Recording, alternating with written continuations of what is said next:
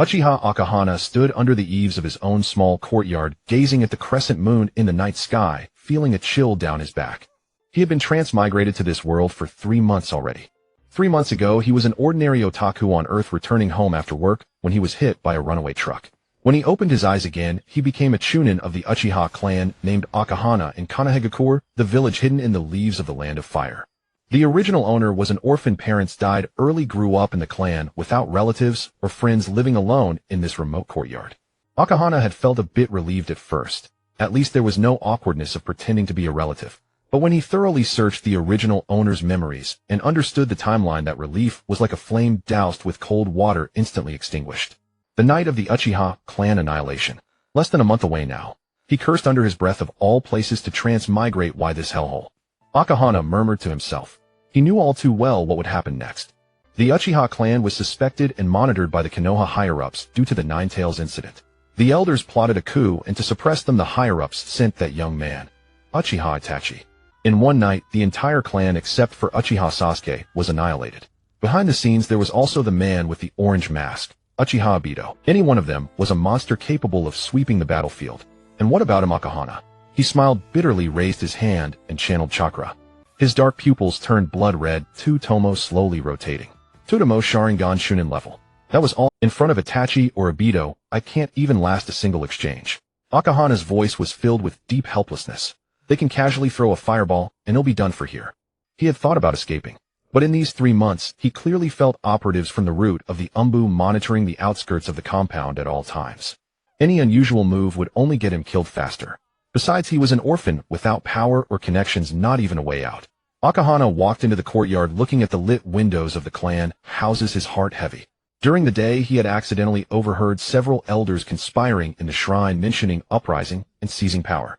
At that moment, he understood. The countdown had already begun. The wheels of history were rumbling toward the predetermined tragedy, crushing everything, and he and Aunt couldn't even find a lever to pry it. Heavens! Since you brought me to this world, at least give me a way to survive. I don't want to die. Just as he was screaming in near collapse, a cold mechanical female voice suddenly rang in his mind. Ding! Pokémon cultivation system starting up. Akahana's shout stopped abruptly, his expression changing like a color palette overturned. What? System initializing, allocating initial Pokémon for host. Wait. Akahana hurriedly shouted in his mind. This is the Naruto world. Did you make a mistake? Scanning surrounding environment. Detecting. The mechanical female voice suddenly paused. Environmental anomaly detected. No Pokémon energy field found. No Pokeball signal detected. Recalibrating host coordinates. Calibrating. The mechanical voice became slower and slower, like an old computer running overloaded. Host's current world, Land of Fire Kanahegakure. Match with target world, Pokemon World 0. I told you. Akahana was between laughter and tears. You got the wrong place, bro. Attempting to repair. Repair repo. ZZZ. Akahana felt a buzz in his head. A blue screen appeared before his eyes, scrolling dense lines of code. Then the whole screen froze into a pale blue. The system had crashed. Hey. System, are you still there? Akahana shouted in his mind frantically. No response. He paced back and forth in frustration, just about to give up. Ding. System restart complete. The mechanical female voice sounded again with a hint of guilt. Dear host, according to system self-check, a major error occurred during operation. Due to spatial turbulence during cross-dimensional transfer, the host was erroneously sent to a non-target world. In short, you transmigrated to the wrong world.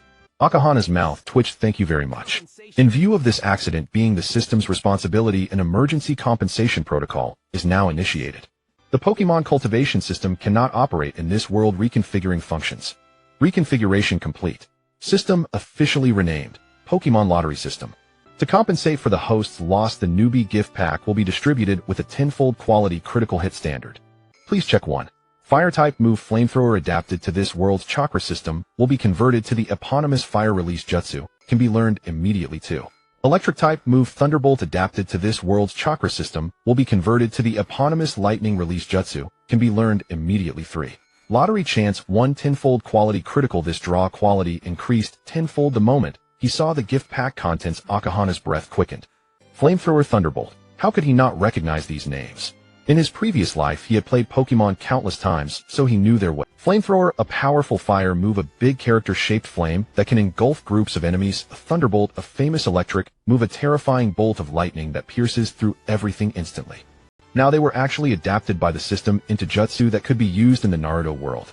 What made his heart race even more was that fire release was the specialty of the Uchiha clan, perfectly suited to his bloodline, and lightning release was the foundation of the Sharingan's combination with Chidori and Raikiri.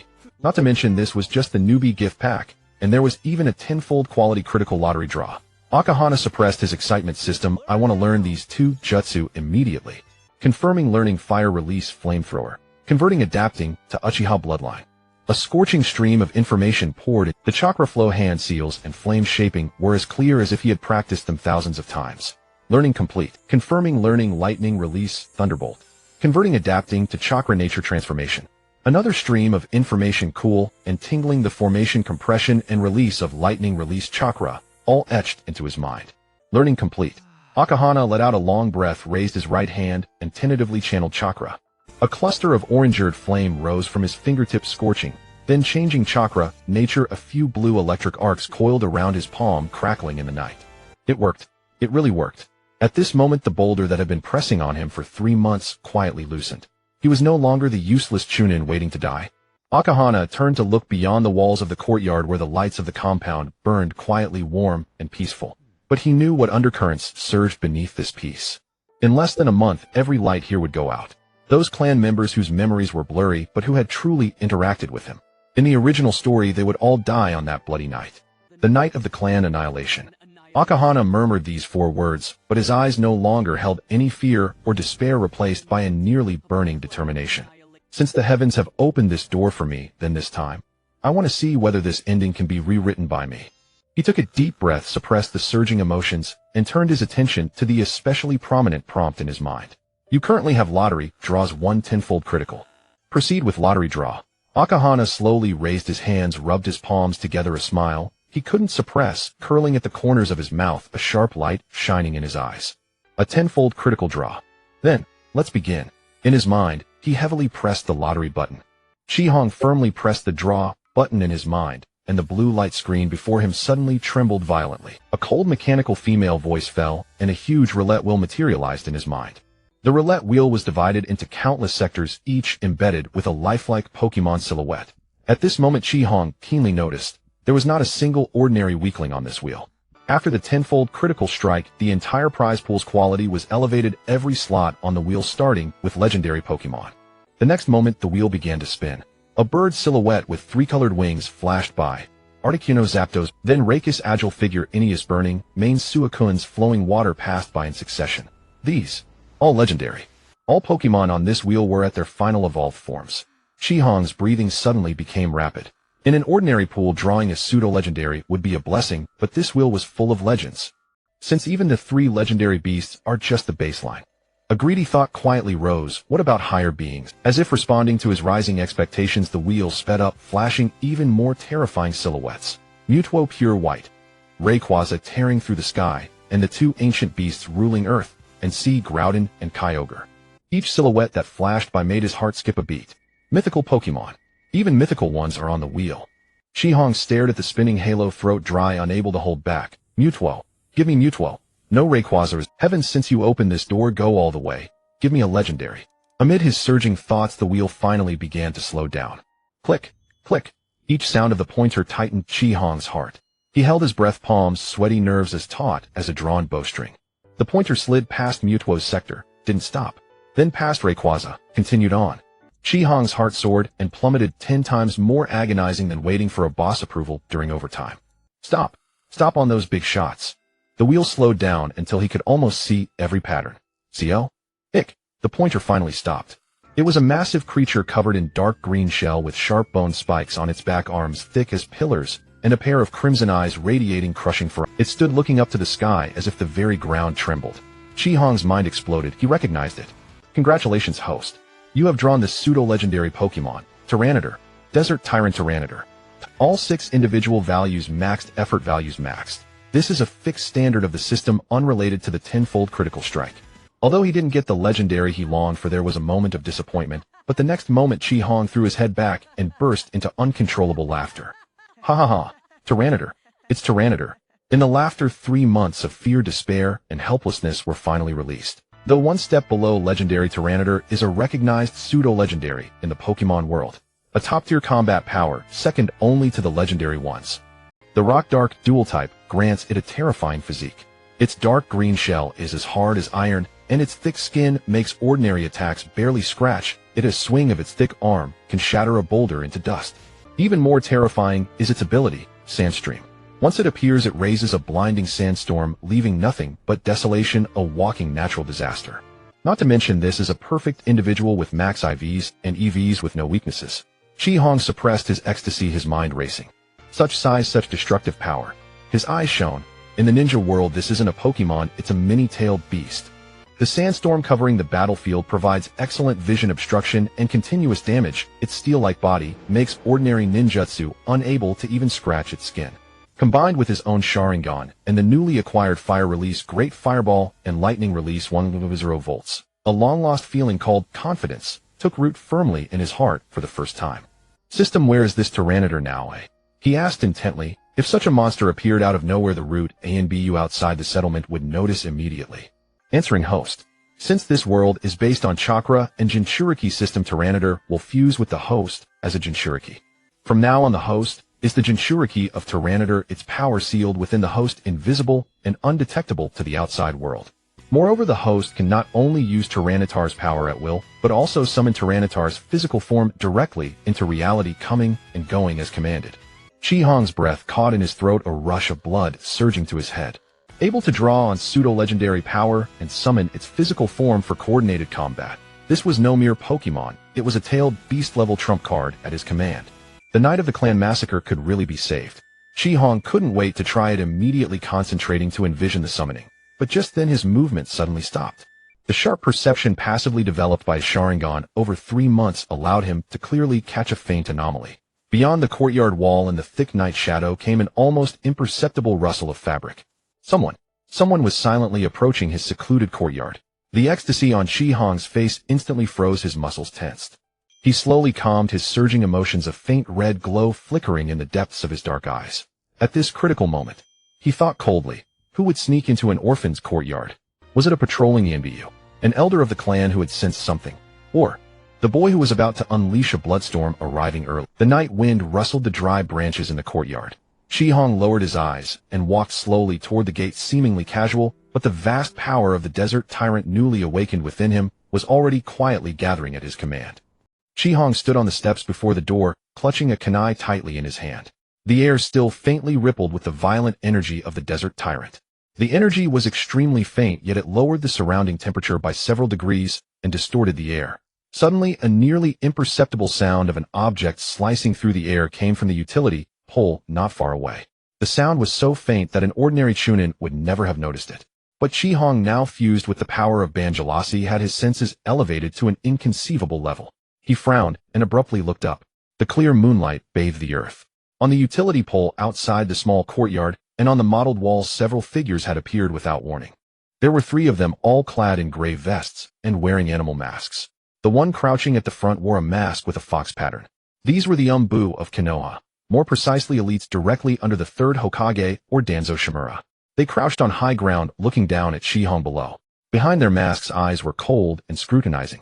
The atmosphere instantly plummeted to freezing point. Chi-Hong stood in the courtyard unflustered. Instead, he let out a cold sneer.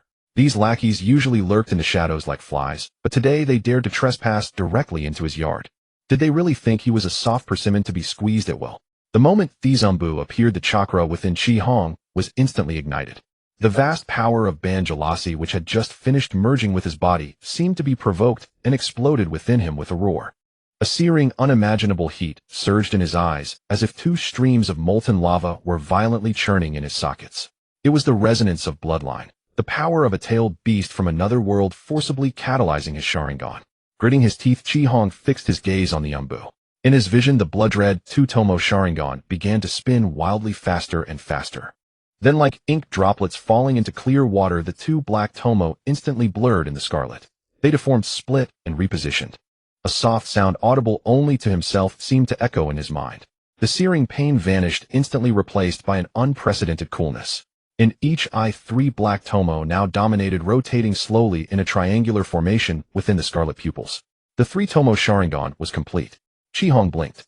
At this moment, the world before him became exceptionally clear. The breeze in the moonlight, the breathing rhythm of the figures on the pole, and even the flow of their chakra were all laid bare. This was the vision of the three-tomo Sharingan.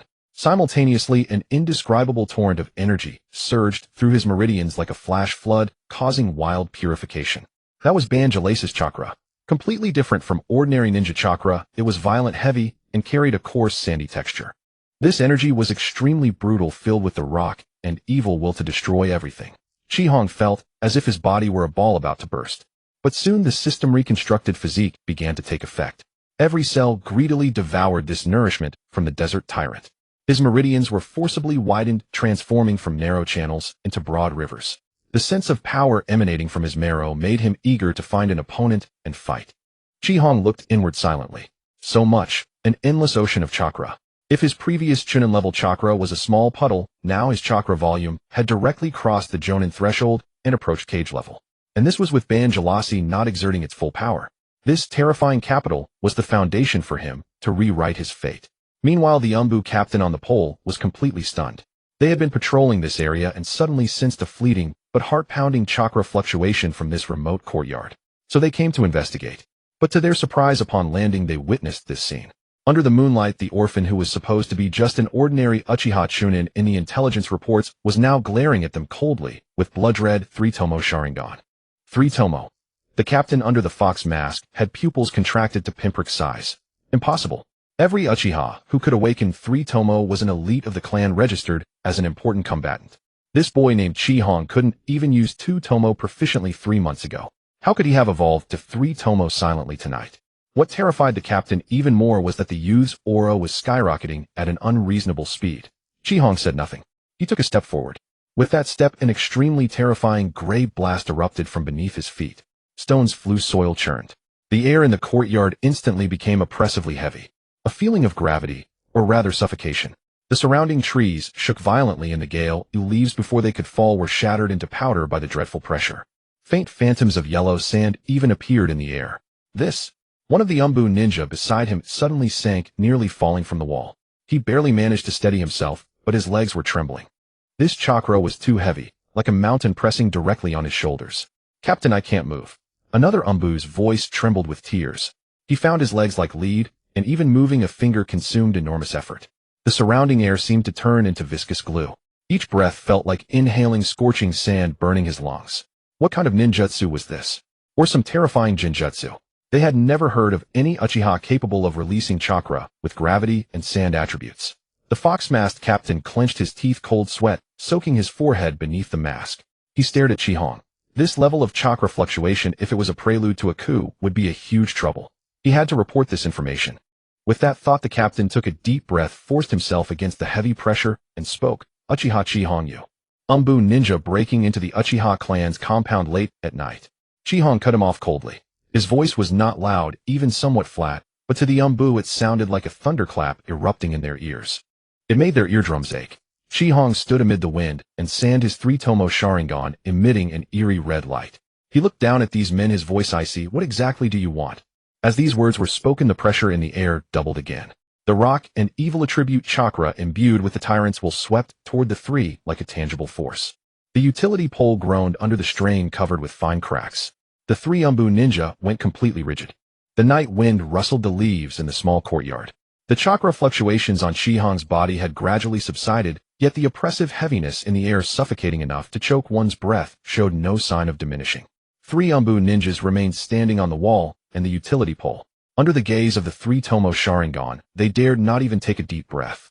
Beneath their masks, the three men's faces had turned deathly pale. Especially the leading Umbu captain. His fingers hidden inside his sleeves were trembling uncontrollably.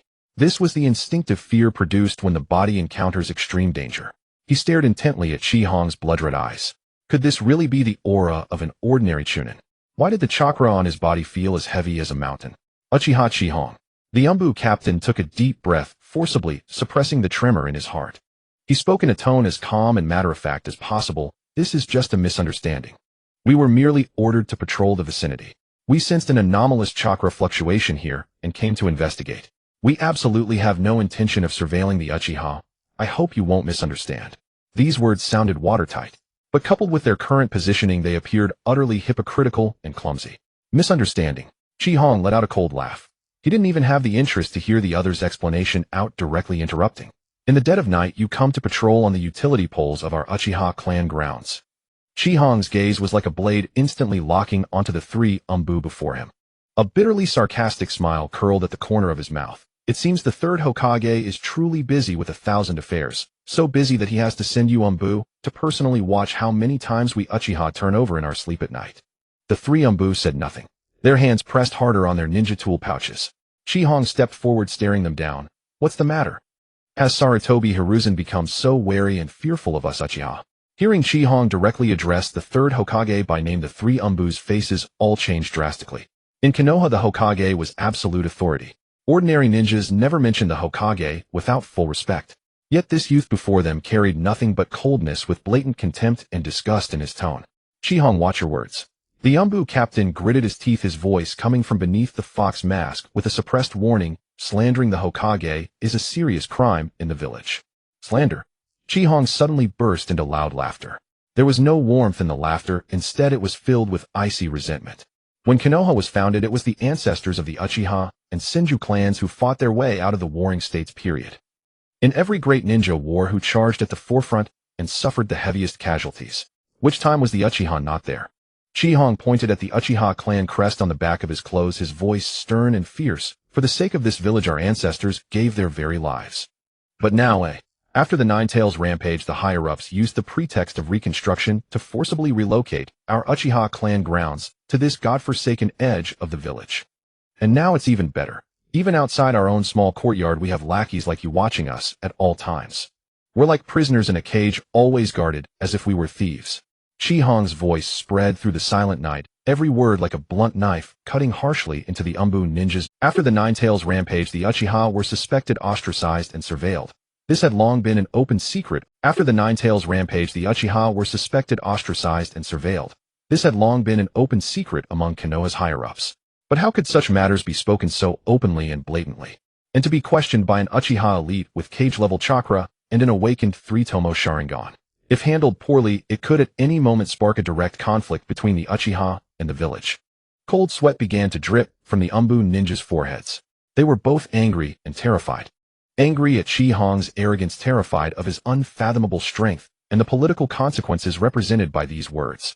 If they were to fight Chi Hong here tonight, win or lose, the matter would blow up completely. Watching the three Umbu, who were rendered speechless by his rebuttal, the sneer on Chi Hong's face deepened. What? No. He tilted his head, his expression instantly turning extremely frivolous, his tone light and airy. Oh, I almost forgot. The other founding clan of Konoha, the Senju, they don't seem to be monitored like us anymore. Hearing the words Senju clan, the Umbu captain's pupils abruptly contracted into a single point. Every hair on his body stood on end in that instant. After all, Chi Hong's voice was unhurried, yet carried a chilling sensation that made one's scalp tingle. The Senju of the forest, once renowned throughout the ninja world, are now shattered and broken, their very name nearly erased from this village. What? Is Sarutobi Hiruzen so impatient that he wants to eliminate us Uchiha, the last threat? Shut up. The Umbu captain completely lost his composure, letting out a hysterical roar. Uchiha Chi Hong, how dare you slander the third Hokage? In that instant, the three Umbu ninjas simultaneously drew the short swords from their backs. The cold blades gleamed with a sinister light under the moonlight. Their eyes were now filled with terror and undisguised killing intent. The disappearance of the Senju clan was the greatest political taboo in Konoha. It was a festering wound that absolutely must not be touched. But now this Uchiha youth had so brazenly ripped off the higher-ups' last fig leaf, even pinning it directly on the third Hokage. This was no longer a mere friction. It was outright seditious speech. Going to fight. Chi Hong watched them draw their blades, but instead of retreating, he smiled with amusement. The three-tomo Sharingan in his eyes abruptly spun faster. The Banjira's chakra within his body, like an awakened ferocious beast, began to roar wildly through his meridians. The gritty sensation in the air instantly doubled in intensity. Small gravel on the ground even began to float upward, defying gravity. Battle was imminent. The three Umbu gritted their teeth, enduring the oppressive pressure that made their bodies go weak, ready to fight to the death. At this critical moment, a single extremely faint footstep suddenly came from the bluestone path outside the small courtyard. The sound was very soft, but in the atmosphere stretched to its limit, it struck like a heavy hammer pounding into everyone's tap, tap, tap. The footsteps were steady, one after another, maintaining an extremely regular rhythm. In the dead of night, they seemed to spell. The three Umbu ninjas immediately felt relieved, as if a great weight had been lifted, exhaling, as if dehydrated. But then they turned their heads even more tensely toward the courtyard gate. Who was coming? Chihong also tilted his head slightly. His three-tomo Sharingan narrowed slightly his peripheral vision, glancing toward the gate. The footsteps stopped at the main entrance of the small courtyard. Under the night sky, the pale glow of the waning moon spilled down. A tall, slender figure was stretched very long at the gate, its black shadow reaching directly into the courtyard. The newcomer stood in the shadow, his face indistinguishable. A creaking sound of wooden door friction suddenly shattered the dead silence in the courtyard. Then a beam of warm yellow light shone in. It was a windproof lantern, its light appearing gentle in the darkness. Holding the lantern was an old man with graying hair. He wore a long robe that had been washed to a pale color, his face etched with deep wrinkles, exuding a kind and benevolent air. This man was named Uchiha Red. He was Red's neighbor, an ordinary clan member with no combat ability whatsoever. In Red's memory, ever since the original owner's parents died in battle, he had become an orphan with no one to care for him. Those days were incredibly difficult. It was Grandpa Yutian who took pity on him, often cooking an extra portion of food and delivering it in a thermos. Sometimes it was steaming hot dishes, sometimes freshly made rice balls. It could be said that within the cold, oppressive, and ever-doomed Uchiha clan, Grandpa Yutian was the only glimmer of warmth in Red's heart. Chihong. Grandpa Yutian entered the courtyard with the lantern, his eyes filled with concern. I heard such a commotion in your yard, so I came to check. Are you okay?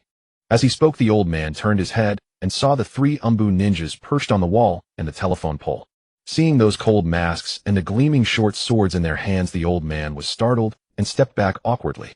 These Ambusama are. Red looked at Grandpa Yutian as he entered, and his originally icy, piercing expression melted in an instant. A trace of panic flickered in his eyes. Grandpa Yutian, why are you here? Red quickly stepped forward, turning sideways to shield the old man behind him. His voice was deliberately soft, afraid of startling the old man. It's nothing serious here, just discussing some matters with a few Umbu friends. You should go back and rest. He'll come see you in a little while. As he spoke, Red gave Grandpa Yutian a meaningful glance. The situation was too dangerous now. Although he had merged with the power of Banjalasi and his strength had skyrocketed, Grandpa Yutian was just an ordinary old man. Once a fight broke out, even the slightest ripple of battle could kill the old man. However, Red's anxious look and hurried movements were noticed by the Umbu captain standing on the telephone pole. Beneath the mask, the Umbu captain's eyes gleamed slightly. He keenly seized upon this detail. This Uchiha youth who had awakened the three Tomo and possessed a monstrous strength panicked when this old man appeared. He was afraid. He was afraid that this old man would be harmed. Weakness.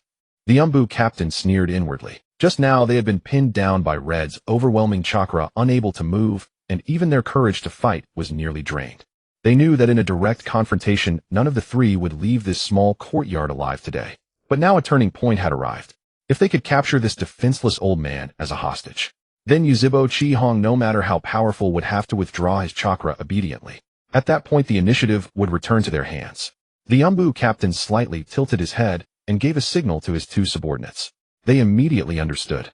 Having long carried out dark missions, they were well-versed in using hostage-taking to force an opponent into submission.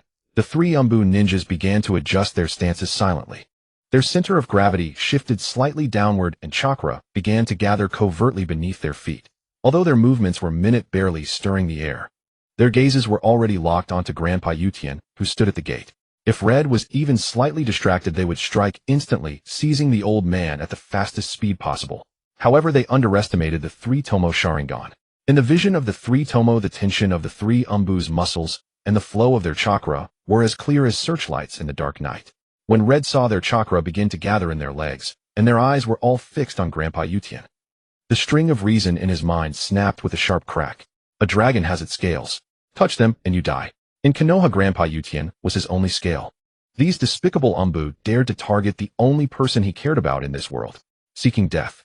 Red's voice rasped from deep within his throat, sounding inhuman. Boom! An indescribably terrifying chakra erupted from Red's body like a mad torrent. This time the chakra was no longer the previous blue. Instead, it turned into a violent, filthy dark green. Roar! A roar like that of a primeval giant beast from an ancient wilderness exploded in everyone's minds. Then behind Red, that dark green chakra began to coalesce in midair. In moments, a massive heavy phantom of a giant beast covered in dark green carapace loomed faintly behind Red. Its enormous body almost blotted out the night sky of the entire courtyard. The beast's blood-red eyes blazed with the purest desire to destroy the world. This was the desert tyrant, Banjalasi.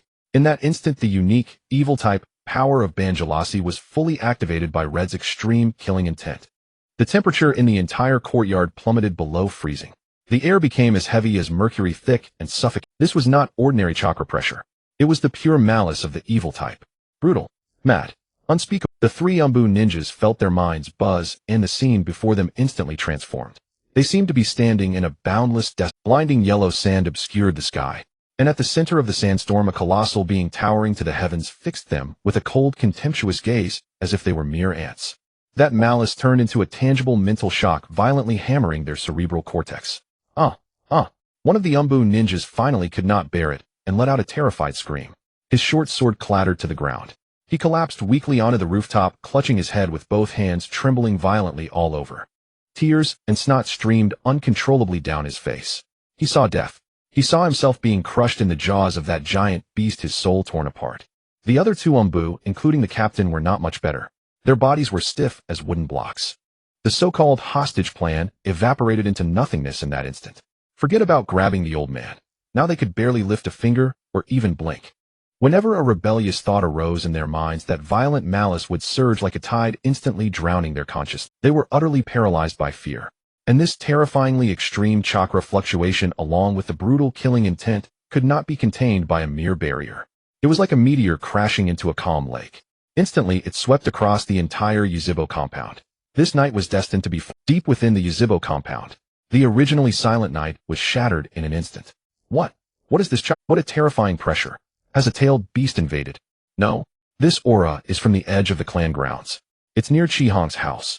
On distant streets, countless lights flared up instantly. A large number of Yuzibo clan members were jolted from their sleep, faces filled with panic and confusion.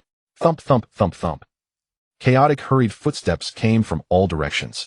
Long, dragon-like lines of torches converged in the darkness, and countless figures leaping across rooftops began to surround Red's small courtyard at breakneck speed. The Yuzibo police force were at the forefront. There's the chakra of Umbu. And a completely unfamiliar evil. Chihong's voice echoed through the night sky. In his hand, the dark green chakra coagulated like a fanged wolf. Swish, swish, swish. Countless silhouettes in that instant perched upon the walls surrounding the courtyard. Immediately after, the light of torches flickered to life, one after another. The previously dim courtyard was instantly illuminated as bright as day. A large number of ninjas in Uchiha police force uniforms surged in like a they held gleaming weapons in their hands, their eyes extremely sharp. Leading them was a middle-aged man. His face was stern, with short, dark brown hair, exuding an air of great composure. This man was none other than Uchiha Fugaku, the clan leader of the Uchiha. As soon as Fugaku entered the courtyard, his expression changed. The once tidy courtyard was now littered with scattered rubble. The ground looked as if it had been plowed by some heavy object covered with hideous cracks. The air still carried an extremely heavy, brutal, residual chakra presence. What shocked him even more were the three Konoha Umbu slumped on the ground. He recognized these three. They were all elites in the Umbu. But now, before the usually unremarkable Uchiha Chihong, they were lying like dead dogs, trembling all over, unable to even lift their heads. Fugaku's gaze followed and finally landed on Chihong's face. Moonlight and torchlight interwoven. In Chihong's blood-red eyes, three black tomo were slowly rotating. Three tomo. Fugaku's heart gave a sudden leap. He knew too well what this meant. Moreover, the chakra fluctuation emanating from Chihong was so heavy that even he felt a shiver of alarm. This was absolutely not the power of a chunin. Even this chakra volume had far exceeded the limit of an ordinary jonin approaching the this orphan who usually had no power or influence. When had he hidden such terrifying strength? Fugaku took a deep breath, forcibly suppressing his shock. He stepped forward, his tall frame directly blocked between Chihong and the three Umbu. Fugaku turned his head, looking at the Umbu captain under the fox mask. His voice was low and authoritative, carrying through the silent night sky. Umbu personnel crossing the border late at night to intrude into the heartland of my Uchiha clan. Furthermore, they even intended to cruelly kill the younger generation of my clan. Fugaku's black pupils instantly turned blood-red as well. Three tomo spun wildly in his eye sockets. He stared coldly at the Umbu captain, his tone icy to the bone. Konoha, is this an outright declaration of war against us Uchiha? As his words fell, the ninjas of the police force behind him were instantly ignited with emotion.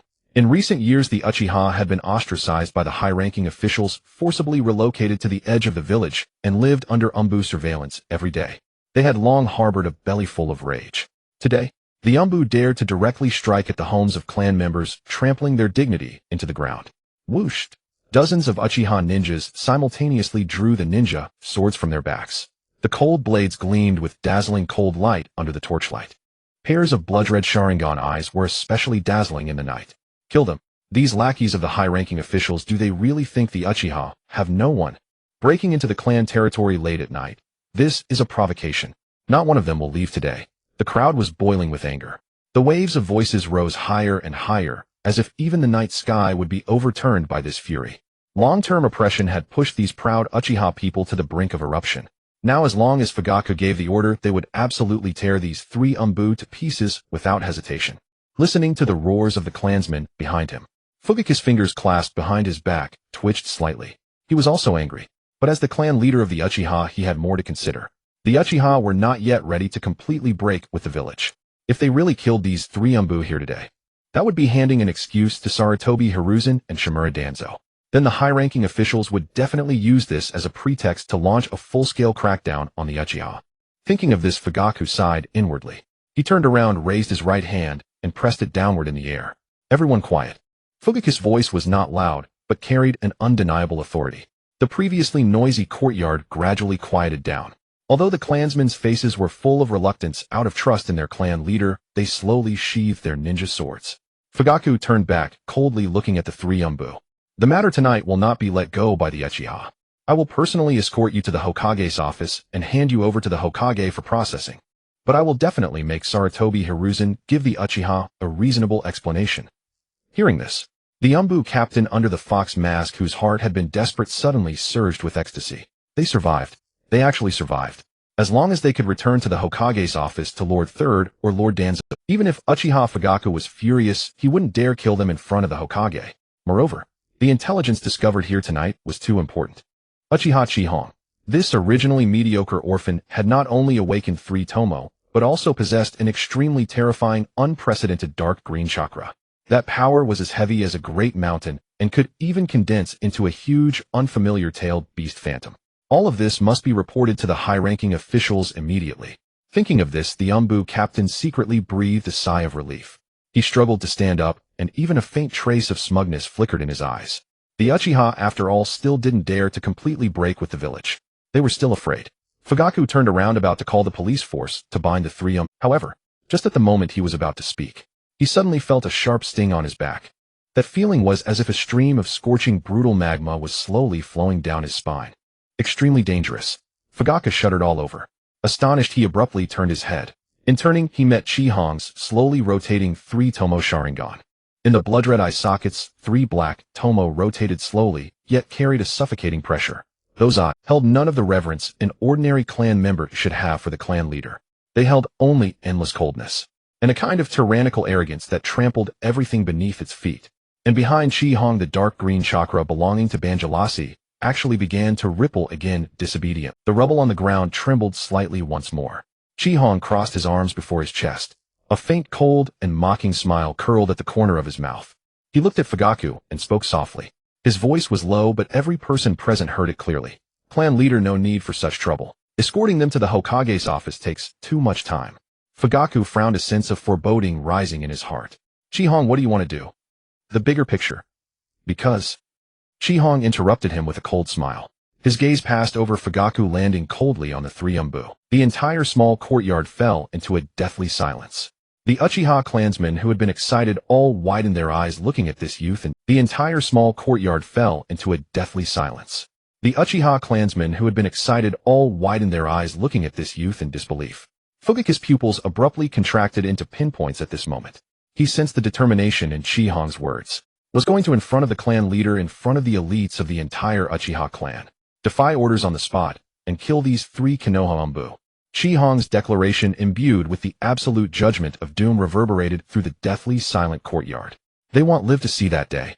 This sentence, like a heavy sledgehammer, struck hard at Yuzhibo Fuyu's heart, and also shattered the nerves of everyone present. Fuyu's face was ashen, his hands hidden within his wide sleeves trembling slightly.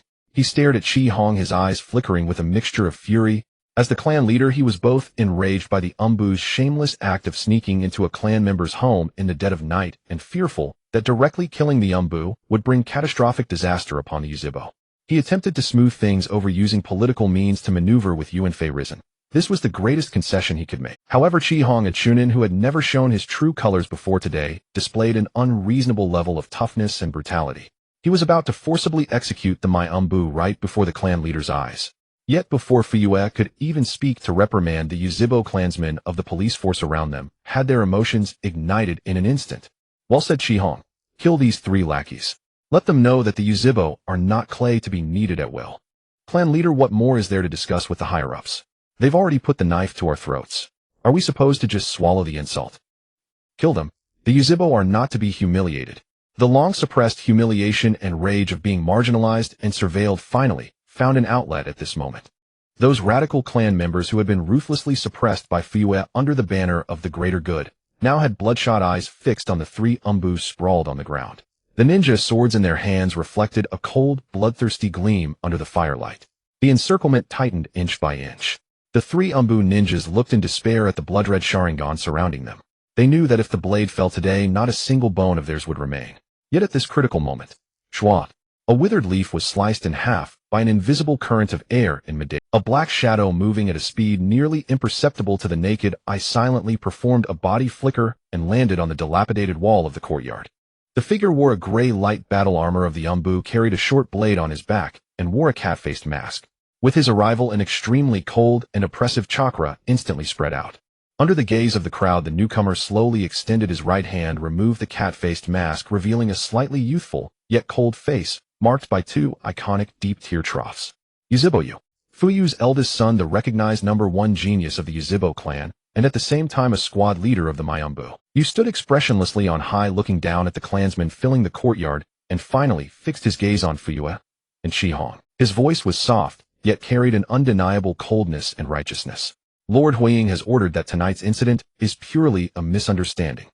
These Umbu ninjas crossed the border and intruded. They should be dealt with personally by Lord Huiying at the Huiying building. No one is allowed to dispose of them arbitrarily. Yu's voice was calm without a ripple, as if he were not a member of the Uzibo, but a lofty deity reading out the Huiying's imperial edict to mortals. After a brief silence, an even more violent rage erupted. Uzibo, you traitor who bites the hand that... A radical member of the police force pointed at Yu's nose, cursing loudly, trembling with rage. Clansmen were almost crippled or even abducted by the Umbu on the spot. Now you're wearing the Umbu's skin and come to tell us it's a misunderstanding. Are you Uzibo or a weasel raised by Yuanfei Risen? A torrent of curses rained down upon you from all directions. Yet facing the clan's accusations and abuse, not a single ripple crossed Yu's face. His gaze remained cold and profound, even carrying a hint of pity and disgust as he looked down upon the ignorant masses. Wang, Yu slowly closed his eyes, and when he opened them again, his eyes had transformed into crimson 3-tomo Sharingan. The 3-tomo in his eyes condensed slightly, and a mighty spiritual energy accompanied by a chilling illusionary pressure swept toward the clansmen in the courtyard like a cold tide, overwhelming everything. Such powerful dojutsu. The several clansmen who had been cursing just now felt their minds suddenly sink. The scene before them began to distort. Cold sweat poured out, and the curses on their lips were forcibly choked by this terrifying spiritual pressure. Yu used his powerful dojutsu to forcibly silence the entire Uzibo clan. Foolish, Yu coldly evaluated in his heart. In his view, these clansmen who only knew about clan interests and clamored to oppose the village fundamentally did not understand what true, the greater good, meant, nor the will of fire. However, just as he was about to thoroughly intimidate the crowd with his dojutsu and forcibly take away the 3 Umbu, a disdainful cold laugh like a resounding slap suddenly rang out in the arena. Dong! Qihong, expressionless, suddenly took a step forward. As his foot landed, the Banjulus, dark type, chakra within him transformed into a violent dark green storm surging skyward. That violent, insane, and overwhelmingly heavy malice, like an ancient beast awakening in the night, opened its massive maw and instantly tore apart the illusionary pressure released by Yu. Puchi! A sound like breaking glass seemed to come from the void. The Uzibo clansmen who had been suppressed by Yu's dojutsu and unable to lift their heads suddenly felt a weight lifted and gasped for air. Qihong stepped forward, directly blocking all the clansmen, using his tall stature to completely intercept Yu's dojutsu. Their gazes collided fiercely in midair. Both possessed 3-tomo Sharingan. In Yu's eyes there was unfathomable darkness, deathly stillness, and an obsession with the greater good. Whereas in Shihong's eyes there was a blazing dark green flame, a wanton wildness, and a domineering force that trampled all rules.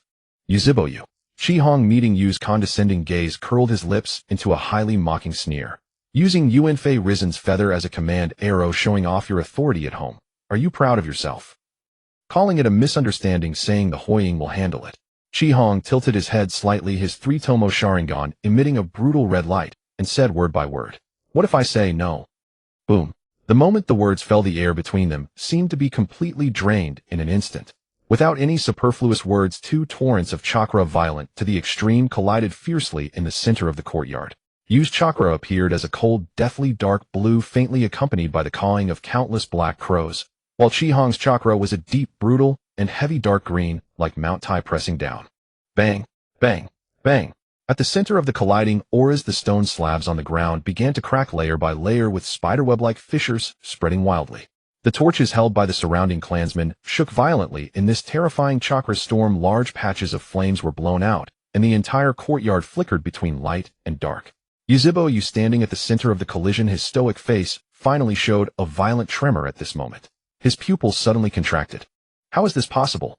At the moment of the chakra clash, he felt as if he were using his flesh to resist a volcano erupting madly. Shihong's dark green chakra was not only terrifying in volume like a monster, but also in quality, filled with a pure and extreme destructive malice that he had never seen before. He, in the clash of chakra, was actually being slightly suppressed by Shihong. An unprecedented sense of life and death crisis, like an electric current, instantly spread through Yu's entire body. This guy cannot be left alive. Yu let out a cold growl in his heart, his eyes cracking with fine blood vessels due to excessive strain. To counter the overwhelming, domineering malice pressing down, like a tidal wave, the originally round, three-tomo Sharingan in Yu's eyes suddenly began to spin rapidly at a near-crazy speed. The black tomo began to elongate and distort in the high-speed rotation. The ends of the three-tomo faintly showed a tendency to connect and transform into a giant Fengma shuriken pattern. A terrifying dojutsu power surpassing the limits of ordinary Sharingan was being madly nurtured in Yu's eye sockets. That was the prototype of the Mangekyo Sharingan. At the edge of the Uchiha compound, where the chakra of Akahongo and Itachi collided into near materialization, the very air began to warp. Not far from this small courtyard, in the shadow of the towering Hokage rock, two figures stood side by side, silently watching the events unfold below with an air of condescension. The moonlight was obscured by dark clouds, elongating the silhouettes of the two figures, casting them in an eerie and sinister light. Huff! A thick plume of smoke was exhaled, slowly dissipating swiftly in the night breeze. Hiruzen Sarutobi, clad in his white Hokage robe with red characters, furrowed his brow deeply. His aged fingers gripped the longest tobacco pipe, the ember within flickering in the darkness, illuminating the deep lines etched on his face.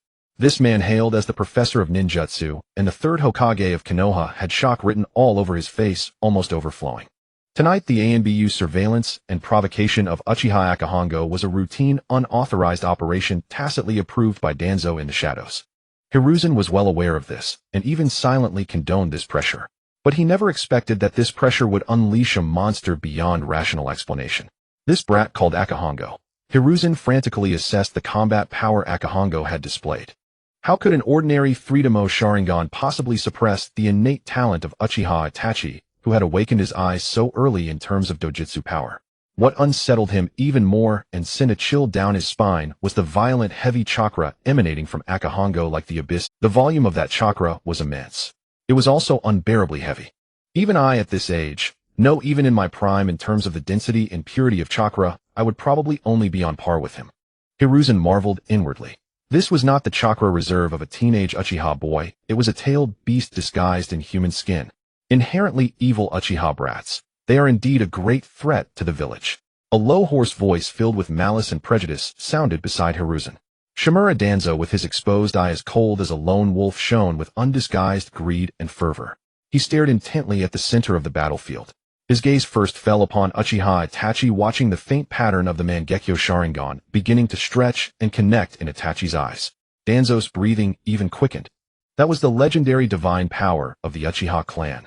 When his eyes shifted to Akahongo, greed instantly turned into extreme wariness and murderous intent. Hiruzen, I told you long ago, never go soft on the Uchiha. Your so-called moderate approach will only allow them to cultivate even more fearsome monsters. Danzo took half a step forward, his cane thudding heavily against the rock, his tone somber. Hand Uchiha Itachi over to me. He is a tool of the village. As for this variable called Akahongo, my root must immediately launch a secret arrest, lock him in the forbidden jutsu chamber, and conduct a thorough dissection and analysis. His chakra is extremely abnormal. He must not remain in the hands of the Uchiha. Hearing Danzo's almost insane proposal, a flicker of displeasure crossed Hiruzen Sarutobi's eyes. He turned his head and directly interrupted Danzo. Enough, Danzo. Say no more. Hiruzen's voice was weary but carried an unquestionable authority. The Uchiha are also members of the village, the founders of Konoha. We cannot do such a thing to a young member of the village without solid evidence. Moreover, I am the Hokage. I will handle this matter personally. Hiruzen emphasized the words, I am the Hokage. Hiruzen, you will eventually pay for your hypocrite. Danzo curled his lip in disdain, his cold face full of contempt.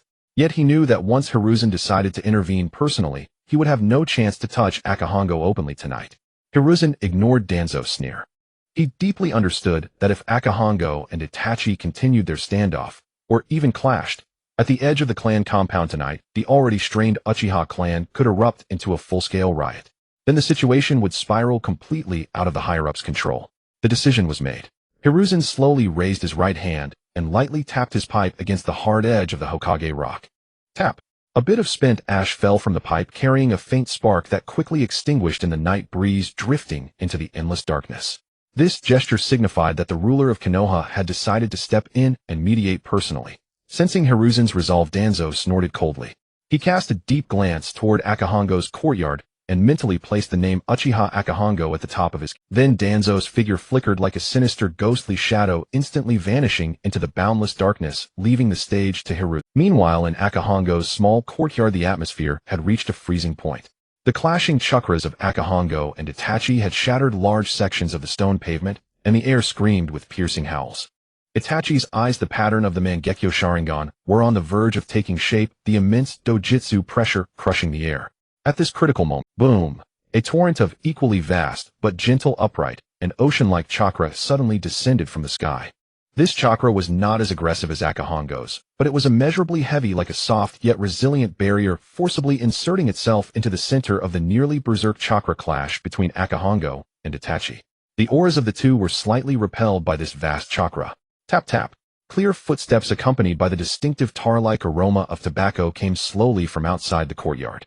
The Uchiha clan members who had been angrily surrounding the courtyard all changed expression under the pressure of this chakra and the identity of the newcomer. Their bodies instinctively stiffened. They involuntarily stepped back to either side, clearing a wide path.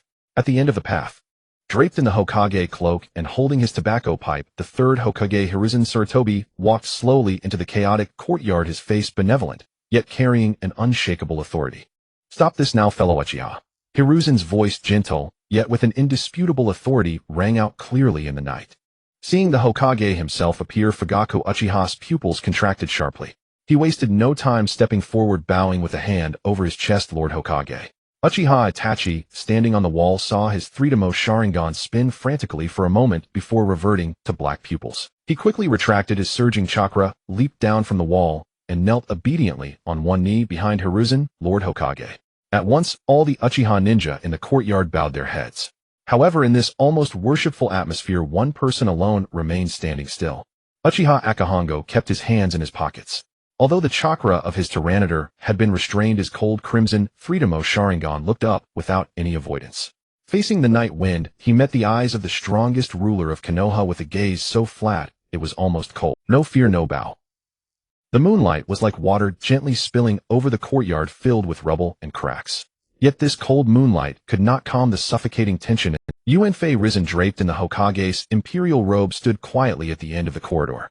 He glanced at the mess on the ground, then at Yuzhibo Chi Hong, who under the pressure of his immense aura still stood with one hand in his pocket and his back straight as a pine.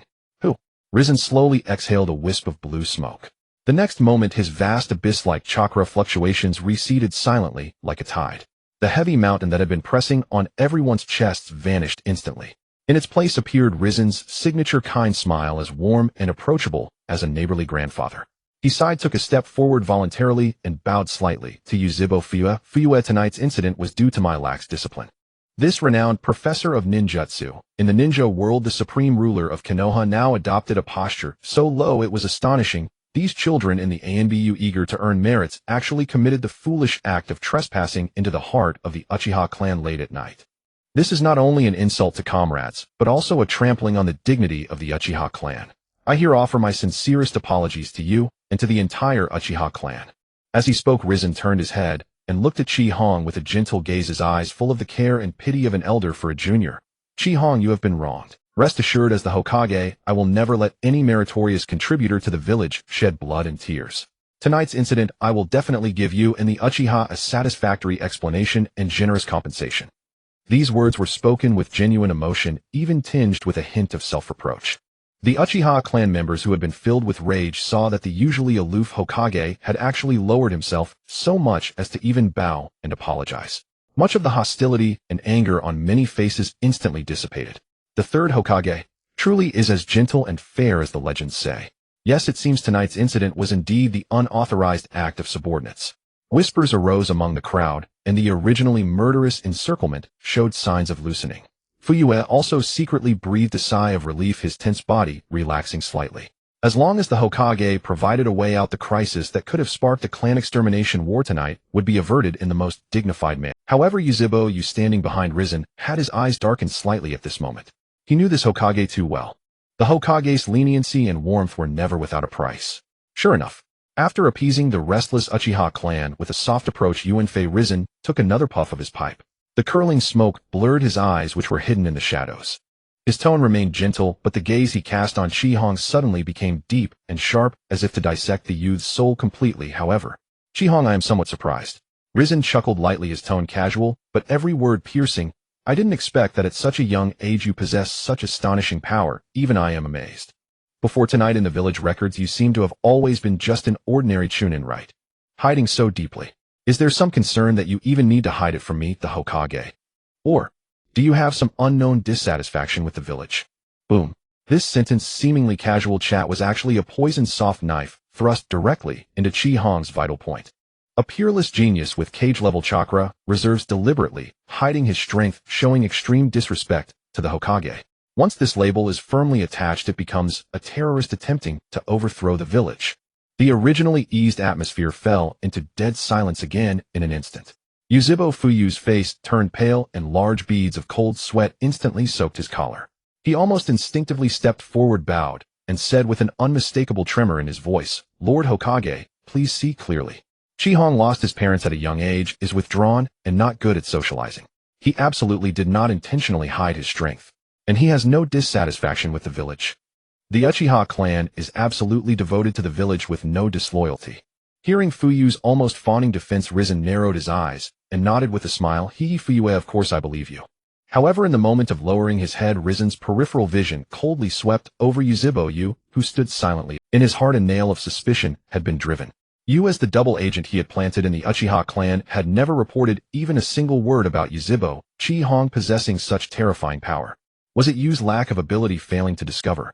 Or had this tool he had always trusted without doubt actually long since leaned back to the clan, secretly helping the Uchiha clan cover up? The originally flawless trust was at this moment torn open by Risen's deep, cunning suspicion, leaving an irreparable. And all of this was within Chi Hong's expectations. Facing the Hokage's piercing interrogation and Fuyu's cowardly, fearful stance, Chi Hong, far from panicking, lowered his head and let out a low, deep chuckle from his chest. Ha ha ha. He slowly raised his head, his scarlet, Freedomo Sharingan eyes fixed on Risen, his expression extraordinarily relaxed, even carrying a composed elegance. "Lord Hokage, you are joking." Chi Hong spoke slowly and deliberately, his voice not loud, but clearly reaching everyone's ears. "You are the embodiment of Mu Yi, the great leader, who inherited the will of fire from the first and second Hokage.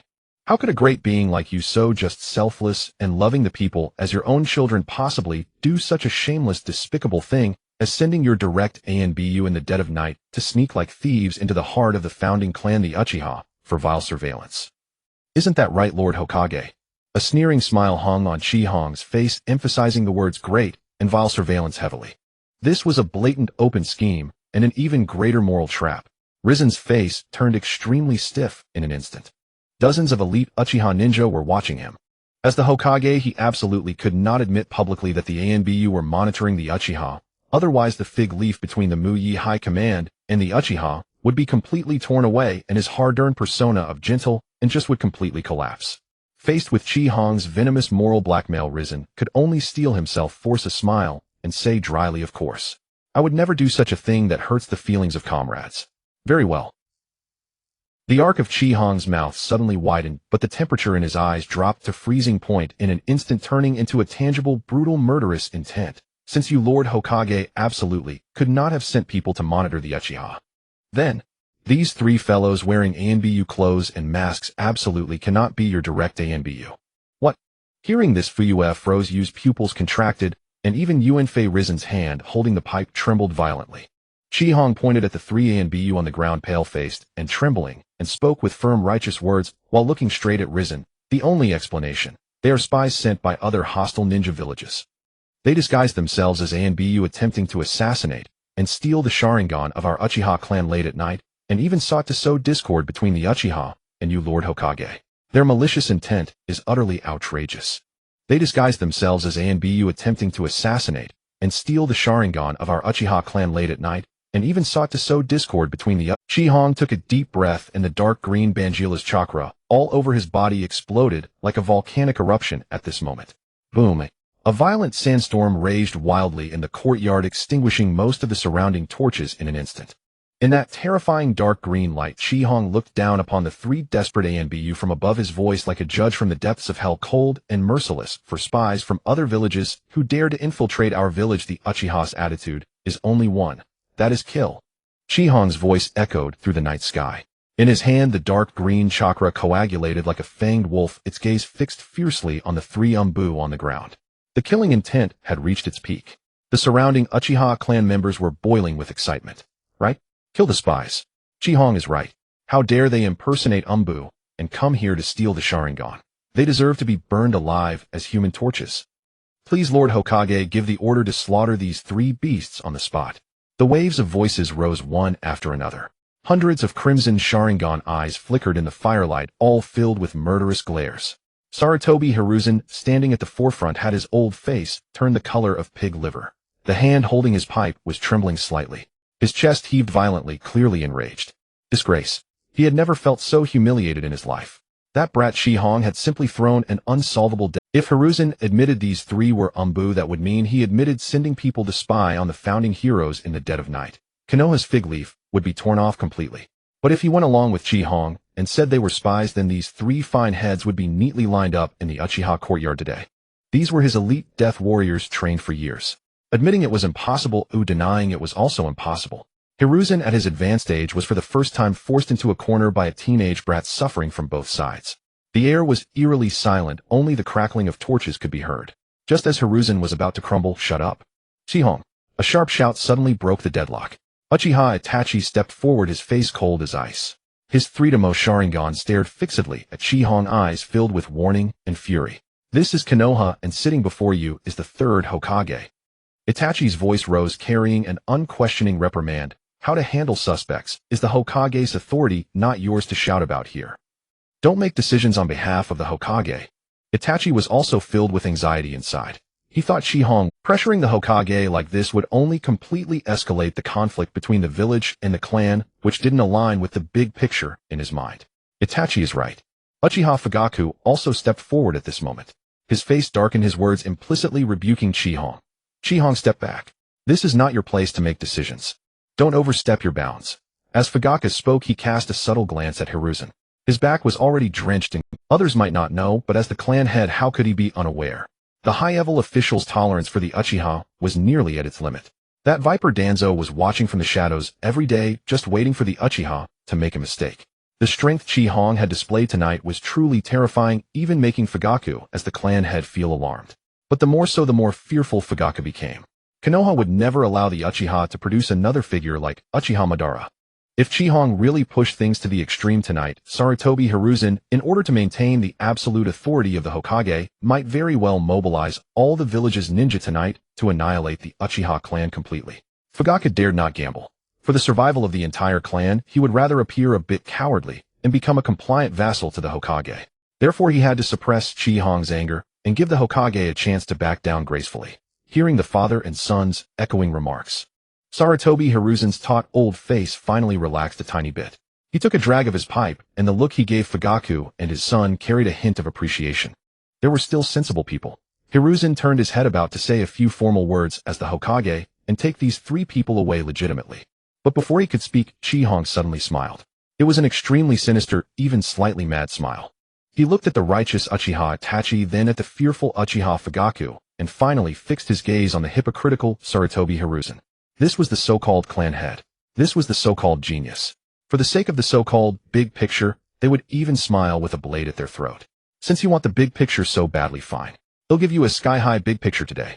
The dark green light in Chi Hong's eyes suddenly withdrew. The dust and pressure on the ground vanished without a trace in an instant. He spread his hands, the killing intent on his face replaced by a nonchalant frivolity. Fine, since the clan head and Captain Itachi have said so, I'm not someone who doesn't understand the big picture. Chi Hong turned around, looking down at the three Umbu lying on the ground, gasping for breath. Then he turned his head and stared directly into Hiruzen's aged eyes. His voice suddenly rose, echoing throughout the square. In that case, to show our Uchiha clan's trust in the village, let these three spies from enemy villages be executed personally by the Hokage. I believe that the impartial and selfless Hokage will surely execute these three scum who attempted to destroy the village's peace in front of all the village's ninja. And let other ninja villages see that Konoha cannot be bullied. Boom. After Chi Hong finished speaking, the entire courtyard fell into a deathly silence. The Uchiha clan members who had been suppressed by Fugaku immediately lit up. That's right.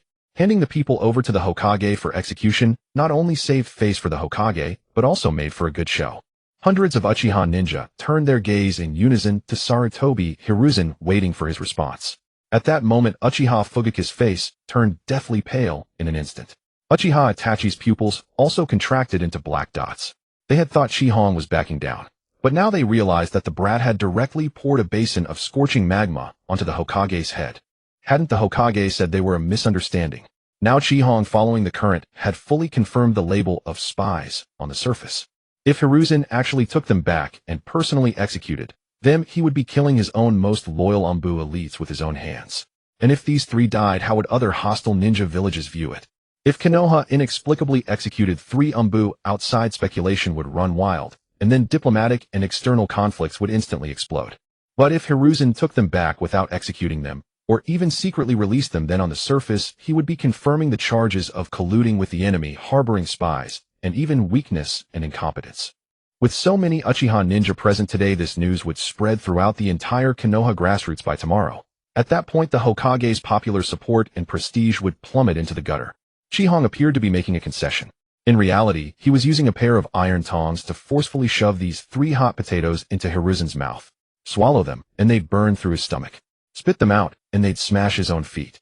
Even more terrifying was that Chi Hong's words had quietly planted a peculiar thought in the hearts of the ordinary Uchiha clan members around him. Faced with the Umbu's humiliation, the clan head was muddling through, and Itachi was acting as a lackey for the high-ups. Only Chi Hong, this chunin who usually kept a low profile, was tangling with the Hokage, he'd in fighting for the clan's interests and dignity. The hearts of the people, at this moment, had begun to quietly shift toward Chi Hong. The night wind carried a chill, dispersing some of the dust in the air, but failing to dispel the thick, suffocating silence. Hundreds of Uchiha ninjas all fixed their gazes on Hiruzen Sarutobi. Hiruzen puffed on his pipe, the smoke obscuring most of his face. The fingers holding the pipe were pale at the knuckles. He was stalling for time, while also suppressing the smoldering anger within him. Frustrated. So utterly frustrated. That brat Chi Hong had completely cut off all his avenues of retreat. Huff. Hiruzen slowly exhaled a thick cloud of smoke, looking at Chi Hong.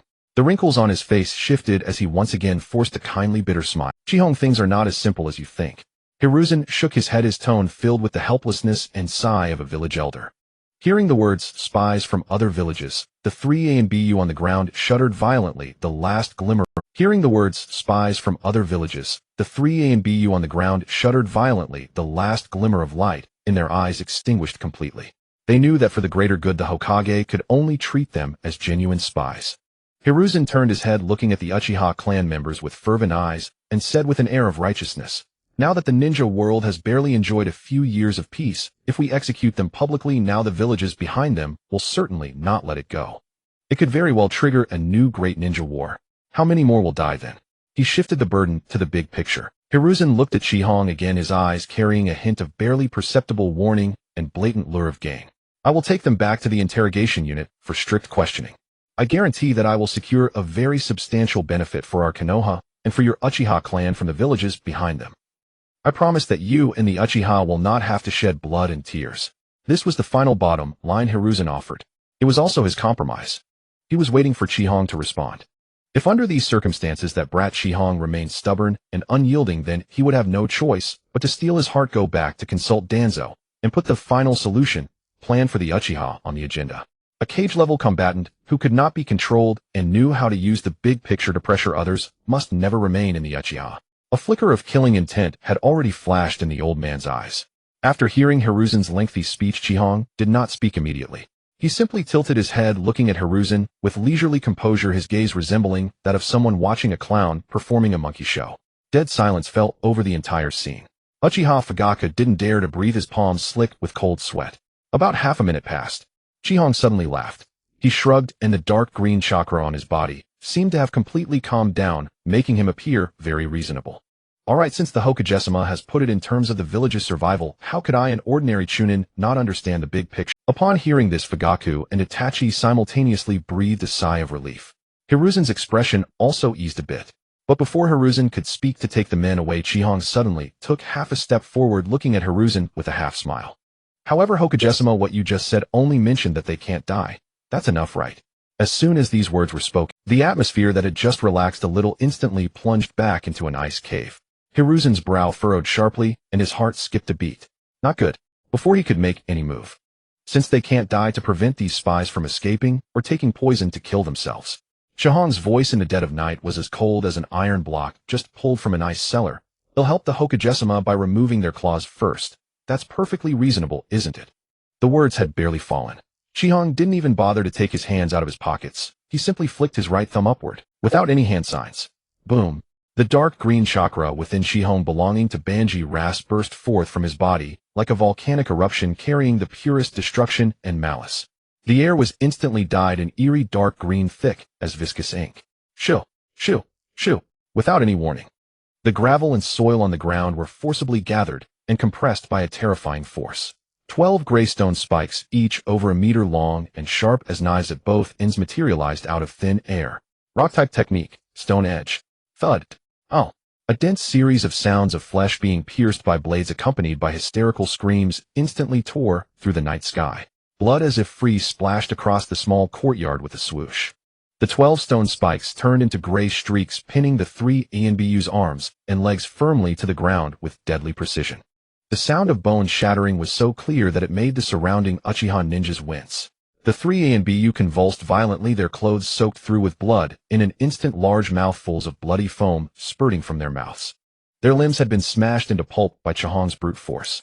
For a moment the entire courtyard was filled only with the beast-like wails of the spies, twisted by extreme agony. This bloody scene unfolded right before Hiruzen Sarutobi's eyes. Hiruzen looked at the 3 subordinates who had been reduced to human stumps, his lips trembling. His aged eyes contracted to mere pinpricks in that instant. He had failed to stop it. Or rather, at the moment of Chihong's attack, he simply couldn't organize a defense in time. Sealless jutsu. Hiruzen's mind churned with tumultuous waves. The way he looked at Chihong now was as if he were gazing at a monster in human skin. In the ninja world, techniques that could be activated without hand seals were not unheard of, such as sealless healing or certain body flicker techniques. But to instantly change the shape of chakra, creating rock attacks of such power and speed out of thin air without requiring any seal. This was unheard of. More than that, what made Hiruzen's scalp tingle was the dark green chakra that had erupted from Chihong in that moment. That energy was too savage, filled with a brutal will that completely did not belong to this ninja world. This is not ordinary earth release. What kind of power is this? Hiruzen's hand holding the pipe was trembling slightly. He had thought he had already estimated Chihong's strength highly, but now it seemed the youth before him was still like an unfathomable deep pool. Today, by crippling these 3 men right in front of him, Chihong was using the most iron-blooded means to slap the Hokage's face hard. This was not just a show of force. It was telling the Konoha higher-ups with strength the Uchiha are not fat sheep to be slaughtered. If anyone wants to play hardball, they'd better be ready to have their teeth knocked out. As for the surrounding Uchiha clan members, after a brief moment of shock, their eyes were reddened to the point of dripping. Unprecedented fanaticism. Chihong had not only forcibly extracted a substantial benefit from the Hokage's mouth, but also used the cruelest means to cripple the lackeys who had been monitoring them right in front of the Hokage. This method was far superior to that of their clan leader Fugaku, who only knew how to compromise and retreat. In an instant, the way all clan members looked at Chihong was no longer as an ordinary junior. Instead, they saw a true leader. Fugaku stood not far away, watching the fervent gazes of his people, a trace of bitterness curling at the corners of his mouth. Chihong moved his foot off a blood-stained stone, not even glancing at the three crippled men who were about to faint from pain. He turned to Hiruzen and grinned, revealing a mouthful of white teeth. Hokage-sama, you can take the men away anytime. However, the compensation for our Uchiha that was just agreed upon. Chihong paused, his eyes piercingly cold. As the Hokage, you certainly won't go back on your word, will you? The night wind grew colder, sweeping through every corner of the ruined courtyard, dispersing the heavy scent of blood into the air. Yet the viscous, deathly stillness born of blood clung to everyone's hearts like glue. The blood on the ground continued to seep through the cracks in the broken stone slabs, emitting a faint rustling sound. The three Umbu elite pinned to the spot by rock spikes had lost even the strength to scream in agony, leaving only gasps from their throats that sounded especially pitiful in the silent night.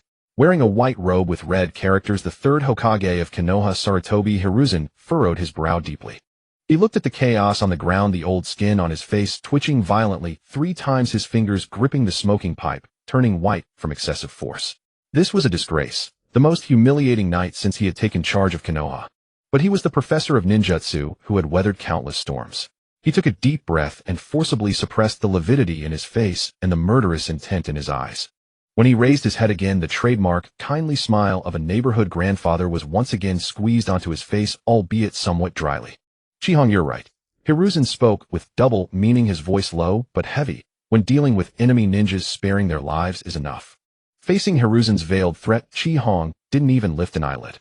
He stood in the dissipating dust, head lowered, letting out a scornful sneer from deep in his chest. On the surface, these words seemed to praise Chihong for his efficiency, but in reality, they were a final warning laced with a soft blade. Listen well, boy. Since you know enemies need no mercy, if the Uchiha ever dares to oppose the Konoha High Command, I won't hesitate to show no mercy either. Facing Hiruzen's veiled threat, Chihong didn't even lift an eyelid. He stood in the dissipating dust, head lowered, letting out a scornful sneer from deep in his chest. No mercy for enemies.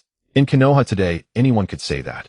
Except you, Sarutobi Hiruzen, who least. During the Third Great Ninja War, Konoha relied on the sacrifices of countless ninjas to force the other great villages to their knees as the victor. But what did you, the Hokage, do? For the sake of so-called peace, you eagerly went to negotiate with the defeated nations, even offering material compensation for their losses. Later, when the envoy from the Land of Lightning plotted treachery in Konoha and died at the hands of the Hyuga clan, you forced your own top combatant Hyuga Hisashi to sacrifice himself to appease them. A weak-willed politician who only knows how to strike at his own people, now lecturing him about showing no mercy to enemies. It was laughable. Chihong didn't expose his old secrets. He just smiled indifferently, his demeanor exceptionally relaxed, and obediently stepped back. Seeing Chihong not contradict him, showing a certain degree of restraint, the tension in Hiruzen's chest suddenly eased, and he breathed a sigh of relief. In his political blind spot, as long as a person was willing to follow the rules, they could be controlled. The old man looked at the youth before him, his mind sinking into self-congratulatory delusion and misjudgment. This kid, though his strength was sinister and his chakra reserves terrifyingly large, was still just a teenage Uchiha boy. His violence today stemmed only from losing his parents at a young age, suffering some grievances in the village, and harboring resentment toward. As long as Chihong didn't openly rebel or overturn the table, it meant he was still a political player who could be reasoned. While directing the remaining personnel to remove the rock spikes and carry the wounded, Hiruzen schemed in his mind. After returning, he would find an opportunity to summon this kid alone to the Hokage Tower for a talk. Then he would personally step in, using the flawless will of fire to thoroughly brainwash him. With the care of an elder and the righteousness of the village, he might be able to completely co-opt this terrifying violent power and turn it into the village's sharpest, most obedient blade. The old Hokage's mind was filled with calculations, but his face showed he wanted to leave as soon as possible. The atmosphere was too oppressive, and the gaze of those scarlet Sharingan made him profoundly uncomfortable. Fugaku will take them back first. About compensation, see me at the Hokage Tower tomorrow. Hiruzen wearily dropped the words, then turned around. He led the silent Uchiha Itachi and the 3 crippled Umbu who were groaning in pain and fled the desolate small courtyard under the cover of night, having lost all face. As soon as the Konoha High Command left, the previously oppressive and silent Uchiha compound erupted like a pot of boiling water. The Uchiha clan members, long marginalized, monitored, and treated as thieves, could no longer contain themselves. The radicals, usually suppressed by Fugaku's insistence on the bigger picture, rebounded emotionally. What a disgrace. A middle-aged ninja from the police force spat on the ground, pointing in the direction where Itachi had left his 3-tomo Sharingan, trembling violently. Look at that pathetic look on Uchiha Itachi just now. Wearing a gray umbu vest, he really thinks he's the Hokage's dog. When clan members were about to be taken hostage, not only did he as the elder brother not help, but he came to tell us it was a misunderstanding. He doesn't even know his own family name anymore. Exactly. A traitor who bites the hand that feeds. Another young clan member sneered with disgust, grinding his teeth, and the clan used to boast about him being the Ancient Century genius, the future clan heir. I think he's just a brain-damaged weasel. Disgusting. The clan members' curses echoed far into the night. Itachi's behavior tonight had thoroughly ruined whatever reputation and goodwill he had left within the clan. In their eyes, Itachi was no longer the pride of the Uchiha, but a traitor nailed to the pillar of shame. After finishing their tirade against Itachi, everyone's gaze shifted to Chi-Hong. This time those scarlet Sharingan held no previous scrutiny or coldness, but instead unprecedented fervor, admiration, and worship. Thank goodness for Chi-Hong tonight. Without him, would have to swallow this humiliation again. Did you see that sealless jutsu of Chi-Hong's? He didn't even take his hands out of his pockets, just flicked his thumb, and the Umbu elite were crippled. Even the third Hokage couldn't do anything about it, and had to agree to compensate the Uchiha. Now that's the backbone of the Uchiha, unyielding against enemies, and the Hokage with an iron fist. Chi-Hong, from now on we in the police force answer to you. The wave of voices grew louder, and fervent clan members spontaneously gathered around Chi-Hong, their blazing eyes, as if they could ignite the silent night sky. At this moment, Chi-Hong's prestige in the compound had thoroughly trampled the young clan heir Itachi into the mud, and even invisibly surpassed the nominal clan leader Fugaku, who stood in front. Hearing the overwhelming praise around him and the curses and sighs directed at his eldest son Uchiha, Fugaku stood nearby, his tall figure looking desolate, as if he had aged 10 years in an instant. He looked at the agitated clan members, and then at Chi-Hong, who stood at the center of the storm with an expression as calm as an outsider, sighing silently in his heart. This clan had been utterly torn apart. As a father, he couldn't defend Itachi, who had gone to extremes. As clan leader, he couldn't blame Chi-Hong for standing up for the clan's dignity. Years of weak compromise had turned him, the nominal helmsman, into a ridiculous figurehead after tonight. An unprecedented sense of powerlessness and fear gripped Fugaku's heart, making it hard for him to breathe. Fugaku took a deep breath and began waving away the excited clan members still lingering. All right, it's late. All of you disperse. The long lines of torches faded away, and the lights in the surrounding houses went out one by one. In just a moment, the previously bustling courtyard fell. The long lines of torches faded away, and the lights in the surrounding houses went out one by one. In just a moment, the previously bustling courtyard fell silent and empty again. Only the still drying bloodstains and the faint scorched aura of the desert tyrant remained in the air. The night wind blew through the empty Uchiha streets under the cold moonlight, leaving only two long stretched shadows. Fugaku brushed the dust off his clothes, clearing the chaotic emotions in his mind. He slowly turned to look at Chi-Hong, who still had his hands in his pockets, with an unhurried expression. Their eyes met in the air. Fugaku's gaze held fatigue and inquiry, while Chi-Hong's still held the coldness that trampled all rules. Chi-Hong, come have some tea at my place. Fugaku took the initiative to invite, his voice hoarse with a hint of subtle concession. Sure, lead the way, clan leader. Uchiha Fugaku's mansion lay hidden in the deepest part of the compound. Compared to the desolate streets outside, this traditional Japanese residence, a symbol of the clan leader's authority, appeared exceptionally solemn and spacious. Inside the private tea room, the faint scent of Igusa grass wafted from the tatami mats. Exquisite bamboo tea utensils were arranged artfully, and the iron kettle on the stove emitted a soft, bubbling sound, white steam rising and curling, blurring the small room. Uchiha Makoto, the clan leader's wife, dressed in a simple dark kimono, bent her head gracefully and skillfully poured tea for the two men. Her expression was gentle, but the lingering worry in her eyes betrayed her inner turmoil. The events of the evening were too shocking and overwhelming. Her eldest son Itachi's ruthless betrayal, the brutal incapacitation of the Anbu elite, the third Hokage's humiliating retreat. Each incident struck deeply at the woman's heart. After placing 2 steaming cups of green tea before Fugaku, and Chi-Hong, Makoto said not a single word. She simply cast a lingering glance at the young man with his hands in his pockets, his expression carefree, then bowed slightly and retreated into the dim corner of the tea room, maintaining absolute silence. For a time no one spoke in the room, only the sound of boiling water in the iron kettle. The curling tea smoke formed a hazy barrier between the two men, and an undercurrent surged in the air, the atmosphere oppressive and suffocating. Uchiha Fugaku sat upright in the seat of honor, his hands on his knees, his broad shoulders tense. He stared at the steaming cup of tea before him, pondering for a long time, as if organizing his words.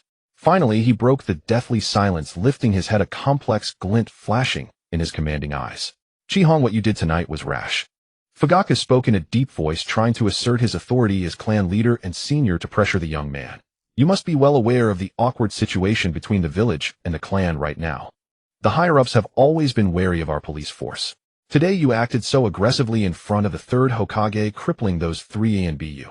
This will only deepen the village's dissatisfaction with the clan and may even completely escalate the conflict between both sides." Hearing this expected accusation, Uchiha Chihong didn't even change his posture. He calmly picked up the cup before him, took a gentle sip, letting the bitter taste spread on his tongue. Fugaku frowned, opened his mouth, about to say, "Of course, detain the men first, then pressure the Hokage through official channels to Then what would you clan leader have done today, eh?" Chihong countered unhurriedly. Fugaku frowned, opened his mouth, about to say, "Of course, detain the men first, then pressure the Hokage through official channels to exchange." But Chihong never gave him a chance to explain. The young man leaned forward slightly, directly tearing apart the hypocritical mask that Fugaku had worn for years, his words as sharp as blades, each one piercing the heart. "You would have continued your endless tolerance and compromise as before, right? Returned the men unharmed, at most demanding a few verbal reassurances." Chihong's smile grew colder. "But the facts prove that your tolerance for the greater good is utterly useless. Not only did it fail to gain the trust of the higher-ups, it made Hiruzen Sarutobi and Danzo Shimura think the Uchiha are weak and easily bullied. It only emboldened them." Chihong refilled his cup, his voice calm, but carrying an undeniable authority. "Clan leader, you've sat in that seat too long. Has it addled your mind? The higher-ups of Konoha, especially those politicians led by Hiruzen Sarutobi, what are they? Nothing but bullies who fear the strong.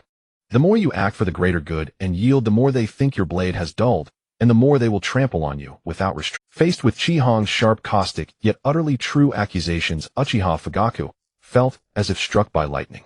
He froze in place, his intended reprimands blocked, and unable to utter a single word. The tea room fell into a long silence again. Fugaku's eyes grew vacant, his thoughts torn apart by Chihong's. In his mind, painful memories from the past years flashed like a revolving lantern. Since the Ninetales incident, the Uchiha clan had been relocated to the edge of the village. For the sake of the so-called greater good and peace, he had endured immense pressure from the radical faction within the clan, constantly compromising and yielding to the higher-ups. The police force's budget was repeatedly slashed, clan members were treated like thieves in the village, isolated and ostracized, and they were barred from the core decision-making circles. He had thought his weakness would earn the mercy of the higher-ups, but instead it brought intensified surveillance to the point where the ANBU openly captured clan members as hostages on the outskirts of the compound. But look at today. Uchiha Chihong had confronted the Hokage with absolute dominance, even brutality. And what was the result? That usually aloof third Hokage not only dared not retaliate on the spot, but was forced to talk about the greater good, and even grovelingly offered the Uchiha a substantial compensation. Most importantly, the clan's dignity and the hearts of its members, which had been suffocating, were preserved tonight by Chihong. People bully the weak and horses are ridden by the gentle. The Uchiha clan possessed the Sharingan unmatched in the ninja world and had glorious military achievements. They were not weak. What were they afraid of? What had he been enduring all these years? Boom. A thunderclap seemed to explode in Fugaku's mind. The political fog that had plagued him for years was instantly dispelled by Chihong's slap. In his long-dormant eyes, a flame of ambition and assertiveness began to burn fiercely. Fugaku let out a long sigh, slumping onto the tatami before slowly straightening up. When he looked at Chihong again, the resistance and questioning in his eyes had vanished, completely replaced by a solemnity and fervor that placed the young man on an equal footing, even as a guide. "You? All right. I was too cowardly before." Fugaku's voice was hoarse, but his tone was more resolute. His thinking underwent the greatest transformation of his life that night. The Uchiha should have been assertive long ago. Having completed his ideological awakening, Fugaku stared at Chihong with burning eyes. Then, lowering his voice, he asked the most crucial question, the one he feared and yet yearned to know most. "Chihong, when you acted tonight, I watched closely from the side. That technique required no hand seals." Fugaku took a deep breath, his expression grave. "And the dark green chakra that erupted from you. That was no ordinary earth release. That totally unfamiliar power filled with violent will. What is it?" As a powerhouse on the verge of the Kage level, Fugaku keenly sensed the terror and generational gap in this power. It was a foreign might, completely surpassing the conventional ninja system. The tea smoke curled, and the eyes of Fugaku and Mikoto in the corner were now fixed intently on Chi-Hong. Facing the clan leader's interrogation, Chi-Hong merely raised an eyebrow, slightly, his smile growing even more enigmatic. The air within the tea room seemed to congeal in that instant. The boiling sound of the iron kettle on the stove had vanished at some unknown point, leaving only an oppressive silence of the utmost tension. Facing Uchiha Fugaku's eyes brimming with inquiry and wariness, Chi-Hong gently set down the teacup in his hand. He gazed at the former clan leader who had finally straightened his spine, and a hint of a playful arc curled at the corner of his mouth, his expression radiating the same unyielding arrogance and confidence as ever. Since the clan leader wishes to witness.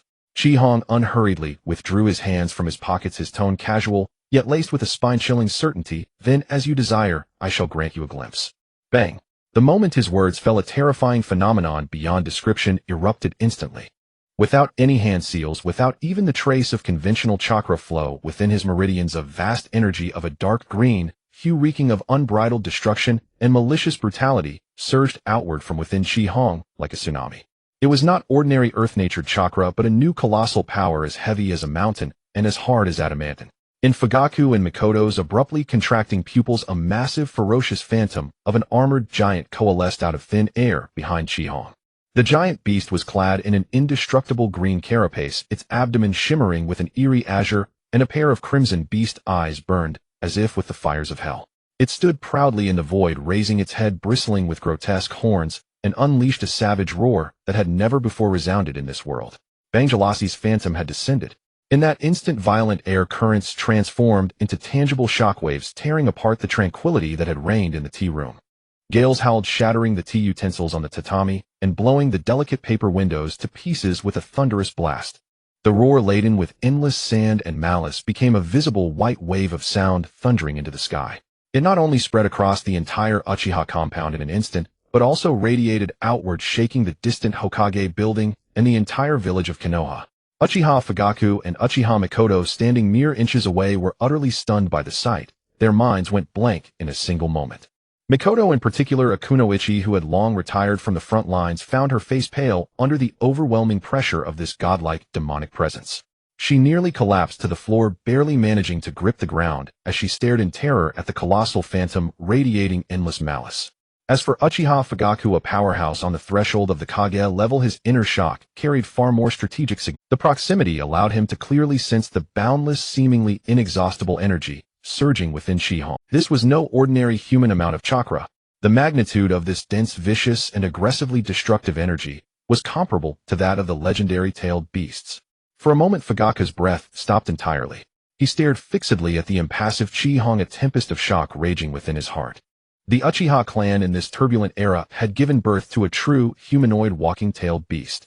After the initial shock, an indescribable surge of ecstasy and ambition spread like wildfire through Fugaku's newly awakened heart. He began to frantically reassess and recatalog the strategic resources now at the Uchiha clan's disposal. He himself possessed the Mangekyo Sharingan, a trump card that would make any major ninja village think twice. His eldest son Uchiha Itachi, though currently not aligned with the clan, had also awakened the Mangekyo Sharingan. And now there was also Uchiha Chi-Hong, who wielded terrifying tailed beast-level combat power and a bloody iron-fisted resolve. 2 Mangekyo plus a humanoid tailed beast capable of appending everything at any moment.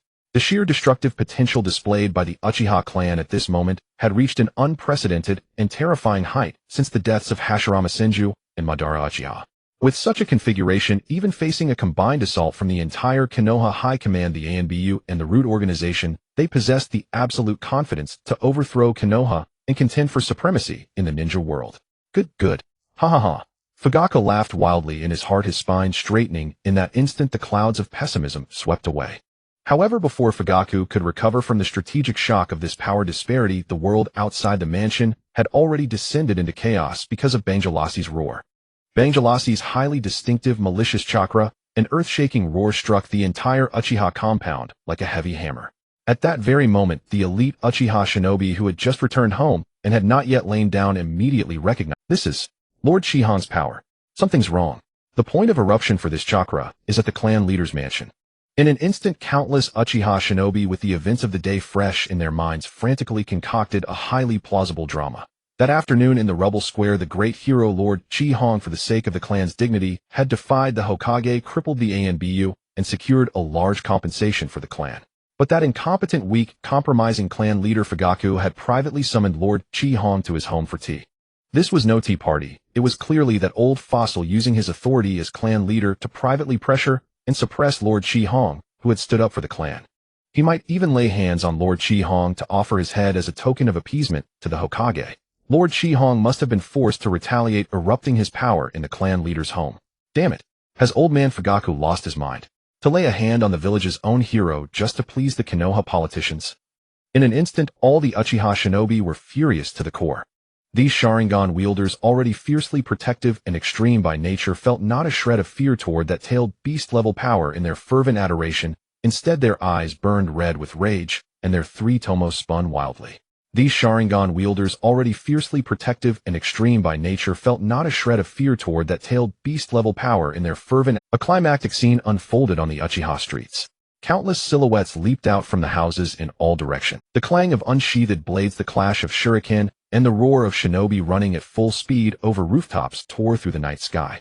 Hundreds of Uchiha clan members, even the elite of the police force disregarding rank and regulations, formed hand seals with reddened eyes and murderous intent, converging like a storm on Fugaku's residence. Within the shattered tea room, the raging wind finally subsided. The three tomo Sharingan in Uchiha Akahono's crimson eyes spun rapidly, and then the towering godlike phantom of Banjalasi began to dissolve into specks of emerald starlight drawn back into his body, like a whale drinking in water. He lightly brushed non-existent dust from his sleeve, thrust his hands back into his pockets, and looked calmly at the still-shaken Fugaku, asking casually, "Is this enough, clan leader?" "Enough. More than enough." Uchiha Fugaku, snapping back from his shock, trembled slightly as his hands pressed against his knees from sheer excitement. He made no attempt to hide the fervor and ecstasy in his eyes, his breathing growing heavy. If earlier Akahono's blunt strike had shattered his illusions about the higher-ups, then this terrifying power, no less than a tailed beast, had completely shaken the very foundations of his strategic thinking. He had confidence. He was brimming with confidence. Fugaku's mind raced with calculations. Before this, even with his Mangekyo Sharingan awakened, he had dared only to tread carefully with the entire clan on the brink of destruction, because he believed the Uchiha could not stand against all of Konoha. But now, with Akahono as a mobile humanoid-tailed beast, the Uchiha's high-end combat power had reached an unprecedented peak in the shinobi world. His mindset instantly shifted from enduring humiliation for survival to plotting an escape route. Even if the Konoha higher-ups finally dared to make a move relying on their current high-end strength, the clan could absolutely force a breakout from Konoha while preserving the majority of their fighting force. The shinobi world was vast. The Uchiha clan did not need Konoha to survive. Yet, just as Fugaku was immersed in the grand vision of the Uchiha's revival, a sudden earth-shattering clamor and furious curses erupted outside the mansion, shattering the atmosphere of the tea room. "Fugaku, hand over Lord Akahono. Old bones, if you dare touch a single hair of Lord Akahono today, we will tear down this mansion." The overwhelming targeted coup accusations reached his ears, and Uchiha Fugaku's face instantly turned from ecstasy to a livid, almost dripping black. With a dark expression, he shoved open the broken wooden door of the tea room and strode quickly into the courtyard. The sight that greeted him nearly made the nominal clan leader spit blood. There, his usually spacious courtyard walls and even rooftops were packed with fully armed Uchiha clan members. Pairs of scarlet, three-tomo Sharingan eyes joined into a sea of blood in the night, their fierce, killing intent even dispersing the dark clouds in the sky. Seeing Fugaku emerge, several radical elite police force members at the front not only failed to salute, but drew their long blades with a sharp hiss, the gleaming white steel pointing directly at Fugaku. "Uchiha Fugaku, stop putting on your clan leader airs," the leading ninja shouted, spittle nearly landing on Fugaku's face. "You cower before the Hokage during the day, and at night you summon Lord Akahono for a private interrogation. We will never allow it. Today you must release Lord Akahono unharmed, or don't blame us for defying orders and never letting this go." "That's right. Don't persecute the clan's hero." The members behind raised their weapons, their fury boiling over. Seeing these usually respectful clansmen now turning their blades on him for Akahono, displaying such absurdly rebellious protectiveness, Fugaku, amid his extreme anger, felt a surge of indescribable helplessness and bitterness. He had lost, utterly and completely. This scene was like a resounding slap across his face. He had to admit that his years of painstaking and competent patience for the sake of the greater good had not only failed to win the favor of the higher-ups, but had completely lost the trust of all his clansmen, while Akahono, with just one day of iron-fisted ruthlessness and a confrontation with the Hokage, had won the clan's unwavering loyalty and fervor to the death. At this moment in the Uchiha compound, Fugaku's administrative authority had become a mere name. The malicious chakra of Banjalasi might have been fleeting, but the earthquake it triggered this deep night was only just beginning. Most of Konoha's commoners were jolted from their sleep. They opened their windows in terror, gazing toward the Uchiha compound, where the fearsome pressure had not yet dissipated. The lingering brutality and heaviness in the air reminded everyone involuntarily of the Ninetales night, which was filled with blood and wails. For a time panic spread, children cried in the night, and fearful rumors spread like a plague through the darkness. Meanwhile, in the mansions of Konoha's secret clan heads, a variety of scenes unfolded like a floating world picture. In the Nara clan's mansion, the strategist Nara Shikaku, wearing a thin robe late at night, stood on the veranda. He stared toward the Uchiha compound, his brow deeply furrowed, his eyes filled with worry. In the Nara clan's mansion, the strategist Nara Shikaku, wearing a thin robe late at night, stood on the veranda. He stared toward the Uchiha compound, his brow deep. At the Akimichi clan's residence, Akimichi Choza was munching on grilled meat to calm his nerves while scratching his head in confusion. Finally, he gave up thinking and mumbled that he would go ask Shikaku directly in the morning. At the same time, in the Hyuga clan's courtyard, the Byakugan leader Hyuga Hayashi stood with his hands behind his back, his pure white eyes flickering with shock and confusion. As the head of a clan with a bloodline limit, he was extremely sensitive to energy. This sudden, mysterious, and immense power that did not belong to the ninja system emerging from the Uchiha stirred a strong sense of crisis in the heart of this leader, who had always advocated wait and see. However, the one who truly regarded this fluctuation as a sumptuous feast was the conspiracy vortex hidden deep beneath Konoha. In the dark and gloomy root base, Shimura Danzo stared intently at the intel just relayed by his operatives. In his extreme excitement, the knuckles of his hand gripping his cane turned white from the strain. This terrifying power, surpassing the norm, and even seemingly no less than the Ninetales, did not frighten the sinister, ambitious man, but instead ignited his innate greed and covetousness.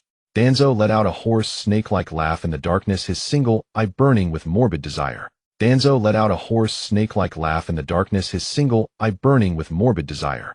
This power kept in my root can become the sharpest spear to protect Konoha. The Uchiha are not worthy of it. A sinister plot to deprive and control Uchiha Akahono began to take shape rapidly in the darkness.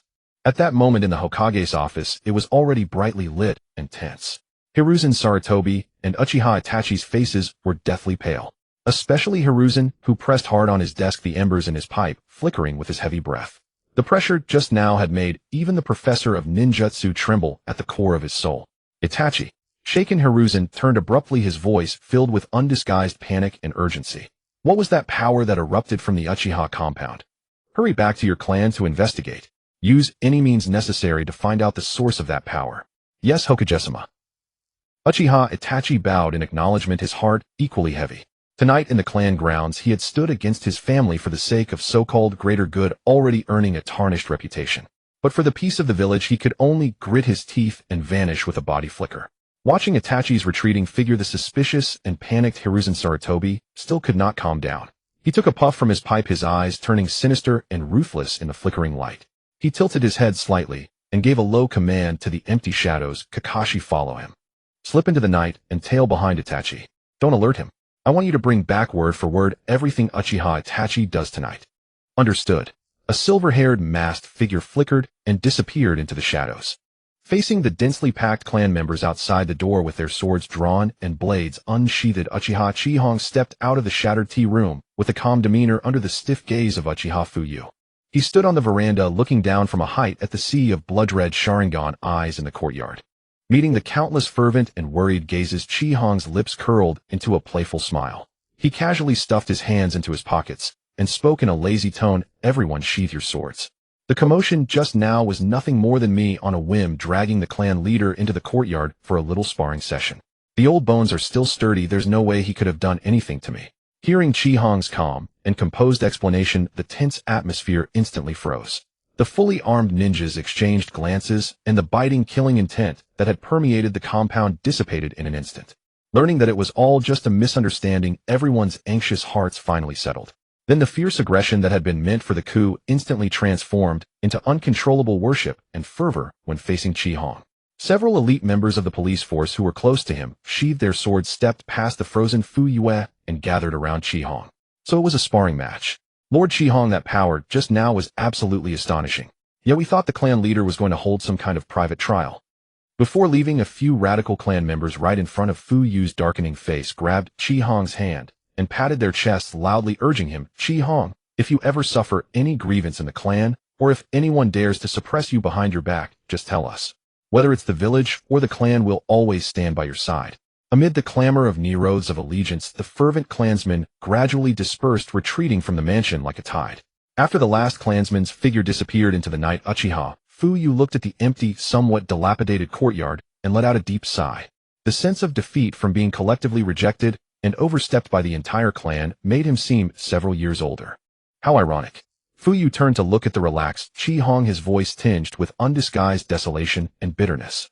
If that rebellious son of mine Itachi hadn't been brainwashed by Sarutobi Hiruzen's hypocritical will of fire and hadn't betrayed the clan, then the adoration of the masses and the whole clan's sworn allegiance that you now enjoy should have been his.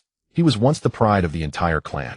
At the mention of Uchiha Itachi, Qihong let out a dismissive snort. In this world that worships power and bloodshed, a pacifist who tries to beg for peace through self-mutilation is destined to be nothing but a tragic plaything. The two of them, one after the other, returned to the tea room. But now, besides the silent Uchiha, Mei-chin, a small figure, had also appeared in the room. 5-year-old Uchiha Zuizhu stood timidly beside his mother. Everything that had happened tonight, the terrifying roar of the giant beast, the collapsed houses, and the scene of the entire clan besieging his father, had terrified the young child. Seeing Qihong, the culprit, walk in, Zuizhu, influenced by the oppressive atmosphere within the clan during the day, though his little face was pale with fear, his still immature eyes were filled with aggressive hostility, glaring fiercely at Qihong. Qihong paused slightly in his steps. He raised an eyebrow and looked at the stubborn young boy before him with interest. This was also the first time since he had transmigrated into the Naruto world that he had laid eyes on the so-called reincarnation of Indra. Fu Yu sensed the tension in the air and exchanged a glance with Mei-chin. Mei-chin understood without a word, silently took the reluctant Zuizhu by the hand, led the others out of the tea room, and firmly closed the door again. As the tea room returned to its sealed state, Fu Yu took a deep breath and cast aside the chaotic negative emotions. He humbly cupped his hands to Qihong, his tone sincere, and had already placed him in the position of strategic decision-maker. "Qihong, now that my thinking has completely changed, and the clan's trump cards are far beyond what they were before. Next, what are your plans for the Uchiha specific moves?" Facing the former clan leader's humble inquiry, Qihong sat back down on the tatami, tapping his fingers lightly on the cold table. Then he looked up, the arrogant curve of his lips widening infinitely, and he unveiled a shocking plan that would turn the entire Konoha upside down. The specific moves? Simple. Qihong's voice was calm, but it struck like a thunderbolt from a clear sky. "Clan leader, I want you on behalf of the Uchiha clan to contend for the position of the 5th Hokage." "What? The 5th Hokage?" Fu Yu shot to his feet, his eyes bulging, his face full of disbelief. Contending for the position of Hokage. For the Uchiha, who had always been suppressed and marginalized, this was nothing short of a fantasy. How is this possible? Fu Yu swallowed hard, his earlier cowardly instinct causing his voice to tremble slightly. "The village's higher-ups guard against us as if we were thieves. Moreover, besides the Uchiha, none of the villagers or the secret clans of Konoha would support us. They make the rules. How can we compete?" "Rules. The strong never need to abide by rules set by the weak." Qihong smiled disdainfully, a glint of supreme contempt for the Konoha higher-ups in his eyes. "Clan leader, broaden your horizons. It's been 7 years since the 4th Hokage Minato Namikaze died in battle. That old fossil Sarutobi Hiruzen is already aged and decrepit, his blood and energy dried up. It's been 7 years since the 4th Hokage Minato Namikaze died in battle. That old fossil Sarutobi Hiruzen is already aged and decrepit, his..." Qihong stood up, looking down at Fu Yu, his voice carrying a mesmerizing charm. "Now look at the entire Konoha village. The high-end combat power is depleted.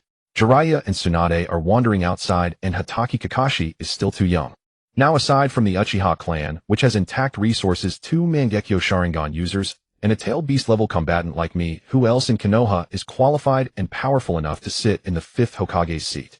As long as you spread the word backed by absolute force and launch a political open scheme within the rules, guess what?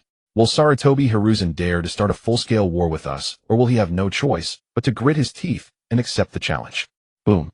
This analysis of the situation, which stripped away the weaknesses of the Konoha higher-ups, completely ignited the burning ambition in Fu Yu's heart. That's right. The Uchiha aren't staging a rebellion. They are merely competing for their own Hokage position within the reasonable and legal rules. Under the threat of absolute force, any suppression from the higher-ups would become a joke.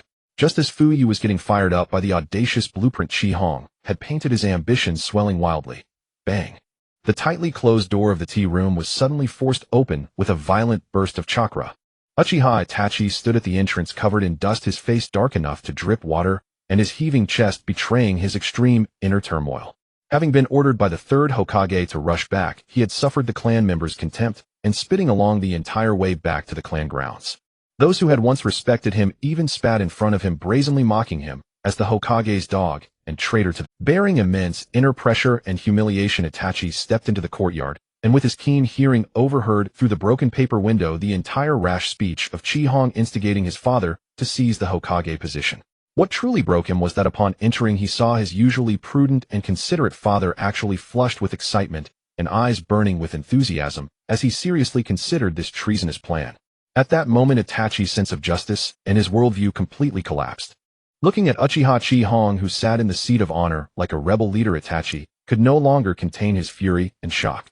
The veins on his hand gripping the ninja sword at his waist bulged, and he roared at Chi Hong, "Uchiha Chi Hong, what do you mean by that? Are you trying to plunge the Uchiha clan into the abyss of destruction?" Within the tea house, the previously relaxed atmosphere solidified once more with Uchiha Itachi's return. Observing the faint trace of persuasion flickering across his father Uchiha Fugaku's face, Itachi's heart tightened violently. A wave of extreme panic and rage engulfed him like a tidal surge, leaving his breathing ragged. Damn that Uchiha Chi Hong! Itachi raged impotently, within his gaze fixed on the composed man before him. In his eyes, it was precisely this arrogant fool who, with his impractical ambitions, was driving the entire clan into an abyss of irreversible ruin. The Uchiha clan truly were a bunch of incorrigible fools ruled by emotion. The slightest provocation exposed their inherent narrow-mindedness and arrogance, utterly blind to the terrifying consequences of opposing the village. At that moment Itachi began to desperately miss Uchiha Shisui. If Shisui were still alive, if the clansmen could all be as considerate of the bigger picture as Shisui, the current crisis would surely have been resolved perfectly. Shizui's death had not awakened this ignorant clan, who instead it had given opportunists like Chi Hong a chance to exploit. Itachi's fists clenched tightly within his wide sleeves, his nails digging deep into his palms. In his originally pitch-black eyes a crimson light flickered wildly, the intricate Magatama of the Mangekyo Sharingan faintly swirling within his irises. Cold sweat trickled down his temple. He frantically calculated in his mind whether he should immediately find the third Hokage and execute the annihilation plan that would completely eradicate the Uchiha. Chi Hong, you claim to act for the clan, but in truth you are merely satisfying your personal political ambitions. Your so-called election will only intensify the conflict between the clan and the village, dragging everyone into a vortex of destruction. Itachi could no longer suppress the murderous intent within him, his voice as cold as millennia-old ice.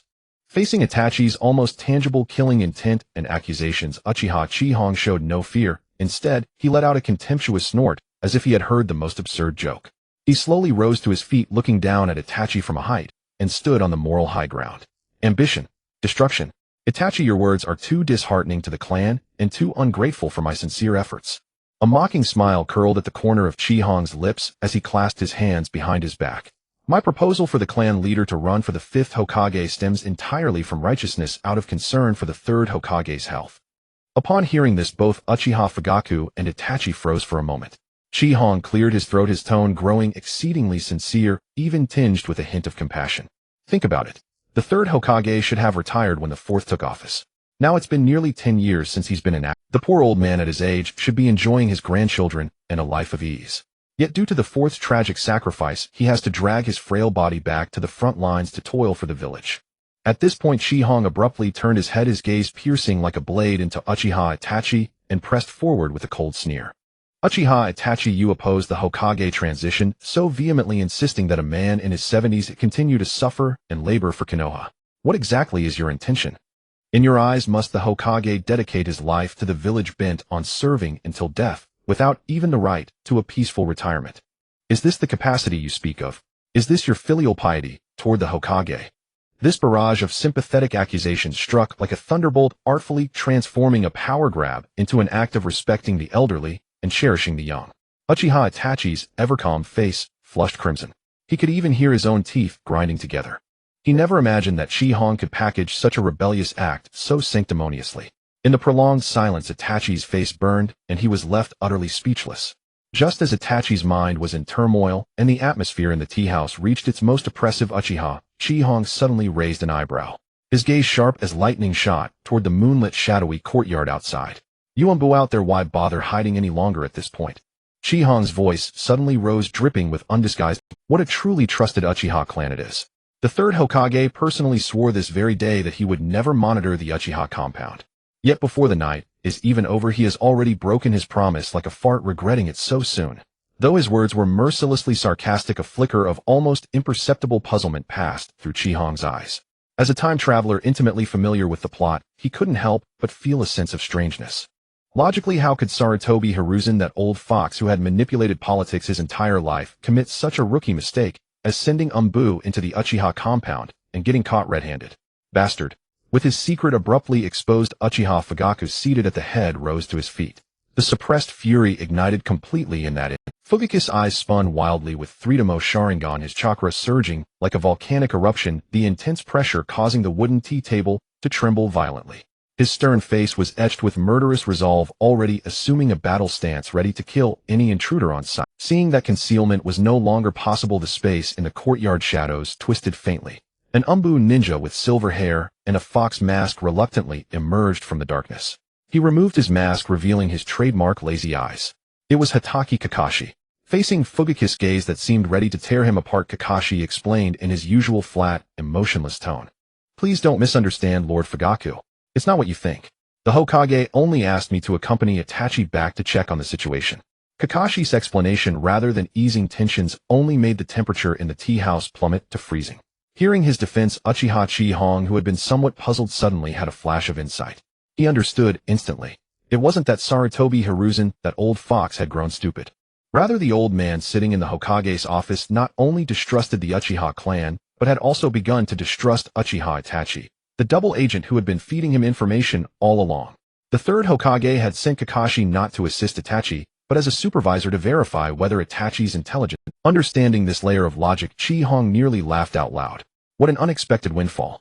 A sly, victorious smile curled at the corner of his lips, his eyes glinting with fox-like cunning. This ready-made wedge of discord was too good to waste. Chi-Hong did not immediately move against Kakashi, nor did he press further. Instead, he turned gracefully, bowed slightly to Uchiha Fugaku, whose face had turned as black as the bottom of a pot, and made a gesture of farewell. Chi-Hong emphasized the words "honored guest" with deliberate weight. Then, without even glancing at Kakashi or Itachi, he strode out of the tea. Chi-Hong emphasized the words "honored guest" with deliberate weight. Then, without even glancing at Kakashi or Itachi, he strode out of the tea house, strolling down the moonlit garden path. The night breeze blew, leaving behind a bizarre three-way standoff in the tea house. Uchiha Fugaku's face was an alarming green, his body trembling with extreme humiliation and rage. Kakashi's lazy eyes were filled with suspicion. He began to realize that his appearance tonight had fallen into some kind of trap, one that could potentially bring catastrophic political consequences to the Hokage. And Uchiha Itachi, standing in the center, his face was deathly pale. The fact that the higher-ups had sent Kakashi to follow him was like a heavy hammer, smashing his last illusions about the Hokage's office. He was horrified to discover that in this political vortex, not only did the clan craving rebellion not support him, but even the Hokage he had sworn to protect, willing to bear any infamy for, had never truly trusted him.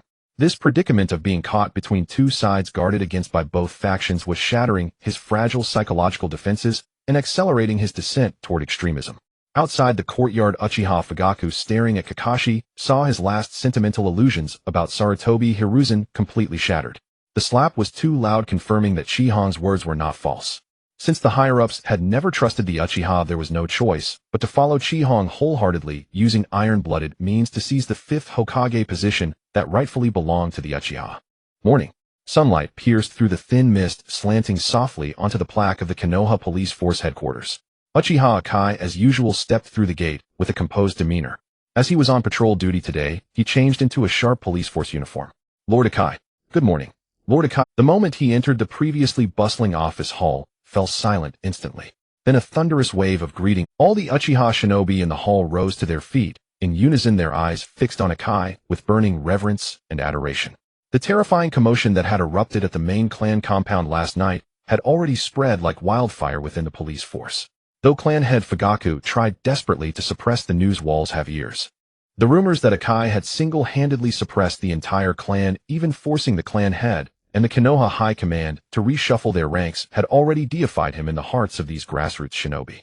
Lord Akai, a tall squad leader named Uchiha Tetsuka, hurried forward. He stared at the patrol uniform on Akai, disbelief evident in his eyes, his tone respectful to the point of being almost servile. With such a massive disturbance last night, how can you still come to the police force in person? With your terrifying strength now, patrolling the streets is a waste of your talents, isn't it? Leave these trivial matters to us subordinates. Upon hearing Tetsuka's words, the surrounding clan members nodded in agreement. In the rigid hierarchy of the shinobi world, any powerhouse with tail beast level strength would be held high above, never deigning to perform mundane street patrols like ordinary chunin or genin. Facing the fervent gazes of the entire room, Uchiha Akai showed no trace of arrogance. He simply patted Tetsuka on the shoulder and smiled gently. This is my duty. There's no such thing as a waste of talent. No matter how powerful I become, I will always be a member of the Uchiha clan, won't I? The hall fell silent for a moment. Akai glanced around at the emotionally stirred clan members, a playful smile curling at the corner of his mouth as he added, besides, just because my strength has grown, I can't simply ignore the storms outside and bully our own people at home, can I? Boom. This remark, brimming with clan identity, grand vision, and humor, struck like a heavy hammer against the hearts of every Uchiha shinobi present. What defines a true powerhouse? This is it. Compared to Uchiha Itachi, who only knew how to suppress his own clan for the sake of the so-called village, the Lord Akai before them was a leader who truly cherished the clan. Several young Uchiha shinobi were moved to tears, their fists clenched tightly in their sleeves, their loyalty to Akai skyrocketing to its peak at that moment. After a brief rest at the police headquarters, Uchiha Akai, escorted by Tetsuka and a few other clan members, officially set out for patrol duty. On the morning, streets of Konoha, shops were gradually opening. Yet the originally peaceful and lively atmosphere began to shift subtly the moment the Uchiha patrol team appeared. Affected by the inexplicable massive chakra disturbance from the previous night and the long-standing propaganda campaign by the Hokage's faction to vilify and isolate the Uchiha, the villagers of Konoha lining the streets halted in their tracks upon seeing the iconic red and white fan clan emblem. They gathered at street corners and shop entrances, pointing fingers at Akai and his group. Those gazes held no respect for the public officials guarding the village's peace. Instead, they were filled with intense disgust, rejection, and barely concealed fear. Look, it's those Uchiha again. Such a big commotion last night. It's definitely those evil red freaks caused. No wonder they're the police force, always throwing their weight around. This village will be ruined by them sooner or later.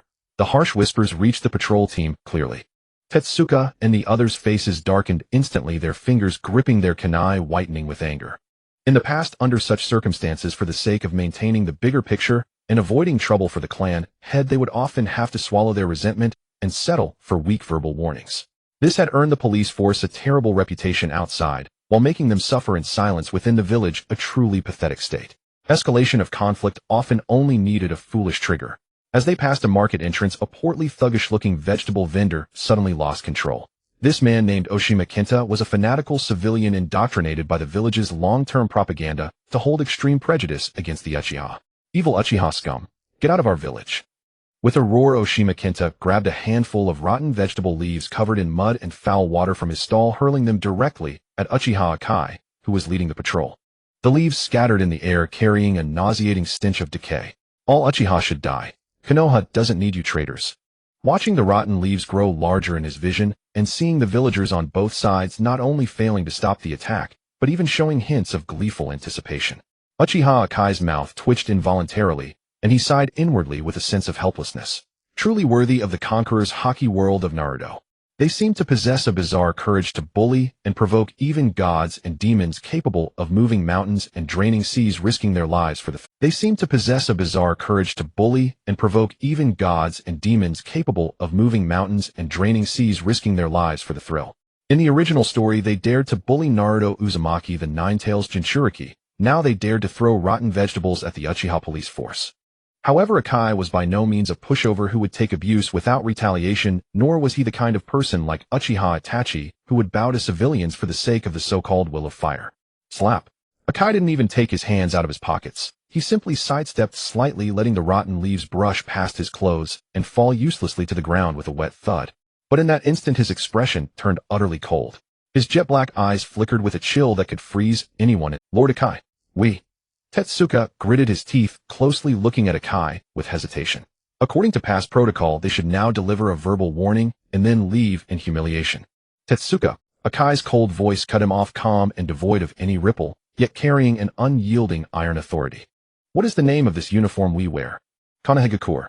Police force uniform. Tetsuka was momentarily stunned before answering instinctively. Good. Since it's the police force, we are the lawful law enforcement officers of Konoha. Akai turned around, looking down at the still oblivious and defiant Oshima Kenta, and the command that left his lips made every Uchiha shinobi shudder. Assaulting police personnel on duty in broad daylight, insulting and slandering public officials. According to the Konoha public security regulations, this is a serious criminal offense. Akai waved his hand sharply. Arrest all these troublemakers. Take them to the police headquarters for interrogation. If anyone dares to resist, put them down until they can't fight back under the charge of obstructing law enforcement. Hearing this murderous iron-fisted command, the Uchiha shinobi behind him were utterly stunned. Arresting civilians. This was something absolutely unimaginable in the past. But then the pent-up rage and frustration buried deep in their hearts for years burst forth, fueled by Akai's unwavering support. Yes, Lord Akai. Tetsuka and the others' breathing grew heavy, their faces flushed with excitement. Their 3-tomo and 2-tomo Sharingan flared to life, and like wolves freed from their chains, they charged forward ferociously. What? What are you doing? I'm a Konoha villager. You evil Uchiha dare to touch me. The once smug Oshima Kenta was utterly dumbfounded when he saw the crimson Sharingan and the handcuffs being drawn. He never dreamed that the Uchiha who had always endured silently in front of civilians would actually resort to force today. Stay still. Tetsuka lunged forward, ignoring his protests, and delivered a heavy kick to Oshima Kenta's stomach. The sheer force caused the obese vegetable vendor to double over in agony, like a shrimp screaming as he collapsed to the ground. Then cold handcuffs locked tightly around his wrists. The surrounding villagers who had been watching the spectacle erupted into chaos. A few fanatical civilians who usually joined Oshima Kenta in heckling tried to intervene. Let him go. The Uchiha police force is openly beating villagers. Fight them. However, they were met with even more brutal iron fists and merciless joint locks from the Uchiha shinobi. Thud, thud, ow. The dull sounds of flesh hitting and bones cracking echoed through the bustling street. In just a few moments, the street was littered with wailing Konoha villagers. Those who had been arrogant and believed they held the moral high ground were now pale with terror, trembling in the face of absolute violence and lawful enforcement. The clamor of the early morning slowly subsided. A faint scent of blood lingered in the air, mingling with the rotting odor of crushed vegetable leaves that stained the ground. Watching the villagers of Mai, who usually held themselves high and arrogantly bullied the Uchiha with their numbers now being beaten, wailing and fleeing in panic, Uchiha Chihong stood on the street with his hands in his pockets, feeling a strange sense of delight. This satisfaction of evil being punished by evil made every Uchiha ninja present glow with joy, and the pent-up resentment that had weighed on their chests for years was swept away. Yet even when the tide had turned, there were still obstinate diehards who had been thoroughly brainwashed, refusing to yield. You Uchiha with your evil red eyes, don't get too cocky. Oshima Jintai was pinned to the ground by two Uchiha ninjas, half his face pressed against the cold stone pavement. His swollen, pudgy face was twisted with venom, and he stubbornly kept up his bravado, spitting bloody foam and spewing curses. Lord Hokage will never let you off. You parasites, traitors to this village. Sooner or later you'll all be wiped out. There was no need for Chihong to act himself. Uchiha Tiehua, who had now fully transformed into Chihong's devoted follower, turned cold-faced. His 3-tomo Sharingan abruptly constricted. He stepped forward and delivered a heavy, powerful slap across Oshima Jintai's mouth. A sharp, piercing sound of flesh striking flesh echoed through the street. Oshima Jintai's scream was cut short as several teeth mixed with blood flew out. The blow left him dazed, and he collapsed limp on the spot. That slap not only shattered his mouth, but also crushed the twisted my superiority that had festered within him. Take them all away. Lock them in the lowest dungeon of the security force. Tiehua waved his hand in disgust, his tone icy. His extraordinary perceptiveness, far surpassing that of ordinary men, suddenly captured a gaze that was scorching, obscure, and laden with a faint yet pure. That gaze came from a street corner not far away. The purity of this malice was so extreme that it caused even the chakra within Chihong to resonate with an almost imperceptible tremor. The threads of fate intersected in the air. Chihong turned his head unhurriedly, following the sensation. There in the dappled shadows of the corner stood a solitary young boy. He had a mess of golden hair, 6 whisker-like marks on his cheeks, and wore a faded, slightly oversized, threadbare garment. It was Uzumaki Naruto, merely 7 years old. At this moment he clutched tightly to his chest a few cartons of expired milk bought from the convenience store at a discount as if alms. This destitute child of prophecy stared blankly at the Uchiha clan who were displaying their might and trampling the arrogant villagers beneath their feet. Naruto's gaze was immensely complex, filled with shock, envy, and even a trace of longing he himself did not yet recognize. Meanwhile, deep within Naruto's body, that vast cramped ceiling space, its floor covered in stagnant water. From the deep shadows behind the iron bars, a pair of enormous savage crimson vertical pupils suddenly snapped open.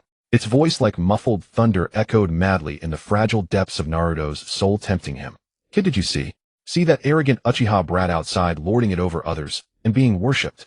Its voice like muffled thunder echoed madly in the fragile depths of Naruto's soul, tempting him. Kid, did you see? See that arrogant Uchiha brat outside lording it over others and being worshipped? The Ninetales gently pawed at the edge of the seal, its tone dripping with malicious provocation. In the eyes of those villagers, you and the Uchiha are both monsters that shouldn't exist. But why can he trample these ants underfoot while you have to beg for expired milk like a beggar, enduring their insults, disdain, and cold stares every day? Aren't you resentful? Aren't you unwilling? A wisp of dark red savage chakra silently seeped through the gaps of the iron bars, enveloping Naruto's ethereal spiritual form. Just loosen this annoying seal a little, and it'll lend you my power right now, help you tear apart all these pieces of trash outside, shred them to pieces. Ha ha ha. Under the erosion of the Ninetales' pure malice and the violent turmoil within his own heart, the body of Uzumaki Naruto in the real world began to tremble slightly. A wisp of exceedingly concealed Ninetales chakra carrying the aura of destruction and savagery began to flicker faintly on his skin. Sensing this energy fluctuation imbued with the essence of the Ninetales, the distant Uchiha, Chi-Hong, not only showed no sign of retreat, but the smile on his lips grew even more intrigued. How interesting. Chi-Hong, still with his hands in his pockets, lifted his foot and walked with unhurried steps, deviating from the patrol route, striding step by step toward Uzumaki Naruto, who stood isolated at the street corner. To the Umbu ninjas lurking in the shadows nearby, this scene was nothing short of cataclysmic. Oh no, Uchiha Chi-Hong is approaching the target. Hidden in the roof's shadow, the Umbu squad leader, codenamed Mountain Eagle, nearly had his eyes pop out from behind his mask. Cold sweat drenched his back in sheer terror. The Uchiha plus the Jinchuriki. This was the deepest nightmare of the Night of the Ninetales in the eyes of Konoha's upper echelons. Captain, what do we do? Should we intervene? The two subordinates' voices trembling uncontrollably. You? Rush back to the Hokage building at full speed and report to the 3rd Hokage immediately. Go. The Umbu squad leader Mountain Eagle gave the order decisively.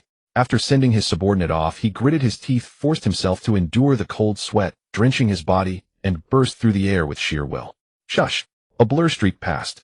The Umbu squad leader Mountain Eagle instantly performed the body flicker technique, appearing like a wall firmly between Uchiha Chi-Hong and Uzumaki Naruto. His first action upon landing was to press his hand on the ninja, sword at his waist, every muscle taut, his gaze unprecedentedly solemn and vigilant, fixed on Chi-Hong. The air seemed to freeze at that moment, a suffocating tension pressing in from all sides. Uchiha Chi-Hong, what do you think you're doing? This is not a place for you. Mountain Eagle shouted, his voice sharp and raspy behind the mask, trying to intimidate him with the authority of the higher-ups, directly invoking the most sensitive political red line of Konoha. The Hokage has issued a strict order: no one, especially the Uchiha, is to approach the Jinchuriki. Step back immediately, or it will be considered an act of treason against the village. Facing this sudden interception and the undisguised warning of boundary crossing, Uchiha Chi-Hong stopped 3 steps away from Mountain Eagle.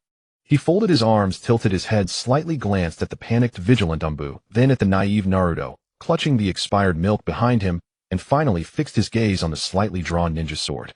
At this very moment, on this sunlit yet blood-soaked street, Chi-Hong, Naruto, and the Umbu formed a delicate triangular standoff.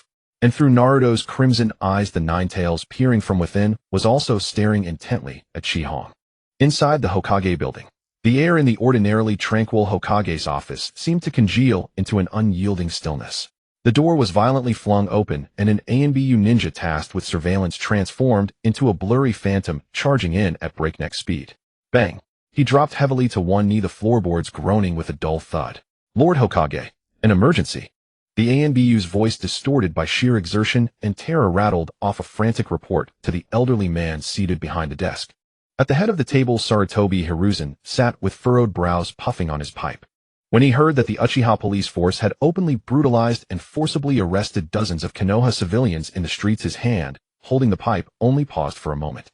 By now, Sarutobi Hiruzen had no energy left to dwell on the political friction between the village and the clan. For the ANBU's next word struck his mind like a thunderbolt. Uchiha Akahong is approaching Uzumaki Naruto. The target's mental state is fluctuating violently. Dark red tangible chakra is already seeping from his body. That is the Ninetales chakra. At the word Ninetales, the shrewd and cunning Sarutobi Hiruzen's expression shifted drastically, and he sprang to his feet. The Ninetales rampage of yesteryear remained an unhealed nightmare for the entire village. Minato Namikaze's sacrifice had left a void in the village's top-tier combat strength that could never be filled.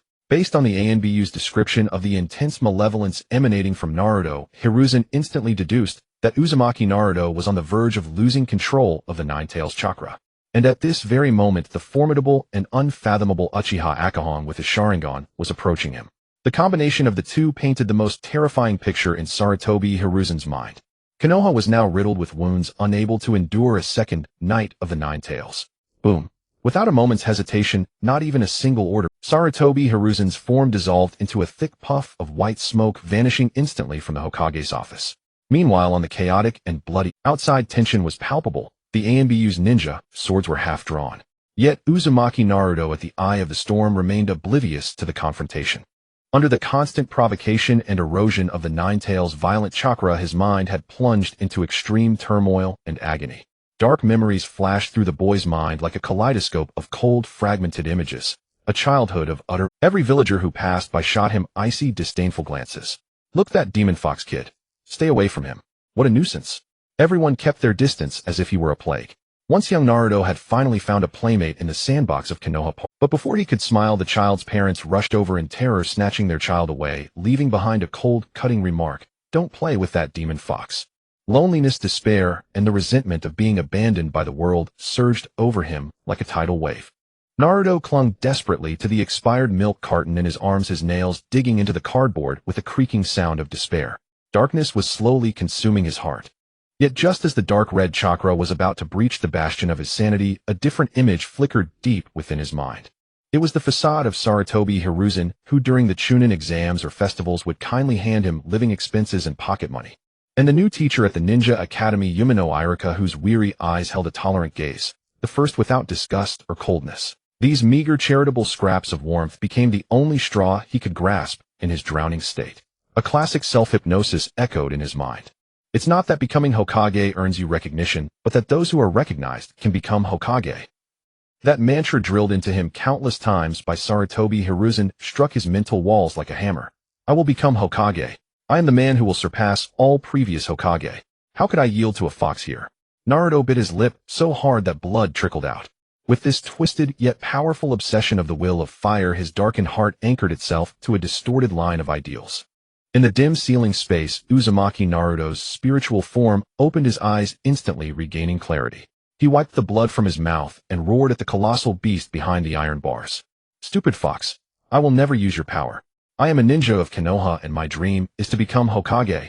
I don't need you meddling in my life. At this sight, the massive Ninetales in the shadow of the iron bars froze. Its enormous crimson vertical pupils, once filled with brutality and amusement, instantly turned to utter disdain and disgust.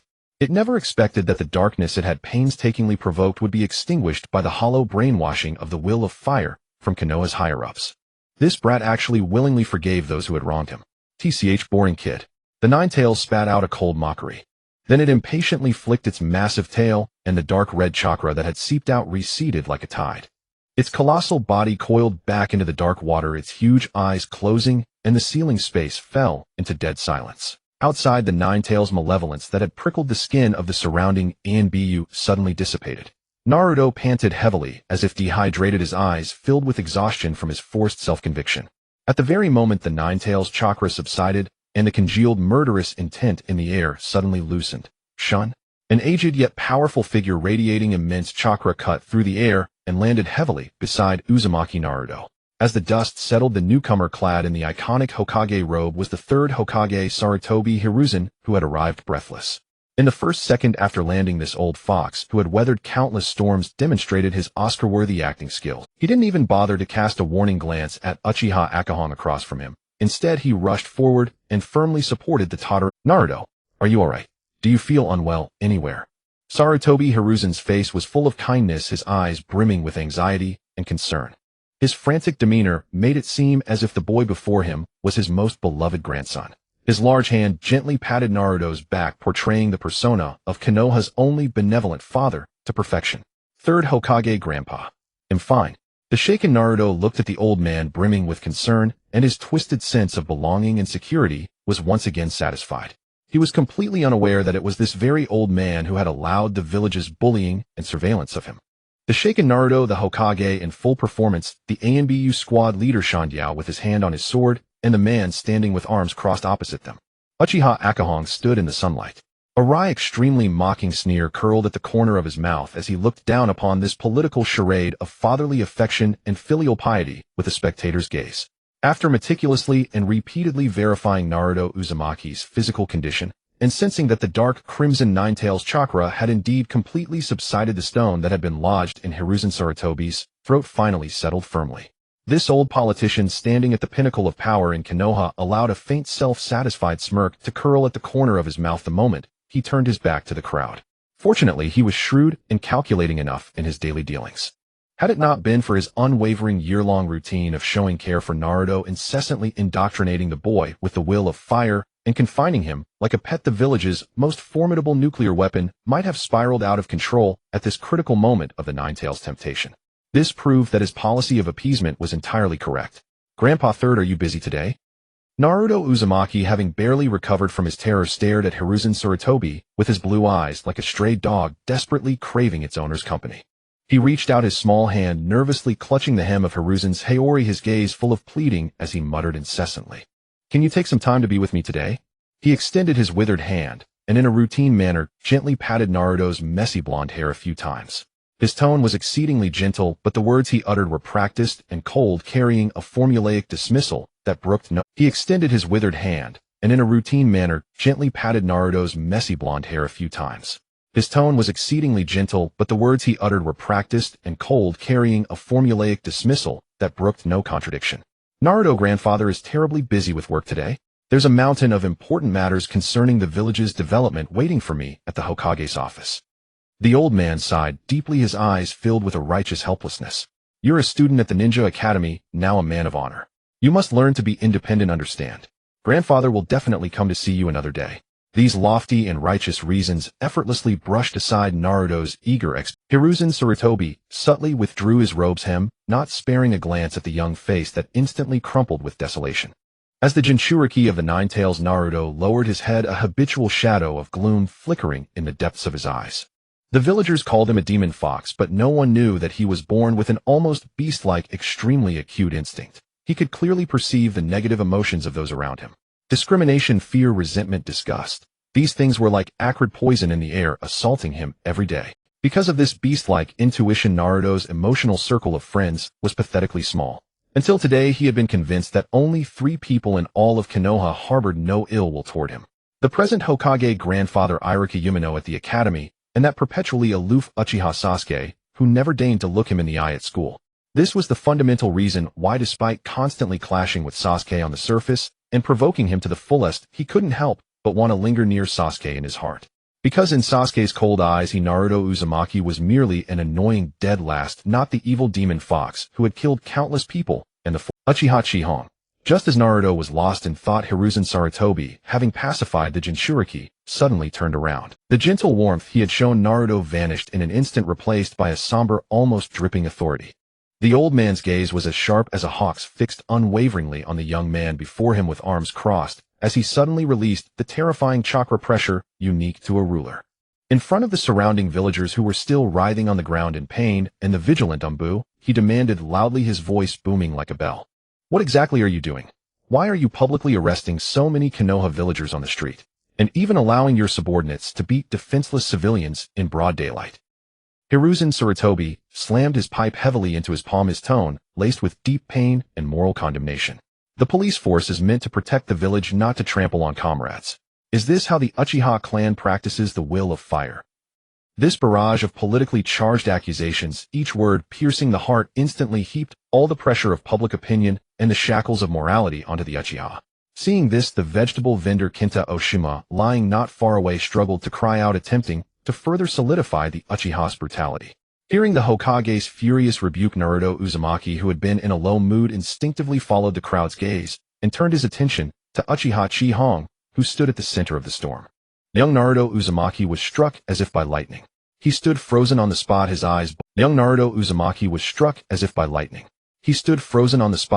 bulging, his small body trembling violently from the sheer shock. A colossal storm erupted within his heart. Impossible. How is this possible? In Naruto's extraordinary spiritual perception world, the scene was bizarre to the extreme. Hiruzen Sarutobi appeared to stand protectively beside him, but within that aged shell the chakra he emitted was nothing but formulaic coldness, scrutiny, and a condescending sense of confinement and vigilance. The surrounding villagers seemed like victims, but their sidelong glances at Naruto were filled with nothing but thick, inescapable curses and disgust. But Uchiha Chi-Hong before him was the sole exception. This Uchiha Demon King, who had just ordered the beating of villagers until teeth flew and blood flowed, who was treated as a grave threat by the entire Konoha Anbu, and who had been repeatedly demonized by the village's higher-ups. His deep, massive chakra, though extremely violent and terrifying, carried a dark, despairing pressure belonging to the evil-type Tyranitar from an unknown otherworld. Yet within this vast ocean of energy, there was not a single trace of negative emotion directed at him, Naruto Uzumaki. No disgust, no fear, no greed, not even the slightest hint of the coveting for the nine tails that the higher-ups believed the Sharingan should possess. It was a body of pure non-evil. Naruto was momentarily at a loss. Those so-called kind comrades looked at him with malice that wished him dead. This Uchiha, branded as an evil rebel, did not even offer the most basic aversion. Naruto stared blankly at Chi-Hong's nonchalant expression, which seemed to see through everything, and his young heart was struck by the most profound shock of his life. He did not know that Uchiha Chi-Hong's lack of malice toward him was not due to some saintly compassion. It was simply because in the eyes of Chi-Hong, a time traveler with a divine trump card, the current Naruto Uzumaki was nothing more than a pitiful tool being manipulated by Konoha. In the eyes of an absolute powerhouse, the weak do not even merit the stirring of emotional waves. This emotionless, neither cold nor hot gaze of the strong looking down upon ants unknowingly became the gentlest and fairest feedback the orphan bullied by the entire village had ever received. The bright sunlight on the street pierced through the thin mist, making the redanned white clan crest of the fan shine brilliantly. Uchiha Chi-Hong, faced with the third Hokage's thunderous accusations, showed no trace of fear. Instead, he slowly released his arms from across his chest. Under the bright sunlight of the street, the atmosphere was suffocatingly tense. Facing the public interrogation laden with the oppressive authority of the third Hokage Sarutobi, Hiruzen Uchiha Chi-Hong, the epicenter of the storm, showed not a trace of panic on his face. He did not even lift his eyelids. His languid and composed demeanor suggested that the man standing before him was not the Hokage who held the power of life and death over Konoha, but merely an insignificant passerby. Reporting to the Hokage-sama, Chi-Hong began slowly, his expression as calm as a placid lake, yet his tone was righteous and firm. Our police force is merely carrying out its legitimate duties. Carrying out its duties? Sarutobi Hiruzen suppressed the surging fury in his heart, his gray brows knitted into a tight knot, his voice chilling enough to freeze water. He pointed at the villagers groaning in pools of blood and rotting vegetables, and asked with poignant reproach. Yet beneath this veneer of extreme anger, a flicker of barely perceptible glee passed through Sarutobi.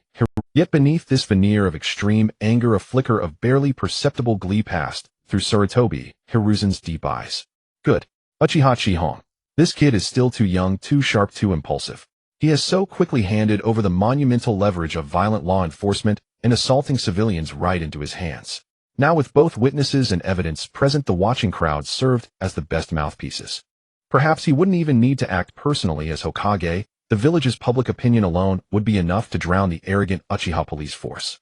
By seizing this moral stain, he could logically reclaim the law enforcement authority of the police force.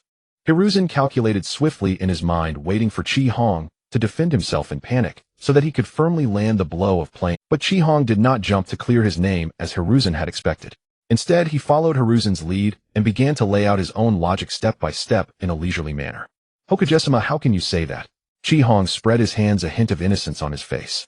The duty of the Konoha police force is precisely to protect the safety of the entire Konoha village and maintain public order on the streets.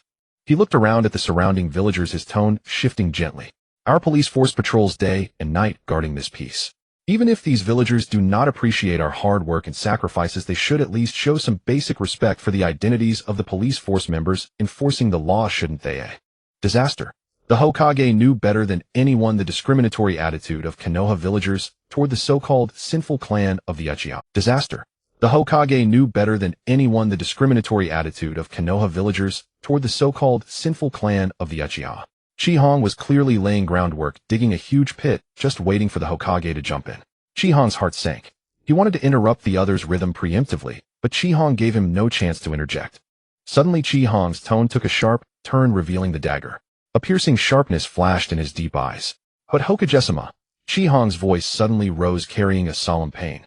These Konoha villagers not only show no respect for our police force's law enforcement, but they also hurl insults, curse, and spew filthy language at the village's protectors. Therefore our police force highly suspects. He spoke each word with emphasis, resounding powerfully. These individuals who are creating disturbances, undermining morale, and attempting to sow discord between the police force and the villagers are highly likely to be spies from other villages lurking within Konoha. For the absolute safety of Konoha, is it not our police force's inherent duty to bring these suspicious individuals to the police force for rigorous interrogation? Spies.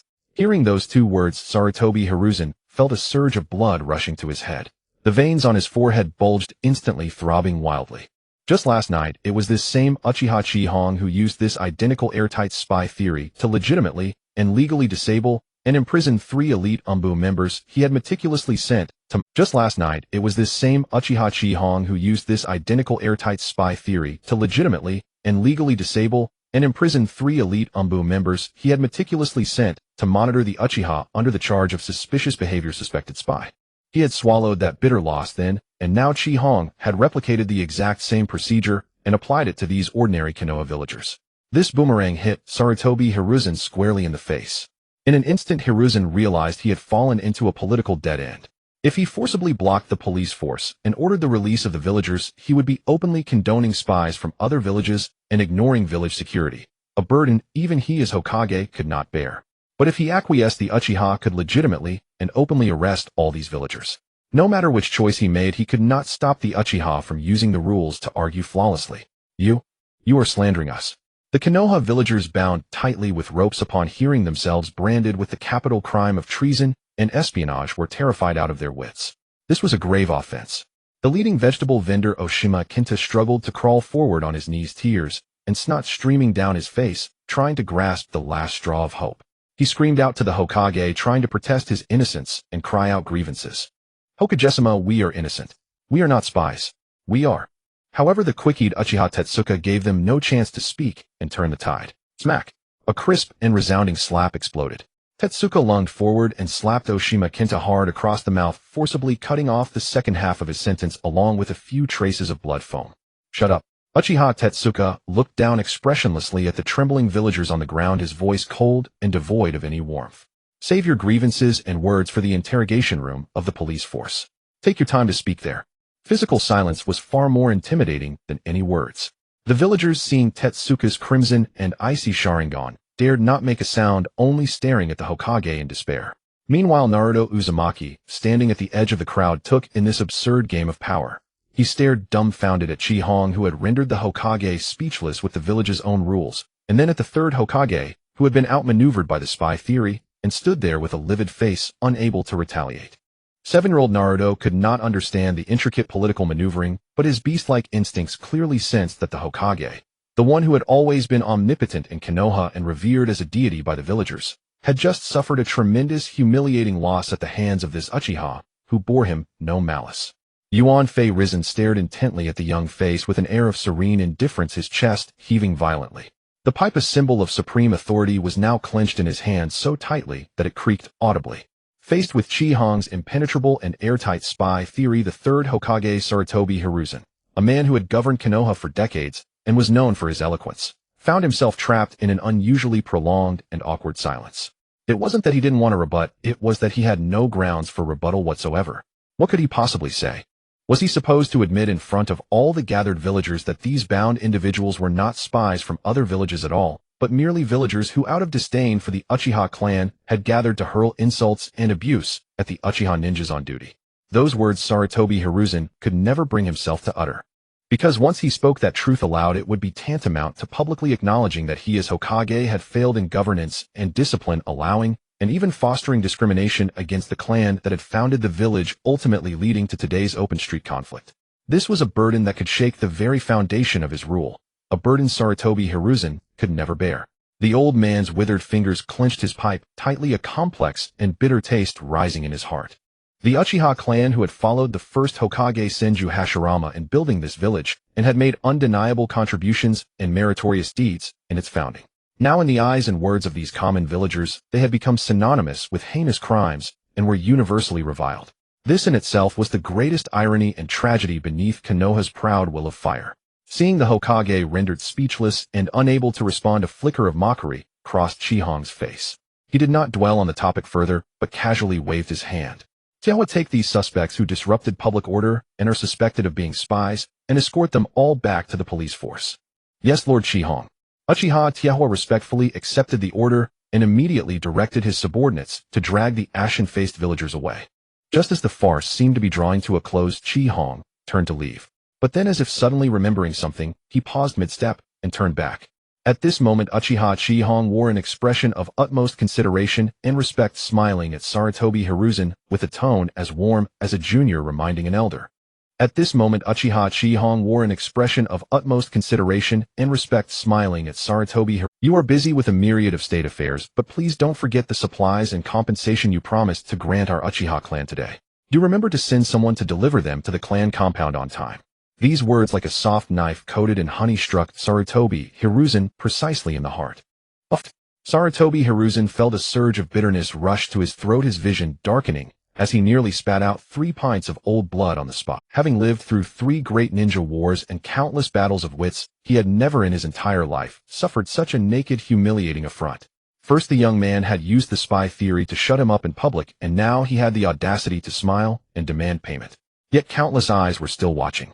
To maintain the facade of harmony and unity in Konoha, and to preserve the benevolent Hokage persona he had painstakingly cultivated for years, Sarutobi Hiruzen forced the blood back down his throat. He strained to produce an amiable, utterly unruffled smile from between clenched teeth, and replied reluctantly, Haha, Chihong, rest assured. The village has promised compensation, it will keep its word.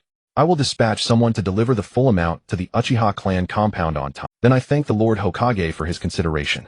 Chihong nodded with satisfaction, hands in his pockets, and strode away triumphantly with his group of beaming Uchiha ninjas. Watching that figure vanish completely at the end of the street, the amiable smile on Sarutobi Hiruzen's face crumbled like ice dissolving without a trace.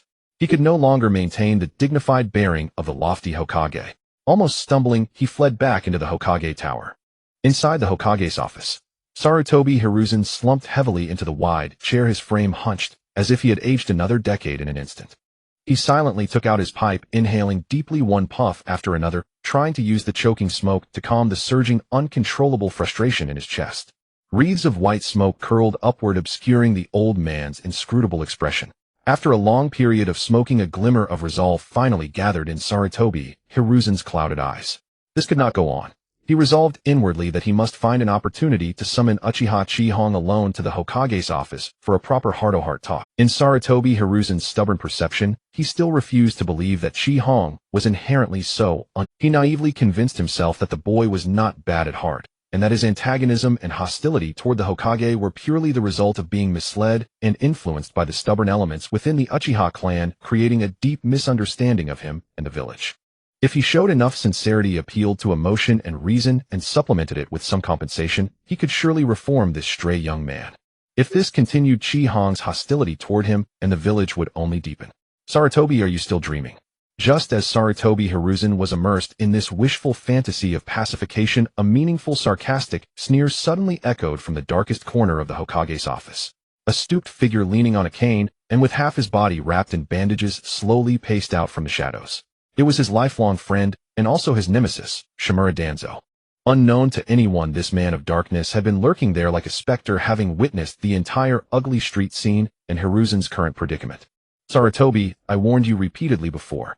Danzo's single eye gleamed with a sinister icy light, his face bearing the victorious expression of I told you so. Back then, if you had listened to my advice and used iron-fisted methods to suppress and divide the Uchiha clan before they grew strong, how could you have ended up being humiliated by a mere brat in public today? He stepped closer, his voice like venom-tipped needles.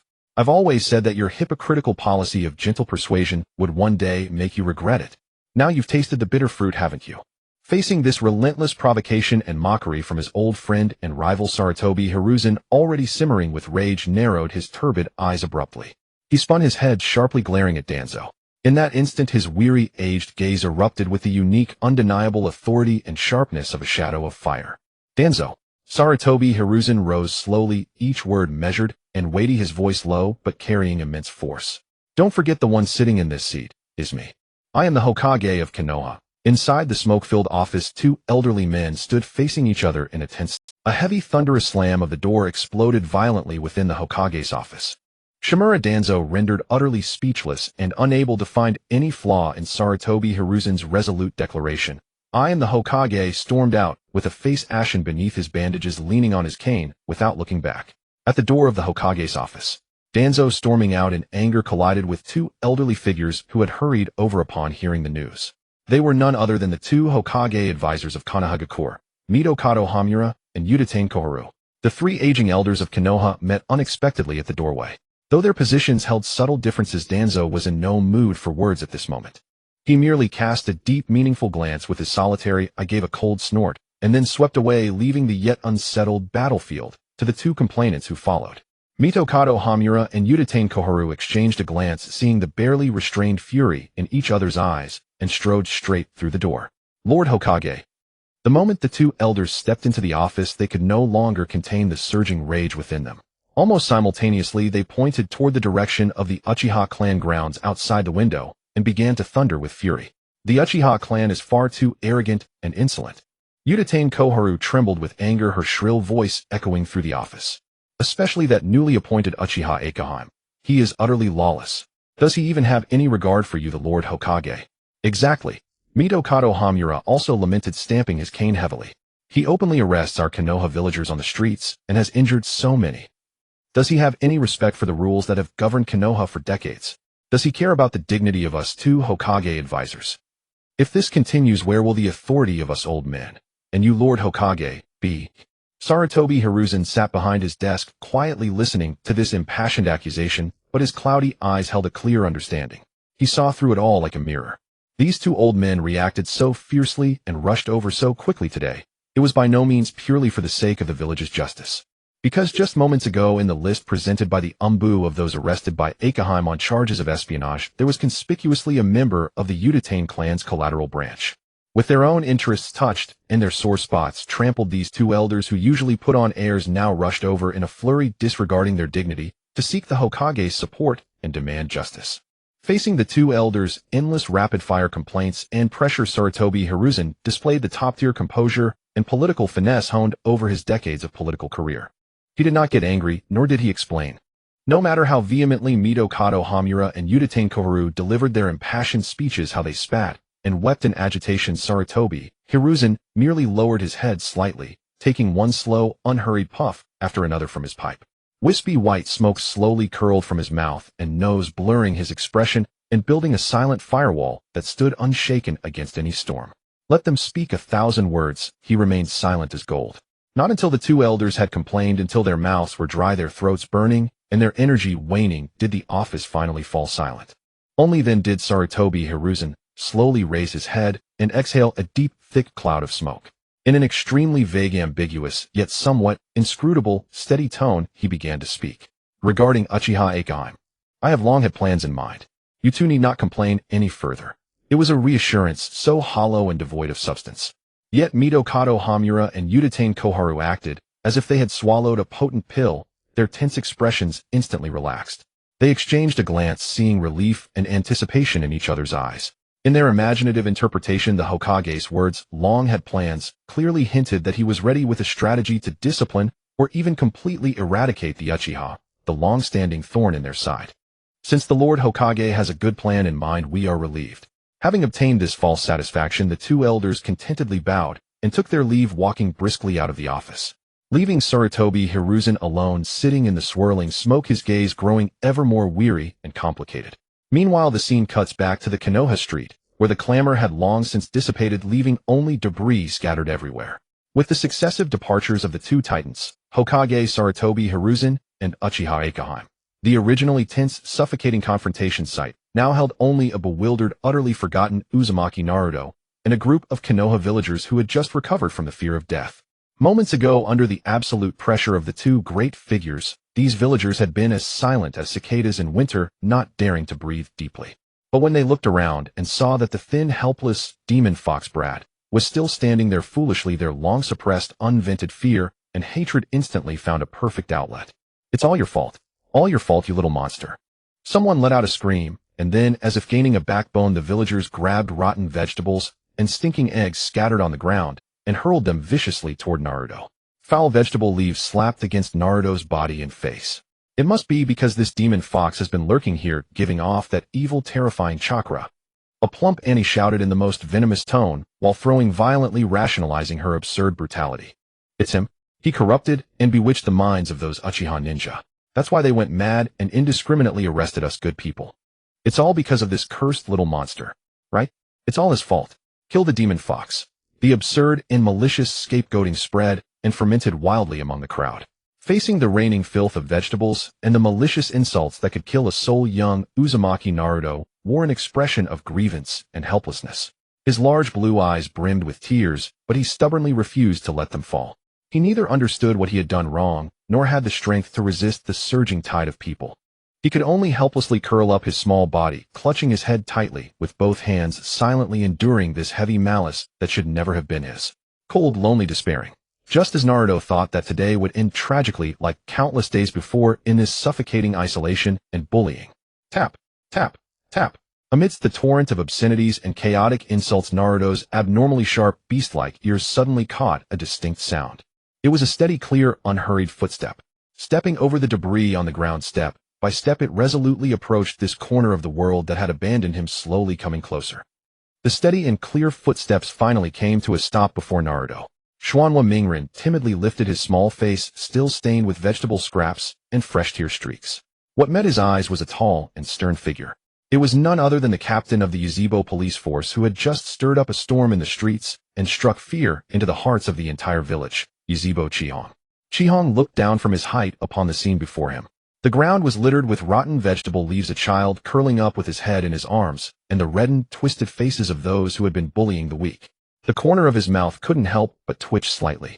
Truly, the villagers of Konoha were all endowed with the bullying-colored, domineering aura. Chihong ruthlessly complained in his heart. Just a moment ago, these people were gathered together, relying on their numbers to bully the Yuzebo clan with righteous indignation, only to be caught by him and flee in disarray. Yet turning around, they could, without any psychological burden, direct their butcher knife-like malice toward a defenseless, innocent, and pitiful child. This talent for bullying the weak and trampling on the powerless was truly engraved in their bones and fused into their blood. This perhaps was the most real and ironic undertone of the so-called Will of Fire. Those villagers who were zealously throwing vegetable leaves and cursing loudly finally belatedly noticed Chihong's arrival. The arrogant and flamboyant crowd instantly had all color drained from their faces. Like roosters with their necks pinched, their voices stopped abruptly, and each one became like a deflated balloon, weak all over. Instinctively, they wanted to quietly melt into the crowd and scatter like birds and beasts before Chihong could act. However, how could Yuzebo Chihong give them a chance to escape? He didn't even bother to spare them a glance, merely raising his hand coldly and casually waving it forward.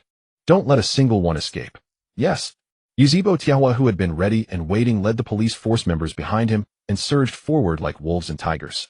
In just a few breaths, these villagers who had been gleefully bullying Mingren were all captured and controlled, each with a mournful face and hands tied behind their backs. Watching the villagers who had bullied him being tied up and taken away one by one, Xuanhua Mingren, either kind-hearted or simply not understanding the situation, made an unexpected move that surprised everyone. He wiped the tears from his face, staggered to his feet, and ran straight toward the fierce and evil Yuzebo Chihong. Big brother." Mingren looked up timidly, tugging at Chihong's clothes, his blue eyes filled with pure pleading. Can you please not make things difficult for them? They didn't do anything bad." This child, who had just been cruelly hurt by the villagers with vegetable leaves and harsh words, was now actually pleading for those who bullied him. Silence fell around. Chihong lowered his head, quietly gazing at the clean and kind little face before him, a flicker of extremely complex and elusive emotion deep in his eyes. After a moment, he returned to his businesslike, expressionless face. "Kid, you're mistaken." Chihong's tone was calm and flat, giving his standard answer that was watertight. These villagers have countless connections with the suspects that the police force took away earlier. Taking them back to the police force is merely routine questioning, just going through the motions. With that, he no longer looked at Mingren, turned around, and led the police force escorting the ashen-faced villagers, and strode away, leaving only Mingren standing there in a daze staring at that resolute back. Inside the Hokage's office, when the Umbu member reported the news that Yuzebo Chihong once again took a large group of Konoha villagers from the streets, Yuanfei Risen was already numb with despair, too exhausted to even feel anger. He just tiredly waved his withered hand, as if shooing away an annoyance. I see. Let him be. At this point, with his hands tied, he could only watch helplessly as Chihong continued his reckless behavior. Reporting to the Lord Hokage, there is one more thing. The Umbu member paused, and continued to report. Just now on the street, Xuanhua Mingren was in contact with Yuzebo Chihong. What a... In that brief moment, Yuanfei Risen, who had been slumped weakly in his chair, suddenly burst forth a sharp glint from his murky eyes. He jolted awake from his slump, his nerves tensed to the extreme in an instant, and his body leaned forward involuntarily. The Nine-Tails Jinchuriki. This was the string that could not be touched, and was the most fragile deep in his heart. He could tolerate Chihong capturing hundreds of villagers, but he absolutely could not tolerate Mingren, the village's most important strategic weapon, falling into, or leaning toward the Yuzebo clan. What did they say? What did Chihong do to Mingren? Risen's voice carried a barely perceptible tremor. Reporting to you, my lord, please rest assured. The Umbu member quickly added. Yuzebo Chihong did not have much conversation with Xuanhua Mingren. He only said a few cold words. Now, Xuanhua Mingren has already gone home alone. Hearing this reply, Yuanfei Risen, who had been tense to the extreme, finally slumped back heavily into his chair, as if all his strength had been drained, letting out a long, turbid breath. A false alarm. As long as Chihong had no ill intentions toward Mingren, and did not harbor improper thoughts, everything was still within his control. The heart that had been in his throat finally slowly settled back into place. Yet inexplicably, a few lingering worries had been added to the bottom of his heart. On the other end of Konoha, within the Yuzebo clan's territory, which was perpetually shrouded in an invisible dark cloud inside a solemn and dignified mansion, Yuzebo Fuyue, the current clan leader of the Yuzebo clan, finally had his face turn livid and unpleasant with the continuous stream. What did you say? Chihong has captured another large group of Konoha villagers in broad daylight. Fuyue stood up abruptly, his hand holding the teacup, turning white from excessive force. Today, Chihong's great achievements of rampaging through the streets and continuously cornering Konoha civilians and Umbu members on the pretext of spy charges were now presented before him one by one. Fuyue's heart sank heavily. He was more aware than any of the hot-blooded, impulsive young radicals in the clan of how precarious the Yuzebo clan situation was, like walking on thin ice. Chihong's blatant, outright confrontation with the Konoha high-level and his radical actions that wildly escalated conflicts, though satisfying in the moment and relieving the clan's pent-up grievances over the years, were like dancing wildly on the edge of a cliff. Yet this was no different from dancing madly on the edge of a cliff, and could very likely bring utter catastrophe to the already precarious and universally suspected Yuzebo clan. Foolish. Chihong, you are too foolish. Fuyue felt of burning anxiety, his temples throbbing. He could no longer sit still here. Without even taking the time to put on his outer robe that symbolized the clan leader's position, he rushed out of the mansion in quick strides. He hurried toward the Konoha police force, which was currently at the center of the storm. Within the Konoha police force headquarters, the brightly lit hall had shed its usual laxity. The Uchiha ninjas on duty stood with straightened backs, their eyes gleaming with a long-lost fervor. Amidst this solemn and tense atmosphere, a rapid and heavy set of footsteps abruptly shattered the corridor's calm. The door to the captain's office was violently thrust open with immense force. Uchiha Fugaku strode in hurriedly, not even pausing to steady his ragged breath from the swift journey. The moment he laid eyes on Uchiha Chihong, who sat serenely behind the desk, the clan leader could no longer contain his anxiety. He unleashed a torrent of suppressed accusations, bombarding Chihong without preamble. Chihong, do you have any idea what you did on the streets today? Fugaku's perpetually stern face was now ashen, with veins bulging faintly on his forehead. He slammed his hands heavily onto the desk, leaning forward with an almost suffocating pressure. First issue, the reputation crisis. Fugaku stared intently at Chihong, his words racing, his voice trembling with barely concealed agitation. Our Uchiha clan's reputation in Konoha has been walking on a cliff's edge for years. One misstep, and we face utter ruin. And today, in broad daylight, you openly and recklessly arrested so many innocent civilians. Are you not pushing the entire clan toward an even more tarnished, irredeemable name? Yet before Chihong could respond, Fugaku's second and third accusations came crashing down like a volley of bullets. These were the core, deepest anxieties of the clan leader. Second issue, have you considered the clan's long-term future? The clan painstakingly devised a plan to go all out in the upcoming 5th Hokage election. But look at what you've done today. You've practically offended every single commoner and the entire foundation of public support in the village. Without the support of these commoners, how can we gather votes? Do you realize that your stubborn actions today may very well crush the Uchiha clan's generations-long dream of becoming Hokage? Facing Fugaku's thundering, roof-rattling, triple barrage of soul-searing questions, Uchiha Chihong, seated in his office chair, remained extraordinarily calm, not even a flicker of emotion crossing his eyes. He leisurely closed the red-titled document in his hand, producing a crisp sound. Clan leader, you must have had a tiring... Chihong raised his hand, slightly signaling the new secretary ninja of the police force, Uchiha Shikabi, to pour a cup of hot tea. Please have a seat first. Drink some tea and calm yourself. His tone was flat and composed, as if possessing a strange magic that quelled the explosive tension in the air. Fugaku stiffly twitched the corner of his mouth, but eventually, with a dark expression, he sat down heavily on the chair opposite Chihong. Yet his bloodshot eyes remained fixed on Chihong, demanding an explanation. Chihong's fingertips tapped lightly on the desk as he began to unravel the tangled threads for the old-fashioned clan leader with his ruthlessly logical, irrefutable theory. Firstly, regarding the issue of reputation and arrest, you mentioned, clan leader. Chihong smiled faintly, his eyes radiating a wisdom that saw through everything. Today's arrests were all conducted strictly under the pretext of apprehending spies from other villages and conducting routine case inquiries. The very purpose of the Konoha police force is to maintain the village's public order and absolute discipline. Those villagers openly provoked trouble and obstructed law enforcement on the streets. We brought them in for questioning according to the law and regulations. The legal principle, justice, and even the village's own rules, all are on our side, the Uchiha. Even that old fox in the Hokage building can't find any fault with this matter. He has no choice but to swallow the bitter pill. You must have seen this clearly from the Umbu's reactions, clan leader. At this point, Chihong's tone shifted, the smile fading from his lips, replaced by a merciless sneer. He leaned forward slightly, meeting Fugaku's eyes, and began to dissect the public opinion of Konoha that Fugaku valued so highly. Secondly, clan leader, the so-called reputation and public opinion you speak of are, in my view, nothing but a colossal joke. Chihong's voice was low, but each word struck like a dagger. Do you think that if you treat them gently and appease them, these Konoha villagers will be grateful and accept you? No, they won't. Over the past decade or more, you and the former elders have been endlessly tolerant toward the higher-ups and deferential toward the villagers. What did that get you? No, they won't. Over the past decade or more, you and the former elders have been endlessly tolerant toward the higher-ups and Chihong snorted coldly, his pitch-black eyes as deep as an abyss. These Konoha villagers are essentially nothing more than a mob that fears power but not virtue.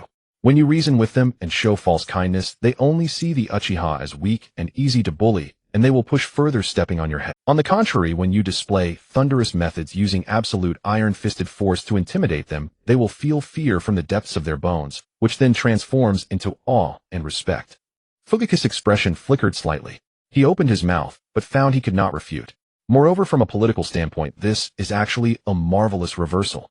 Chihong stood up, paced to the window, and gazed at the dimly lit streets of Konoha, speaking leisurely. When the police force consistently demonstrates this uncompromising and tolerant stance of iron discipline, over time, those ignorant villagers will develop a peculiar mindset. They will come to see us Uchiha as a group of straightforward, principled men who despise political hypocrisy. This dignity earned through force can overturn long-standing prejudices more miraculously than the false votes you beg for door to door. The office fell into absolute silence. Fugaku sat in his chair, feeling as if each of Chihong's words was a heavy hammer, smashing his own entrenched beliefs into pieces. Yet Chihong's analysis was not over. He turned around, piercing through all the rhetorical bubbles of politics, reputation, and public opinion, revealing the ultimate truth of this cold ninja world. Even if we set aside all that, clan leader. Chihong walked back to the desk, placed his hands on its surface, and looked down. Even if the villagers' prejudice can never be reversed, so what? This ninja world ultimately runs on power, not on votes or hollow kindness. His voice suddenly rose, brimming with unparalleled arrogance and confidence. The first Hokage, Hashirama Senju, and our ancestor Madara Uchiha, founded Konoha through charity and reputation. No, they did it through absolute world-dominating power. As long as our Uchiha clan's fists are strong, our strength is overwhelming, and our internal unity is like iron. No one, not even those old fossils half buried in the Hokage building, dares to speak ill of us. Without strength, the so-called 5th Hokage position is merely a bone the higher-ups toss to a docile puppet. Do you truly covet becoming such a puppet clan leader? Bang! These words thundered in Fugaku's mind like a lightning strike. Fugaku's body, which had been rigid with extreme anxiety throughout the entire journey, slowly relaxed at this moment. He leaned back in his chair, his eyes complex, as he looked at the extraordinarily young junior before him. He lamented with a sense of sorrow that although he had been clan leader for many years, he was utterly outclassed by Chi Hong in foresight and understanding of human nature. Chi Hong's toughness was not the recklessness of a fool, but absolute confidence built on a thorough understanding of the higher-ups' psychology, the commoner's nature, and the essence of the ninja world. In contrast, his own past compromises to appease the higher-ups seemed so childish, so laughable, as if he were personally pushing the clan toward a slow death. After a long silence, Uchiha Fugaku let out a long sigh. In that instant, he seemed to shed a 1,000-pound burden, and the stern, rigid lines of his eyes softened with a mixture of relief and resignation. Before Chi Hong's unparalleled aura and far-reaching vision, Fugaku had to admit that his own path had been completely outmatched. The Uchiha clan indeed needed a new way of living. Chi Hong, perhaps you are right. Fugaku shook his head, offering a bitter smile. He stood up, cast a deep look at Chi Hong, and his tone carried an unprecedented sense of entrustment. I will not interfere with the arrests of these villagers, nor the subsequent interrogations. Fugaku clasped his hands behind his back and walked toward the door, making his decision in a low voice. From today onward, all daily affairs of the police force will be entirely under your authority, Uchiha Chi Hong. The clan will fully cooperate with your actions. With those words, Fugaku did not linger. He pulled open the door and walked out, his steps heavy, but no longer carrying the earlier panic and confusion. Full authority. Those 4 words signified Fugaku's complete surrender of power and compromise, effectively granting Uchiha Chi Hong the highest command in the clan's external struggles. He had become the de facto hawkish leader and the one to break the deadlock for the Uchiha clan. Dimly lit Hokage's office. Heavy curtains were tightly drawn, completely shutting out the afternoon sunlight from beyond the walls. The acrid smell of tobacco accumulated over the years was thick and nearly pungent, stagnating in the dead air. Sarutobi Hiruzen sank deep into the spacious chair, his face buried in his fingers. Before him on the cold, hard floor knelt a slender, yet upright figure. It was Uchiha Itachi. As the most dazzling genius of the Uchiha clan, he now resembled a puppet devoid of emotion, reporting in detail, and without reservation, to the supreme ruler of Konoha. The secret meeting of the Uchiha clan's inner circle from the previous night. Last night, Uchiha Chi Hong held a closed-door discussion with father at the clan head's residence. Itachi's voice was calm, hollow, void of any ripple, as if the person he was betraying was not his own father and blood relatives. The core topic of the meeting was comprehensive preparation for participation in the upcoming election for the 5th Hokage. And before that, Uchiha Chi Hong plans to use the public opinion stirred up on the streets and the authority of the police force to pressure the higher-ups. His ultimate goal is to force you to abdicate. Force abdication. Those 4 words were uttered calmly from Itachi's lips, enough to make any ruler of the ninja world tremble and lose. Yet Sarutobi Hiruzen did not even twitch a fingertip. His face remained hidden in the shadows of smoke and fingers, leaving it impossible to discern whether the old man who had ruled Konoha for decades wore an expression of anger or sarcasm. In the empty office, only Itachi's monotonous report echoed lowly. Time passed minute by minute, and Itachi omitted no detail, reporting everything he had learned the previous night. When the last word fell, the room plunged back into a deathly silence. A long while later, from the shadows, Sarutobi Hiruzen slowly raised a withered hand and waved it weakly and indifferently in the air. I understand. You may leave now, Itachi. Yes, Hokage-sama. Itachi bowed his head slightly, and in an instant his form dissolved into a scattering of crows, vanishing soundlessly into the dim chamber. With the departure of the double agent, Sarutobi Hiruzen finally lowered his hands, revealing a face etched with age spots. He took a deep drag from his pipe, the scarlet ember flaring briefly in the gloom before dying out. Kakashi. He exhaled a cloud of smoke and called out in a low voice. Shun. A silver-haired figure emerged like a specter from the shadows beside the Hokage's desk. The elite Umbu member and newly appointed squad leader Hatake Kakashi knelt on one knee with a solemn expression. In Itachi's report just now, Hiruzen squinted his cloudy eyes, staring at the white smoke curling from his fingertips, and asked directly. In Itachi's report just now, Hiruzen squinted his cloudy eyes, staring at the white smoke curling from his fingertips, and asked, reporting to Hokage-sama based on the Umbu's surveillance movements and intelligence comparison around the clan compound. Itachi's words were completely truthful, without any reservation. Yet at this point a rare flicker of embarrassment and gravity crossed Kakashi's visible deadfish eye. He paused briefly, then reluctantly added a detail. However, Hokagesima, last night, I was ordered to personally approach the core area of the Uchiha clan compound for close-range surveillance. But as soon as I arrived, before I could even conceal myself, I was immediately exposed by that Uchiha Chihong. To avoid further escalation of conflict, I was forced to retreat and could not overhear the meeting at close range. Hearing this, Sarutobi Hiruzen froze in the middle of raising his pipe to his lips. He lifted his head, and two sharp, almost tangible gleams suddenly burst from his cloudy eyes. Even you cannot evade his perception. Hiruzen's voice dropped low, carrying a hint of profound wariness. Kakashi's stealth and assassination skills were acknowledged as the best in the Umbu. Being exposed instantly was utterly baffling. That kid's perception ability is truly ridiculously strong. For a moment, Hiruzen sank once again into deep thought and Uchiha Chihong. This name in the intelligence archives of the Hokage building over the past few years was merely that of an average chunin. But why? How had he suddenly transformed from a mediocrity into a top-tier powerhouse capable of stirring up the entire Konoha, forcing the Hokage and two advisors to repeatedly suffer setbacks? What secrets was he hiding? According to previous intelligence, Uchiha Chihong's chakra reserves had already grown to rival those of the third Hokage himself. Yet even so, after a brief moment of caution, the veteran of three great ninja wars, the professor of ninjutsu, who had fought his way through a chaotic world of blood and corpses, still did not take Chihong too seriously deep down. Chakra reserves do not equal true combat power. A flash of extreme pride belonging to a superior and a traditional powerhouse flickered in Hiruzen's eyes. In this ninja world, Foundation's experience and ultimate mastery of ninjutsu transformations were the keys to life and death. He was one of the 5 Kage who had mastered over 1,000 ninjutsu and manipulated the 5 nature transformations with ease. And that Uchiha Chihong was merely a chunin who lacked war experience and had suddenly struck it rich through bloodline. If it ever came to a life-or-death battle, he had countless methods to utterly annihilate this brat with his vast chakra within 10 exchanges. Huff. Hiruzen shook his head, setting aside those redundant combat evaluations and military options. Under Konoha's current delicate international situation, civil war was the worst choice. Moreover, as a political master who had ruled Konoha for 3 decades, he believed that any problem that could be solved through political means never required force. The Uchiha wanted the position of Hokage. They wanted public opinion and reputation. How naive and how laughable. They had no idea that since the second Hokage Tobirama Senju, the foundation of Konoha's power had already excluded the Uchiha entirely.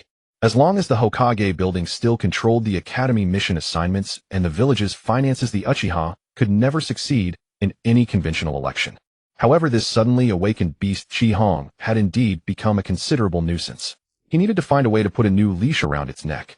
A faint triumphant smile curled at the corner of Hiruzen's mouth, and a plan had already formed in his mind.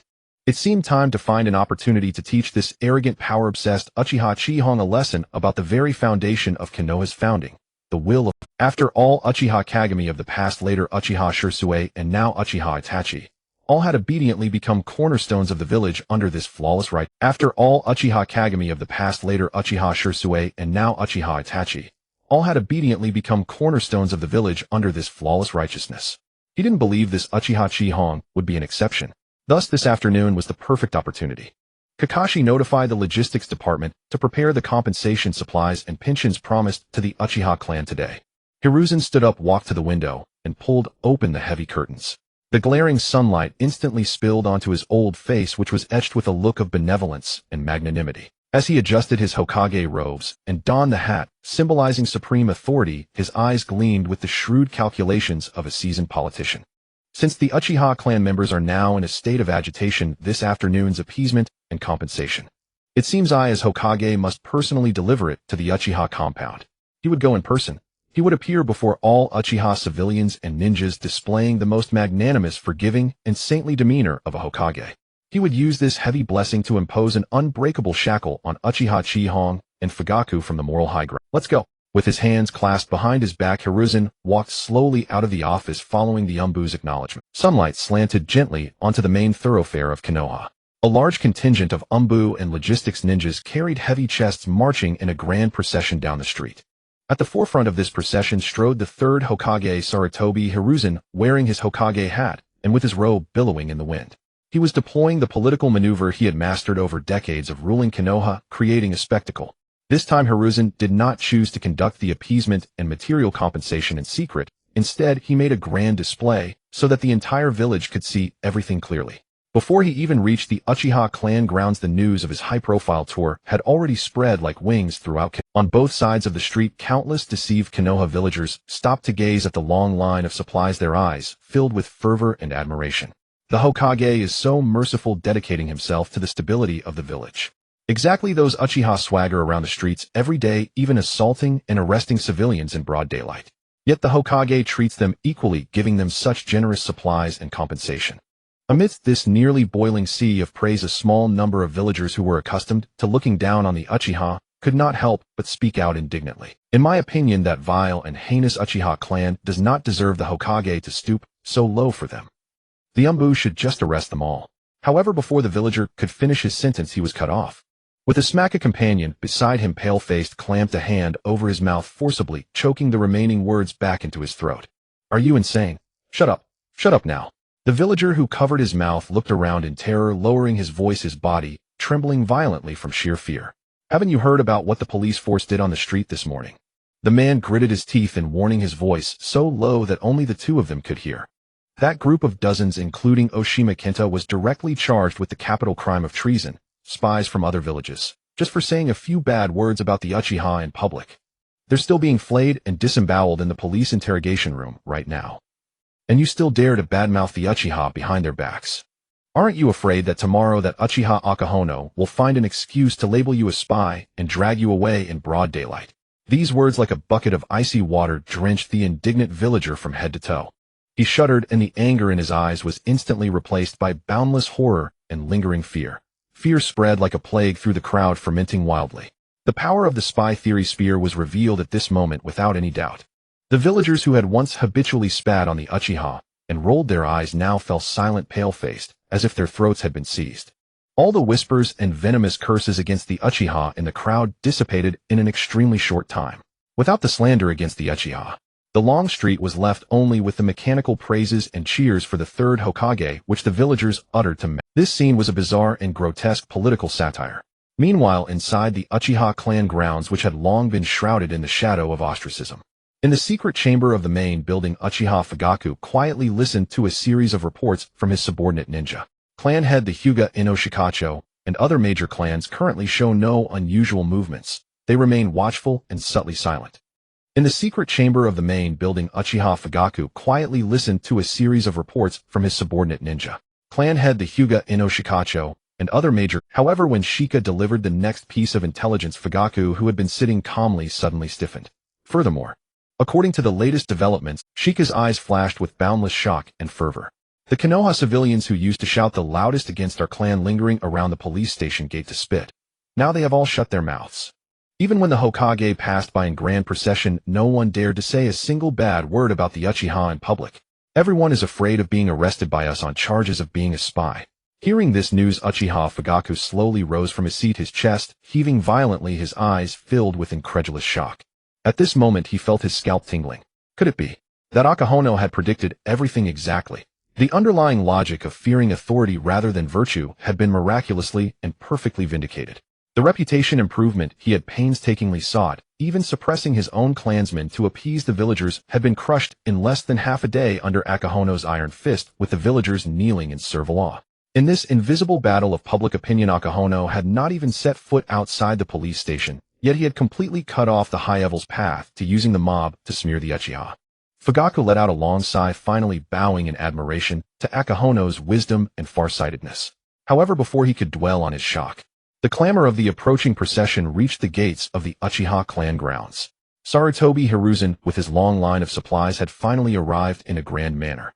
The Uchiha clansmen, having heard the news, gathered on both sides of the clan gate, their eyes cold and wary as they regarded the uninvited supreme ruler of the village. Sarutobi Hiruzen stood at the front of the procession, his hands tucked into his sleeves. Facing the Uchiha's icy stares, the political master revealed not a hint of displeasure. On the contrary, his face wore an expression of utmost kindness, concern, and even a touch of deep pain. He stepped forward slowly, his deep gaze sweeping over the Uchiha civilians and ninjas present.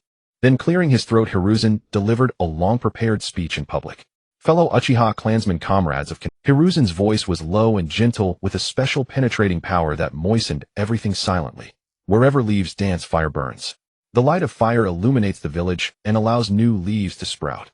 The Uchiha clan is a great contributor who followed the first Hokage in founding this village. You patrol day and night at your posts in the police force, bleeding and sweating for the village's security.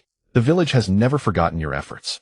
The lengthy discourse on the will of fire echoed in front of the Uchiha clan gate. Hiruzen's expression was sincere, as if he were a benevolent elder worried about his juniors trying to move the Uchiha with righteousness and grand narratives.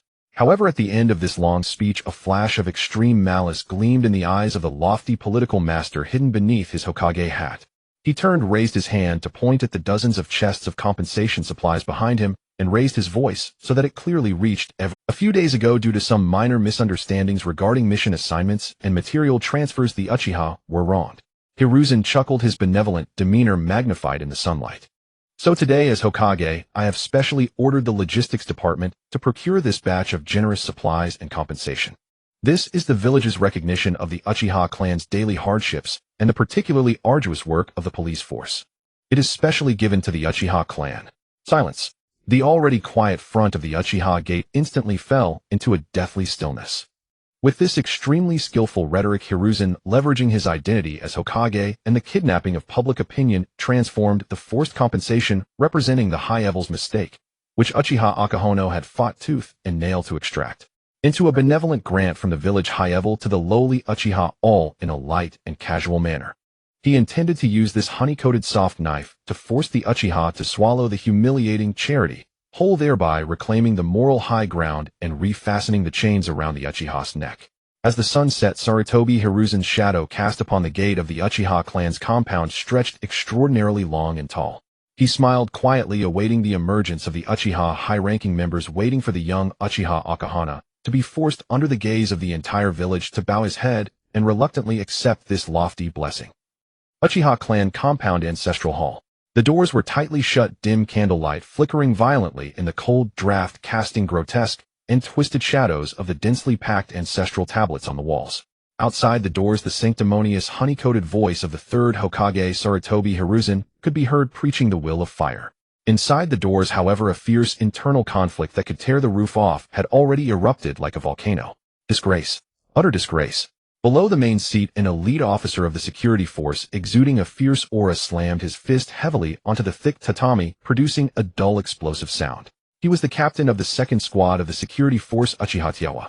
At this moment, Tyo's dark green eyes seemed to spew fire, veins bulging on his forehead like writhing earthworms. What consideration for the village? What's specially given to us? That old bastard Sarutobi Hiruzen is deliberately trying to disgust us, trampling the pride of our Uchiha clan before the entire village. If we accept these supplies under the name, he claims, the Uchiha in Konoha will become nothing but dogs begging for scrap. From now on, in the eyes of the villagers, we will not be the strong who reclaim justice through strength, but beggars dependent on the Hokage's I'd rather die than swallow this humiliation. Taihuo's roar instantly garnered fervent support from many young security force ninjas. The killing intent in the hall suddenly escalated several levels. Tyawa, shut up. Stop spouting nonsense here. However, before the young men's anger could fully ignite, an old hoarse shout of rage abruptly rose. The rigid conservative elder Uchiha Guazhong stood up shakily, pointing a bony finger at Tyawa, trembling with rage. The Hokage, despite the immense public pressure, has personally brought supplies and condescended to come to our doorstep. This is already a tremendous face given to our Uchiha clan. Elder Guazhong coughed violently, his murky eyes filled with cowering fear and compromise. After all, our clan still has to survive in Konoha. How can we open shops, take missions, or do anything without the village's support? Indeed, if today we reject even the supplies sent by the Hokage himself, it will be a public slap in the face to the Hokage before the entire village. If it comes to that, completely burning bridges, how can the Uchiha continue to exist in the village? Do you want our entire clan, young and old, to starve in the wind? Survive in Konoha? Exist? Elder Guazhong's spineless words were like salt poured into the festering wounds of the radicals who had endured for years. Uchiha Tyawa laughed in extreme fury. He suddenly rose to his full height. The resentment suppressed for over a decade, pushed to the brink by mental manipulation, now transformed into a hysterical madness. Must the Uchiha starve to death if we leave Konoha? Taihuo's eyes instantly turned crimson, three tomos spinning wildly within them. He swept his gaze over the cowering conservative elders and roared out loud. But Tyawa, now fully consumed by rebellious blood coursing through his veins, ignored the clan leader's warning. He tore apart the untouchable political taboo of Konoha's high command and uttered that earth-shattering But Tiahua, now fully consumed by rebellious blood coursing through his veins, ignored the clan leader's warning. He tore apart the untouchable political taboo of Konoha's high command and uttered that earth-shattering, shocking declaration.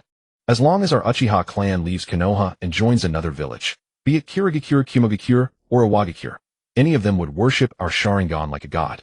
Why should we suffer this humiliation here? A thunderclap of words laden with destructive energy struck the ancient ancestral hall like a bolt from the blue. The hall, which had been as noisy and quarrelsome as a marketplace, fell into an absolute dead silence at that moment. Dead silence. Even the drop of a pin could be heard clearly. In the hall, several young ninjas who had been whispering in support of Tiahua now turned deathly pale, their eyes filled with endless terror.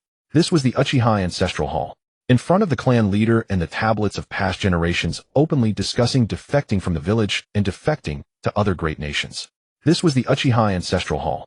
In front of the clan leader and the tablets of past generations openly discussing, Tiahua snapped back to reality. He saw the look of terror in his comrade's eyes and the face of the clan leader above, which was so dark it seemed to drip with fury. He clenched his teeth, knowing he had misspoken. Finally, he fell silent and slumped back to his seat. Uchiha Fugaku, seated at the head, felt a storm of overwhelming turmoil raging within him. Watching the chasm and confrontation between the two factions, Fugaku felt his heart convulse painfully. In truth, after the half-hour-long debate, his heart had been swayed by the radicals' arguments for dignity, involuntarily leaning toward the young men. He too did not want to accept the supplies that were supposedly specially given, but were in fact a condescending handout. But he was the clan leader. The weakness deep in his bones and the mountain of corpses and sea of blood he had witnessed during the Third Shinobi World War instilled in him an almost primal extreme fear of war and annihilation. The weakness deep in his bones and the mountain of corpses and sea of blood he had witnessed during the Third Shinobi World War. How could Konoha let the Uchiha defect with the Sharingan? The High Command would spare no expense to purge the entire clan the moment they left the village. A dilemma. An unprecedented, impossible deadlock. Accepting the Hokage's gift meant the prestige the Uchiha had fought so hard to establish would vanish instantly, reducing them once again to pawns at the mercy of others.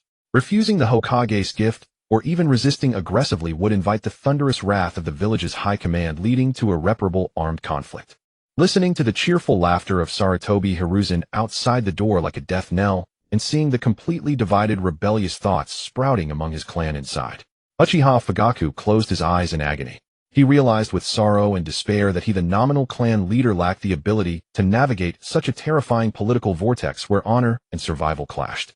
He could neither bring dignity to his people nor guarantee the clan's survival. In this suffocating despair and frenzy, a figure emerged in Fugaku's mind, a young man in the security force uniform, always calm and composed.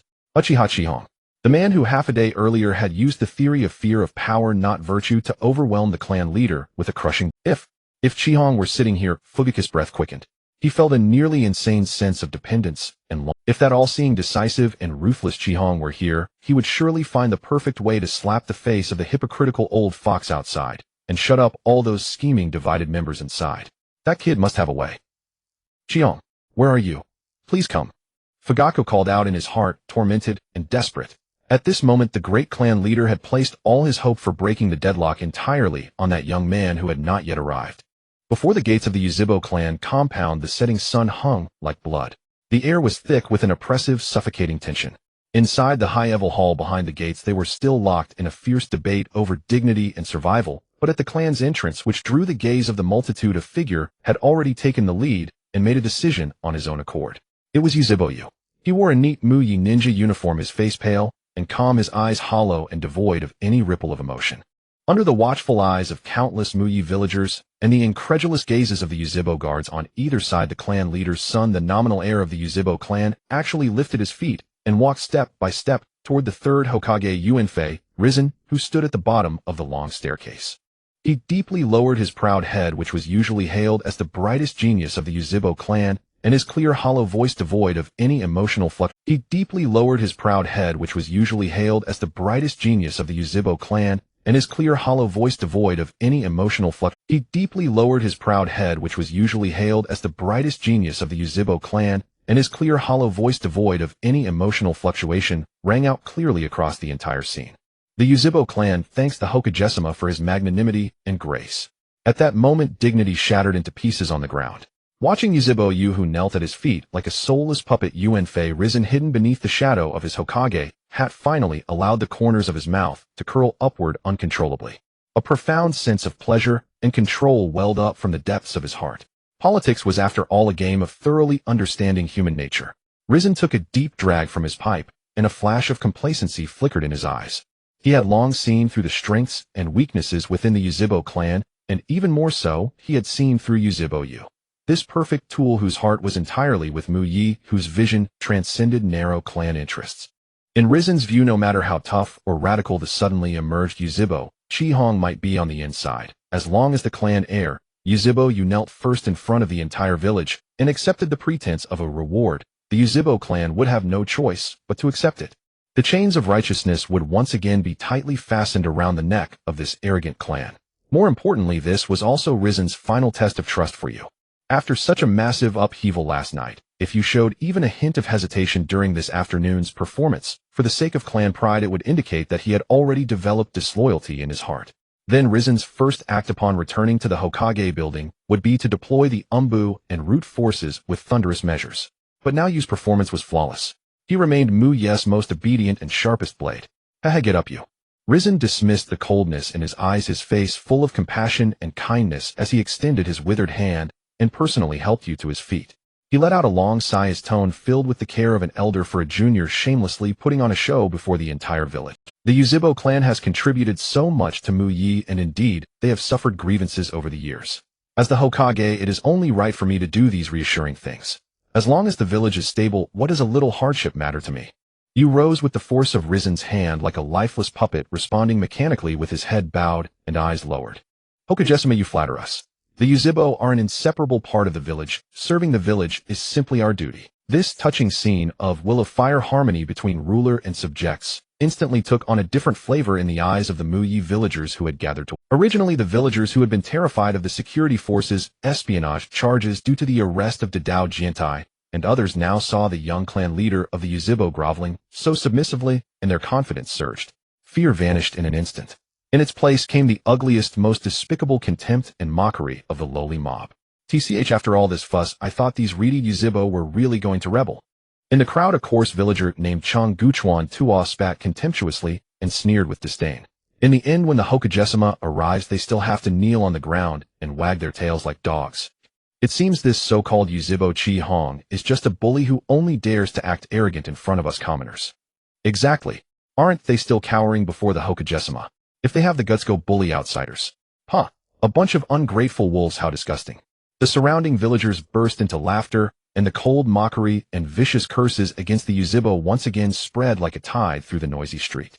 At this moment, inside the clan compound on the corridor, Yuzhibo Fuyue, who had just received the news from the gate, was so enraged that his body swayed, and he nearly spat out a mouthful of blood. You unfilial son. This beast. Yuzhibo Fuyue's usually stern, rigid face was now flushed red, and his eyes were almost bulging out of their sockets. Dragging along Yuzhibo Tiahua, the Guozhong elder, and a group of high-ranking members, he rushed toward the gate like a madman, as if spitting blood while running. What a disgrace. Just half a day ago, Yuzhibo Chi-Hong had with great difficulty, using iron-blooded methods and bearing infamy, secured authority and the initiative in public opinion for the clan. Yet in the blink of an eye, his own son, with this servile kneel, had shattered half of it. This kneel not only crushed the backbone of the radical faction, but also threw the entire face of the Yuzhibo High Command onto the ground to be trampled upon. On the street, Risen was still smiling, the villagers still jeering, and Yu still wore a detached expression. The dignity of the entire Yuzhibo clan seemed to have fallen into an irreparable abyss. At this nearly fatal and delicate moment, step. A heavy sound of a boot landing so heavy it seemed to step on everyone's nerves suddenly came from the deep shadow within the clan compound's gate. Immediately after, a cold, heavy aura carrying supreme majesty and overbearing power exploded like a thunderbolt tearing through the night, suddenly resounding across the noisy street. Yuzhibo Yu. The voice seemed to carry a weight of 1,000 pounds wrapped in undisguised violent chakra, instantly transforming into a visible sound wave that shattered the villagers' noisy sneers and forcibly flattened them. Who gave you the authority? What makes you think that you, as you are now, can represent the entire Yuzhibo clan? Swoosh. Everyone, including Yuanfei Risen, was startled at this moment, and in unison, they turned their gazes toward the shadow of the gate. There stood Yuzhibo, Chi-Hong, his hand on the ninja, sword at his waist, surrounded by a group of cold-faced ninjas from the security force unhurriedly stepping out of the gate. The rays of the setting sun fell on his young yet godlike handsome profile, making the three madly spinning crimson tomo in his eyes gleam like a demon awakening from the abyss. He stood high on the steps looking down from above at the slightly changed expression of the third Hokage and the bewildered Yuzhibo. At the foot of the long staircase, Uchiha Itachi, whose face had been publicly stripped of dignity and even directly rebuked with "Who gave you the authority?" His countenance instantly plummeted to an abysmal depth of mortification. That face, ordinarily as placid as a stagnant pool, now faintly revealed a rarely seen expression of shame and ferocity. Chua. Within Itachi's eye sockets, his jet-black pupils in an instant transformed into a blood-red hue, three dark tomo manifesting abruptly within them, fixedly staring at Uchiha Akahana atop the high platform. He gritted his teeth, his entire body tensing from extreme suppression, and his voice turned icy to the core. Uchiha Akahana, what exactly do you mean by this? As the biological son of the Uchiha clan head and the foremost heir of the family line, with my father absent, why do I lack the qualification to represent the entire Uchiha and accept the Hokagesuma's gracious offer? Heir. From the high platform, Uchiha Akahana looked down upon him, his eyes undisguisedly brimming with deep contempt and mock. He did not even move a hand on the ninja blade at his side, merely sneering arrogantly, his voice like a frigid wind from the nine heavens sweeping across the ears of everyone present. Our Uchiha clan fought through mountains of corpses and seas of blood since the Warring States period, enduring the first, second, and even the third Great Ninja War. What did we rely on? We relied on the indomitable Sharingan, and on the pride and bloodline flowing in our very bones. Why should we, Uchiha shinobi who have risked our lives on the front lines for the village and the clan, be represented by someone like you who is always kneeling at others' feet wagging for mercy? A groveling creature. Those words, like a rusty blunt blade, stabbed mercilessly into Itachi's dignity before the entire village. These words instantly struck a chord with the police force shinobi behind Akahana, as well as the radical faction like Tetsuka, who had just rushed over with Fugaku, their long-suppressed frustration and fury igniting completely. That's right. Akahana-sama is correct. Uchiha Tetsuka stepped forward, his own Tsutomu Sharingan also bloodshot, pointing at Itachi's nose and cursing loudly.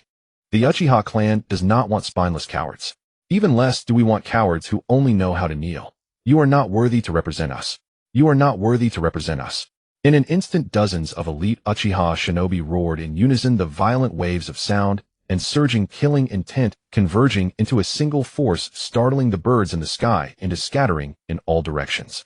Seeing the situation spiral completely out of control, his own aura of air shattered into powder by Akahana's single sentence, Uchiha Itachi clenched his fists tightly, his nails digging deep into his palms. He knew that in terms of power and clan prestige, he was no match for Akahana.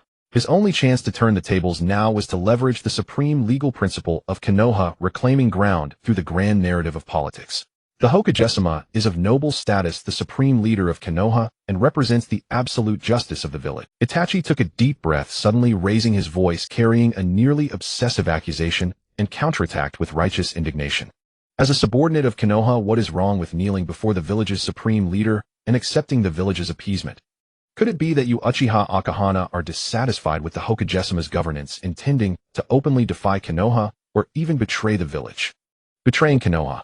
This enormous accusation was ruthlessly pinned on Akahana by Itachi in front of everyone. Hearing this, Sarutobi Hiruzen, who had been watching coldly from the side, suddenly burst forth two extremely sinister glints from beneath his Hokage hat. He did not even need any verbal coordination. Boom. A terrifying aura of a peak cage-level powerhouse erupted from the old man who had ruled Konoha for decades like a violent tornado. Immense materialized chakra pressure locked onto Uchiha Akahana on the steps. Hiruzen maintained silence, waiting for Akahana's response. If Akahana's reply showed even a spark of disrespect toward the village, Hiruzen could justifiably confirm the Uchiha's treason and mobilize the entire village's military force to purge this hawkish faction. The air grew so heavy it was almost suffocating. However, facing the enormous accusation leveled by Itachi and Hiruzen's murderous cage-level intent, Uchiha Akahana, standing at the center of the storm, did not even bother to lift an eyelid. He directly treated the supreme leader of Konoha and the so-called young clan head as two completely transparent entities. He even refused to waste a single word of defense on them. Instead, he slowly turned around, his Tsutomu Sharingan cold and ruthless, fixedly locking onto the group of villagers on both sides of the street who had been watching the show and mocking him moments earlier. Police force, hear my order. Akahana spoke coldly, his right hand suddenly swinging forward, his fingertips drawing a cruel arc in the air. Arrest all Konoha villagers who have been spreading false rumors, publicly insulting, slandering, and mocking the legitimate law enforcement authority of the Konoha police force, including that fellow named Hasegawa Taku earlier. All of them seize them. Anyone who obstructs or resists law enforcement shall be judged as accomplices of enemy spies and executed on the spot. With what? Hearing this command, the sneers on the faces of the villagers on both sides of the street froze in an instant, before they could react. Yes, Akahana-sama. The Uchiha shinobi behind him, who had been nearly bursting with rage, their eyes bloodshot, now received the most authoritative green light. Like hungry tigers pouncing on prey, they charged down the steps into the crowd like wolves. Let me go? What are you doing? The Hokage-sama is still here. Hasegawa Taku didn't even have time to flee. Two grim-faced Uchiha Chunin slammed him to the ground, a cold blade pressed against his neck. Shut up. Spy accomplice, take him away. The dull thuds of fists and feet against flesh, the desperate screams of civilians erupted in an instant. Chaos. Absolute chaos. Sarutobi Hiruzen, standing at the foot of the long staircase, had never imagined that this Uchiha Akahana could be so arrogant, so audacious, so treasonous. He, the supreme ruler of the village, the esteemed third Hokage, was standing right here with a large contingent of Umbu. And yet the Uchiha dared in his presence to beat and arrest Konoha's civilian villagers like catching dogs. This was no longer a mere slight. It was a resounding slap that ground his entire Hokage face into the dirt under the soles of shoes, rubbing it viciously. Hiruzen's long-maintained facade of benevolence and saintliness was shattered in an instant by the cold clanking of shackles from the Uchiha shinobi. His face etched with cunning twisted completely from extreme humiliation and rage, his breathing becoming heavy and ragged. Clap. Unable to remain an idle spectator any longer, Hiruzen could no longer contain his impotent fury. He took a sudden step forward, his violent chakra cracking the stone slabs beneath his feet into countless fissures. He pointed at the young man on the high platform, unleashing the most undignified and furious roar in his 30 years of ruling Konoha. Stop. Uchiha Akahana. Are you openly committing violence before my eyes? Does your Uchiha clan truly intend to rebel? Facing Uenfei Rizen's rebellion accusation, which carried the supreme killing intent of a cage-level powerhouse and almost shattered the void, Yuzhibo Chihong's expression did not waver in the slightest. His black haori fluttered in the wind, his hands leisurely crossed over his chest, his eyes revealing a languid, almost mocking demeanor. Rebellion. Lord Hokage, this accusation is far too heavy. Our Yuzhibo clan has always abided by the law. We cannot bear such a charge. Chihong looked down at the fuming Risen, his voice as calm as if he were discussing the weather. The police force is merely exercising the public security authority granted by the village today. We have strong suspicions that these people, including Chonguchu and Tuo, are enemy spies colluding with other villages. We are simply bringing them back to the interrogation room for routine investigation. How can this be called rebellion? Nonsense.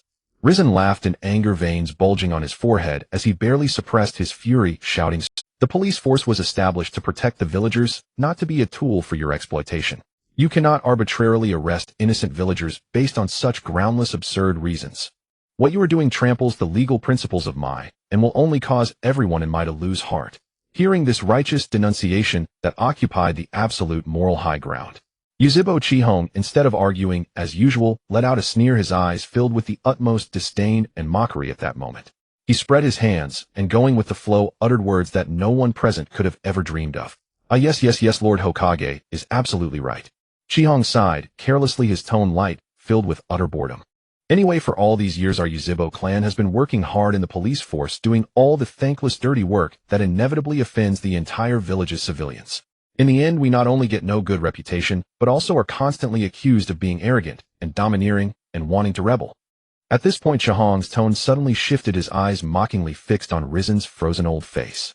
"Since Lord Hokage thinks that our Yuzhibo clan is not good enough, that we are not worthy of maintaining the village's security, then you might as well give the order now, remove all our Yuzhibo positions in the police force. I'm done with this humiliating, thankless job." Boom. These words struck like an invisible divine thunderbolt from the 9 heavens, smashing into everyone's heads. At the clan compound entrance, in an instant there fell an absolute deathly silence where even breathing ceased. The villagers, who had been screaming and wailing from being arrested by Yuzhibo ninjas, instantly changed from fear to bow. In their eyes, this group of usually arrogant, reedy people had finally brought about their own downfall, about to lose this supreme privilege.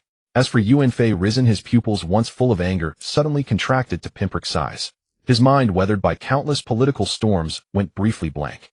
He never dreamed that the privileged establishment set up by the second Hokage Chinsho Feijin to exclude the Yuzhibo from the center of power and the authority of the police force, which successive Yuzhibo leaders had regarded as the lifeline and last pillar of clan dignity, would in this young man's mouth become a pair of discarded shoes. Behind Chihong, the Yuzhibo elders, Fuyue, Tiahua, and Guozhong, who had just rushed over, almost fainted on the spot upon hearing this. Chihong, are you crazy? Tiahua, his face flushed with anxiety, sweat pouring down his forehead, was about to speak up to dissuade him, but Fuyue firmly pressed his shoulder. Fuyue, though also full of anxiety, looked at Chihong's calm, confident back and suddenly recalled the dimensional reduction strike Chihong had delivered to him half a day earlier. The old clan leader gritted his teeth, relying on his almost blind reliance on Chihong, and forcibly suppressed the rebuttals of the entire clan's high-ranking members that were almost about to erupt. After the brief, suffocating shock, the greed and instinct of a qualified politician completely overwhelmed reason. Yuanfei Risen looked at the Yuzhibo high-ranking members, their faces pale with anxiety, yet daring not to contradict Chihong, and concluded that this was a loophole in the Yuzhibo's internal succession, a golden opportunity to completely strip the Yuzhibo clan of their military power. Ahem. Risen forcibly suppressed the ecstasy that almost made him laugh, deliberately drawing out his tone, putting on a hypocritical expression of impartiality and deep concern. Since Chihong has put it that way, the Yuzhibo have indeed contributed enough to my over the years. Since grievances have run deep, perhaps it would be a good thing to let you rest. Risen chuckled and eagerly delivered his conclusion. Then starting from tomorrow, the Yuzhibo clan will temporarily no longer participate in the daily maintenance of public order by the My Police force. You should rest well within the clan compound. Later I will naturally arrange for the Umbu and other major clans in the village to take over the handover. No problem, Lord Hokage. You can send someone to pick up the keys whenever you wish. The Yuzhibo will not cling to this. Chihong did not even frown, and even nodded very readily in public. Risen felt greatly relieved. Yuzhibo Yu, standing nearby, saw a faint ripple in his dead eyes, as if he thought Chihong had made the most foolish political blunder. However, just as these two politicians who prided themselves on seeing the big picture thought they had gained a huge police force for free and completely won this round. Yuzhibo Chihong's lips curled into an extremely eerie and cold smile. He gave Risen no time for extra thought. He did not even leave the Umbu a chance to help Chonguchu and Tuo and the others up from the ground. Chihong suddenly stepped forward, and the terrifying chakra within him, vast enough to rival the third Hokage, exploded without reservation in an instant. Boom! The violent torrent of chakra turned into a tangible gale, shaking the trees on both sides of the street violently, and instantly choking the cheers of the onlooking villagers in their throats. Under the horrified gaze of countless people, Yuzhibo Chihong, with a voice as loud as a village-wide broadcast full of mockery and derision, shouted at the Hokage's convoy below the steps. Since the official matter of the police force handover has been settled, next we should have a good talk about the private accounts between the Yuzhibo and the Hokage's office. Chihong raised his hand, his finger pointing rudely and conspicuously at the dozens of heavy boxes of compensation supplies behind Risen. His voice, wrapped in chakra, was like a thunderbolt, instantly resounding through half of my village.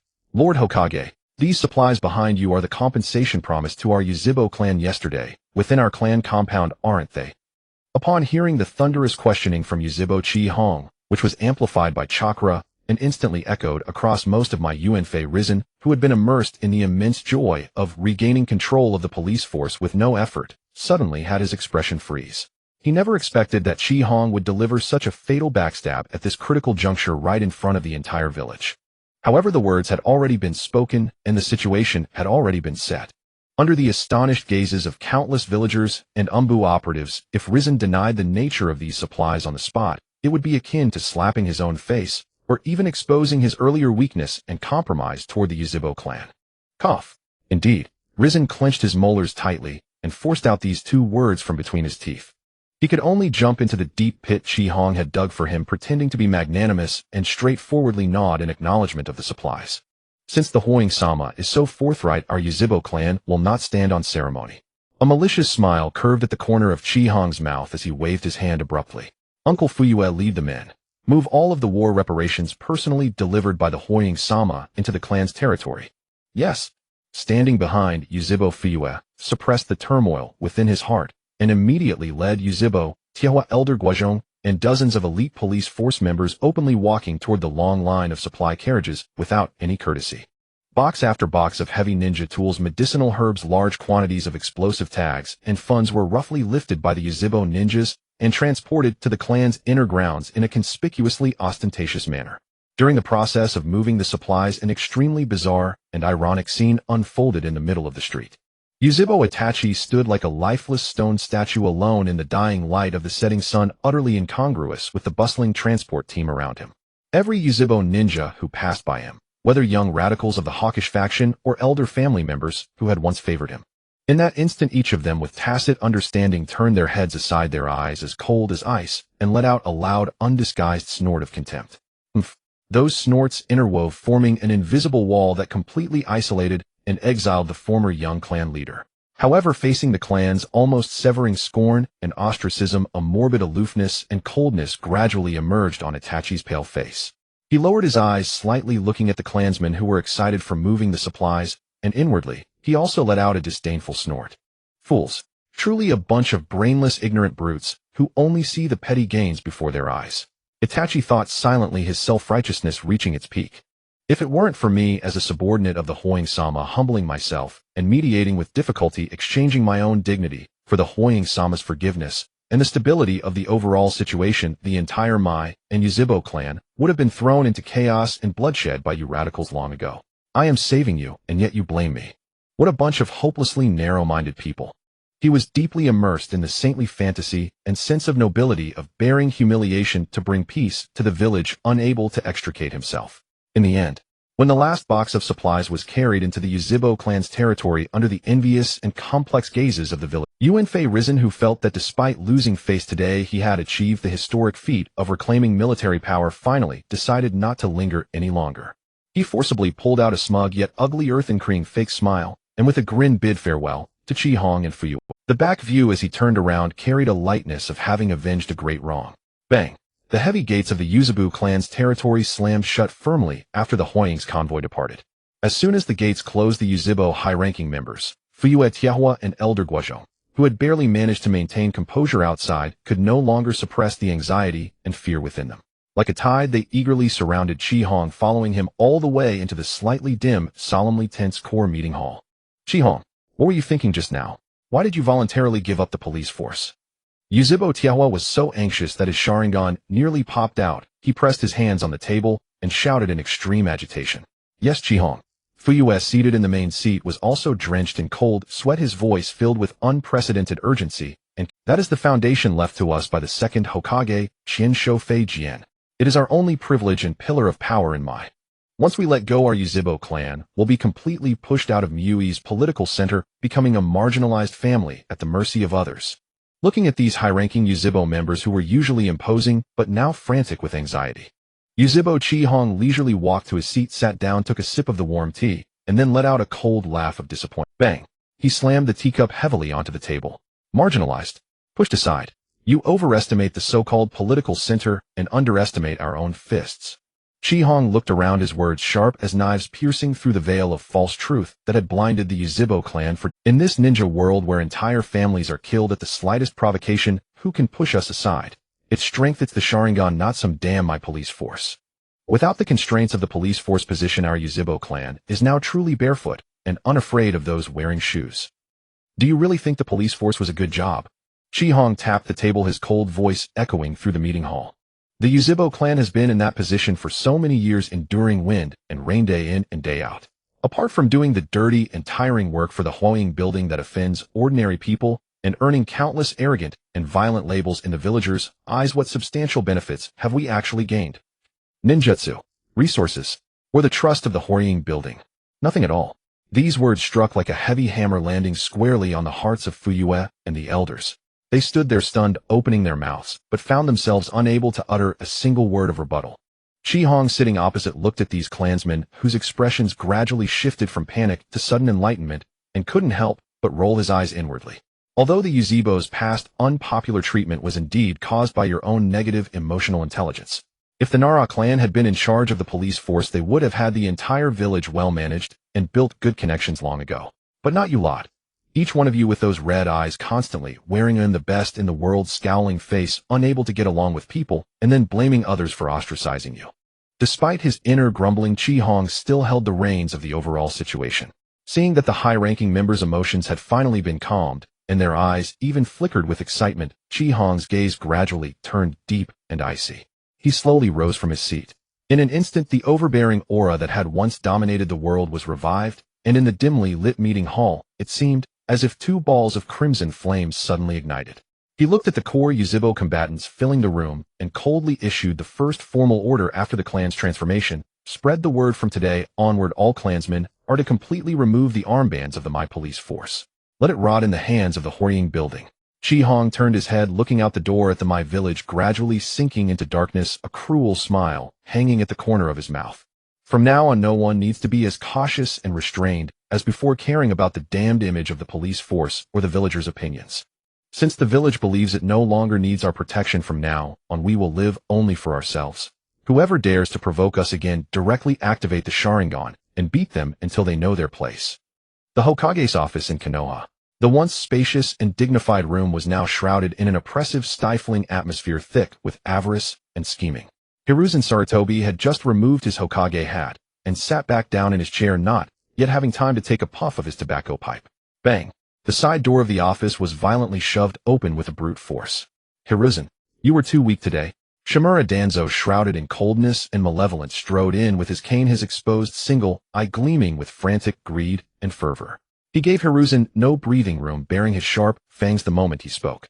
Since that arrogant brat Uchiha Akahono voluntarily surrendered the police force, all management rights and organizational structure of the police force should be fully transferred to the Root.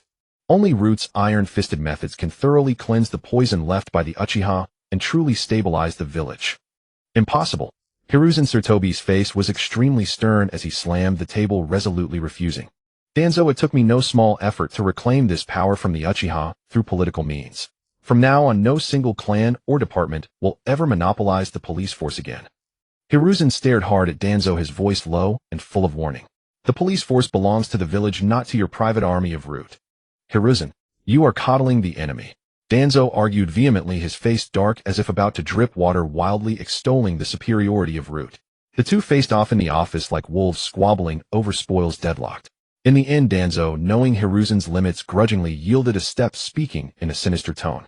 Then Root must have a large number of shinobi infiltrate every core squad of the police force for daily supervision and covert intelligence. Hiruzen's murky eyes narrowed slightly. Weighing the pros and cons, and considering that Root's dark power would indeed be needed to suppress any potential Uchiha backlash, he finally nodded reluctantly. Agreed, but the number must remain within the limits I set. However, this feast of power had only just begun. The news that the Uchiha had voluntarily surrendered the police force spread like wildfire, quickly reaching all of Konoha's high-ranking officials and major clans. Immediately afterwards, the heads of Konoha's major families, like sharks drawn to the scent of blood, swarmed into the Hokage's office. The door was pushed open repeatedly, and the room instantly became crowded, noisy, and even somewhat mercenary. Hiruzen, the transfer of the police force is a major matter. The Council of Elders must dispatch a direct team to ensure the continuity of the village's core legal principles. Elder Mitokado Hamura and Udatane Koharu arrived the fastest, now showing remarkable eagerness. They were impatient to install their own family's trusted members in the various management levels of the police force, their greed blatant. The two elders arrived first, now showing remarkable eagerness. They were impatient to install their own family's trusted members in the various management levels of the police force, their greed blatant. Lord Hokage, the Inuzuka clan's ninja dogs have a natural advantage in reconnaissance and maintaining order. The position of first deputy captain of the police force is rightfully ours. Inuzuka-tsum, the current clan head, pounded the table and shouted, her eyes blazing with fervor.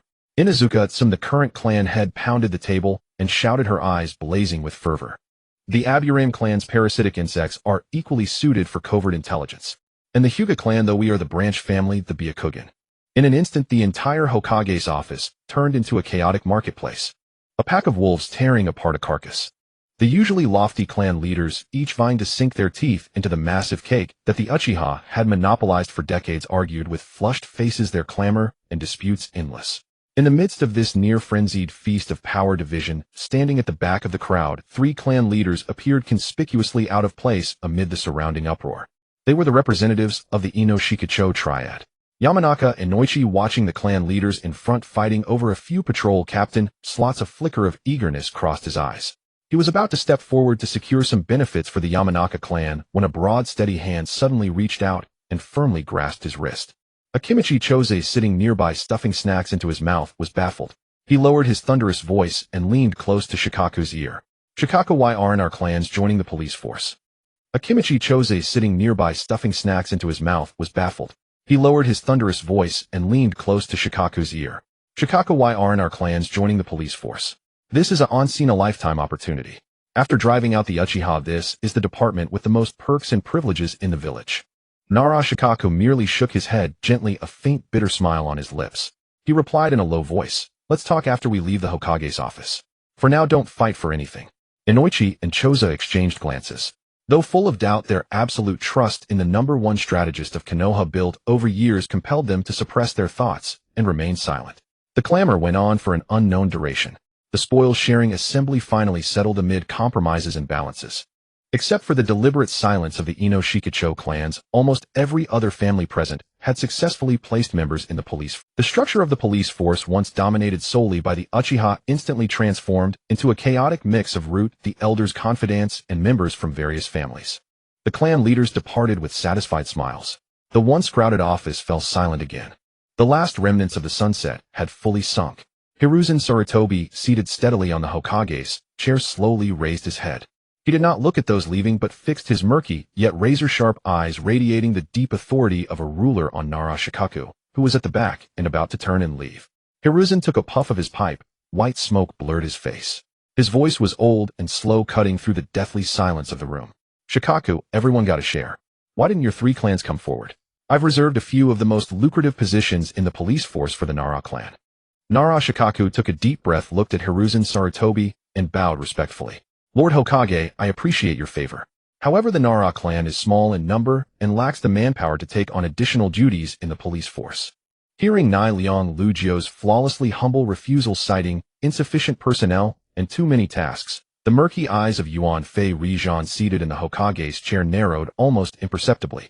He did not immediately respond, but calmly brought the dry tobacco pipe to his lips, his gaze like an invisible net that lingered on Lugio for a moment before slowly shifting to the 2 beside him.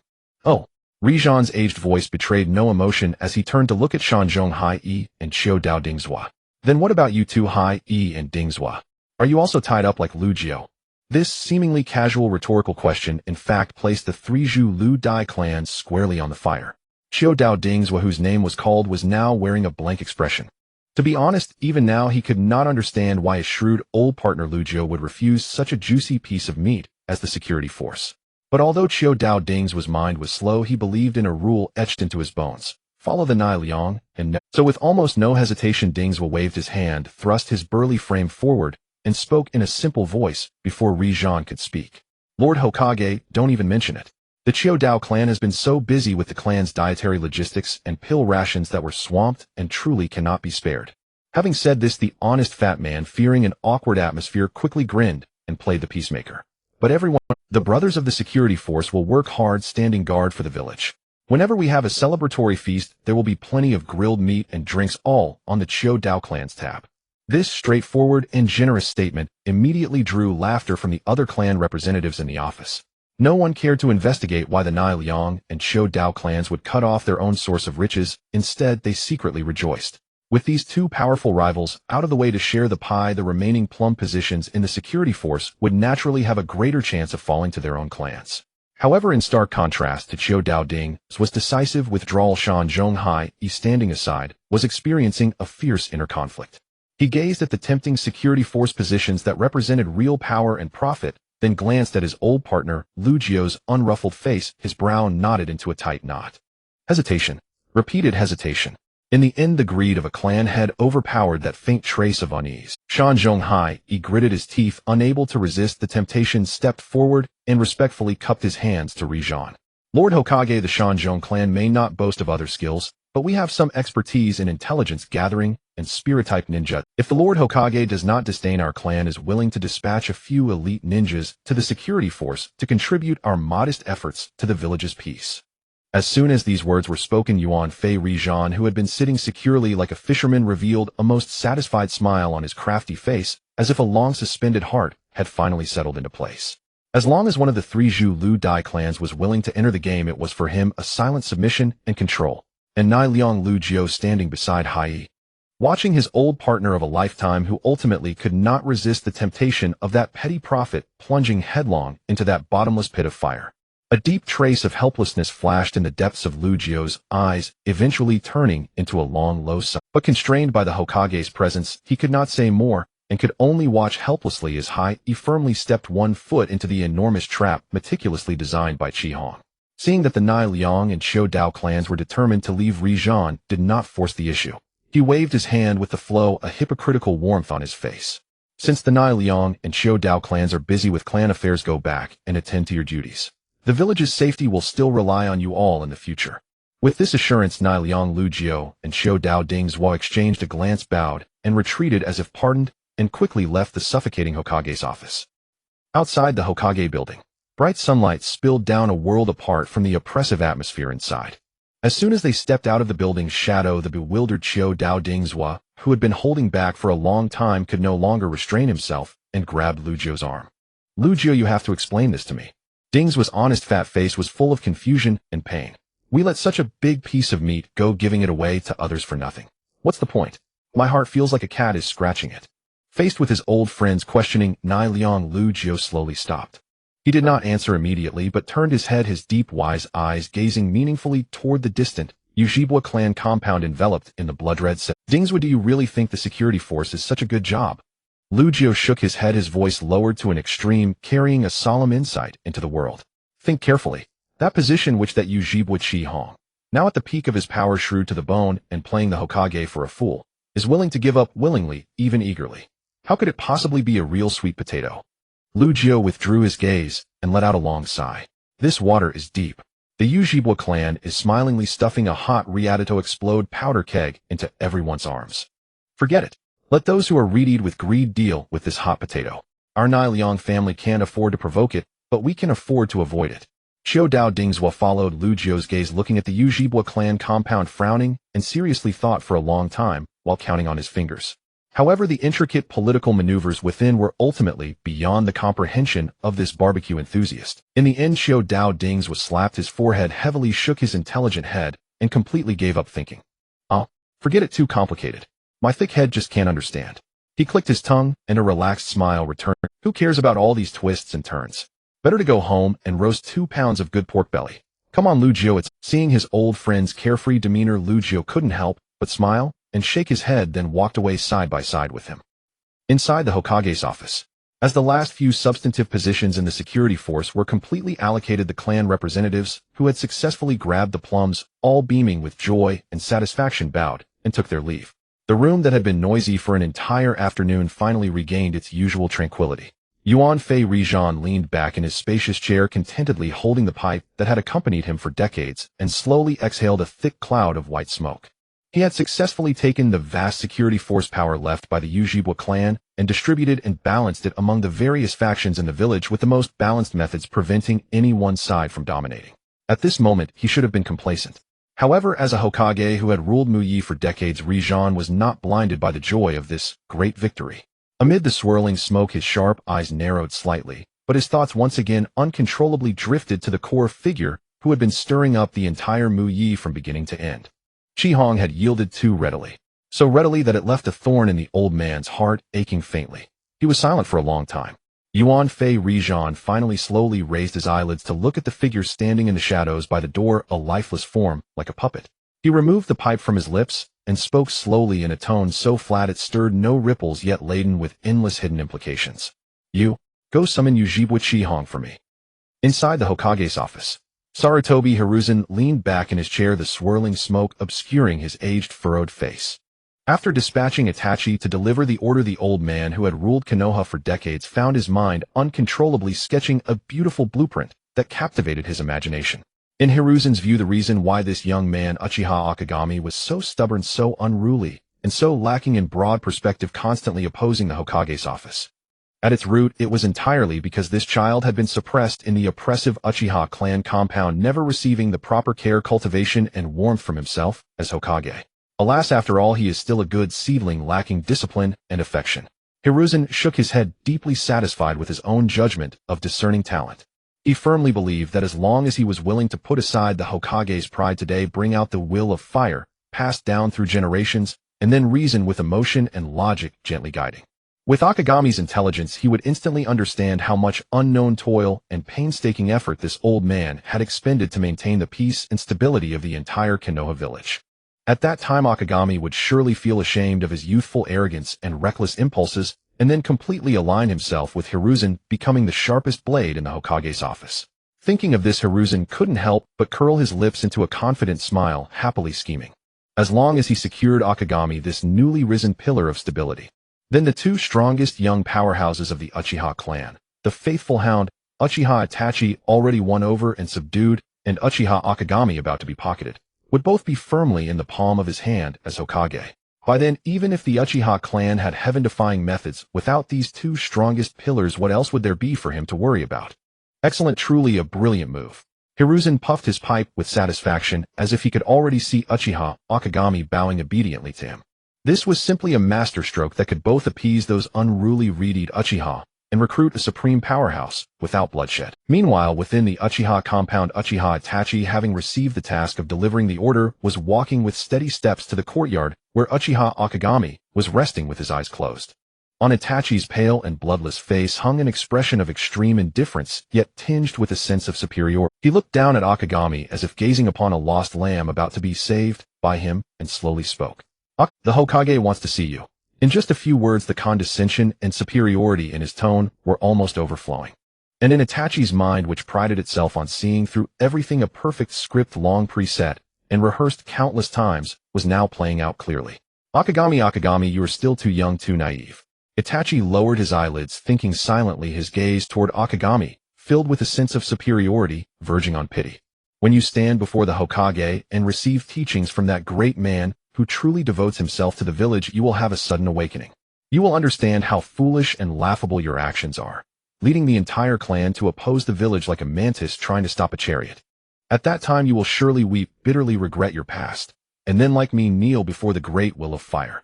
Thinking of that moving scene of Akagami weeping in repentance, Itachi even felt a hint of saintly satisfaction at saving another lost soul.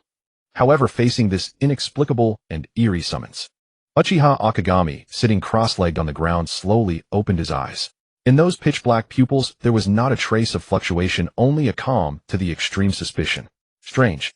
Akagami's mind was racing in analysis. Didn't that old fox Sarutobi Hiruzen, just in the office, painstakingly snatch the authority of the police force from our hands? Logically, he should be up to his ears in work, busy deploying troops, coordinating various forces, and urgently sending people to take over the mess of the police force's defense. At such a critical juncture, with 1,000 threads, he ignores his proper duties and urgently summons me alone. A cloud of doubt quietly formed in Akagami's heart. However, even with 1,000 thoughts swirling in his mind, Akagami's face remained as calm as an ancient, while betraying no sign of abnormality. He knew that behind Hiruzen's unusual summons lay undoubtedly hidden calculations and schemes. To find out what this old fox was really up to, Akagami finally rose, slowly suppressing all his doubts. Let's go. He uttered a single word indifferently, and followed behind that deadpan, Uchiha Itachi setting off for the Hokage's office. Sarutobi Hiruzen didn't even give Uchiha Itachi a chance to speak and witness the moment of reformation. He simply waved his hand casually. Sarutobi Hiruzen didn't even give Uchiha Itachi a chance to speak and witness the moment of reformation. He simply waved his hand casually and spoke in a tone that brooked no argument. Itachi, you may leave now. I will speak with Akagami alone. This left Uchiha Itachi, who had been eagerly anticipating staying to watch Akagami's weeping in repentance, stunned on the spot. He opened his mouth, a flash of shock and reluctance in his eyes, but constrained by the Hokage's order, he could only suppress his doubts, bow stiffly, and reluctantly exit the room, closing the heavy door behind him. Click. The door closed. In the vast office, only Sarutobi Hiruzen and Uchiha Akagami remained. The next second, the authority and calculation on Sarutobi Hiruzen's face belonging to the Hokage receded like a tide. In its place appeared a kind, wrinkled smile, as if looking at his own junior. He slowly put down his pipe, leaned forward slightly, and spoke in an extremely kind and gentle tone, desperately trying to bridge the distance between them. Akagami, sit down, don't be reserved, don't overthink. Hiruzen's voice was filled with a warmth that could beguile the heart. Saying this, Hiruzen's eyes narrowed slightly, a hint of hidden meaning in his smile. He deliberately lowered his voice, as if sharing a secret between the two of them. Saying this, Hiruzen's eyes narrowed slightly, a hint of hidden meaning in his smile. He deliberately lowered his voice, as if sharing a secret between the two of them. But Akagami, I had previously promised you privately In addition to the compensation for the whole clan, I will give you a separate compensation. This statement, filled with blatant temptation and co-opting intention, was like a cannonball coated in honey. It officially sounded the clarion call for Sarutobi Hiruzen's grand scheme of coercion and bribery, reformation, and winning hearts. On the other side, inside the core meeting hall of the Uchiha clan's radical faction. What? Are you sure about this? Uchiha Fugaku abruptly stood up from his seat and grabbed the collar of the subordinate who had come to report. The Uchiha subordinate who had been on lookout duty was startled and quickly nodded in reply. Fugaku-sama, it's absolutely true. I saw it with my own eyes. Akagami-sama. He actually followed that traitor Uchiha Itachi one after the other and went to the Hokage building together. Inside the Hokage's office, only Hiruzen and Chihong remained. The air was thick with the pungent smell of burnt tobacco, and the atmosphere was extremely delicate. Faced with Sarutobi Hiruzen's face, which was full of kind smiles and deliberately paved the way for emotional appeal, Uchiha Chihong showed no intention of playing along or engaging in polite greetings. He didn't even sit in the seat Hiruzen indicated, but simply stood casually, his dark eyes calmly meeting Hiruzen's gaze, and spoke directly. Lord Hokage, if you have something to say, just say it directly. How do you plan to compensate me? This straightforward counter-question, neither humble nor arrogant, caused the carefully cultivated warmth on Hiruzen's face to pause slightly. Chihong's posture was both a test of the old fox's sincerity. Bottom line. More importantly, he was firmly grasping the initiative of the conversation, giving Hiruzen no chance to entangle him with the hollow will of fire and morally blackmail him. Good, straightforward. I like dealing with smart people. Hiruzen squinted, tapping his pipe lightly on the corner of the table, as if pondering. After a moment of silence, the old man suddenly raised his eyes and threw out a heavy proposal that could shake the entire ninja world. In that case, I want beat around the bush with you. Rather than me designating it, it's better. Let you choose yourself.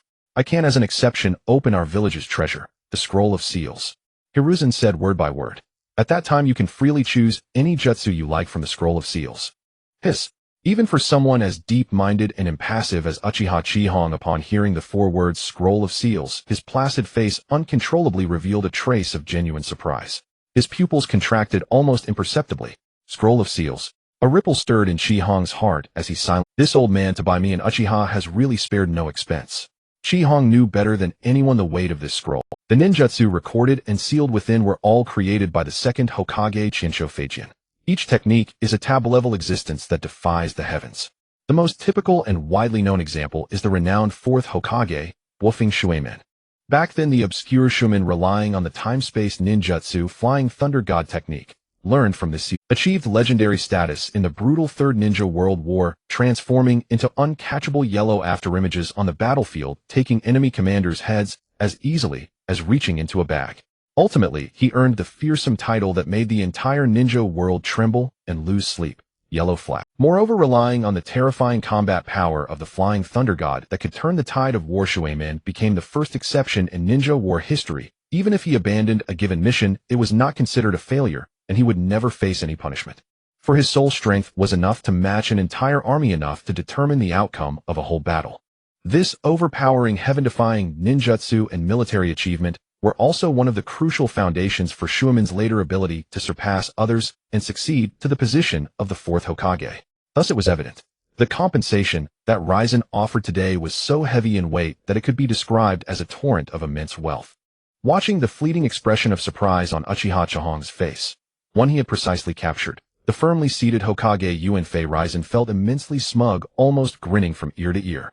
As expected, Raizen let out a contemptuous sneer in his heart. No matter how stubborn and proud or how deep his thoughts, in the end, he's just an inexperienced young brat. Faced with the absolute temptation of profit and power like the sealed book, no matter how hard a bone you are, you will eventually be tempted and soften. In Raizen's view, he had already firmly grasped the most fatal Achilles heel of this unruly wild wolf, Uchiha Chihong. Thinking this, Raizen no longer hesitated. He bent down, and from the hidden compartment of the Hokage's desk, he solemnly took out an ancient heavy scroll that exuded the aura of time and chakra.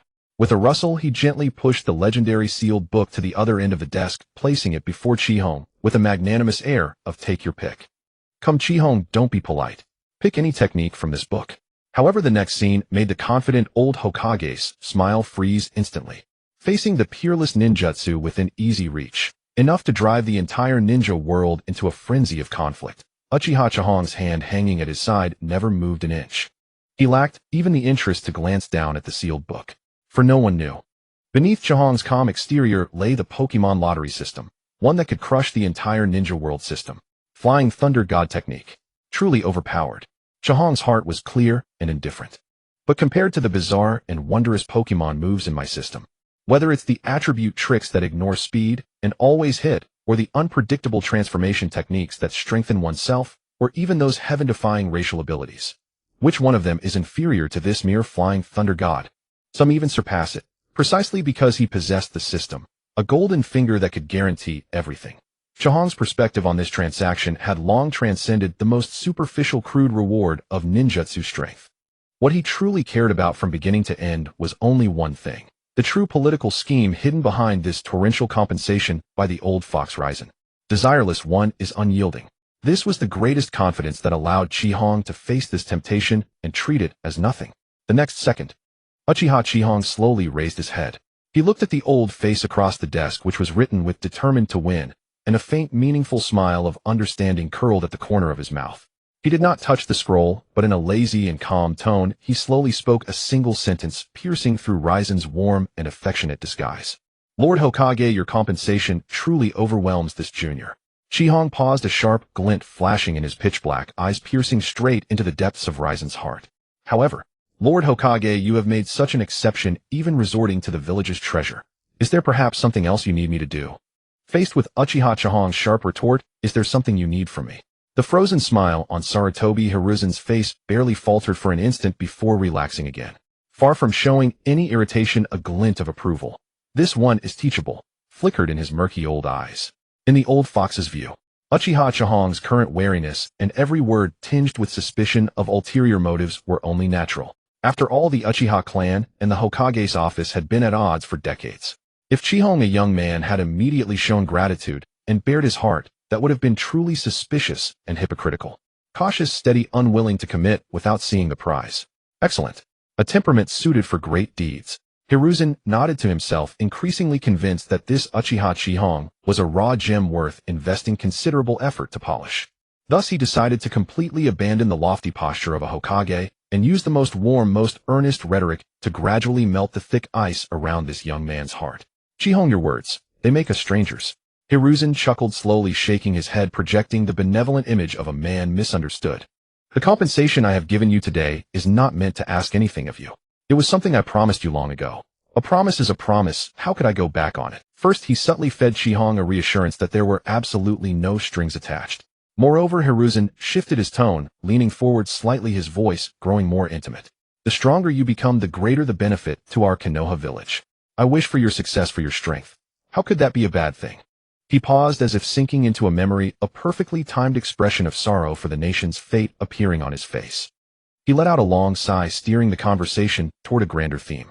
To be honest, these years there has been a heavy stone weighing on my heart. Ever since that child, the fourth Hokage, passed away, Konoha's diplomatic position in the entire ninja world has been increasingly at a disadvantage. Powerful enemies surround us, talents are scarce. This old frame of mine is feeling more and more inadequate. He raised his weathered eyes, gazing at Chihong with sincere intensity. "But your generation is different. You are the future hope of Konoha." Hiruzen's voice suddenly rose, filled with an undeniable power of persuasion and seduction. "You Uchiha Chihong, Uchiha Itachi, Hitaki Kakashi, and many other outstanding young shinobi like you. All of you are nurtured under the torch of our Konoha's inherited will of fire growing strong. As long as you can carry that banner, Konoha will never fall." The speech was delivered with cadence and heartfelt emotion, as if coming from a great leader who had exhausted himself for the village. However, listening to Hiruzen finally reveal his true intentions and steer the conversation toward the core issue of the will of fire, Uchiha Chihong, standing opposite the desk, his cool mind instantly grasped the situation. "So that's it." A faint knowing smile curled at the corner of Chihong's lips. Going around in such a big circle, from clan compensation to the sealed book and then to this blasted will of fire. Sarutobi Hiruzen went through all this trouble to summon me here only to win me over. At this point, Hiruzen's seemingly profound and manipulative chess game no longer held any secrets for Chihong. But having figured this out beneath his calm exterior, a cold, merciless sneer surged within Chihong's heart. "It's a pity, Hokagesima. Your persuasive spiel may work on others, but you've picked the wrong target. I am not Uchiha Shirsue, who would gouge out his own eyes and die in despair for the sake of the village's greater good. I am not Uchiha Itachi who would slaughter his own clan and wander the land as a fugitive for the sake of the village's peace.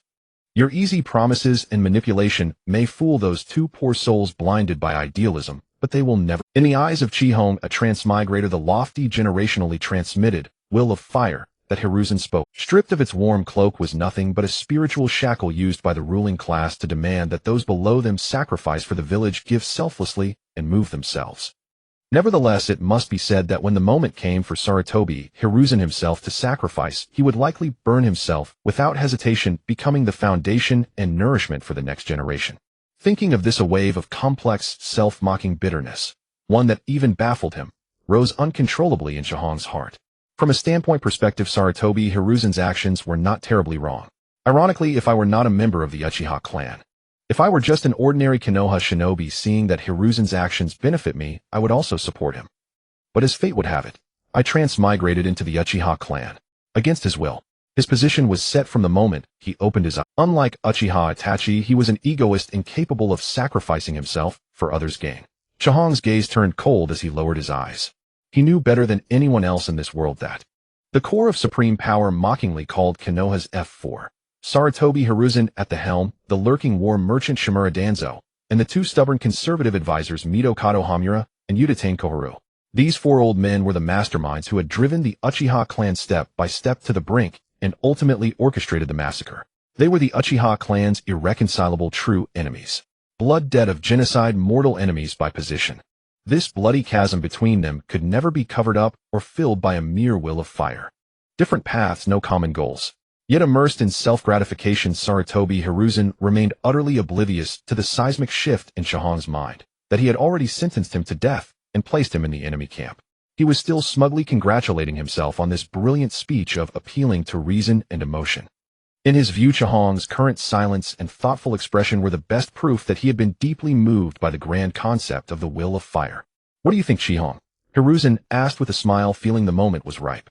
He finally revealed his true intent, and slowly posed the core question he had truly wanted to ask today, the most probing one. He leaned back into his chair, his seemingly murky, yet sharp hawk-like eyes fixed on every subtle change in Chihong's expression, and spoke slowly, word by word. Today I want to hear your true thoughts, young man. Chihong, let me ask you, what is your current view of our Konoha village? Facing the gaze of Sarutobi Hiruzen, filled with scrutiny and expectation, Uchiha Chihong stood silently in place, betraying no sign of unease. His jet-black eyes did not even ripple. Just as the atmosphere within the office was about to solidify, the wooden door was gently pushed open. A young chunin who had just assumed the post of Hokage's confidential assistant entered softly, carefully, placing a freshly brewed cup of hot tea on the desk. This young chunin was named Chiba Daisuke. The moment he stepped in, he instantly felt the suffocating heavy pressure in the air. He even subconsciously held his breath, set down the tea, then hastily bowed and retreated, pulling the door firmly shut behind him. As the door closed again, Hiruzen's aged voice echoed once more in the room. Chihong, I am waiting for your answer. Hearing Hiruzen's urging, Uchiha Chihong suddenly laughed softly, a hint of inscrutable amusement in his smile. Then he sobered, met Hiruzen's gaze, and spoke openly. Lord Hokage, since you asked, I dare not conceal it. To be honest, Konoha as it is now is actually quite good. Under your governance, the people have more or less lived in peace and prosperity, spared much of the suffering of war. Among the 5 great shinobi villages, Konoha's overall strength still firmly holds the top position in the shinobi world. Such a village is in outsiders' eyes an impeccable paradise. These words were spoken with utmost sincerity, without a trace of sarcasm. Hiruzen, seated firmly in his chair, heard this evaluation, and his wrinkled face immediately relaxed. He returned the pipe to his mouth, took a deep drag, and the pride and satisfaction nearly overflowed from his eyes. At that moment, the old Hokage's inner arrogance and self-congratulation reached its peak. Indeed, I knew it. Hiruzen let out an excited growl in his heart, almost unable to suppress a triumphant smile. This Uchiha Chihong, though unruly, still acknowledges my achievements in his heart. He recognizes my governance and the peace I have brought to this village. I haven't even begun to instill the essence of the will of fire in him, yet he already holds such a high opinion of the village. Once I smoothly follow up, appeal to his emotions and reason, and discuss the grand future of Konoha with him, won't this lad immediately pledge allegiance and follow me wholeheartedly? The smile on Hiruzen's lips grew wider. He even prepared to rise, ready to embrace this prodigious Uchiha genius with the broad shoulders of an elder. However, just as Hiruzen's sweet dream reached its most delightful moment, Uchiha Chihong's originally calm and lazy voice suddenly sharpened, turning icy cold in an instant. But this resounding, but struck like a thunderbolt from a clear sky. It was like a basin of bone-chilling water mixed with shards of ice, drenching Sarutobi Hiruzen from head to toe, extinguishing all his fantasies in an instant. Hiruzen's smile froze on his face. Uchiha Chihong gave him no time to recover. Standing before the desk, the warmth in his black eyes vanished, replaced by a chilling sharpness and mockery. But since you, the third Hokage, took office, Konoha has been on an irreversible decline. Chihong, how dare you? Hiruzen felt blood rush to his head, his face turning crimson in an instant. How dare I? Lord Hokage, am I wrong? Chihong sneered, utterly indifferent to Hiruzen's furious reaction. Konoha is still the foremost of the 5 great villages because the first and second Hokage left behind a rich enough legacy. That's called historical inertia. It is the size of the tree planted by our predecessors that allows you to enjoy the shade, not because of your own ability. When the 4th Hokage Namikaze Minato succeeded, the village's atmosphere and diplomatic situation had already improved significantly. But with the 4th's death and your return to power, Konoha's decline could no longer be concealed. Hiruzen stared intently at Chihong, his fingers holding the pipe, turning white from excessive force. What, Lord Hokage, you don't accept it? Chihong stepped forward, placed both hands on the desk, and leaned forward, pressing the oppressive aura of a powerhouse against Sarutobi Hiruzen. Since you asked for my honest opinion, allow me to pose 3 questions to you regarding the Ninetales incident that swept through the village 7 years ago. Chihong's voice echoed in the chamber, each word carrying the weight of a dagger piercing the heart. First question: dereliction of vigilance. The previous Ninetales, Jinchuriki Uzumaki Kushina, was not only a national treasure maintaining the village's stability, but also the wife of the sitting Hokage. During her childbirth, a time when the seal was weakest and the village's very survival was at stake, why did you, a veteran wise man who had governed for years, fail to reinforce the village's barriers and defenses? How did an unknown masked man enter, as if into an empty land, and easily seize the Ninetales? Is this not a grave dereliction of duty on your part? Hiruzen opened his mouth to argue, but found himself utterly speechless. Second question: standing by and watching. When the 4th Hokage Namikaze Minato had to use the dead demon consuming seal to protect the village, sacrificing his life to seal the other half of the Ninetales. What were you doing at that moment? As the revered professor of ninjutsu of Konoha, don't tell me you didn't know that technique. Since you did, then, in that desperate situation where the 4th had already bled for the village and Konoha was about to lose a young leader, why didn't you step forward to die in his place? You watched a superior younger successor walk to his death, while you contentedly survived and reclaimed the seat of power. Is this the noble will of fire you speak of, eh? With this second question, Hiruzen's face turned from crimson to ashen. Cold sweat even appeared on his forehead. In truth, Uchiha Chihong, as a transmigrator, knew the truth of that year better than anyone else in this world. Back then, the reason Namikaze Minato chose to use the dead demon-consuming seal was largely because Kushina could not be saved and Minato had lost the will to live. From an objective standpoint, this matter could not be blamed on Sarutobi Hiruzen. He was indeed innocent of standing by. However, looking at Hiruzen's face trembling with rage and guilt, Chihong's heart held only one cold, mocking retort: but who cares? Political struggle never requires true truth. Political struggle only cares about stance, only talks about interests, only sees whose weapon can nail the opponent to the pillar of shame. Since you, the Konoha higher-ups, could baselessly smear the Uchiha clan with the accusation of controlling the Ninetales back then, today I will in turn put the heavy iron crown of standing by dereliction of duty and living in shame on your head, Sarutobi Hiruzen. This is merely a perfect replication of returning the favor in kind. Who would actually clear your name? You are slandering. Hiruzen's voice trembled. Then third question: framing and exterminating the clan. You are slandering. Hiruzen's voice trembled. Then third question: framing and after the Ninetales incident subsided, you high-ranking officials who had committed grave mistakes in order to cover up your incompetence and dereliction unhesitatingly dumped the blame for controlling the Ninetales onto our Uchiha clan. For the past 7 years, the suspicion, marginalization, and humiliation of being driven out of the village center. All of this is thanks to you, the great Hokage. For the past 7 years, the suspicion, marginalization, and humiliation of being driven out of the village center.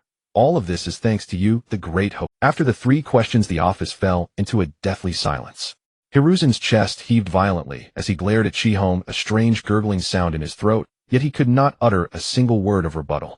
Because Chihong's 3 consecutive questions struck directly at the scar that the Konoha higher-ups had dared not face for years. Uchiha Chihong slowly straightened up, looking down at the village's ruler with a cold, corpse-like gaze. He gave Hiruzen no chance to catch his breath. He took a deep breath, then exploded all the formidable chakra aura within him, pressing it fiercely. Amid this terrifying pressure, Chi-Hong met Hiruzen's eyes filled with shock and fear, and slowly uttered the declaration that completely tore away all pretense akin to rebellion. Sarutobi Hiruzen, you are old. You are no longer fit to sit in the position of Hokage. Facing Uchiha Chi-Hong's declaration, which was akin to treason, Sarutobi Hiruzen's pupils abruptly contracted to the size of pinpricks. In the prolonged and agonizing silence, the old man's body began to tremble uncontrollably. It was a quiver born of extreme fury and wounded dignity, twisting his weather-beaten face into a grimace. As the nominal supreme leader of Konohagakure, he had not heard such rebellious words in far too long. Especially since the speaker was a junior of the Uchiha clan, one whom he had assumed would be easily swayed by the will of fire and become a tool. Chi-Hong, do you even realize what you are saying? Hiruzen stared fixedly at Chi-Hong, his withered hand slamming onto the desk before him, causing the teacup to emit a crisp, plaintive clatter. This is an open provocation of the Hokage's authority, an attempt to undermine the hard-won stability the village has maintained for years. He drew a deep breath, forcibly suppressing the tempest within, attempting to reassert control with the remnants of his Hokage's dignity. The village did owe the Uchiha a debt for what happened back then, but it was because Hiruzen tried to interject, seeking to steer the conversation toward the complex circumstances of the past, finding excuses for his own compromises and evasions. However, before he could finish, Uchiha Chi-Hong cut him off with an almost cold demeanor. Lord Hokage, spare your breath. Chi-Hong's expression was indifferent and calm, not even lifting an eyelid. Your hypocritical rhetoric fit for children holds no sway over me. He thrust his hands back into his pockets, exuding an oppressive air of superiority. I am here today not to listen to your stories, nor to hear you vent your misplaced grievances. Chi-Hong paused, his pitch-black eyes like a drawn blade piercing straight into Hiruzen's soul. Regardless of why you failed to act back, then it no longer matters. What matters is that the current power structure of Konohagakure has become this nauseating and irredeemable mess. And the one responsible for all this is you, along with the decrepit old power clique behind you. Upon hearing this, Hiruzen's eye twitched violently, his mouth agape, but unable to utter a word. Let us speak plainly, Lord Hokage. Chi-Hong let out a cold laugh, his tone dripping with undisguised mockery. As long as you remain in power, Shimura Danzo will continue to control the unchecked dark force known as Root within the Umbu. He will keep eyeing the Uchiha with covetous intent, employing every foul means to suppress dissent, while you continue to play the role of benevolent elder, looking on coldly, tacitly condoning all his crimes. This is the first incurable cancer of power. Because you need him to do your dirty work to maintain your own righteous image. This hypocritical balance is the greatest tragedy of Konoha. Chi-Hong paced slowly to the window, gazing at the setting sun, his voice low, yet clear. And those two Hokage advisors, Midokado Hamura and Udatain Koharu, will continue to meddle in village affairs, leveraging their advisory positions. They have long since fallen behind the times, their shinobi spirit eroded by complacency, yet they cling to power, resorting to any means to secure their positions. Their allocation of village resources heavily favors clans aligned with their interests while ostracizing uncontrollable families like ours, thus solidifying the internal class structure. As a result, the relationship between the Uchiha and Konoha will only worsen until it eventually explodes. Do you think under such a structure, how much longer can Konoha endure? Chi-Hong spun around abruptly, his black hair stirring in the twilight like a demon incarnate. Faced with this merciless dissection, Sarutobi Hiruzen seemed to have aged 10 years in an instant. He slumped back into his chair, trembling as he reached for his pipe, only to find his hand shaking so violently that he could not even bring it to his lips. He let out a deep sigh, his voice laden with unprecedented fatigue and bitterness. Chi-Hong, do you think being Hokage is truly that easy? Hiruzen shook his head, a forlorn, bitter smile on his lips. This village is too vast, and many things are beyond the control of one old man. To you I may seem glorious, wielding the power of life and death. Yet amidst the tangled interests of the great clans and the watchful eyes of the 4 great ninja villages, every decision I make must be taken with caution. The hardships of post-war reconstruction and financial scarcity cannot be solved out of thin air. I must balance interests among the clans to maintain the surface stability of the village. Danzo's route may be extreme, but beneath the village's light shadows are needed to handle the unsavory affairs. Otherwise Konoha cannot survive the cruel ninja world. As for Hamura and Koharu, they are also doing their best for the village's stability. In many matters I indeed have unspeakable difficulties. Hiruzen tried to move the young man with his plight as a leader, hoping Chi-Hong would understand his compromises. However, before he could finish, Uchiha Chi-Hong's icy voice cut him off again. As I said, Lord Hokage, I do not care about your difficulties. Chihong's expression remained calm, but the coldness in his eyes sent a chill down Hiruzen's spine. Everyone in this world has their own difficulties, but that is no excuse to shirk responsibility. He walked step by step toward the desk, looking down at the once legendary shinobi. Since you are the Hokage, then many things will naturally be attributed to you. Even if you did not agree, did not participate, or even knew nothing about it beforehand. So what? You are the Hokage. You have enjoyed the supreme power and received the adoration of the masses. You must bear all the sins and condemnation that come with this position. In the world of politics, incompetence is the greatest sin. If you lack even that awareness and only wish to enjoy glory while using difficulties to escape punishment, then you are not worthy of sitting in that chair. This is the price of power. These words struck Hiruzen's heart like a 1,000-pound hammer. In an instant, it shattered the moral defenses and self-pity he had built over the years.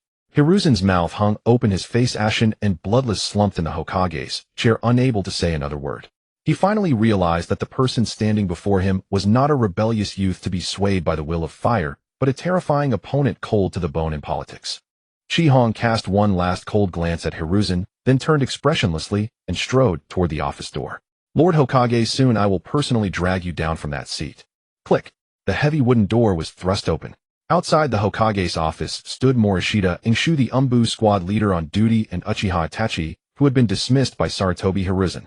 Morishita Ingshu, having heard the heated argument from within, had been hesitating whether to barge in. Upon seeing the door open, he instinctively moved forward to inquire. But when his eyes met Chihong's icy gaze, he froze as if struck by lightning. The faint, frigid chakra emanating from Chihong instantly soaked the back of this elite Umbu's clothes with cold sweat, despite his countless kills. His hand pressed firmly on his ninja sword, but he found that even the courage to draw the blade had completely deserted him under that terrifying pressure. Chihong did not even glance at Morishita Ingshu or Uchiha Itachi. He walked away with steady strides down the spacious. Sarutobi Hiruzen might indeed have had hidden difficulties. But again, the Uchiha did not care. With Chihong's departure, the tense atmosphere suddenly relaxed, leaving behind a deathly silence. In the empty Hokage's office, the last rays of sunset faded and darkness slowly swallowed everything. Inside the empty and deathly silent Hokage's office, the last lingering ray of sunset finally sank completely into oblivion. Sarutobi Hiruzen sat alone in the spreading darkness, his trembling fingers tapping the spent tobacco pipe against the ashtray, producing a hollow, brittle sound. At that moment, the shadows in the corner of the office twisted and writhed. A figure leaning on a cane and wrapped in bandages, exuding a cold and sinister aura, emerged slowly like a demon crawling out of hell. The newcomer was none other than Shimura Danzo. His single eye flickered with a bestial cruelty and greed, fixed intently on the dejected Hiruzen, his tone brimming with impatient urging and incitement. "Hiruzen, look at your pathetic state." Danzo let out a cold sneer, his cane striking the wooden floor with a dull thud. "I heard every word Uchiha Chihong said just now from the shadows. That arrogant evil brat has already dared to openly demand your abdication in your own office. The wolfish ambition of the Uchiha clan has long been laid bare. They are the greatest scourge of the village, and you still hesitate, trying to win them over with your hypocritical tenderness. I have long said that the only way to deal with the Uchiha is to eradicate them completely. That brat's betrayal tonight is the ultimate mockery of your indecision." Danzo stepped forward as he spoke, leaning and slightly pressing the silent Hiruzen. Hiruzen remained silent. With trembling hands, he pulled a freshly packed pipe from his robe, lit it, and took a deep, harsh drag. The acrid, thick smoke instantly filled the dim room, shrouding his aged and complex face in layers. He was weighing the options. The political acumen Chihong had displayed, along with that undisguised, terrifying pressure of chakra, had completely slipped from his control. This young man was by no means an ambitious schemer who could be appeased with mere talk of the will of fire or a few forbidden techniques. After a long silence, the struggle in Hiruzen's eyes gradually faded, replaced by the cold, resolute gaze of a... He exhaled a thick plume of smoke, his tone icy and devoid of emotion. "Danzo, go summon Uchiha Yu to the Hokage's office." Hearing that name, the corners of Danzo's lips curled into a triumphant, sinister smile. Meanwhile, within the Uchiha clan grounds, in the top-secret meeting chamber. The chamber was brightly lit with candles, their flickering light casting shifting shadows on the ancient walls. The clan head Uchiha Fuyue, along with the core senior members and radical faction leaders of the Uchiha clan, paced anxiously about the room. When the sliding door of the secret chamber opened, and Uchiha Chihong, clad in a black robe, stepped in with a calm expression, all eyes instantly converged on him. "Chihong, you're finally back." Uchiha Fuyue hurried forward, his usually composed face now etched with anxiety. "What did the third Hokage want with you alone at the Hokage Tower today? Are the village elders planning some new move against the Uchiha? Several Uchiha elders also gathered around, their eyes filled with distrust and worry toward the Hokage building. Seeing his clan members so tense, as if facing a great enemy, Uchiha Chihong let out a disdainful light laugh. He casually walked to the seat of honor and sat down, his posture languid and confident. What else could it be? Chihong raised an eyebrow, his tone dripping with mockery. For the highest authority of Konoha, that old man probably took me for a spineless pushover like Uchiha. He first tempted me with the forbidden techniques of the Book of Seals, then went on a long roundabout speech about the will of fire passed down through generations. In short, he wanted to win me over, to turn me into a tool for him to use against the entire clan. What? How despicable. Those old geezers are still playing their divisive and co-opting tricks. Hearing Chihong's words, both Uchiha Fuyue and the radicals present breathed a collective sigh of relief. What they had feared most was that a top-tier combatant like Chihong would be seduced by the high ranks and lavish rewards of the Hokage building and betray the clan. But Chihong's contemptuous and resolute attitude now served as a calming pill, thoroughly dispelling the last vestiges of wariness in everyone's hearts. However, before the tense nerves could fully relax, Chihong's expression suddenly turned severe. The temperature in the secret chamber seemed to drop several degrees, and everyone instinctively held their breath. But jokes aside, the bowstring of war readiness must now be drawn to its fullest. Chihong swept his gaze across the clan members below, his voice low and oppressive. Today in the Hokage's office, I gave that old fox no face at all. I tore through all his disguises and dereliction of duty right in front of him. Sarutobi Hiruzen is now furious and humiliated. I can say with certainty that before long the Konoha High Command will make a real move against the Uchiha clan. In the days ahead, the entire Uchiha clan shall enter the highest state of alert. All shinobi shall keep their weapons on their persons at all times, ready to prepare for battle. Once there is any sign of the High Command moving against us, we must react in the first instant and strike them a devastating. This bloodthirsty mobilization order was like a drop of water falling into a vat of boiling oil. Lord Chihong, the core radical Uchiha Tiahua, was instantly ignited with fervor. His pitch-black eyes, driven by excitement and rage, instantly activated the Sharingan, the crimson whirls looking especially grotesque in the candlelight. Uchiha Tiahua could no longer contain his fervor and shouted on the spot, inciting. Since those old geezers of the Hokage are already planning to exterminate us, why should we sit here and wait for death? Why not strike first? Gather the elite of the clan tonight, rebel against Konoha, and tear down the Hokage building. Nonsense. Before Taihuo's proposal could gain any support, Uchiha Chihong waved his hand and cut him off decisively. Chihong shot Tiahua a cold glare, and his powerful aura instantly silenced the usually fearless radical. Under no circumstances must the Uchiha clan strike first in this conflict. Chihong stood up, placed his hands on the table, and looked deeply at the assembled. Tiahua, your foolish impulsiveness would only doom the entire clan. Whoever strikes first loses the moral high ground and public opinion completely. If we rebel before the village issues an official order of liquidation, we will be seen as nothing but unrepentant rebels by the other clans and civilians. The Konoha High Command would then have the perfect justification to rally the entire village to crush us. What the Uchiha must do is to keep our shields and blades firmly in hand and wait for the Konoha High Command to tear off their hypocritical mask themselves. Only when their blades are at our throats do we counterattack. That is called self-defense, forcing a meritorious clan into rebellion. We must make the entire village, the entire shinobi world, see clearly that it was the incompetence and greed of the Konoha High Command that personally destroyed the clan that founded the village. This speech utterly stunned everyone present. These shinobi, who usually only knew how to fight and kill, had never heard such a profound strategic layout. For a moment, the entire secret chamber fell into a deathly silence, broken only by the occasional crackle of the candle flames. Then an unprecedented wave of fervor and blind devotion erupted. We will follow Lord Chihong's lead. Uchiha Tiahua was the first to kneel on one knee, his eyes shining with almost deified adoration, shouting loudly. We will obey all of Lord Chihong's commands. Whatever you say, we will do. Then several elders around also bowed in succession. Even Uchiha Fuyue, the clan head, lowered his head in heartfelt submission at this moment. The next morning at dawn, on the bustling main street of my village, crowds flowed to and fro, presenting a lively scene. Yet amidst the thronging street, a dispute shattered the tranquility. These are fresh fruits I painstakingly transported in, and not only do you refuse to pay, but you also smashed my... The civilian merchant Pingtai, pale-faced, shielded his broken stall, pleading with the arrogant young ninja before him. That young ninja was named Zhuanqin Bingwei, a sideline descendant of the Zhuanqin Xiaochun family, the Hokage advisor. Reeking of alcohol with a woman in his arms, he looked down at Pingtai with contempt. So what if I smashed it? In this my village, it's an honor for you that I eat your stuff. You, a lowly civilian, dare to demand money from me. Pingtai trembled with rage, shouting at the surrounding crowd, this is robbery. I'll call to my police force and have them throw you into prison. Hearing the words police force, Xuanqin Bingwei showed no panic, but instead burst into arrogant laughter. Call the police force. Go ahead and call them. Let's see if the police force on duty today will side with a penniless scum like you, or with me. Sure enough, soon ninjas wearing the new style police force armbands hurried over from the end of the street. The leader was none other than Jitsuin Tui, a sideline descendant of the Jitsuin clan. Jitsuin Tui approached with an impatient expression, but upon seeing Xuanqin Bingwei, his cold demeanor instantly melted into a familiar, ingratiating smile. Yo, Master Bingwei, what's going on here? Xuanqin Bingwei pointed at the wreckage on the ground and sneered, Tui, you've come at the right time. This scum deliberately sold me rotten fruit and publicly insulted the honor of the Xuanqin clan. As a police force member, aren't you going to do something about this? Without even bothering to ask the witnesses, Jitsuin Tui immediately darkened his expression and glared coldly at the collapsed Pingtai. How dare you, causing a disturbance on my street and insulting a noble ninja of a meritorious clan. Men, cuff this troublemaker and take him back to the station for severe punishment.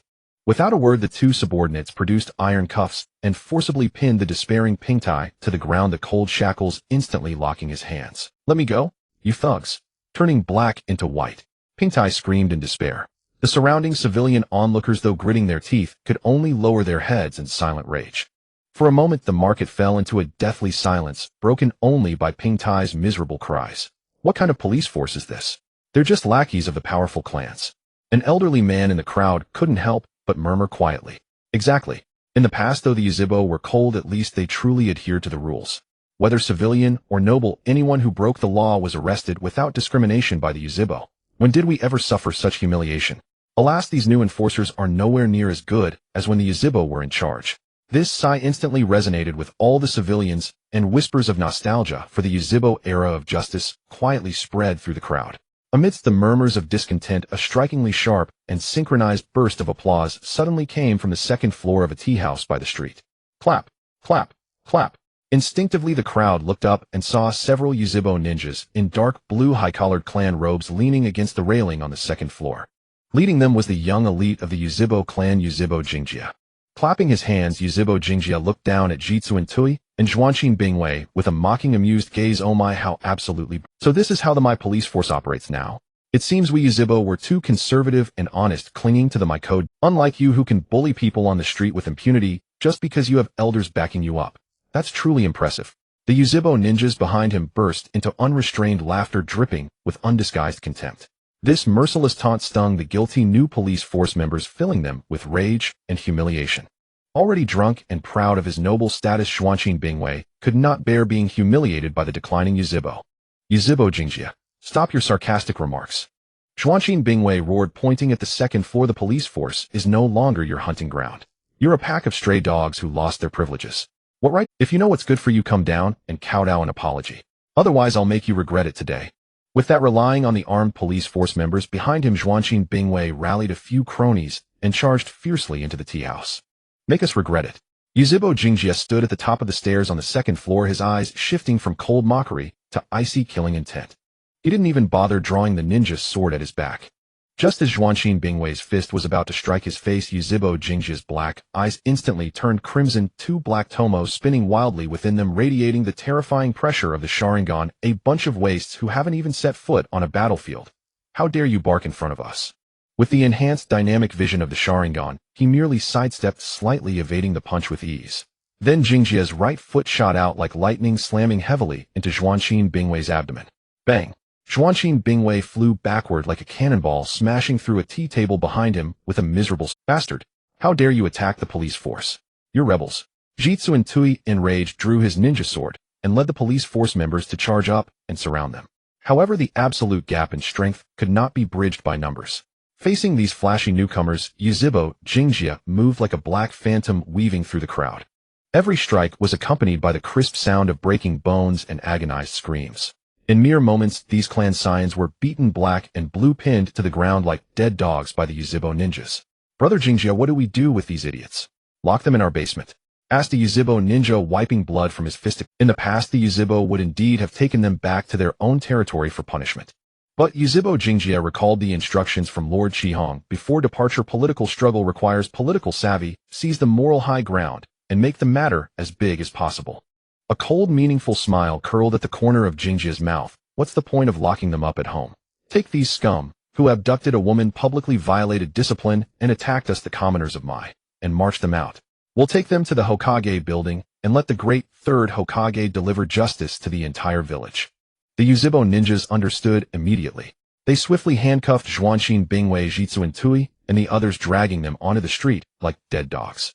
Along the way, other new police force members on patrol heard the news and rushed over from all directions, trying to intercept and cover up the scandal. Halt! Release them. This is a matter for the My police force.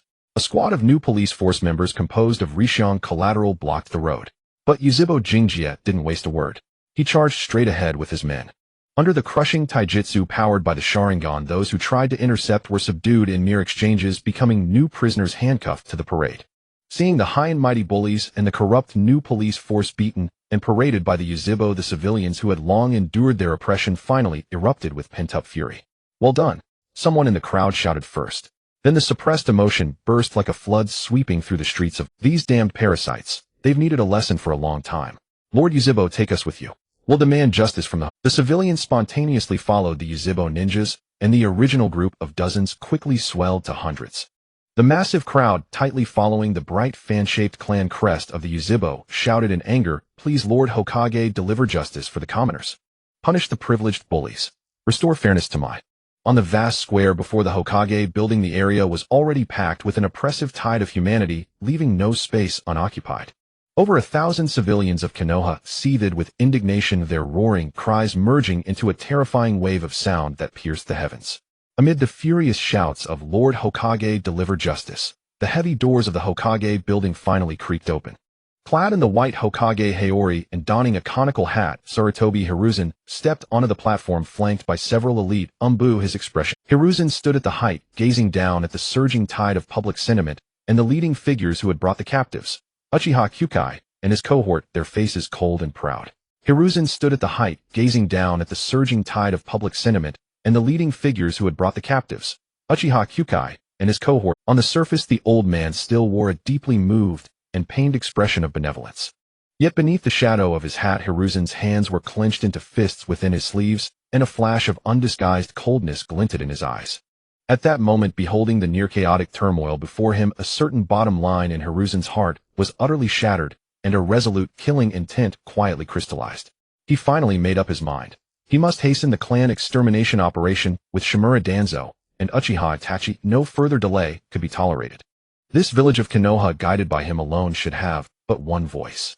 There was no need for another voice louder than his, and utterly ungovernable. The Uchiha were not only challenging his authority as Hokage, but also tearing apart the hard-won foundation of Konoha with such despicable tactics.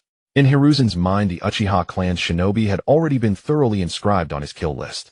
Yet though his inner murderous intent had boiled to the extreme, facing the mess before him, Hiruzen still appeared trapped in a profound dilemma.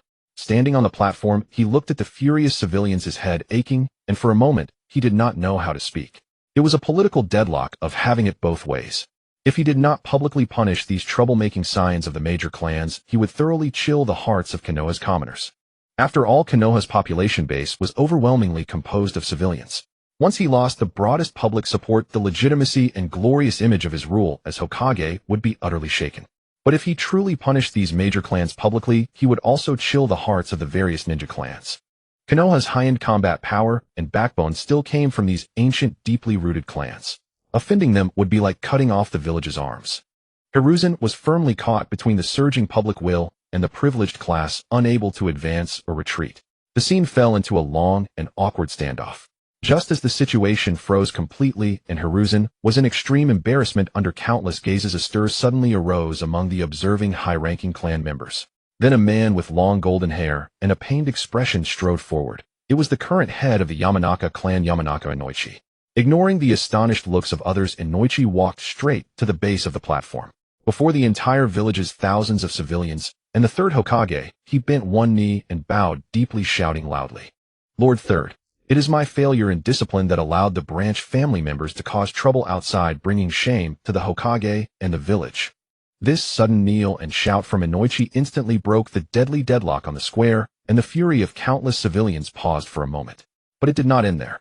Amid the shocked gaze of everyone, Yamanaka Inoichi seized the opportunity and made a startling decision akin to cutting off a limb to save the body. He straightened his upper body and declared with a resolute voice, "The Yamanaka clan admits to failing in teaching and committing a grave error. Hereby we offer our deepest apologies to all villagers who suffered injustice." He straightened his upper body and declared with a resolute voice, "The Yamanaka clan admits to failing in teaching and committing a grave error." Meanwhile, for the civilians who were frightened and suffered losses at the market today, the Yamanaka clan will compensate from our own funds with the most generous economic and medical reparations until everyone is satisfied. This triple strike, voluntary admission of fault, voluntary withdrawal, and full compensation, landed like a heavy hammer, leaving the Uchiha shinobi and high-ranking members present utterly stunned. No one could have expected that the usually gentle and low-key Yamanaka clan would make such a huge concession at this moment. Yet Inoichi's seemingly foolish and disadvantageous move actually contained profound political wisdom. The scene cuts back to the late night after the Feast of Division meeting. In the dimly lit tea-scented secret chamber of the Nara clan, Yamanaka Inoichi, with a worried expression, hurried there late at night to seek counsel from Konoha's premier strategist, also his comrade-in-arms Nara Shikaku. At that time, Nara Shikaku was lounging lazily against his chair, staring at the go board before him, his face carrying an unprecedented gravity. Shikaku sighed and left Inoichi with a piece of advice that proved to be a life-saving talisman. "Inoichi, for the sake of our years as comrades through life and death, I sincerely advise you at this stage, do not get involved in any affairs between the village's high-ranking officials and the Uchiha. That young man named Uchiha Akahono, his methods and strength are far too terrifying. And what the higher-ups are doing now is nothing short of playing with fire. That young man named Uchiha Akahono, his methods and strength are far too terrifying. And what the higher-ups are doing now is nothing. It was only today when he witnessed the evil consequences of the police force and the ignited public anger at the market that Yamanaka Inoichi woke up in a cold sweat. Nara Shikaku had seen through it clearly. The so-called taking over the police force was not a fat piece of meat bestowed by the Hokage upon the major clans. It was clearly a meat grinder and a volcano ready to explode, set up by the higher-ups to confront the Uchiha. The Yamanaka clan's limited resources were not meant to be cannon fodder in the high-level political games. Thus, taking advantage of today's seemingly disgraceful branch family conflict, Yamanaka Inoichi, with an almost self-harming decisiveness, executed a brilliant political severance. This Retreatadvance performance immediately triggered strong reactions from all sides.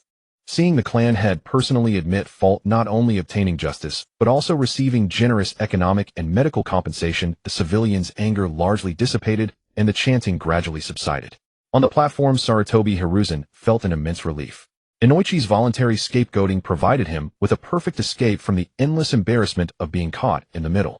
Only the Yamanaka clan, before the true storm arrived, successfully pulled their feet out of the quagmire of enmity between the Uchiha and the higher-ups. After barely maintaining the fake smile of a just Hokage and pacifying the agitated civilians in front of the Hokage, building Uenfei Risen turned around and entered the building under the escort of a group of Umbu ninjas. He walked with great haste, as if some vengeful spirit were chasing him. The moment he stepped into the familiar Hokage's office and the heavy wooden door slammed shut behind him, the mask he had been desperately maintaining finally shattered completely. The kindness and magnanimity on his face instantly receded like a tide, turning dark and almost dripping with gloom. His entire aged face became exceptionally ferocious due to extreme distortion. Damn it. Damn the Uchiha. The humiliation, panic, and anger that had been building up all day finally erupted into a hysterical. Uenfei Risen let out a beastly roar, swung his arm violently, and swept the neatly stacked mountains of documents off. Crash.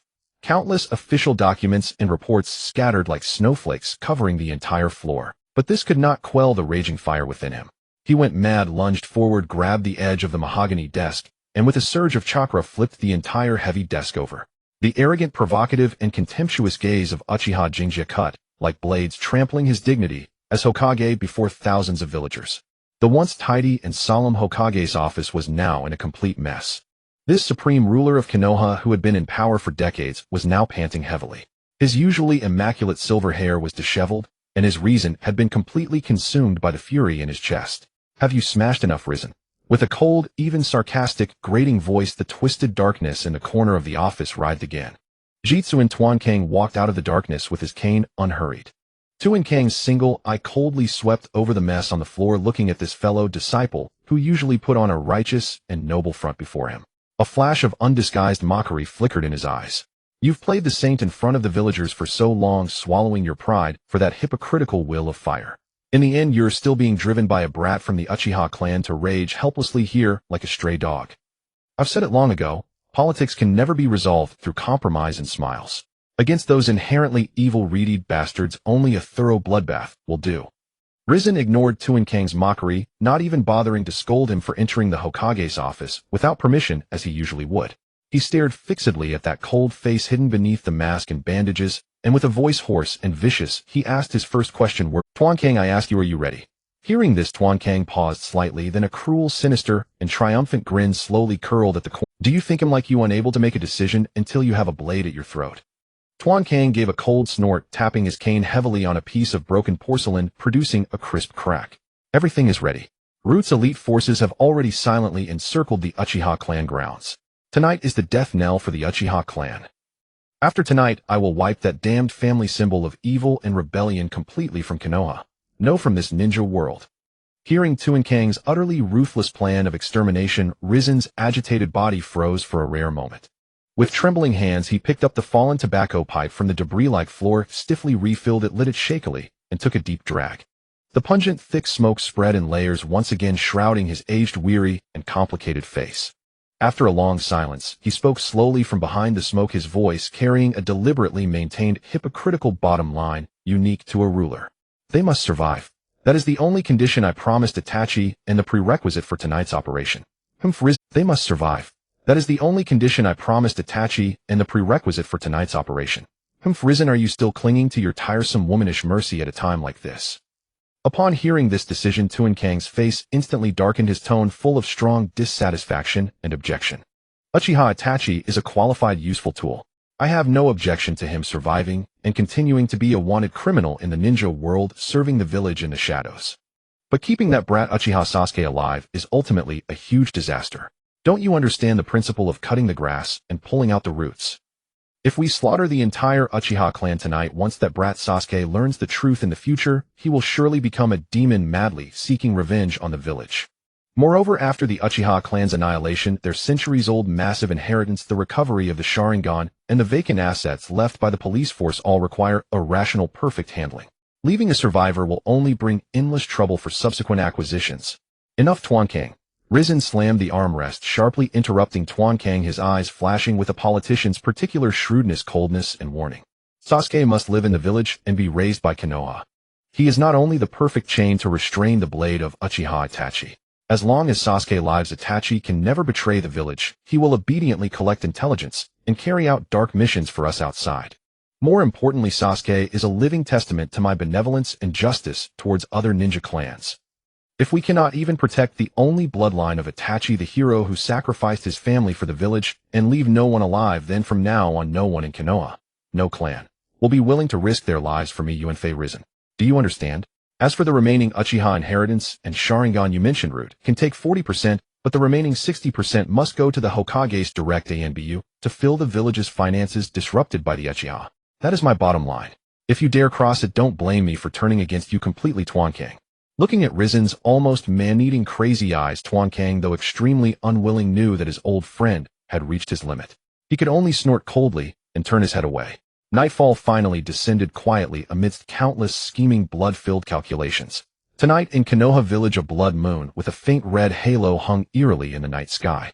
The cold, desolate moonlight crossed the towering Hokage rocks, spilling into a dark, damp red maple forest outside Konoha that seldom saw the sun. An autumn wind blew, rustling the withered leaves and stretching the shadows on the ground like ferocious demons clawing and roaring at the sky. In the dead silence, a faint footstep, almost without a breath, sounded softly on the fallen leaves. A young boy in Konoha Yanbiyu attire with a fine steel short sword strapped to his back slowly emerged from the shadow of a huge red maple tree. His face was pale as paper, the two nasolabial folds on his cheeks appearing extremely heavy. His black eyes, which originally belonged to a boy, had now turned crimson, with 3 black tomo swirling madly within. His eyes were filled with endless struggle, pain, despair, and a numbness that he had forcefully suppressed. And in the void directly in front of him, the dead air suddenly twisted into a strange vortex. Accompanied by a low sound of spatial friction, a mysterious figure in a dark robe wearing an orange single-eyed spiral tiger skin mask slowly materialized from the twisted space and stood firmly on a thick branch. The only eye visible under the mask also glowed with the crimson, violent, and ominous light of a three-dimensional. The mysterious figure crossed his arms, lowered his head slightly, and broke the suffocating silence of the forest with a low, hoarse tone full of mockery and confidence. "So, have you finally made up your mind, Itachi?" The night was as dark as ink, pressing heavily over Konoha village. The eerie blood moon hanging in the sky cast a faint, ominous crimson glow that sent chills through the heart. Two ghostly black figures silently crossed the gap deliberately left in the Konoha high-level barrier, noiselessly infiltrating the deathly silent Uchiha clan compound. The streets were empty save for the cold autumn wind curling a few withered leaves which rustled crisply against the bluestone pavement. Obito Uchiha, wearing an orange spiral mask, tilted his head slightly, his exposed scarlet Sharingan flickering with cruel and mocking light. He looked at the pale, death-reeking youth beside him, his voice low and icy as he slowly questioned, "Itachi, shall I do your family for you, or will you do it yourself?" Uchiha Itachi clenched the short sword on his back, his hands trembling from extreme tension. A deep, profound pain and struggle flickered in his eyes, but were quickly veiled by a cold, ruthless resolve. "He'll do it myself." The boy's voice was hoarse, barely human, every word squeezed out between clenched teeth.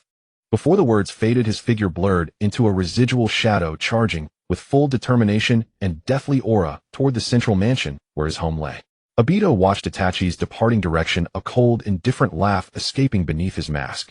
How what a pathetic, yet useful Konoha dog. He turned his black robe billowing in the wind and strode toward a seemingly ordinary Uchiha ninja courtyard nearby. Meanwhile, beneath the towering outer wall of the Uchiha compound, a dense rhythmic rustling sound suddenly arose from the dark shadows. Over 100 root ninjas in gray trench coats and bizarre masks materialized like an army of death crawling from hell, surrounding the entire Uchiha compound in an impenetrable ring. All chakra signatures were completely concealed by a special barrier, not a single trace leaking out. Shimura Danzo stood silently at the forefront, leaning on his cane, his exposed single eye gleaming with morbid greed and fanaticism. Listening to the occasional windborne sounds from within the compound, the corner of his mouth twitched frantically as he muttered a chilling laugh. "He, Uchiha Itachi, and that masked coward. Tonight the dirty work of the massacre and the village's infamy will all fall on your shoulders. He, Uchiha Itachi, and that masked coward. Tonight the dirty work of the massacre and the village's infamy." The elite root behind him held their blades at the ready. They would wait only until the bloodbath inside was over, then swarm like ravenous wolves to harvest every Sharingan from the bodies. Just as these dark masters believed everything was under control, Obito had already quietly stepped into that ordinary. With his ghostly phasing ability and ruthless assassination techniques, Obito dispatched several Uchiha in the courtyard without making much. But just as he turned to leave, one of the corpses on the ground suddenly coughed violently. It was a young Chunin named Uchiha Retsu, his chest stabbed, blood gushing profusely from the wound. Uchiha Retsu slumped in a pool of blood, staring fixedly at the masked figure before him. When he saw the exposed three-demo Sharingan glowing crimson beneath the mask, his pupils, already blurred from blood loss, suddenly contracted. You beast. Who are you? And you have our clan Sharingan." Uchiha Retsu coughed weakly, each word mixed with glaring blood-flecked spittle rage, nearly tearing his eyes apart. "I never thought that besides that ungrateful weasel Uchiha Itachi there would be another traitor lurking in the shadows." Obito slowly stopped. He turned, arms still arrogantly crossed, looking down at this dying man who seemed as insignificant as it. To shatter the Uchiha's last spiritual pillar, he deliberately lowered his voice, letting out a cold, arrogant laugh filled with age and bitterness. "Traitor, such a foolish junior. Open your eyes and see clearly. I am Uchiha Madara. It is not I who betrayed the clan, but you, the descendants indulging in false peace, who first betrayed the will I left behind." Uchiha Retsu trembled violently at the name Uchiha Madara. That was the myth who founded the village, the strongest peak in Uchiha history. A smug smirk curled beneath Obito's mask. He relished the thrill of using a legendary name to intimidate a junior, watching him sink into hopeless despair and fear. Yet to his utter astonishment, after half a second, Uchiha Retsu's face showed no fear at all. On the contrary, the dying, ordinary clansman's eyes revealed unprecedented, profound contempt. "Pak." Uchiha Retsu mustered all his remaining strength and spat a mouthful of blood-flecked sputum mixed with organ fragments toward Obito. Though the sputum didn't even touch Obito's robe due to his weakness, the contemptuous snort echoed piercingly in the dead silence of the night. "You, a skulking rat, dare to impersonate Lord Madara? What a joke!" Obito's gaze instantly darkened. "What did you say?" Uchiha Retsu leaned against the cold wall, gasping heavily, his handsome face twisted by pain and rage, yet he laughed with unparalleled madness and pride. I said you're a cheap fake. The clan's ancient texts and stone tablets clearly record that Lord Madara was an unparalleled hero with soaring pride. When he killed, he always came through the front gate, crushing his enemies with invincible ninjutsu and taijutsu. And you, look at your cowardly demeanor. Wearing a cheap mask like a sewer rat, sneaking into the clan compound in the dead of night, murdering defenseless women, children, and ordinary clansmen. A coward like you who dares not even show his face is worthy of the name Madara. You're not even fit to polish his shoes. This barrage of furious curses struck like 1,000 heavy hammers, pounding Obito's already fragile, hollow, and twisted self-esteem. Beneath the mask, Obito's face turned ashen, veins bulging on his forehead. He had always used the name Uchiha Madara to cloak his emptiness and justify his world-destroying plan. But he never expected that today his inner hypocrisy and cowardice would be so pointedly exposed by a Uchiha Chunin he could crush with a flick of his fingers. Ignorant ant, he'll send you to hell to see the real Madara. Enraged, Obito let out a low roar, his right hand shooting out like a claw, the sharp whoosh deafening, aimed straight at Uchiha Retsu's throat. Facing the killing blow, Uchiha Retsu did not close his eyes. His gaze blazed with a near-maddened relief and release, the unyielding pride unique to the Uchiha. Want to kill me? Then die together. Good thing Lord Crimson had foresight. He knew you Konoha bastards would come sooner or later. Tear. With the crisp sound of fabric ripping, Uchiha Retsu used the last of his live strength to tear open his bloodstained shirt. Obito's right hand, about to touch his throat, froze in midair. The Sharingan behind his mask contracted to a pinprick from there on Uchiha Retsu's broad chest and abdomen were tightly wrapped 3 layers, a full 100 sheets of explosive tags already glowing with blinding white light. From the moment Lord Crimson ordered the entire clan into maximum alert, these ordinary clansmen had already resolved to take their enemies down with them and sound the ultimate alarm for the clan. Die with me, you Konoha scum. Long live the Uchiha. A catastrophic explosion, an indescribable torrent of raging flames, erupted instantaneously. The detonation of over 100 stacked explosive tags illuminated the night sky for hundreds of meters, turning it as bright as day. A terrifying shockwave mixed with giant waves and debris swept wildly in all directions. The colossal roar even caused the ground of most of Konoha village to tremble faintly. The originally silent and oppressive Uchiha compound was violently jolted out of its slumber by this earth-shattering roar. Enemy attack. All personnel switch to battle status 1. It's an explosive tag alarm. Everyone draw your weapons. The sharp, piercing warning cries instantly echoed through the entire street. Thanks to the solid combat readiness foundation laid by Uchiha Chi-Hong, who had prepared for contingencies for an entire day and night, all Uchiha ninjas slept with their combat gear on and weapons never leaving their sides. This sudden, deafening noise did not throw the clan into panic. Instead, it seemed to fully awaken a sleeping pride of. In an instant, countless elite ninjas clad in deep blue clan attire, their Sharingan activated, poured out from every courtyard like a swarm of fish crossing a river. Following rehearsed plans, they swiftly seized all the key thoroughfares within the compound.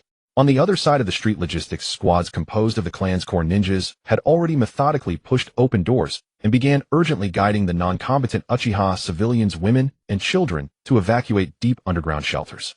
What was originally supposed to be a painless surprise attack on the bloody night of reckoning planned by the higher-ups and the assailants transformed instantly into a full-scale, iron-blooded siege battle with the entire clan on high alert. Meanwhile, inside the ancient Uchiha clan leader's residence at the very heart of the compound, Uchiha Fugaku snapped his eyes open. In an instant, he completed a hand seal and armed himself. With a flicker of movement, he stepped onto the moonlight and strode out of the hall into the spacious courtyard. The cold, desolate moonlight spilled over the eaves onto the bluestone path of the courtyard, illuminating a figure that had silently appeared not far away, unbeknownst to Wen. It was a young boy wearing the attire of the Konoha Anbu, with a steel short sword sheathed on his back.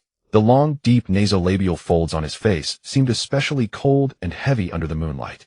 This person was none other than Uchiha Itachi, whom the entire clan was searching for. Fugaku stared fiercely at his eldest son, his crimson Sharingan spinning wildly in the darkness, his eyes interweaving profound pain, disappointment, and a complex despair. Itachi, have you really come to this? Tonight's attack. You are one of the village's enforcers, aren't you? Uchiha Itachi's expression was extremely cold.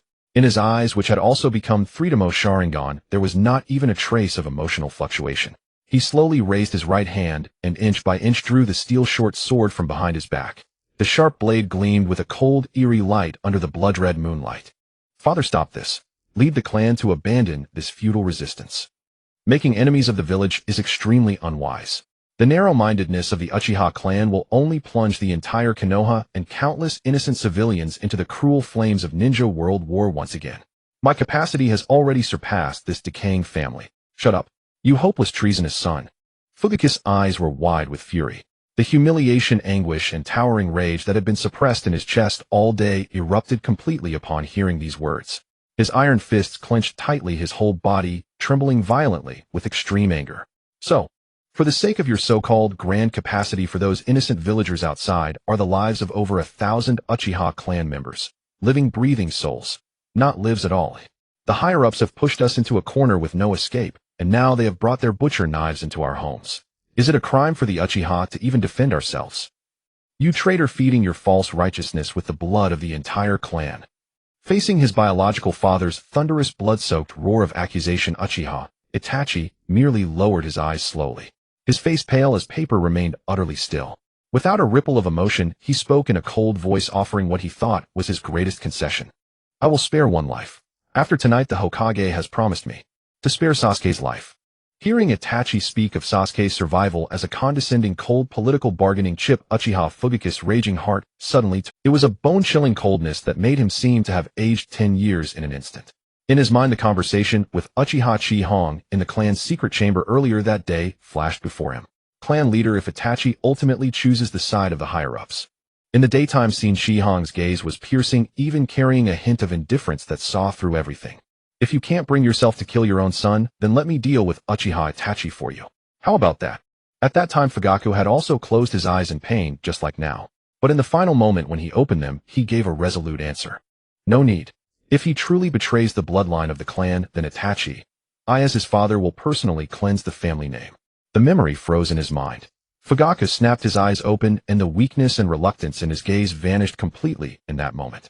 He no longer saw the youth before him as his once most proud and beloved eldest son, but as a cold enemy threatening the survival of over 1,000 clan lives.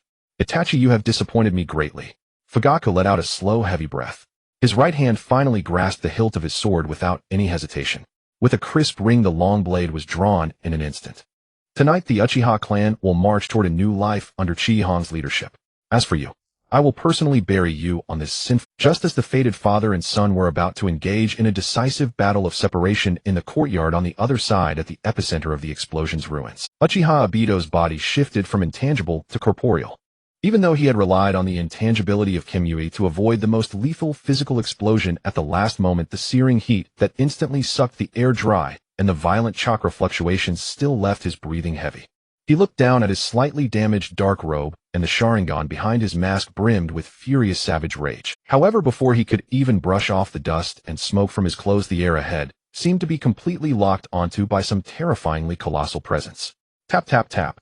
A series of low, steady, and rhythmic crisp footsteps came slowly from the rolling, thick smoke ahead. Each footfall seemed like a heavy hammer striking the heart, bringing a suffocating pressure that made it almost impossible to breathe. Obito's face darkened as he looked up. There in front of the ruin of broken walls, Uchiha Chi-Hong, wearing the clan attire, calmly stepped over the rolling waves of fire and walked out slowly. And behind Chi-Hong, dozens of elite Uchiha ninjas with cold expressions, all with their Sharingan activated, followed like shadows. They formed a nearly perfect fan-shaped encirclement, sealing off all escape routes in front of and behind Obito. Boom. Before Obito could speak, Uchiha Chi-Hong's eyes suddenly narrowed. In an instant, a thick, violent yellow-brown chakra filled with endless destruction and malevolent intent erupted wildly from his body. It was a pure ultimate malice, like an ancient tyrant of the wilderness. Banjira chakra fully unleashed. A roar unlike that of a human came from the depths of chakra.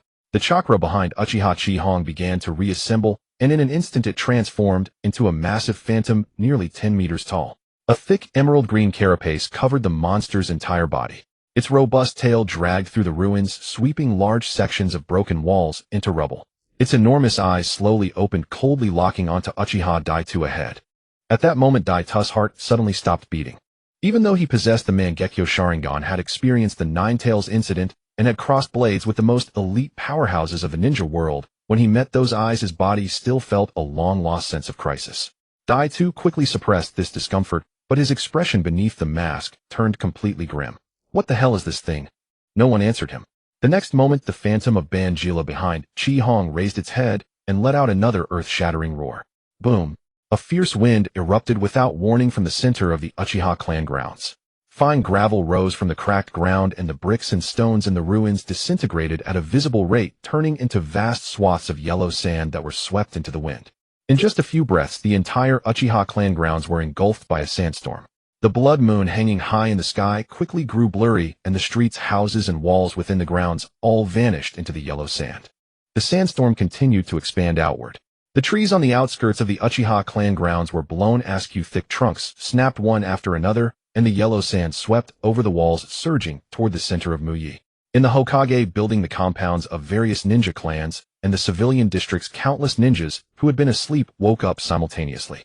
They rushed out of their houses, staring at the expanding sandstorm in the distance, their faces revealing undisguised shock.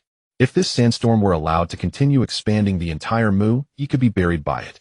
At the center of the sandstorm, Uchiha Chi-Hong still stood in place. His clan robe fluttered loudly in the fierce wind, but his voice pierced through the sandstorm, spreading like thunder across the Uchiha clan grounds, and then diffusing throughout all of Muyi. Intruder, since you dare to break into the Uchiha clan grounds and bare your fangs at the Uchiha, then be prepared to leave your life. This voice was not concealed, nor did it avoid anyone. Chi-Hong wanted the entire village to know that tonight it was not the Uchiha who started a rebellion, but someone who had invaded the Uchiha clan grounds and raised the blade first. Dai-Tu understood the implication in Chi-Hong's words, and a cold glint flashed in his eyes. Uchiha Lai's self-destruction had already stripped the attack of its stealth. Now Chi-Hong had spread his voice throughout the village, and the plan of the higher-ups to silently erase the Uchiha and pin all the blame on you had utterly failed, deliberately blowing things up. Dai-Tu stared coldly at Chi-Hong, and the Mangekyo Sharingan in his right eye began to rotate. Since tonight's plan had already encountered a variable, there was no need for him to stay and fight Chi-Hong Hiden. As long as he entered the Kemui dimension, the sandstorm and the Uchiha elites before him would not be able to stop him. As for the Uchiha clan, there would be plenty of opportunities to settle the score later. The chakra within Dai-Tu's body rapidly surged into his right eye, and spatial fluctuations began to gather around his body. But just as his body was about to become intangible, Chi-Hong, standing opposite, suddenly raised his head and flashed a smirk of undisguised mockery. That smile held no caution of facing a powerful enemy, only condescending contempt. What? Just now you were pretending to be Uchiha Ban, and now you want to flee like a stray dog. You think you're worthy of bearing Ban's name. As his words fell, an unperceivable, unstoppable force of rules descended instantly. Taunt. Activated. Dai-Tu's mind suddenly went blank. In that instant, the sandstorm ruins and Uchiha ninjas in his eyes all vanished, leaving only Chi-Hong's mocking face in his sight. An uncontrollable rage surged from the depths of his heart, instantly drowning his reason. The chakra that had been flowing orderly to his right eye went berserk in a flash, and the Kemui intangibility that had already begun was forcibly interrupted. Dai-Tu's body did not become ethereal, instead it became completely solid. How is that possible? Dai-Tu's pupils contracted, and he immediately mobilized chakra again, trying to transfer his body into the Kemui dimension. However, no matter how he drove, the Mangekyo Kemui did not activate according to his will. Whenever he tried to become intangible or teleport, that rage would interrupt his thoughts, driving him to launch a frontal attack against Chi-Hong. This was not a sealing technique. Dai-Tu did not feel any seal invading his body, nor was the Mangekyo Sharingan damaged. Yet his most relied upon space-time ability simply could not be activated. Having roamed the ninja world for over a decade, no one had ever been able to cut off his Kemui so easily. This situation beyond his understanding finally stirred a trace of fear in Dai-Tu's heart. What did you do to me, eh? Chi-Hong did not answer. Instead, he extended a finger and beckoned at Dai-Tu. This gesture completely ignited the rage brought by taunt. Uchiha Chi-Hong. Dai-Tu let out a furious roar, his hands instantly blurring into countless afterimages. Since he could not become intangible, he would use a frontal ninjutsu to burn Chi-Hong and the surrounding Uchiha to ashes. A massive amount of chakra gathered in Dai-Tu's chest. The ocular power of the Mangekyo Sharingan and Fire Nature chakra erupted simultaneously, causing the surrounding temperature to rise sharply. Fire-style storm dance. Dai-Tu spewed out a sea of fire. The blazing flames propelled by Kemui spun at high speed, and in the blink of an eye transformed into a massive fire serpent that stretched across the street.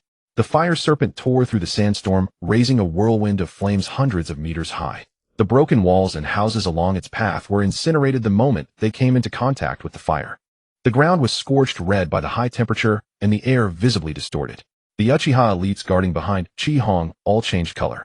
The Uchiha clan was renowned for fire style in the ninja world, so they understood the destructive power of this technique better than anyone. This was no longer the level of ordinary fire style. If struck heat-in, even a battle-hardened cage-level powerhouse would find it difficult to emerge unscathed. Lord Qihong. Several Uchiha ninjas instinctively stepped forward. But Qihong did not retreat. Facing the howling fire serpent, he did not even make a move to dodge. The corners of his mouth lifted slightly, and he stretched out his right hand. Protect. A nearly transparent barrier with faint green light swirling at its edges suddenly appeared before Qihong. The barrier looked extremely thin, even less substantial than a wall made by ordinary earth style. But the moment it appeared, the space in front of Qihong seemed to be marked by an insurmountable boundary. Boom! The massive fire serpent crashed heat-in into the barrier. The flames exploded instantly, creating a sea of fire that obscured the view. The shockwave spread to both sides, sending the surrounding ruins flying once more, and large patches of yellow sand were melted into black-red crystals by the high temperature. However, the transparent barrier did not shatter. No matter how the fire serpent struck, it could not cross the barrier by even half a step, nor did it cause even a ripple on its surface. The rage in Daita's eyes froze. The Uchiha ninjas around, who had been full of worry, were also stunned. A fire style that could destroy large swaths of the clan grounds had been stopped by Qihong with a single hand. After a few breaths, the fire serpent exhausted its power, and the rolling flames began to dissipate. The transparent barrier then dissolved into specks of light, but Qihong's clan robe did not have even a trace of scorch marks. Is this your attack? Qihong's calm voice came from within the thick smoke. Daita's heart skipped a beat. Before he could form new hand seals, Qihong, who had been standing still, had already vanished. Bang! The ground beneath Qihong's feet collapsed. His body turned into a black lightning bolt, instantly tearing through the lingering flames and smoke, charging straight at Daitu. A vast amount of pitch-black, dark-type energy surged from Qihong's body, quickly gathering on his right arm. Payback activated. In the game, as long as the attack was launched, second payback would unleash double the damage. But this was reality, not a turn-based game where both sides acted in turn. Qihong first used Protect to block Daita's fire style heat-in, then launched his counterattack the very moment the defense ended. The stronger the fire style Daitu had released, the heavier the dark-type power Qihong repaid him with at this moment. Daita's body was still in the brief stiffness after releasing a large-scale fire style. The power of Taunt had not yet faded, and his most relied upon Kimui intangibility still could not be activated. In his horrified gaze, Uchiha Qihong was already before him. The pitch-black, dark-type energy transformed into a giant blade that tore through the sandstorm, crushing all the flames, smoke, and debris along the way. Uchiha Akai's heavy fist rapidly expanded in Obito's vision. The shadow of death for the first time hung over Obito with such. Before the fist even landed, the onrushing pressure shattered the edges of his mask, forcing the orange vortex mask to emit a series of brittle, strained cracks. Obito, whose eyes had been ablaze with fury from the provoke, suddenly regained clarity. Every cell in his body issued the sharpest warning. He must not take that hit heat-in. If he did, he would die. Moved. Obito roared in his mind, a hysterical scream. Powerful in-release chakra erupted wildly from his Mangekyo Sharingan, forcibly tearing through the dual interference of the provoke on his mind and chakra. The Kamui in his right eye began to activate again, vortex-like spatial distortions enveloping his body. Yet it was too late. The Crimson Fist was already upon him. Boom. The heavy fist, charged with twice the potency of dark-type energy, grazed Obito's shoulder. His body had just begun to phase when the destructive force plunged. Boom. The heavy fist, charged with twice the potency of dark-type energy, grazed Obito's shoulder. His body had just begun to phase when the destructive force plunged into half of his frame. Boom. The heavy fist, charged with twice the potency of dark-type energy, grazed Obito's shoulder. His body had just begun to phase when Obito struck as if by a mountain, spun, and flew backward, crashing through several broken walls before slamming heavily into a pile of rubble by the street. Little blood flowed from the shattered wound. A mass of white tissue emerged from the rupture, writhing and intertwining like living things, desperately trying to mend the nearly broken body. Little blood flowed from the shattered wound. A mass of white tissue emerged from the rupture, writhing and intertwining like living things, Yet even so, Obito had lost half his body. Nor had the force of Akai's punch dissipated entirely after devastating Obito. The entire street within the Uchiha compound, fragile as clay before such power, was ripped open. Flagstones shattered in succession, and the remaining walls The entire street within the Uchiha compound, fragile as clay before such power, was ripped open. Flagstones shattered in succession, and the remaining walls, houses, and trees along the path were ground to dust. A colossal chasm, dozens of meters wide and bottomless, stretched from beneath Akai's feet to the outskirts of the Uchiha compound. The swirling sandstorm was torn apart by this force. Even the barrier sealing the Uchiha compound held only for an instant before collapsing like shattered glass. At that moment, Shimura Danzo and over 100 root ninja remained on the perimeter. They had been waiting for Obito and Uchiha Itachi to finish the massacre before entering the compound to collect the Sharingan. Uchiha Red's self-destruction and the sudden sandstorm had already alerted Danzo that the situation was out of control, yet he was still unwilling to abandon the prize he was about to claim. Until that black torrent pierced the compound and surged directly toward the root encirclement. Scatter! Danzo's pupils contracted sharply as he stepped back leaning on his cane. The well-trained root ninja dodged to both sides. But the foremost root ninja, Aburame Kuroki, was a half-step too. He wasn't even struck directly by the black torrent, only grazed by the edge of the energy. No blood, no scream.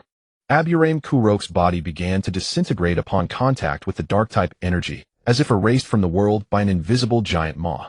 In a single breath, Kuroki vanished without a trace, not even a piece of intact flesh left behind. The black torrent continued forward for hundreds of meters, plowing through a large forest, before finally dissipating on the outskirts of Konoha. Danzo stood at the edge of the chasm, staring at the horrific trajectory that had cut through the Uchiha compound. For the first time, the greed and fervor in his exposed eye were gone. Root had not even formally entered the Uchiha compound, nor had they touched a single Sharingan, yet they had already lost an elite ninja to the mere residual force of Akai's single blow.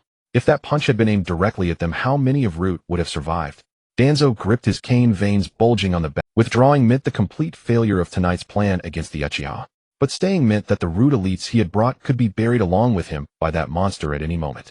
Inside the compound, the rolling dust gradually cleared. The dozens of Uchiha elites standing behind Akai were frozen in deathly silence. They looked at the nearly endless chasm, then at Akai, who still held his punching stance at the origin of the chasm, and for a moment forgot to breathe. This was the first time they had witnessed Akai's full power so closely. In the past, they only knew Akai was strong. Strong enough to suppress all radicals within the clan, strong enough to make Uchiha Fugaku bow willingly, strong enough to make even the third Hokage hailed as the strongest step back. But they never imagined Akai could be this strong. A single punch heavily wounded the masked man with the Mangekyo Sharingan and Spacetime Ninjutsu. A single strike pierced the entire Uchiha compound. Such power had completely transcended the realm of ordinary ninja comprehension. After a brief silence, Uchiha Tekka was the first to raise his ninja blade, his scarlet Sharingan burning with nearly fanatical adoration. Lord Akai is invincible. That shout instantly ignited the long-suppressed rage and fighting spirit of all the Uchiha ninja. Lord Akai is invincible. Let these Konoha scum see the true power of the Uchiha. Whoever dares step into the compound, let them die here tonight. Thunderous cheers pierced the sandstorm, echoing across the entire Uchiha compound. The humiliation of being ostracized, monitored, and suppressed by Konoha's high command for years found its most direct release. They were no longer criminals awaiting the village's judgment, nor lambs waiting to be slaughtered. As long as Akai stood before them, even if the enemy were the legendary Uchiha Madara himself, they would draw their blades and fight. Facing the thunderous roar behind him, Akai's expression remained unchanged. He slowly withdrew his right fist, his gaze piercing through the lingering dust ahead, toward the rubble where Obito had fallen. You still dodged it. A hint of regret colored Akai's tone. Provoke could force the target to abandon transformation-type abilities and use only offensive means. But such interference wasn't eternal. The Uchiha were a bloodline renowned for release and spiritual power. Obito, as a Mangekyo Sharingan wielder, possessed spiritual strength far beyond ordinary Uchiha. Under the stimulus of death, he had managed to briefly break free from the Provoke's hold and reinitiate Kimui. This kind of dark-type skill that targets the mind is still a bit too much to handle against Uchiha natural illusion masters. Akai sighed softly, watching the writhing white tissue in the rubble. You were just a hair's breadth from dying by my hand. Cough. Cough. A heavy cough came from the rubble. A large amount of debris was pushed aside from within. Obito, now only half his body intact, slowly rose to his feet. White Zetsu tissue was growing frantically at the wound, reconnecting his severed shoulder and arm. He always kept White Zetsu in his Kamui dimension for emergencies, never expecting to use it for the first time against an obscure Uchiha brat. Obito's presence had clearly weakened. Cracks covered the edges of his mask, and blood slowly trickled from beneath the He glanced down at his still incomplete body, then looked up at Akai in the distance. Yes, just a hair's breadth from truly dying by your hand. Obito's voice remained hoarse, but it had lost the composure and arrogance he had when pretending to be Uchiha Madara. Youngsters these days are terrifying like monsters. His Mangekyo Sharingan slowly rotated, his gaze falling on Akai's Sharingan, which were still only in the 3-mo form. No Mangekyo. This young man hadn't even awakened the Mangekyo Sharingan. Yet with that unheard-of chakra and bizarre abilities, Akai had already countered Kimui and nearly killed him on the spot. If Akai awakened the Mangekyo in the future, what terrifying dojutsu would he obtain? A mad thought suddenly sprouted in Obito's mind. Rather than continue a deadly battle with this monster, it would be better to recruit him into the Moon Eye plan. If Akai was willing to become his ally, capturing the nine-tailed beasts, overthrowing the 5 great shinobi villages, and even reshaping the entire ninja world would no longer be distant dreams. Uchiha Akai, with such power, you're content to be trapped in a decaying clan and a false village. Don't you find it? Just as Obito was about to extend his invitation, Akai's gaze had already turned completely cold. The sandstorm, which had slightly subsided, surged again. The Tyranitar phantom lowered its head, its icy giant eyes locking onto Obito once more. Black dark-type energy rose from Akai, pressing deep cracks into the ground beneath his feet. The next strike. You won't be so lucky. The next strike. You won't be so lucky. Daitu did not reply, he merely flexed his newly repaired arm. White Zetsu cells writhed slowly beneath his skin, and he clenched his 5 fingers one by one, confirming that this body had regained its ability to move. The severe injury just now did not make Daitu retreat. Instead, it completely calmed him down. I have to admit, your abilities truly caught, but that strike just now was merely using my unfamiliarity with your abilities to catch me off guard. Daitu raised his head, and the Mangekyo Sharingan in his right eye slowly rotated. The same trick won't work on me a second time. A vortex-like spatial distortion enveloped his entire body. Daitu's body rapidly entered its intangible state, allowing yellow sand and gravel to pass through him without obstruction. As long as he was not disrupted by taunt, Shinwei remained an almost invincible ability. No matter how powerful Chihong's attacks were, they could not harm him if they could not cross space. Daitu charged swiftly toward Chihong. What's the point of power if it cannot hit the target? Chihong stood still, offering no reply. Daitu passed through the sandstorm rapidly, closing the distance to less than a step. He planned to pass through Chihong's body, then dispel his intangibility behind him, catching Chihong off guard. As long as he severed Chihong's connection with the Uchiha clan, and the initiative of the battle would return to his hand. Daitu's body passed straight through Chihong. Just as his right hand was about to rematerialize, Chihong suddenly lifted his foot and stomped heavily. Earth power. Boom. The entire street shook violently. The ground beneath Daitu's feet suddenly rose, and 2 thick stone slabs burst out from the earth, hovering on either side of his body. The stone slabs did not close immediately. When Daitu moved forward, they followed. When he moved back, they retreated as well. Even when Daitu was in his intangible state, the 2 stone slabs still locked onto his coordinates in the real world like 2 relentless shadows. A sense of foreboding rose in Daitu's heart, but he did not give up the opportunity right in front of him. He raised his right hand and reached for Chihong's shoulder again. His 5 fingers began to materialize. Chihong's eye sharpened. Close. The 2 stone slabs suddenly accelerated, crashing toward Daitu from both sides. Daitu's pupils contracted sharply. He immediately abandoned the attack and transferred his just materialized right hand back into the Shinwei space. Boom! The 2 stone slabs slammed heavily together within his body. The violent impact scattered all the surrounding sand and dust, and fine cracks appeared on the slab surfaces. Daitu avoided the pincer attack by relying on Shinwei, but a layer of cold sweat broke out on his forehead. If he had been a moment slower, his body would have been crushed on the spot. Daitu quickly distanced himself. The 2 stone slabs separated accordingly, continuing to hover on either side of his body. Only then did he understand Chihong's tactic. Chihong had not broken Shinwei, nor had he attempted to attack Daitu within the Shinwei space. Chihong had simply seized upon the greatest flaw of Shinwei. For Daitu to touch, absorb, or attack a target in reality, he had to rematerialize. And those 2 stone slabs were the guillotine suspended over the moment of materialization. Can you see the Shinwei space? No, I can't. Then how can you tell when I'm about to attack? Chihong glanced at the stone slabs beside Daitu. I don't need to judge. Daitu's eyes darkened. Shinwei prevented Chihong from harming him, but it also cost him the right to take the offensive. Daitu shifted his gaze and suddenly looked at the Uchiha ninja behind Chihong. Since he could not break through Chihong, he would change targets. Chihong could protect himself, but he might not be able to protect all the clan members present at the same time. Daitu flickered and charged straight at a Uchiha Jonin on the left. Uchiha Yenshing swung his ninja sword instinctively. The blade passed straight through Daitu's body. Daitu closed in his right hand, emerging from the void as he reached for Uchiha Yenshing's throat. But the moment his palm materialized, the 2 stone slabs came whistling in from both sides. Daitu could only turn intangible again. Boom! The slabs collided in front of Uchiha Yenshing. The expanding blast of air sent him flying, but did not actually injure him. Daitu did not pause. He turned and lunged at another Uchiha elite. He first feinted from the front, then sank into the ground, preparing to launch a surprise attack from behind Chi-Hong. The two stone slabs followed closely behind him. Daitu suddenly changed direction again, charging toward the civilians who were evacuating deep within the clan grounds. The slabs still adjusted their positions in advance. One pursued the part of him exposed in reality, while the other blocked his path to the target. No matter whom Daitu chose as his target, as soon as he intended to materialize and attack, the slabs would snap shut. Fire release grand fireball technique. Daitu completed the hand seals while moving, and a massive fireball slammed Hedon into one of the stone slabs. The explosive flames blasted large cracks into the slab. Chi-Hong simply pressed one foot against the ground, and rocks continuously rose from beneath to swiftly repair the damaged areas. Daitu moved to a spot outside Chi-Hong's line of sight, but the slabs still did not lose their target. They locked onto not Chi-Hong's gaze but the spatial fluctuations and ground coordinates that Daitu left in reality. Daitu deliberately let one arm briefly materialize, trying to trick the slabs into closing prematurely. The first slab immediately crashed toward that arm, but the second remained blocking the path between Daitu and the Uchiha ninja.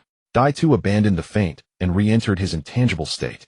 The two stone slabs sometimes pincered from left and right, sometimes closed from above and below like a moving rock cage that followed him. The surrounding Uchiha ninja finally understood the battle. Uchiha Yinxing stood up from the ground, staring at Daitu. His body hasn't disappeared, it's hidden in another space. He can evade attacks, but he can't touch us while evading. Another Uchiha ninja immediately caught on. Lord Chi-Hong has sealed off the exit for him to return to reality with those two slabs. The Uchiha elites quickly changed their formation. They stood back to back, using their Sharingan to observe Daitu's movements, leaving the battle entirely to Chi-Hong. After several consecutive failed attacks, Daitu finally stopped trying. He remained in his intangible state, glaring at Chi-Hong. Maintaining the sandstorm, the Tyranitar Phantom, and the two stone slabs must consume a tremendous amount of chakra. Even if Chi-Hong's chakra rivaled that of a tailed beast, it could not be without limits. How much longer can you maintain techniques of this level? Chi-Hong did not answer. 1 minute passed. 3 minutes passed. The sandstorm shrouding the clan grounds did not weaken. The Tyranitar Phantom remained solid, and the two stone slabs showed no signs of crumbling. Chi-Hong's breathing was steady, and his chakra fluctuations showed no significant decline. On the contrary, Daitu, who had been frequently switching between intangibility and materialization, and had also repaired half his body, gradually felt a stinging soreness in his right eye. Continuous intangibility with Shunwei was not without its limits. Daitu had originally intended to exhaust Chi-Hong, but found himself the more anxious party in this war of attrition. He raised his head and looked at the emerald green monster behind Chi-Hong. Tyranitar lowered its head, its massive crimson eyes meeting his gaze through the sandstorm. It seemed to have become one with the entire earth. With each breath, a dull rumble echoed from the underground rock layers. The surrounding rocks and sand continuously replenished the damage to the slabs. This emerald green monster, just how much chakra does it possess? Though Chi-Hong held the advantage on the surface, there was no ease in it. The slabs could only seal off Daitu's attacks. They could not harm him while he remained intangible. If Daitu abandoned the fight and retreated fully into the Shunwei space, Chi-Hong could not drag him back to reality for the time being. The problem was not destructive power, but space. Taunt could temporarily disrupt Daitu, but it could be broken free by a strong will. Protect could only defend passively. Counter required seizing the window of materialization. Earth power could seal reality, but could not pursue into the Shunwei space. What Chi-Hong needed was not a more powerful move. It was a Pokémon that could lock onto space, predict the location of materialization, or directly pursue into the Shunwei space. Wobbuffet's Shadow Tag ability might be able to lock onto Daitu's projection in reality. Gardevoir's Future Sight might be able to attack the node of materialization in advance. Jengar's Phantom Force could pass through special spaces to launch a surprise attack. Hoopa's Rings might be able to directly connect reality and the Shunwei space. As for Giratina and Palkia, they were beings that truly dominated alternate dimensions and space. Daitu's Mangekyo Sharingan spun rapidly, and he finally completely shed his contempt. Chi-Hong stared at Daitu hidden within Shunwei, a new goal already forming in his mind. Wobbuffet, Jengar, Gardevoir, Hoopa. Or perhaps Palkia, who can truly dominate space. Next time I won't just make you unable to attack. I will personally enter the Shunwei space and drag you out of it. Amidst the raging sandstorm, Chi-Hong and Obito stood at a distance, separated by two stone slabs.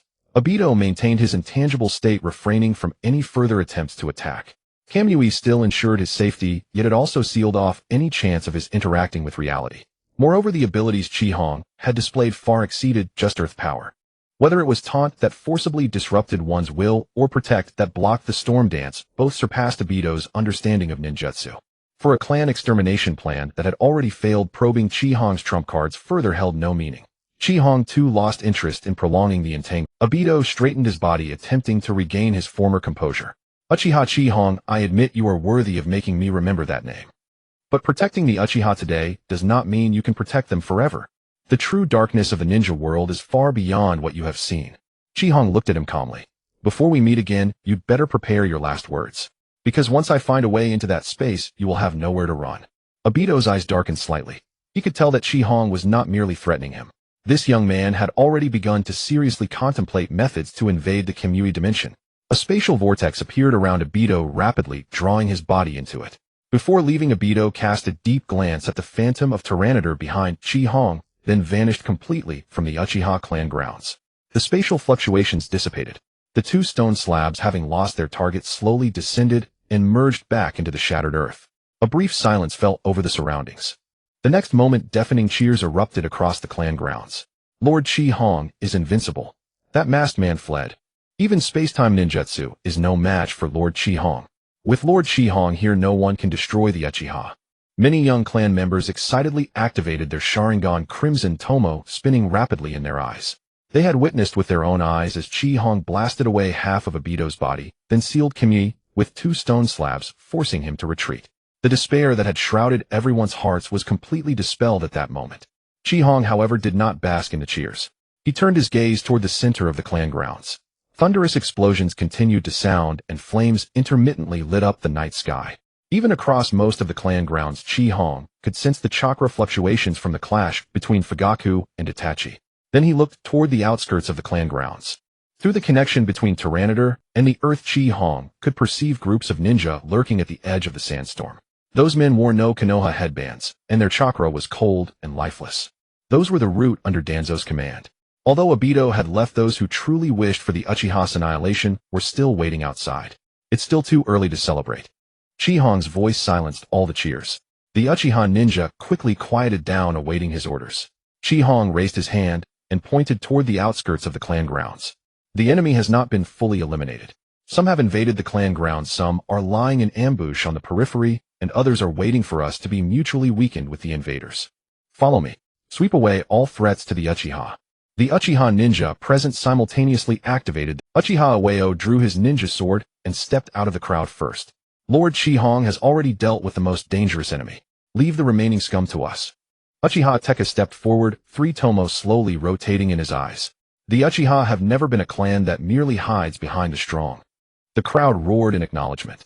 The three Tomo Jonin formed the vanguard. Those skilled in fire jutsu were responsible for cutting off escape routes, and the rest stayed behind to protect the wounded and civilians. Chi-Hong led the Uchiha elite toward the outskirts of the clan grounds. Time wound back a little. On a dim street, Uchiha Fugaku and Itachi faced each other. Fugaku's expression was calm, and he did not initiate an attack. So you have ultimately chosen to stand with Konoha, Itachi. Itachi did not answer. Having chosen to carry out the clan extermination plan, his father, the clan head, was an obstacle he had to overcome. Three Tomo quickly connected in Itachi's eyes, forming the pattern of a Mangekyo. A powerful dojutsu aura spread around. He had to finish Fugaku quickly before the battle dragged on until Chi-Hong or other clan members. Itachi quickly formed hand seals. Fire-style great fireball technique. A blazing orb of fire erupted, instantly engulfing the entire street. But before Itachi completed the final seal, Fugaku had already moved to the side. The fireball grazed past his body and crashed into the house behind him. Itachi immediately followed up with a second fire jutsu to seal off Fugaku's landing point. Yet Fugaku once again changed direction, preemptively dodging the flames. Using the firelight to obscure his vision, Itachi threw a large number of shuriken with both hands. Wires crisscrossed in the darkness. Several shuriken collided with each other, changing direction from Fugaku's blind spots, completely sealing the space around him. Fugaku simply tilted his head, turned his body, and stepped back. All the shuriken flew past his body. Even one that should have slit his throat only grazed. Itachi's figure suddenly vanished. The next moment he appeared before Fugaku, thrusting a short sword straight at his chest. Fugaku raised a kunai and advanced, deflecting the blade. Itachi twisted his wrist, launching a series of knee strikes, elbow blows, and sweeps. Fugaku never counterattacked, yet he was always half a step ahead of Itachi. Before Itachi threw a punch, he had already tilted his head. Before Itachi swept his leg, he had already shifted his weight. Even Itachi's sudden feints failed to draw out his defense. After a brief exchange of taijutsu, Itachi suddenly looked up, locking eyes with Fugaku. The Mangekyo's power erupted. The street and houses twisted rapidly, blood flowed from the walls, and countless crows burst from the darkness. Fugaku seemed to be dragged into a Jinjutsu world of blood and crows. Yet in just a moment, the surrounding illusion began to crack extensively. Crack! The illusion world shattered. Fugaku walked out of the collapsing illusion, his real body still standing. Itachi took the initiative to distance himself, frowning for the first time. He had never underestimated his father. Fugaku had survived the Third Great Ninja War and had made enemies wary with his reputation as Fugaku the Fierce Eye. But his current performance could no longer be explained by the insight of an ordinary Sharingan. Before the fire jutsu was even complete, Fugaku had already left the impact point. Before the shuriken changed direction, he had already dodged the blind spots. Before the Jinjutsu was fully activated, he had already mobilized his dojutsu to defend. Even Itachi's impromptu changes failed to cause any misjudgment in Fugaku. It was not simple prediction. It was as if Fugaku had already seen everything that was about to happen. Itachi did not attack again. Instead, he carefully observed his father's eyes. The flames on the street illuminated Fugaku's face. The shadows receded from his eye sockets, revealing the crimson patterns hidden within at last. Itachi's pupils constricted sharply. That was not a Three-Demo Sharingan. In Fugaku's eyes, a Mangekyo Sharingan was also spinning.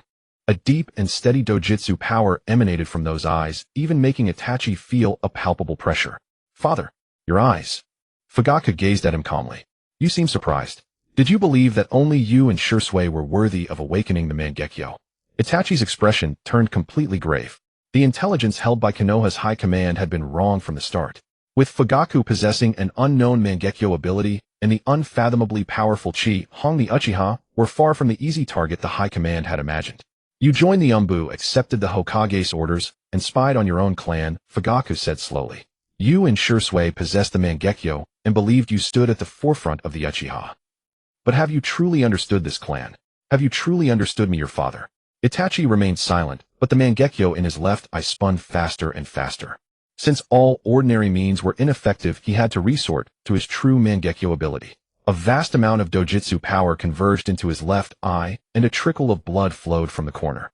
But before the technique was activated, Fugaku had already sidestepped, shifting his gaze to an empty space beside the street. The next moment, black flames ignited out of thin air. Amaterasu. The black flames landed on the spot where Fugaku had been standing, but failed to touch his body. Itachi's expression finally changed. Amaterasu ignites directly at the focal point of one's gaze. Yet Fugaku had already left the focal point of Itachi's gaze before the black flames appeared. Fugaku watched the burning black flames, the Mangekyo in his eyes rotating slowly. "Even this step I have already seen." Itachi did not press the attack. Whether it was fire-style ninja tools taijutsu or Jinjutsu, Fugaku could anticipate and counter each move in advance. Even the Amaterasu, which ignited directly at the focal point of his gaze, failed to touch him.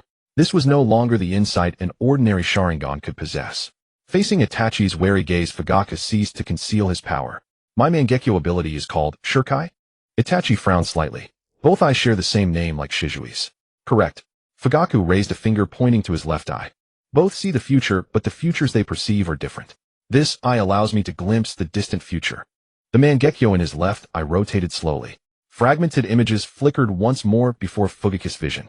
These scenes were not continuous, nor did they reveal the full details of the future to him. The more distant the time, the blurrier the images became. And each time he peered into the far future, it consumed a tremendous amount of ocular power, accelerating the deterioration of his eyesight. Fugaku then pointed to his right eye. "As for this eye, it sees the very next instant. Before you launch an attack, I have already witnessed your movements for the next several seconds. Hand seals, ninja tools, footwork, and the focal point of your gaze. All have already occurred once in my sight." Itachi finally understood how Fugaku had evaded the Amaterasu. Fugaku had not dodged after the black flames appeared with sheer speed. Rather, before Itachi's gaze completed its focus, he had already left the spot where the Amaterasu was about to ignite. "Your combat talent is indeed remarkable." Fugaku met Itachi's eyes directly. "But as long as your actions remain within the future, they cannot deceive Shurkai." Itachi paused for a moment, then asked coldly, "Since you can see the future, you must understand the consequences of the Uchiha coup d'etat." Fugaku slowly shook his head. "It is precisely because I saw the future that I chose to stand with Chi Hong. He was the clan head of the Uchiha. No matter how high-sounding the reasons the higher-ups of Konoha gave, he could not stand by and watch the entire clan be slaughtered.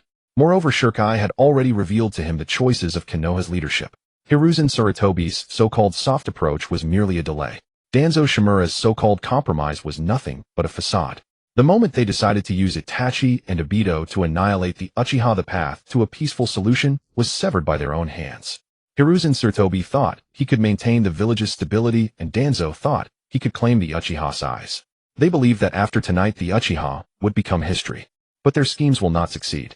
The Mangekyo in Fugaku's eyes rotated slowly. I have seen their failure. I have also seen the Uchiha survive this night and rise again under Chihan's leadership. Not a feeble existence, nor continuing to endure Konoha's surveillance and rejection, but truly returning to the pinnacle. A subtle change flickered across Itachi's expression. Yet Fugaku did not seize the moment to attack. Even though Itachi had participated in the extermination plan and had already raised his blade against his own clan, he was still Fugaku's eldest son. Stop, Itachi. You have seen with your own eyes that the masked man cannot break through Chihan's defenses. The forces Konoha has stationed outside cannot annihilate the entire Uchiha clan. The peace they promised you was built on the corpses of every Uchiha from the very beginning. It is not too late to turn back now. The clan members had not yet been subjected to mass slaughter. Sasuke was still safe. As long as Itachi abandoned the orders of Konoha's higher-ups and revealed all of Danzo and Obito's plans, there was still a chance for redemption. A hint of weariness crept into Fugaku's voice. Do not persist in your delusion any longer. You are not Danzo's blade, nor do you need to bear the wrongs committed by Hiruzen Sarutobi. Itachi's pupils constricted.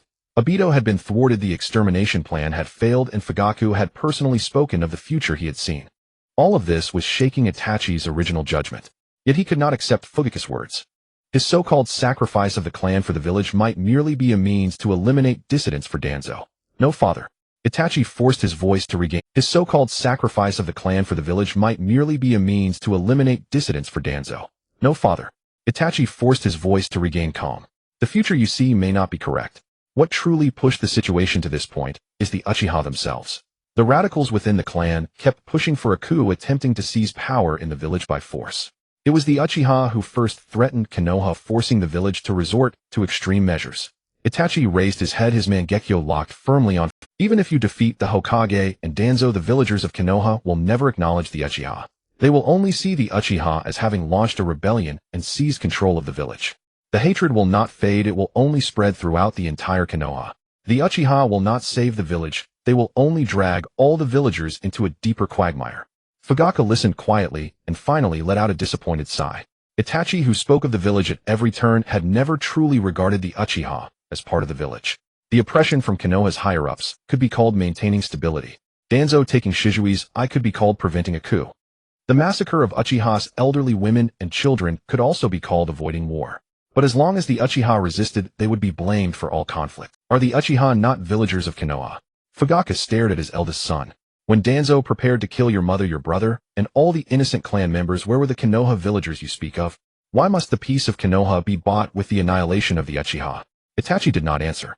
Fugaku had already seen the answer in his silence. Itachi was not unaware, he simply dared not overturn the choices he had clung to. Fugaku closed his eyes. After a moment, he reopened them, and the last trace of hesitation vanished.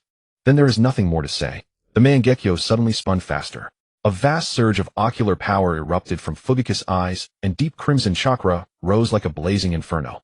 Massive ribs first materialized, completely enveloping Fugaku. Then the spine, arms, and a fearsome skull emerged. Muscles and flesh swiftly covered the chakra skeleton, forming a towering, deep crimson Susanoo. Boom! The Susanoo rose from the ground. The street beneath shattered over a wide area, and the buildings on both sides trembled violently in the chakra storm. The deep crimson giant loomed over Itachi, cold light burning in its eye sockets.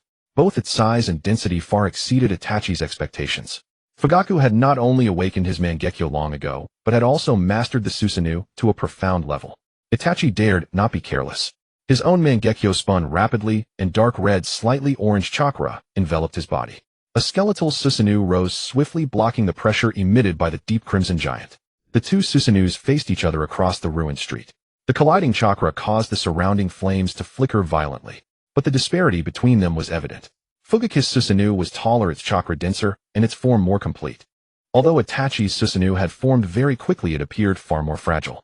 Itachi had not awakened his Mangekyo long, and his body harbored hidden ailments.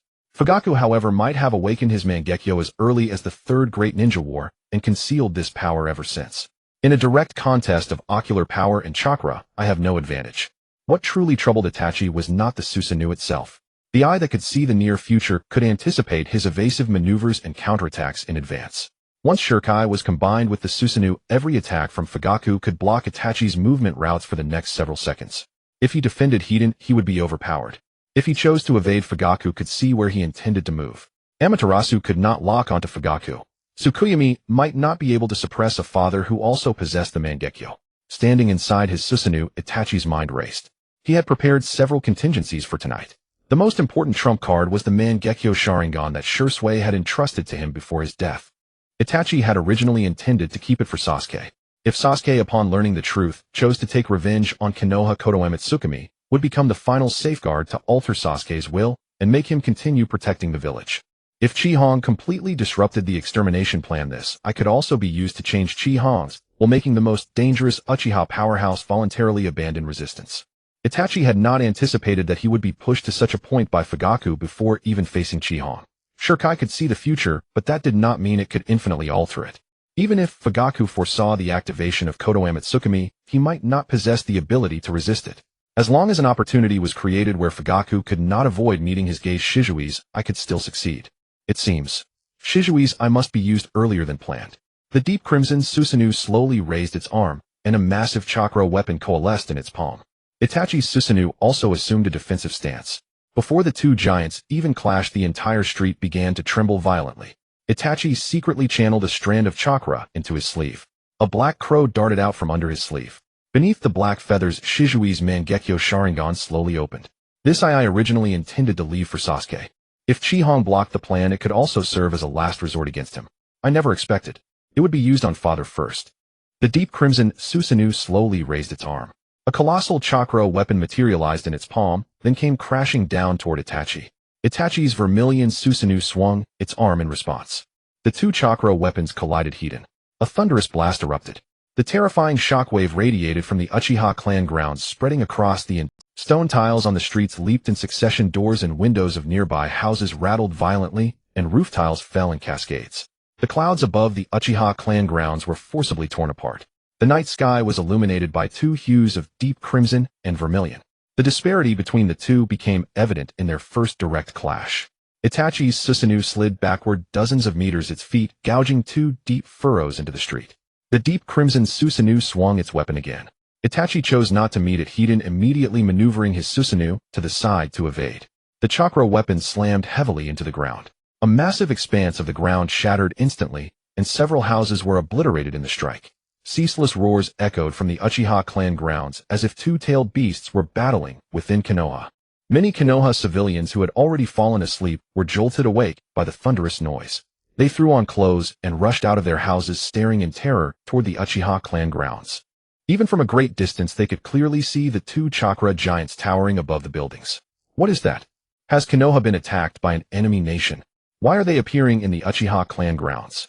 The crowd quickly grew agitated. Some recalled the recent rumors of a coup, instinctively believing the Uchiha had already launched a rebellion. Others noticed the two giants were locked in combat and realized there might be a schism within the Uchiha. Yet regardless of the truth, it did nothing to alleviate the fear in their hearts. The Konoha military police force was now under the control of unreliable clan youths.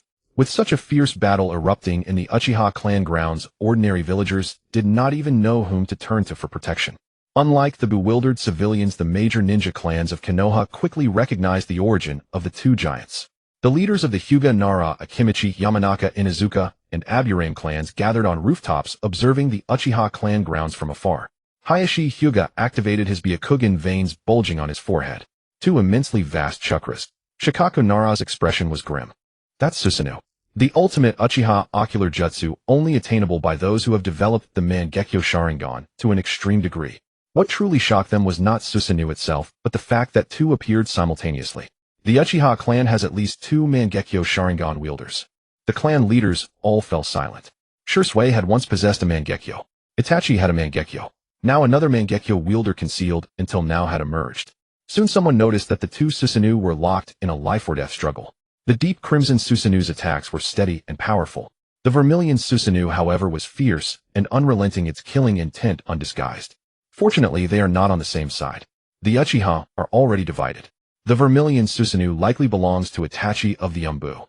Some clan leaders breathed a sigh of relief. But Shikaku Nara kept his eyes fixed on the Uchiha clan grounds. Don't celebrate too soon. If this were merely an internal Uchiha conflict, why hasn't the Umbu evacuated the villagers yet? Does the Hokage already know what is to happen tonight? The area fell silent. The Uchiha clan grounds were cordoned off, while the Umbu and Root had been mobilized in secret during the night. Yet the Konoha High Command had not notified any of the ninja clans. What was happening tonight was far more than a simple Uchiha internal strife. Atop the Hokage building, Hiruzen Sarutobi gripped the adamantine staff, his face grim as he gazed at the two Susanoo. He recognized Itachi's chakra. The Vermilion Susanoo belonged to Itachi. The real problem was the other deep crimson Susanoo. Uchiha Chihong, or Uchiha Fugaku. If it was Chihong, it meant that this suddenly rising Uchiha not only possessed bizarre abilities, but was also a Mangekyo Sharingan wielder. If it was Fugaku, it meant that the Konoha High Command's assessment of the Uchiha's core combat strength had been fundamentally wrong from the start. Hiruzen had originally planned for Itachi and Obito to carry out the main purge, with Root sealing the perimeter. Once the Uchiha elites were eliminated, he could step in as Hokage to end the chaos. But now all his arrangements had spiraled out of control. Two Susanoo were locked in battle at the center of the clan grounds. Hiruzen tightened his grip on the adamantine staff. If the deep crimson Susanoo belonged to Fugaku, Itachi might not be a match. If Chihong had found Danzo, the Root forces on the periphery could be wiped out entirely. Danzo held a vast amount of Konoha's secret intelligence and was a vital pillar of the village's high command structure. Itachi was a crucial piece for suppressing the Uchiha. He could no longer stand by. Summon my men. Several Umbu directly under the Hokage landed on the rooftop in an instant. Hiruzen quickly issued orders. First squad, proceed to the Uchiha clan grounds and confirm the identities of the two Susanoo. Second squad, evacuate nearby villagers. The rest follow me to the Uchiha district. Hiruzen donned his combat gear and replaced his Hokage hat. We can't wait any longer. What is happening tonight must be brought to an end immediately. Meanwhile, Chihong was leading the Uchiha elites toward the outskirts of the clan. The tremors from the collision of the two Susanoo reached them, causing everyone to pause for a moment. They all turned back to see the deep crimson and vermilion giants standing at the heart of the clan grounds. The Uchiha shinobi quickly recognized the chakra of the Vermilion Susanoo. The aura emanating from the other Susanoo also felt familiar. That's the clan leader's chakra. Has the clan leader also awakened the Mangekyo Sharingan? An Uchiha Jonin who had fought in the Third Great Ninja War suddenly recalled that Fugaku had lost an important comrade on the battlefield. Since then, Fugaku's strength had surged, but he had never explained the reason. The clan leader likely awakened his Mangekyo during the Third Great Ninja War. He has hidden it for so many years. After a brief shock, one clan member asked in a low voice, the clan leader's Susanoo is so powerful.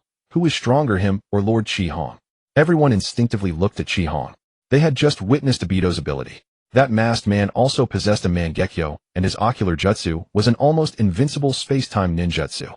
Yet even so, Obito had half his body shattered by Chihong, ultimately forced to retreat. Uchiha Yen Sheng said solemnly, no matter how strong Susanoo is, it still exists within reality. That masked man's body could not even be hit, yet he was still driven back by Lord Chihong. The clan leader is strong, but Lord Chihong is likely on another level entirely. The other clan members nodded in agreement. Chihong did not engage in their comparison. He merely glanced at the deep crimson Susanoo. Judging from the intensity of the chakra, Fugaku clearly held the advantage. But Itachi still possessed Amaterasu Tsukuyami and possibly trump cards left by Shursui. The outcome would not be determined solely by the size of the Susanoo. Chihong did not turn back to the clan grounds. Since Fugaku had voluntarily revealed his Mangekyo, it meant he was confident in handling this battle. The more crucial target now was Danzo. Don't stop. The clan leader can handle his own fight. We have our own enemies to deal with. The Uchiha squad accelerated once more. On the outskirts of the clan grounds, Danzo led a large contingent of Root shinobi stationed at the blockade line. Explosive tags were buried on both sides of the streets, and poison gas and sealing jutsu formations were already prepared. A sensor-type Root shinobi appeared beside Danzo. Lord Danzo, the enemy numbers exceed our estimates. The chakra of the leader matches that of the Uchiha, who created the sandstorm earlier.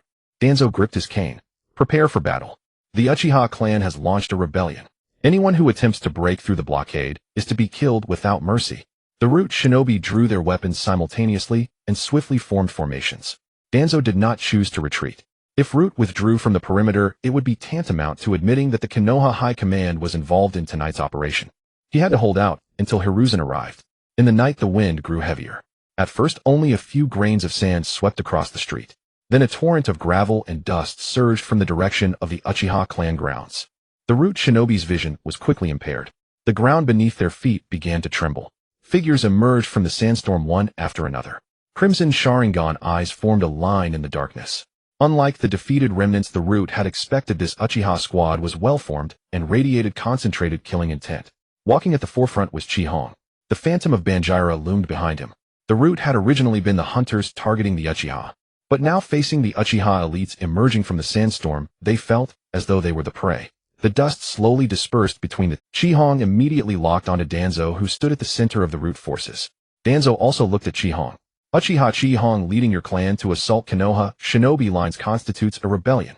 Order all Uchiha to lay down their weapons now, and I can represent Konoha. Chi-Hong cut him off. Danzo was stalling for time, waiting for Hiruzen to arrive.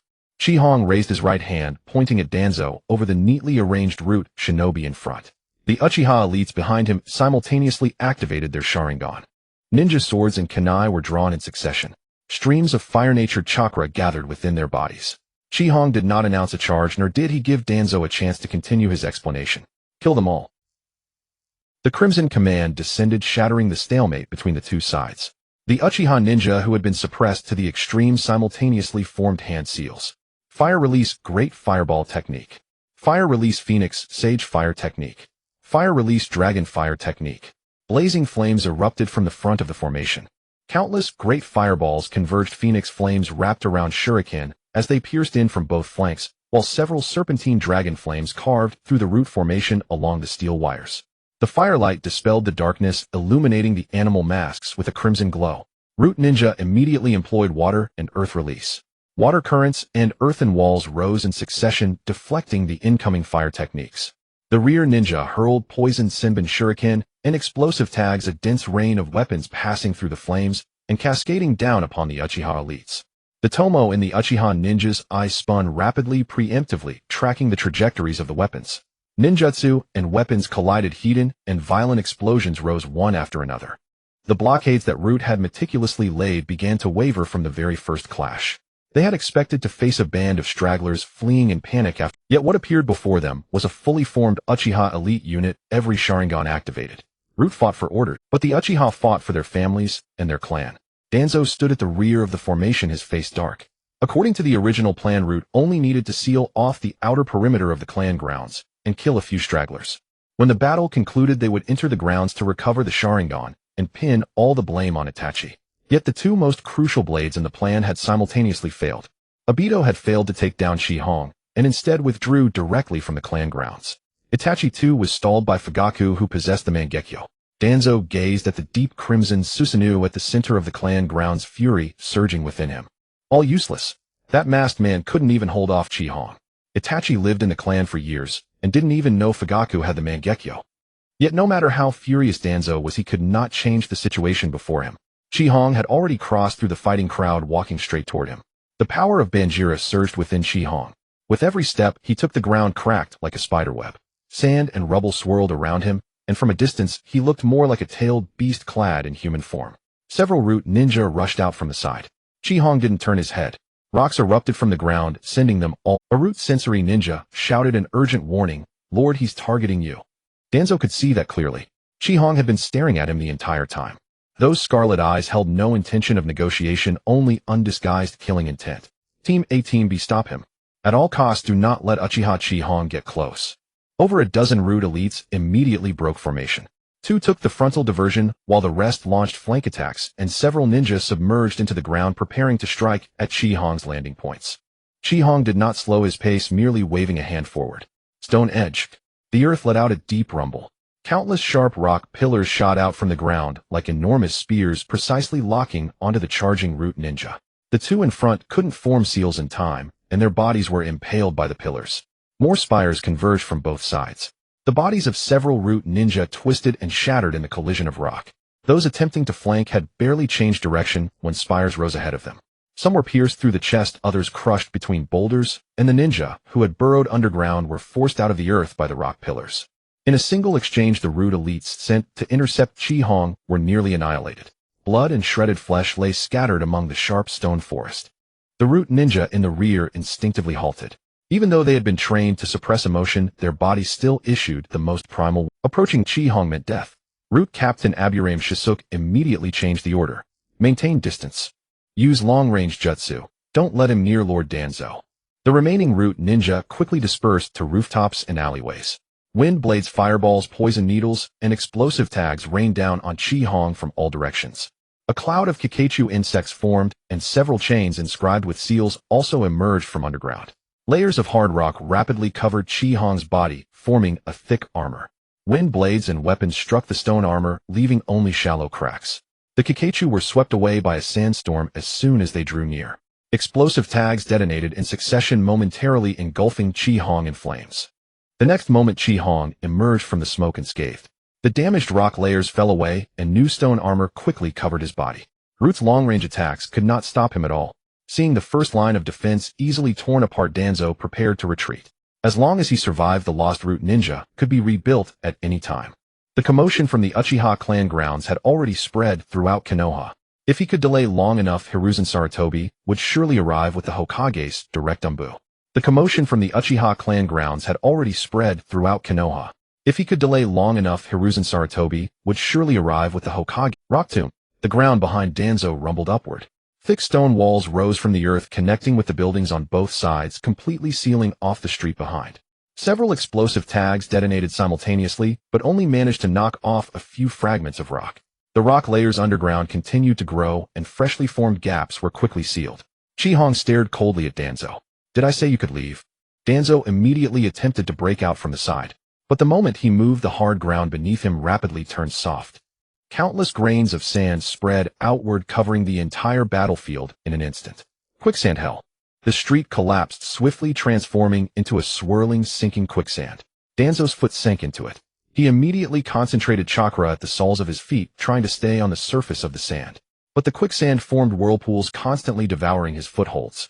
The surrounding root guards were also affected. Some tried to leap onto the rooftops, but were blocked by the rock walls.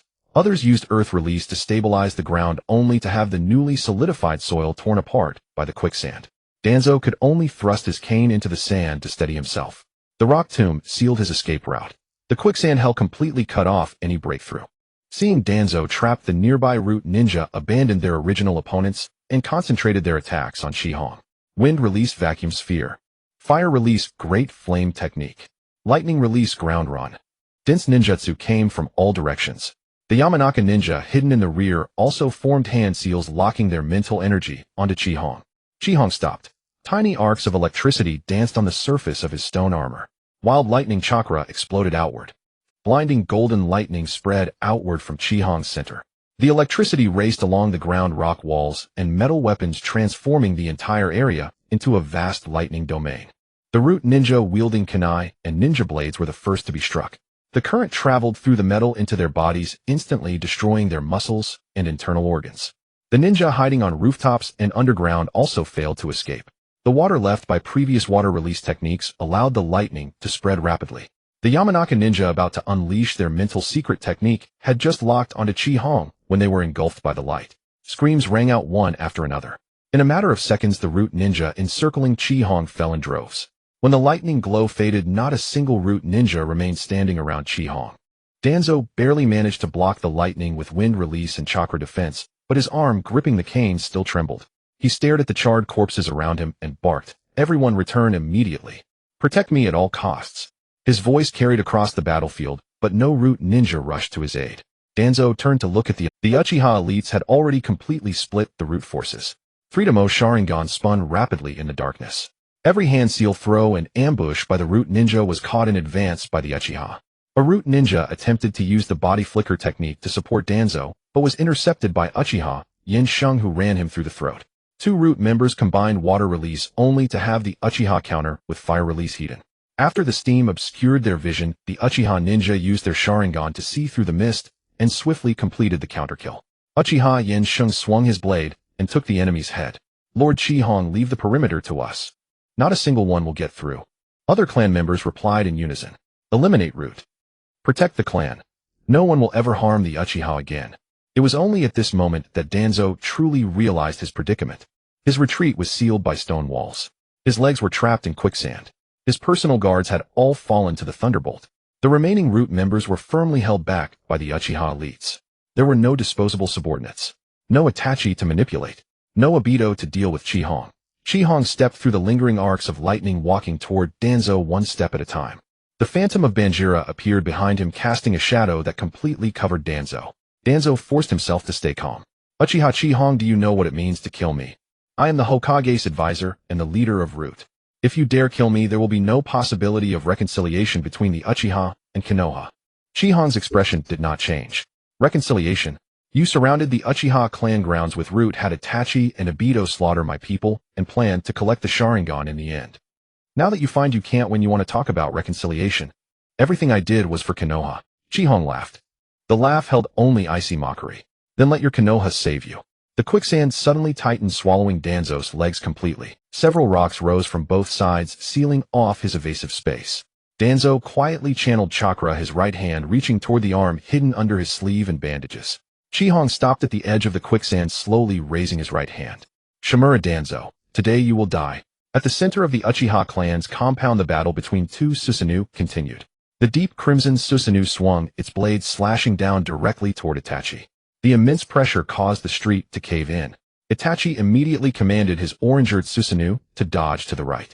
But as soon as he moved, Fugaku altered the trajectory of his attack, switching from a vertical slash to a horizontal sweep. Boom! The orange-eared Susanoo was struck head-on, its massive body collapsing several houses. Before Itachi could regain his footing, the second attack had already arrived. Sijin could see several seconds into the future. Whether Itachi prepared to attack or evade, Fugaku could counter. Inside his Susanoo, Itachi's breathing grew rapid. Blood trickled from his eyes, and the deep crimson giant before him began to blur into double images. Continuous use of his Mangekyo techniques pushed both his body and ocular power to their limits. After another collision, a crack split open the chest of the orange-eared Susanoo. Itachi had just used his ocular power to repair the crack when the lower half of the Susanoo began to turn transparent. I can't drag this out any longer. If he maintained the Susanoo, he would not have enough strength left to activate Tsukuyomi or Kotoematsukumi. In the instant the two Susanoo separated, Itachi channeled a wisp of chakra into his sleeve. A crow slipped out and hid behind a collapsed wall. Beneath its closed eyelid lay Shizui's Mangekyo Sharingan. Itachi had already prepared the will to implant into Fugaku. Abandon resistance against Konoha, accept the Uchiha sacrifice for peace, and stop Uchiha Akai when necessary. The deep crimson Susanoo closed in again. Itachi abruptly stopped feeding his ocular power. The orange-eared Susanoo rapidly disintegrated into countless specks of chakra. Itachi fell from midair, landing on one knee on the shattered street. Blood dripped from his chin, and both arms hung limp. The deep crimson Susanoo halted before him. Fugaku's right eye shifted slightly. He saw Itachi suddenly look up, saw Tsukuyomi, and saw the crow hidden behind the rubble. But after a brief silence, Fugaku still dispelled his. Gripping his ninja sword, he walked toward Itachi step by step. Fugaku could have ended the battle from a distance, yet he still wished to give his eldest son one last chance. If Itachi was willing to stop, even if it meant losing his position as clan head, even if he had to atone personally to every victim in the clan, Fugaku would find a way to protect him. Fugaku stopped before Itachi. Itachi's hanging fingers trembled slightly. The next moment, he jerked his head up. His bloodstained Mangekyo Sharingan met Fugaku's gaze. Tsukuyomi. The sounds of wind and fire in the real world vanished instantly. When Fugaku opened his eyes again, he was bound to a cross in a dark red space. A black moon hung in the sky.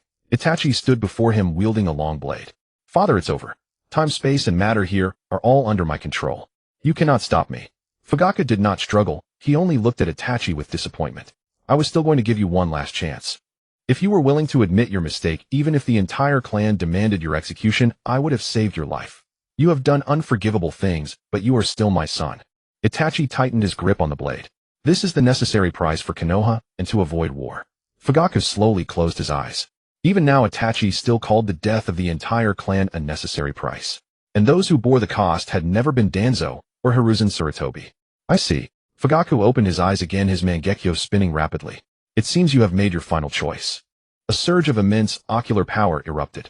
The cross binding him cracked, and even the black moon in the sky was split by fissures. Itachi's expression shifted slightly. Impossible. Fugaku broke free and slowly drew his ninja sword. The Mangekyo Sharingan is a mirror of the heart. Your Amaterasu burns everything because you want to incinerate what you deem evil. But you never considered who should judge what is evil. The dark red space began to shatter. Your Tsukuyami controls perception, creating a false world. Because you never believed in truth, only in the peace you defined. Countless crosses rose from the ground. Thousands of Itachi, each wielding a long blade, charged at Fugaku simultaneously. Fugaku swung his blade, shattering all illusions in his path. You speak of acting for the village, yet you never treated the Uchiha as part. You wanted to protect Sasuke, but you planned to let him live in lies his whole life. And even after he learned the truth, you intended to rewrite his thoughts with Shizui's eye. Itachi's pupils suddenly contracted. Itachi, you haven't seen too far. You simply never truly looked at the people behind you. Fugaku raised his ninja sword.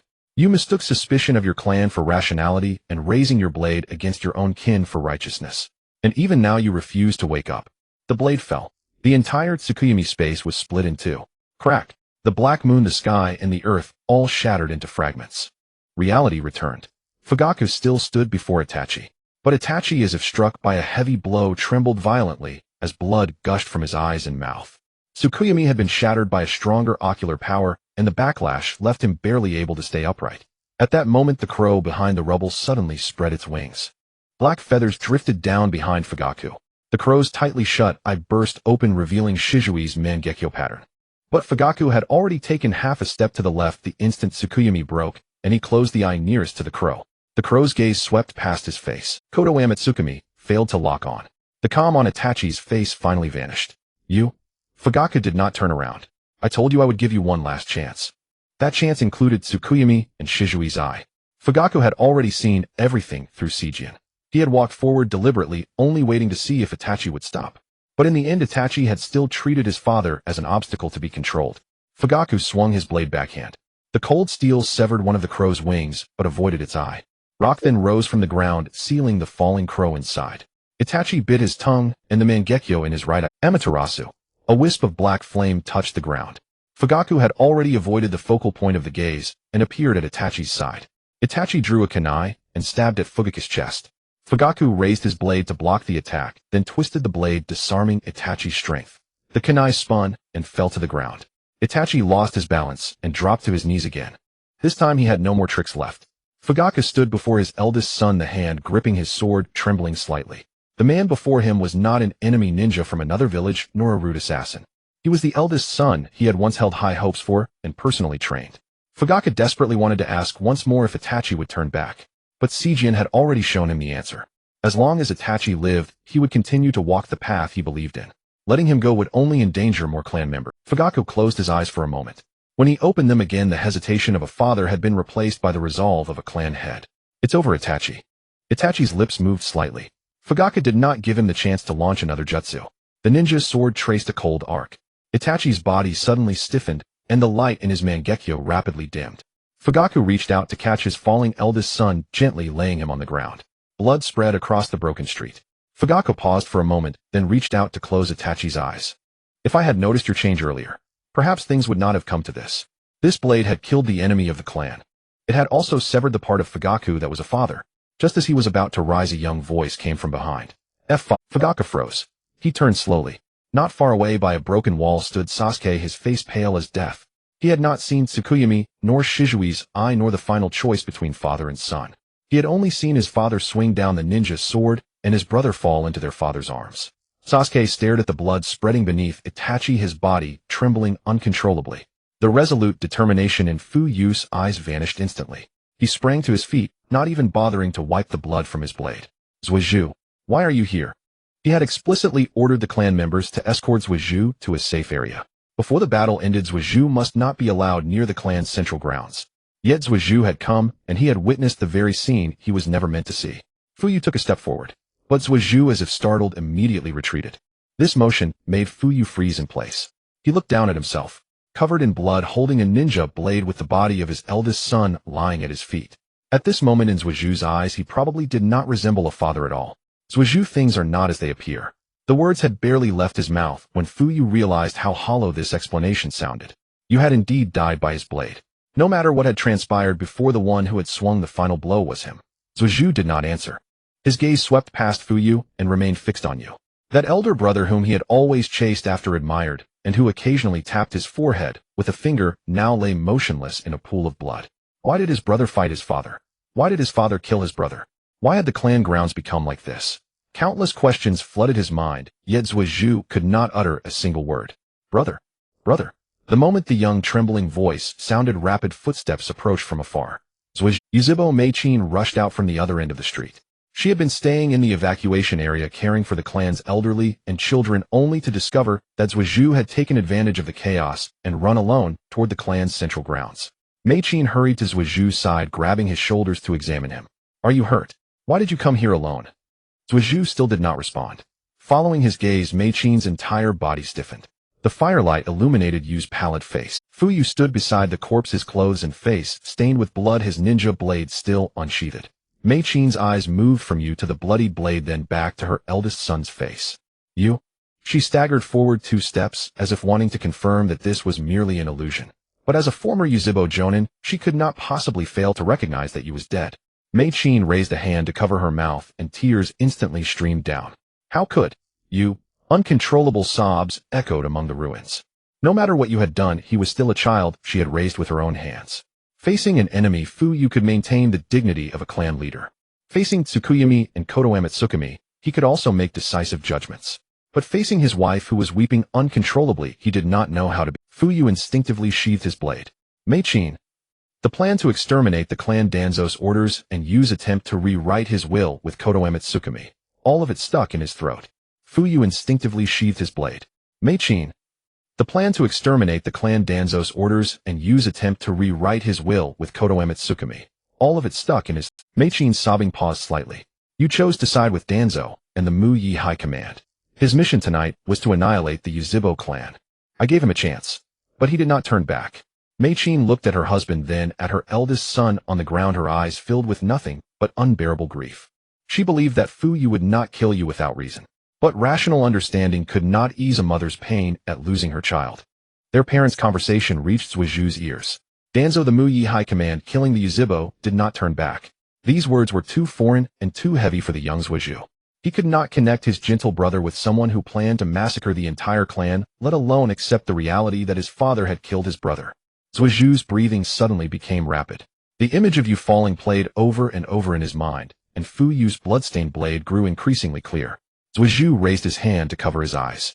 A searing pain suddenly erupted from deep within his eyes. Mei-chin's expression changed drastically as she immediately steadied his body. Zhuozhu. Blood trickled from the corners of Zhuozhu's tightly shut eyes. When he reopened them, his ink-black irises had turned crimson. In each eye a single black tomo appeared. Sharingan. Mei-chin stared at Zhuozhu in a daze. Intense sorrow, terror, and confusion transformed into special chakra, awakening the Yuzhibo's bloodline limit for the first time. But the sudden change in vision only subjected Zhuozhu to a greater shock. The wounds on Yu's body, the bloodstains on the ground, the chakra fluctuations from Fu Yu, all became vividly clear in his eyes. Brother. Zhuozhu called out once, then the tomo in his eyes stopped spinning. His body lost its strength, and he collapsed forward. Mei-chin quickly caught him in her arms. Fu Yu immediately stepped forward, pressing one hand on Zhuozhu's wrist, while checking his eyes and chakra flow with the other. It's just that the shock was too great, and the first awakening consumed his spiritual energy. He needs rest, and will wake up soon. Mei-chin's tense body relaxed slightly. But when she looked at Yu, tears continued to fall. In one night, she had lost a son. Her other son, having witnessed his brother's death, had awakened the Sharingan. Fu Yu looked into the distance. In the direction of Danzo, lightning flashed and explosions and shouts had not ceased. This place was still a battlefield. Take Zhuozhu and leave first. Go to the Nanhe Shrine and find the clan's medical ninja. Do not stay here. Mei-chin looked up at Fu Yu. What about you? Fu Yu was silent for a moment. I will leave a mark so the clan members can retrieve his body. No matter what he did, he was still a member of the Yuzhibo clan. When tonight is over, I will tell you everything. Mei-chin stood up holding Zhuozhu, then came to Yu's side and gently stroked her eldest son's face. Why did it come to this? No one could answer her. After a moment, Mei-chin turned and walked away with Zhuozhu in her arms. Confirming that his wife and son were far away, Fu Yu slowly withdrew his gaze. Zhuozhu's eyes each had only one tomo. To have only awakened a single tomo after such a tremendous shock. Compared to Yu, who had displayed astonishing talent from a young age, Zhuozhu's current aptitude seemed somewhat ordinary. As for Qihong, he could no longer be measured by ordinary Yuzhibo genius standards. Zhuozhu's talent seems a bit lacking. The thought had just arisen when Fu Yu shook his head. Whether Zhuju became a genius or not did not matter. He was already dead. As long as Zhuju lived safely, even if he remained an ordinary ninja for his entire life, Fuyu would accept it. Fuyu went to the place where the crow was sealed. The rock slowly split open, revealing the crow, which had lost one wing and was still struggling, its Mangekyo from Jishui already closed again. This eye was far too dangerous. If it fell into the hands of Danzo or the Muyi High Command, the consequences would be disastrous. Fuyu used Jinjutsu to control the crow, retrieved a special container filled with preservation fluid, and carefully removed Jishu's eye. The pattern of a four-bladed windmill was faintly visible through the liquid. Jishui, your wish was exploited by them from the very beginning. Fuyu sealed the container and kept it close to his body. Then he returned to Yu's corpse and took out 2 more preservation containers. Yu's Mangekyo itself had no good or evil. But once these eyes fell into the hands of the root, the Umbu, or that masked man, they would inevitably become tools to be used against the Yuzhibo again. Fuyu's fingers paused in front of Yu's eyes. They were not the spoils of an enemy, but the eyes of his son. He closed his own eyes and took a deep breath. Forgive me, Yu. At the very least, I cannot let your eyes fall into Danzo's hands. Fuyu forced his hands to remain steady, carefully removing both of Yu's Mangekyo and placing them into the preservation fluid. Amaterasu Tsukuyami and the Koto Amatsukami left by Jishui. If any single one of them fell into the wrong hands, it would be enough to trigger a bloody conflict. Fuyu would not use these eyes, nor would he arbitrarily decide their ownership. Only after the crisis was over would the Yuzhibo have the right to discuss how to handle. Fuyu tore off his outer coat, covered Yu's face, and left a special clan communication mark nearby. Wait for me to return. In the distance, another blinding flash of lightning lit up the sky. Several powerful chakra signatures were rapidly approaching from the direction of the Hokage building, the most prominent among them being Yuan Fei Rijan. Fuyu grasped his ninja blade and reactivated his Mangekyo Sharingan. This is not the time for grief. He cast one last glance at Yu, then turned and charged toward the outskirts of the clan grounds. The sorrow of a husband and father was temporarily buried deep within his heart. On the outskirts of the Uchiha compound, the sound of ninjutsu explosions rang out one after another. Root remnants desperately charged the defensive line, attempting to reach Danzo, but were completely separated by the elite Uchiha forces. 3-mo Sharingan spun in the darkness. Some infiltrated underground, only to be forcibly expelled by Earth Release. Others broke through from the rooftops, but before they could approach the central battlefield, they were driven back by a barrage of shuriken and fire release. Danzo issued several consecutive orders, yet none of his subordinates could arrive. He finally realized that he had been completely isolated. Thick rock walls sealed the surroundings, while quicksand beneath his feet continuously swirled and sank. Numerous root corpses lay scattered nearby, the air thick with the smell of scorched earth. Chihong stood at the edge of the quicksand, staring coldly at him. The shadow who once lurked in the darkness of Konoha, manipulating the lives and deaths of others, now had not a single subordinate left willing to die for him. Danzo suppressed his agitation, trying to buy more time. If Hiruzen Sarutobi arrived with his direct Umbu squad, he would still have a chance to survive. Uchiha Chihong, you have no idea what you're doing. I hold countless secrets of Konoha and am responsible for monitoring other ninja villages and dangerous organizations. If I die, the intelligence network Konoha has established across the nations will be severely crippled. Chihong did not stop. The Cloud Stone and Mist villages have been waiting for Konoha's internal strife. Killing me now will only give other ninja villages an excuse to wage war. When that happens, it won't just be the Uchiha who die. It will be all of Konoha's civilians. Chihong still did not respond. No matter whom Danzo killed or sacrificed, he could always justify it with for the sake of Konoha. Chihong had no interest in arguing with him. The air around them began to distort, and the gravel on the ground gradually melted under the intense heat. Danzo's expression shifted slightly. After you kill me, the Hokage will never let you get away with it. The Uchiha will lose all chance of reconciliation with Konoha. Great fireball blast. Highly condensed flames erupted from Chihong's mouth, rapidly forming a massive great character that sealed off all of Danzo's escape routes. Wind release vacuum great ball. The compressed wind sphere collided head-on with the flames. But the disparity in power was too vast. The wind technique was instantly consumed by the fire, only making the blaze even fiercer. Boom. Danzo's body was completely engulfed by a towering pillar of fire. Scorching heat waves radiated outward, turning the nearby rock walls red hot. When the flames dissipated, only a charred crater and an unrecognizable remains were left. Chihong did not let his guard. A strange, sinister ocular power suddenly manifested. Danzo's charred corpse began to distort along with the surrounding bloodstains, turning transparent. Death was being forcibly negated. The next moment, the remains vanished completely. The supposedly dead Danzo reappeared outside the crater, his body perfectly intact, as if nothing had ever happened. The forbidden ocular technique is Izanagi.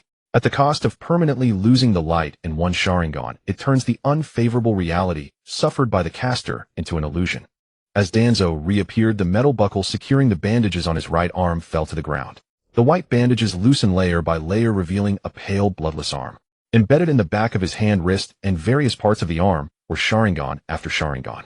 The crimson eyes slowly rotated like a host of imprisoned souls trapped in flesh and blood. One of those Sharingan had already closed completely. Nearby Uchiha Shinobi also saw the arm. Sharingan. How can he have so many Sharingan on his arm? Those are the eyes of our clansmen. The killing intent from the Uchiha side suddenly intensified. The Konoha High Command had always claimed the Sharingan was a dangerous and evil power. Yet Danzo had been secretly collecting the eyes of Uchiha clan members, turning them into a tool to escape death. Chihong showed no surprise. Just as I thought. Shimura Danzo, just how many Uchiha Shinobi have you killed over the years? Danzo did not answer. His only concern now was how to use Izanagi to escape this place. Wind released vacuum serial waves. Huge wind blades slashed into the rock wall, leaving several deep gashes. Danzo immediately charged toward the weakest point. Chihong stamped his foot. New rock layers rapidly grew, sealing the breach shut. At the same time, quicksand coiled around Danzo's ankles. Sharp stone pillars shot up from the ground, piercing through his chest and lifting him into the air. The second death. The strange ocular power appeared again. Danzo's corpse turned into an illusion, then materialized a few meters away. A second Sharingan closed. Danzo bit his finger and pressed both hands to the ground. Summoning technique. A burst of white smoke exploded, and a gigantic Baku appeared on the battlefield. The Baku opened its long snout and massive mouth, unleashing a terrifying suction force. Rocks and gravel were swept into its maw. Danzo took the opportunity to circle around, attempting to break through the encirclement. Behind Chihong, the phantom of a Tyranitar let out a low roar. Vast energy condensed into a fearsome maw. Crunch. The energy fangs clamped down on the Baku's neck and slammed it heavily to the ground. Danzo had not fled far before Chihong blocked his path. A fist clad in rock armor slammed into Danzo's chest, sending him flying backward. The rock walls on both sides then closed in, crushing Danzo into a pulp. The third death. Danzo activated Izanagi once more. He used wind release to create a smokescreen and employed a substitution technique to conceal his real body, but Chihong locked onto his position through the sandstorm. Sharp rocks rose from the ground and pierced through his skull. The fourth death. Danzo used the ocular technique to appear atop the rock wall, but several lightning bolts conducted through the rock formation, blasting him into a charred corpse. The fifth death. He revived again, appearing behind Chihong, and thrust a wind-release kunai at Chihong's back. The sandstorm surrounding Chihong automatically surged.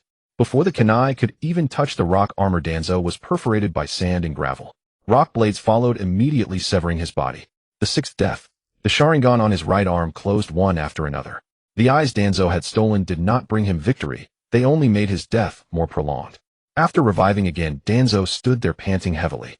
Izanagi could restore the flesh, but it could not completely erase the mental. The pain of being burned by flames, pierced by rock pillars, and crushed by boulders still lingered in his consciousness.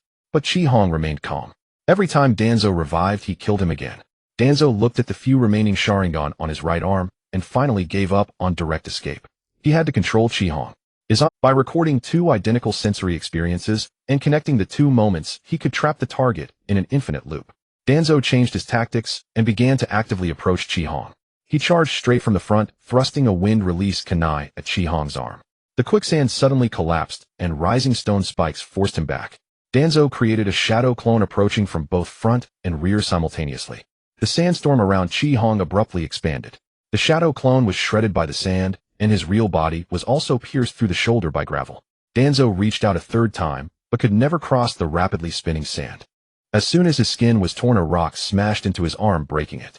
Chihong had already seen through Danzo's intention. Izanami requires recording sensory information at the moment of contact. What, not going to run anymore? Were you planning to use Izanami? Danzo's knees, shoulders, and abdomen were shattered one after another. A stone spike pierced through his heart from behind. Izanagi rewrote death again. Danzo's knees, shoulders, and abdomen were shattered one after another. A stone spike pierced through his heart from behind. Izanagi rewrote death again. Another Sharingan closed permanently. Danzo reappeared, his face dark as thunder. Root could not reinforce him. Hiruzen had. Izanami was impossible to complete. If the battle continued, Chihong would simply kill him until all the Sharingan were closed. Danzo looked down at his own chest. Beneath the clothes and bandages, there was a sealing technique already inscribed into his body. The four-symbol seal. At the cost of the caster's death, it seals everything nearby into the corpse. Since he could not leave alive, he would have to drag Chi Hong into hell with him. Danzo clenched his right fist, his eyes filled with reluctance. He had not yet become Hokage. Hiruzen Sarutobi had always stood in the sunlight enjoying respect, while all the unsavory tasks were carried out by him. Even now Hiruzen had not shown up. Hiruzen, are you hesitating again? Danzo could wait no longer.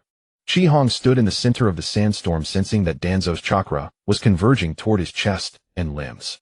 That was not the sign of an ordinary ninjutsu. The black sealing patterns spread from Danzo's chest toward his limbs. The ink-cold and perilous chakra expanded swiftly, causing the surrounding quicksand to ripple into fine, intricate waves. Most of the Sharingan on Danzo's right arm had already closed, and Root could not breach the Uchiha defenses. If the battle continued, Chi Hong would kill him repeatedly until Izanagi beat. Most of the Sharingan on Danzo's right arm had already closed, and Root could not breach the Uchiha defenses. If the battle continued, Chi Hong would kill him repeatedly until Izanagi became completely ineffective. It was not surprising that Danzo chose mutually assured destruction when cornered. Chi Hong did not approach recklessly. The sandstorm surrounding him expanded rapidly, and his body retreated, borne by rock pillars. Several thick stone walls rose in succession, blocking the space between them.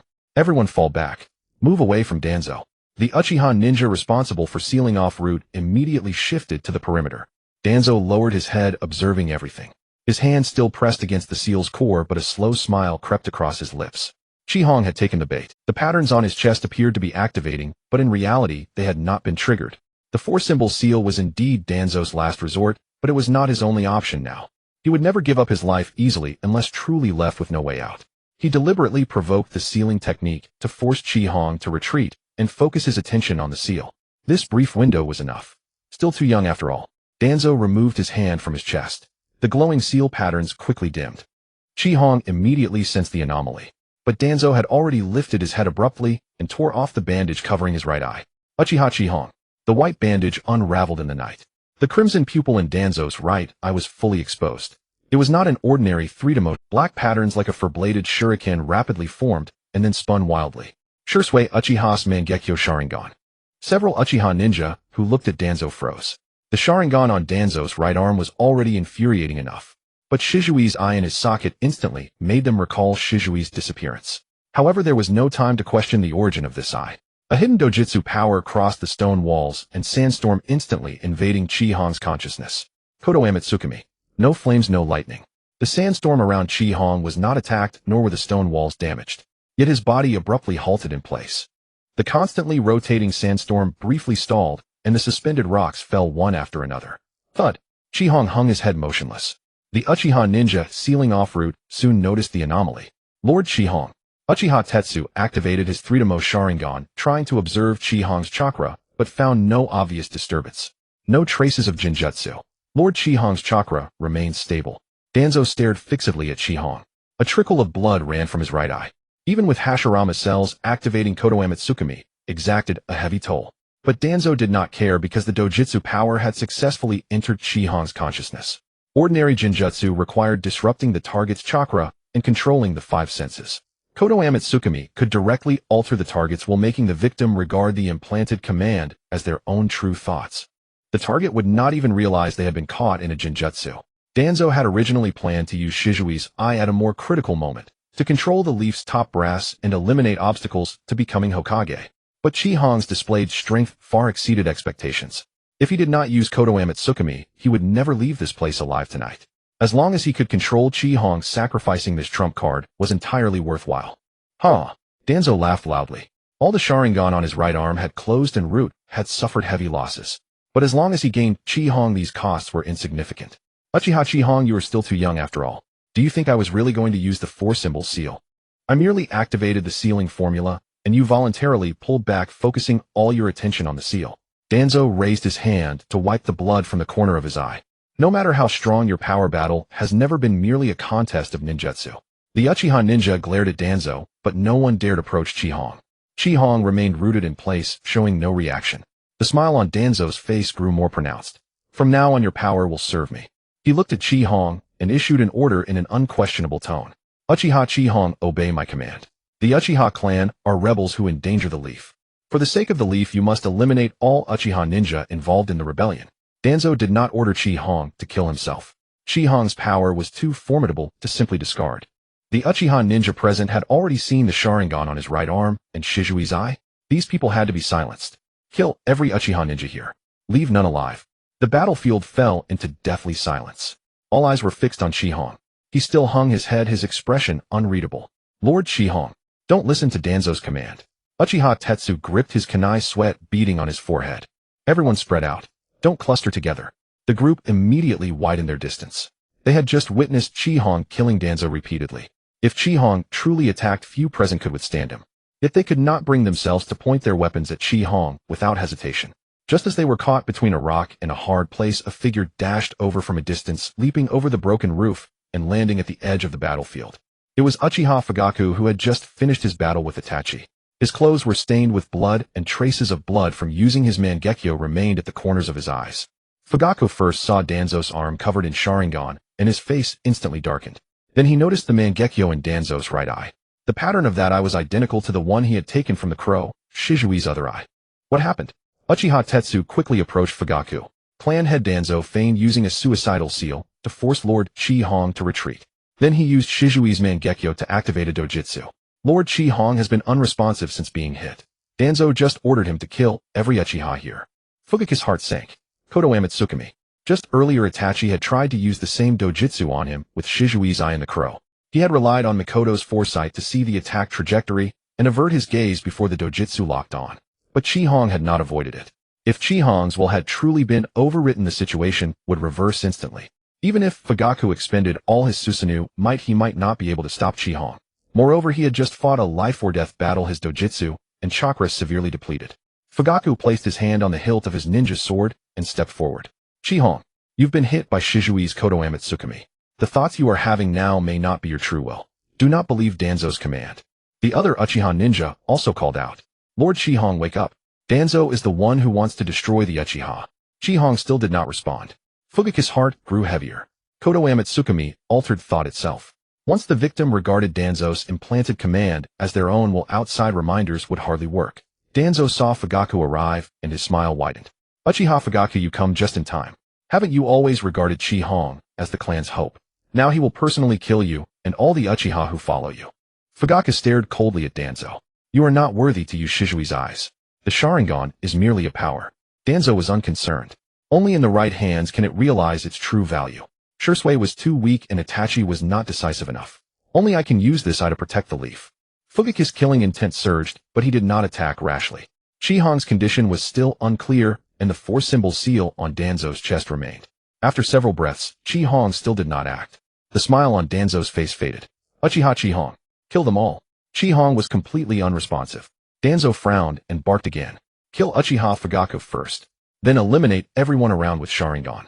Fugaku activated his Mangekyo Sharingan and tightened his grip on his sword. The surrounding Uchiha ninja also scattered, bracing for Chi Hong's attack. Uchiha Chi Hong, what are you doing? Danzo shouted harshly. I command you to act now. Kill every Uchiha ninja. Fugaku braced himself. Danzo's eyes rekindled with anticipation. The next moment, a clear, undisguised snicker sounded from behind Danzo. Heh! The smugness on Danzo's face froze instantly.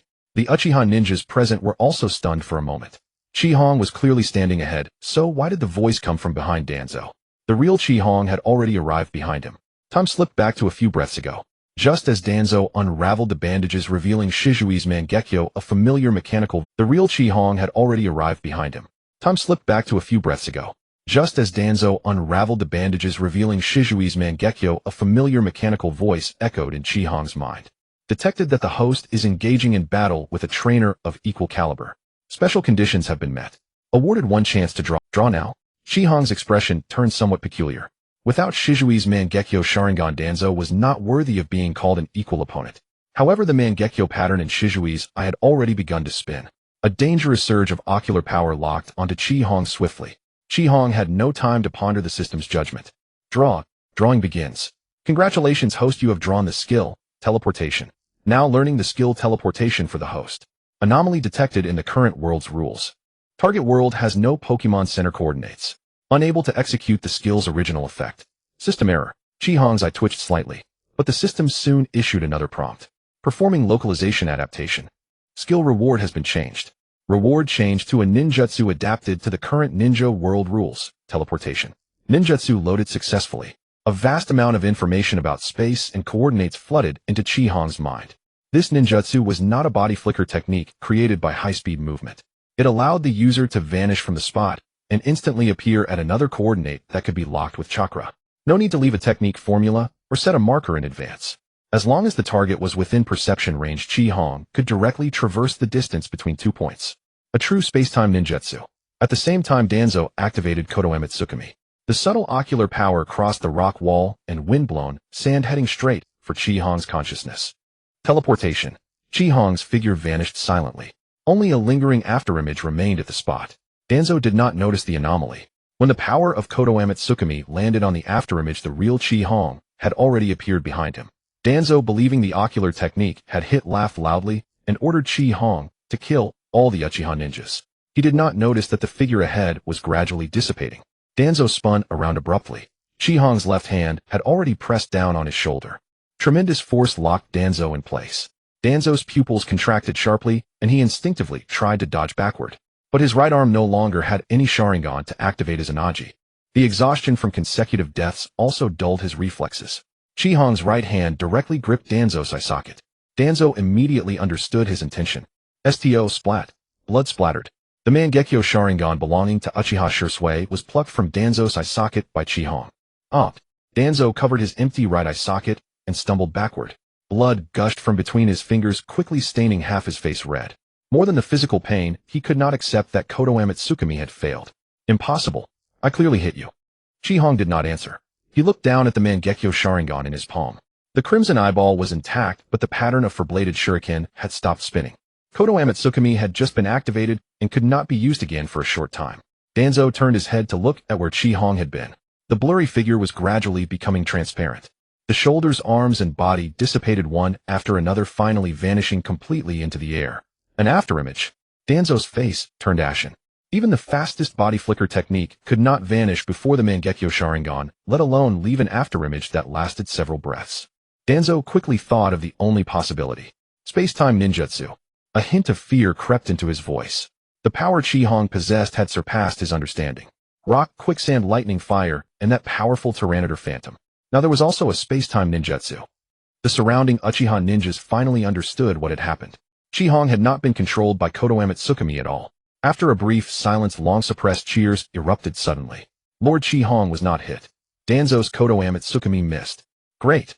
Uchiha Tekka released his kunai, and his tense body finally relaxed. In those few breaths, just now they had already prepared to face Chi-Hong. No one wanted to fight the Chi-Hong who protected the clan. They also knew that if Chi-Hong were truly controlled, the Uchiha would pay a devastating price. Soon they turned their angry gazes to Danzo. Serves you right. That was Shizui's eye. And he stole more than just Shizui's eye. Pairs of crimson Sharingan locked onto Danzo. Fugaku also slowly released his hand from the sword hilt. When he learned that Chi-Hong had been hit by Kodoeme Tsukumi, he had prepared for the worst. Even knowing he was outmatched, he had to hold off Chi-Hong to buy time for the other clan members to escape. Fortunately, that situation did not occur. Chi-Hong not only evaded Kodoeme Tsukumi, but also reclaimed Shizui's other eye. Thus both of Shizui's Mangekyo that had been left outside now fell back into Uchiha hands. Fugaku looked at Chi-Hong, a flicker of astonishment in his eyes. Even with his Mangekyo activated, he had not seen how Chi-Hong. However, the most important thing now was not to investigate what ninjutsu Chi-Hong had mastered, but to deal with Danzo. Chi-Hong took out a special container with preservation fluid from his ninja tool pouch and placed Shizui's eye inside. The pattern of four-bladed shuriken gradually faded, reverting to the appearance of an ordinary Sharingan. Chi-Hong sealed the container. The power of Kodoeme Tsukumi was too dangerous. How to handle this would be decided after Danzo's death. Danzo, covering his bleeding right eye, slowly retreated several meters. On his right arm, all the Sharingan had closed. Shizui's eye had been taken by Chi-Hong. He had lost his last trump card. Danzo could sense that Sarutobi Hiruzen's chakra was approaching. If he could stall for time, he might still survive. Chi-Hong, you cannot kill me. I am the Hokage's advisor. If you kill me here, the Uchiha will have no turning back. Turning back. Chi-Hong looked at Danzo's pale right arm. When you had roots around the Uchiha compound, did you give us a chance to turn back? When you took Shizui's eye, did you give him a chance? Those Uchiha clan members you killed, and whose eyes you dug out, did any of them get a chance? Danzo said in a deep voice. Their sacrifices were all for Konoha. Sacrificing the few to protect the peace of the village is a duty ninja must bear. The mockery in Chi-Hong's eyes deepened. Since you like sacrifices so much, start with yourself. Danzo was left speechless. Chi-Hong reached for the ninja, sword at his waist. Clang. The blade slowly slid out of the sheath. The temporarily halted sandstorm began to spin again, sealing off all of Danzo's escape routes. The ground trembled. Several rock walls rose, trapping Danzo firmly in the center. Sharp stone pillars aimed at his limbs, ready to pierce him at the slightest movement. Chi-Hong walked toward Danzo holding the ninja sword. Shimura Danzo. It's time for you to die. He stopped before Danzo, the blade aimed at Danzo's neck. Explain yourself to the Uchiha clan members you killed when you go down there. Danzo's expression was extremely grim. Do you think killing me will end everything? Without me to suppress the Uchiha, Konoha will never allow you to continue existing. Chi-Hong did not argue further. He slowly raised the ninja sword. Just as the blade was about to fall, a powerful chakra approached rapidly from afar. Stop! Dozens of figures crossed the woods and swiftly entered the battlefield. Hiruzen Sarutobi, wielding the adamantine staff, landed first on a shattered roof. Kakashi and the Hokage's direct Yanbyu followed closely. The Yanbyu quickly occupied rooftop streets and the periphery of the battlefield, forming a tight encirclement that separated the Uchiha ninja from the surviving root members. Hiruzen Sarutobi took in the scene at a glance. Numerous root ninja lay fallen among the ruins. The Uchiha side maintained a complete formation. Danzo was drenched in blood, his right eye socket now empty, and the bandages on his pale right arm had completely fallen off, revealing rows of closed Sharingan. Chi-Hong's ninja blade hovered just above Danzo's neck. The moment Hiruzen Sarutobi saw Danzo's right arm, his pupils contracted sharply. He had clearly never imagined that Danzo would implant so many Sharingan into his arm. But at this moment he had no time to inquire about the origin of those eyes. Chi-Hong, withdraw your blade immediately. The village will investigate Danzo's issues. Hearing Hiruzen Sarutobi's voice, hope flickered anew in Danzo's eyes. Hiruzen had finally arrived. Though the two had disagreed on many matters, they were comrades who had known each other for decades. Hiruzen Sarutobi would never allow the Uchiha to execute a high-ranking Konoha official in public, nor would he watch Danzo die before his eyes. As long as Hiruzen was present, he still had a chance to survive. Danzo's tense body relaxed slightly. No matter how aggressive Chi-Hong was, he could not continue his attack in front of the third Hokage and his direct Yanbyu. Otherwise, that blade would sever not only his neck, but also the last possibility of negotiation between the Uchiha and Konoha. As long as he lived, he could explain the attack on the Uchiha as an attempt to prevent a coup. The Sharingan on his right arm could be declared as spoils recovered from battlefield corpses. As for the charges, he could not explain, he could pin them on the dead root members. For the stability of Konoha, Hiruzen Sarutobi would inevitably suppress this matter temporarily. Once the storm subsided, he could reassemble root, transplant new Sharingan, and investigate all of Chi-Hong's abilities. Next time he would never give Chi-Hong any chance. The surrounding Uchiha ninja also looked toward Chi-Hong. They too believed he would stop for now. Danzo deserved death, but a living Danzo held greater value. The Sharingan on his arm, Shizui's eye, and tonight's attempted genocide against the Uchiha were all undeniable evidence against the Konoha High Command. By capturing Danzo, the Uchiha could demand that Konoha disband root, investigate the truth of Shizui's murder, and hold all those involved. Fuyu shared the same thought. He was about to demand that Hiruzen Sarutobi publicly relieve Danzo of his duties and hand him over for joint interrogation by the Uchiha and Konoha when his gaze suddenly froze. Chi-Hong did not withdraw his blade. He did not even glance back at Hiruzen Sarutobi. The howling sandstorm still sealed off the area around Danzo. Hard rock firmly restrained Danzo's feet, leaving him no chance to escape. Uchiha Chi-Hong. Hiruzen Sarutobi shouted sternly again, I order you to stop. The next moment, Chi-Hong's ninja blade fell. The sharp edge cut through the air and flashed across Danzo's neck. Blood gushed out abruptly. The entire process was clean and decisive without a hint of hesitation. Danzo's eyes widened in disbelief. He could not understand why Chi-Hong dared to continue. Hiruzen Sarutobi had arrived. The Hokage's direct Yanbyu were all around. If Chi-Hong stopped, the Uchiha would still have a chance to negotiate. Yet Chi-Hong had actually killed a high-ranking Konoha official right in front of the Hokage. Danzo's head rolled to the ground, his face still etched with shock and resentment. The headless body stood rigid for a moment, then collapsed heavily. Blood quickly stained the ground. Chi-Hong did not immediately sheath his blade. His Sharingan fixed on Danzo's corpse, and his perception ability confirmed every chakra fluctuation around. There was no sign of his Anaji being activated. No Sharingan reopened. The sealing patterns on Danzo's chest had also completely lost their glow. Danzo was truly dead. Chi-Hong raised his left hand. The rock on the ground surged rapidly, enveloping Danzo's torso, and head separately, completely isolating them. The right arm, implanted with numerous Sharingan, was also sealed alone to prevent anyone from taking it away amid the chaos. Hiruzen Sarutobi stared at the scene in shock. Moments ago, he had been relieved that he had arrived in time. Even if Danzo had committed a grave crime, he should first be subdued and then investigated by the village. As long as Danzo's life was saved, he would have time to stabilize the situation. But from the moment he shouted the order to the moment Danzo's head hit the ground, only a few seconds had passed. He had not even had time to rush between them. Looking at Danzo's lifeless head, Hiruzen Sarutobi's mind flooded with many long-buried memories. They had both become disciples of the second Hokage, endured the first great ninja war together, and faced the pursuit of the Gold and Silver Brothers. He became Hokage while Danzo lurked in the shadows of Konoha. For decades they had clashed countless times, yet they had also protected the village together. Danzo was his political rival, but also a comrade of decades. Now Danzo had died before his eyes. Danzo! Hiruzen Sarutobi let out a grief-stricken roar. His powerful chakra erupted with the sound, whipping up gravel and dust from the ground. He took a step forward, but was blocked by the rock wall that had risen between them. Through the gap in the wall, Hiruzen Sarutobi saw Danzo's corpse, and his grief quickly turned to fury. Even if Danzo was guilty, he should have faced the village's judgment. Chi-Hong's blade had not only killed Danzo, but had also publicly trampled the Hokage. Uchiha Chi-Hong, I just ordered you to stop. Why didn't you stop? Chi-Hong flicked the blood off his blade and slowly turned around. Facing the enraged third Hokage, he showed no fear. Hiruzen Sarutobi stared hard at Chi-Hong. Hand over Shizui's eye and Danzo's body. Submit to the village's investigation. Chi-Hong still did not. Danzo had led Root to attack the Uchiha compound, transplanted numerous Sharingan, stolen Shizui's Mangekyo, and attempted to use Kodoame Tsukumi to control Chi-Hong into slaughtering the Uchiha. The so-called investigation would only end in a temporary suspension and a verbal disbandment of Root. Once the storm passed, all evidence would gradually vanish and Danzo would return to Konoha's darkness.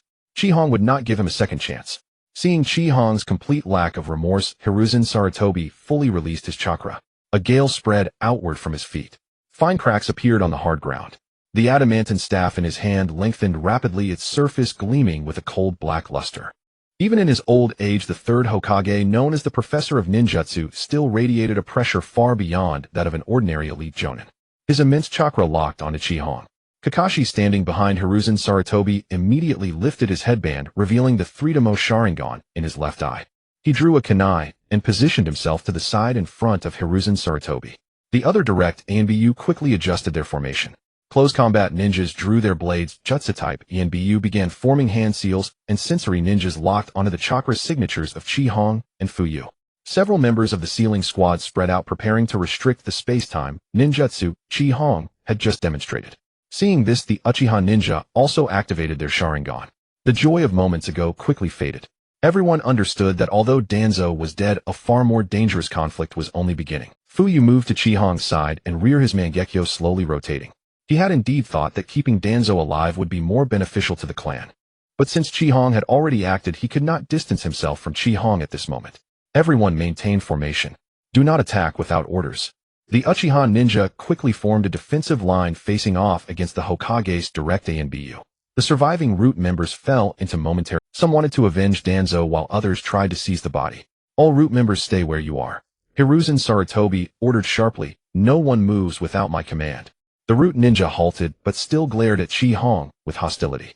Chi-Hong angled his bloodstained blade toward the ground. The surrounding sandstorm accelerated again, and the floating rocks slowly adjusted their direction. He did not attack, but neither did he retreat. Hiruzen Sarutobi gripped the adamantine staff tightly, his voice seething with suppressed anger. I will ask you one last time. Why did you defy the Hokage's order and kill Danzo? At Chi-Hong's feet lay Danzo's lifeless head. Fuyu activated his Mangekyo, leading the Uchiha ninja as they stood behind Chi-Hong. Sarutobi Hiruzen gripped the adamantine staff tightly, offering no immediate response. At this moment, the pairs of crimson Sharingan eyes lit up in the night. Kakashi stood slightly ahead of Hiruzen Sarutobi, his left hand gripping a kunai, the Three-Demo Sharingan beneath his forehead protector, slowly rotating. The other direct ANBU quickly dispersed, taking positions on rooftops and streets.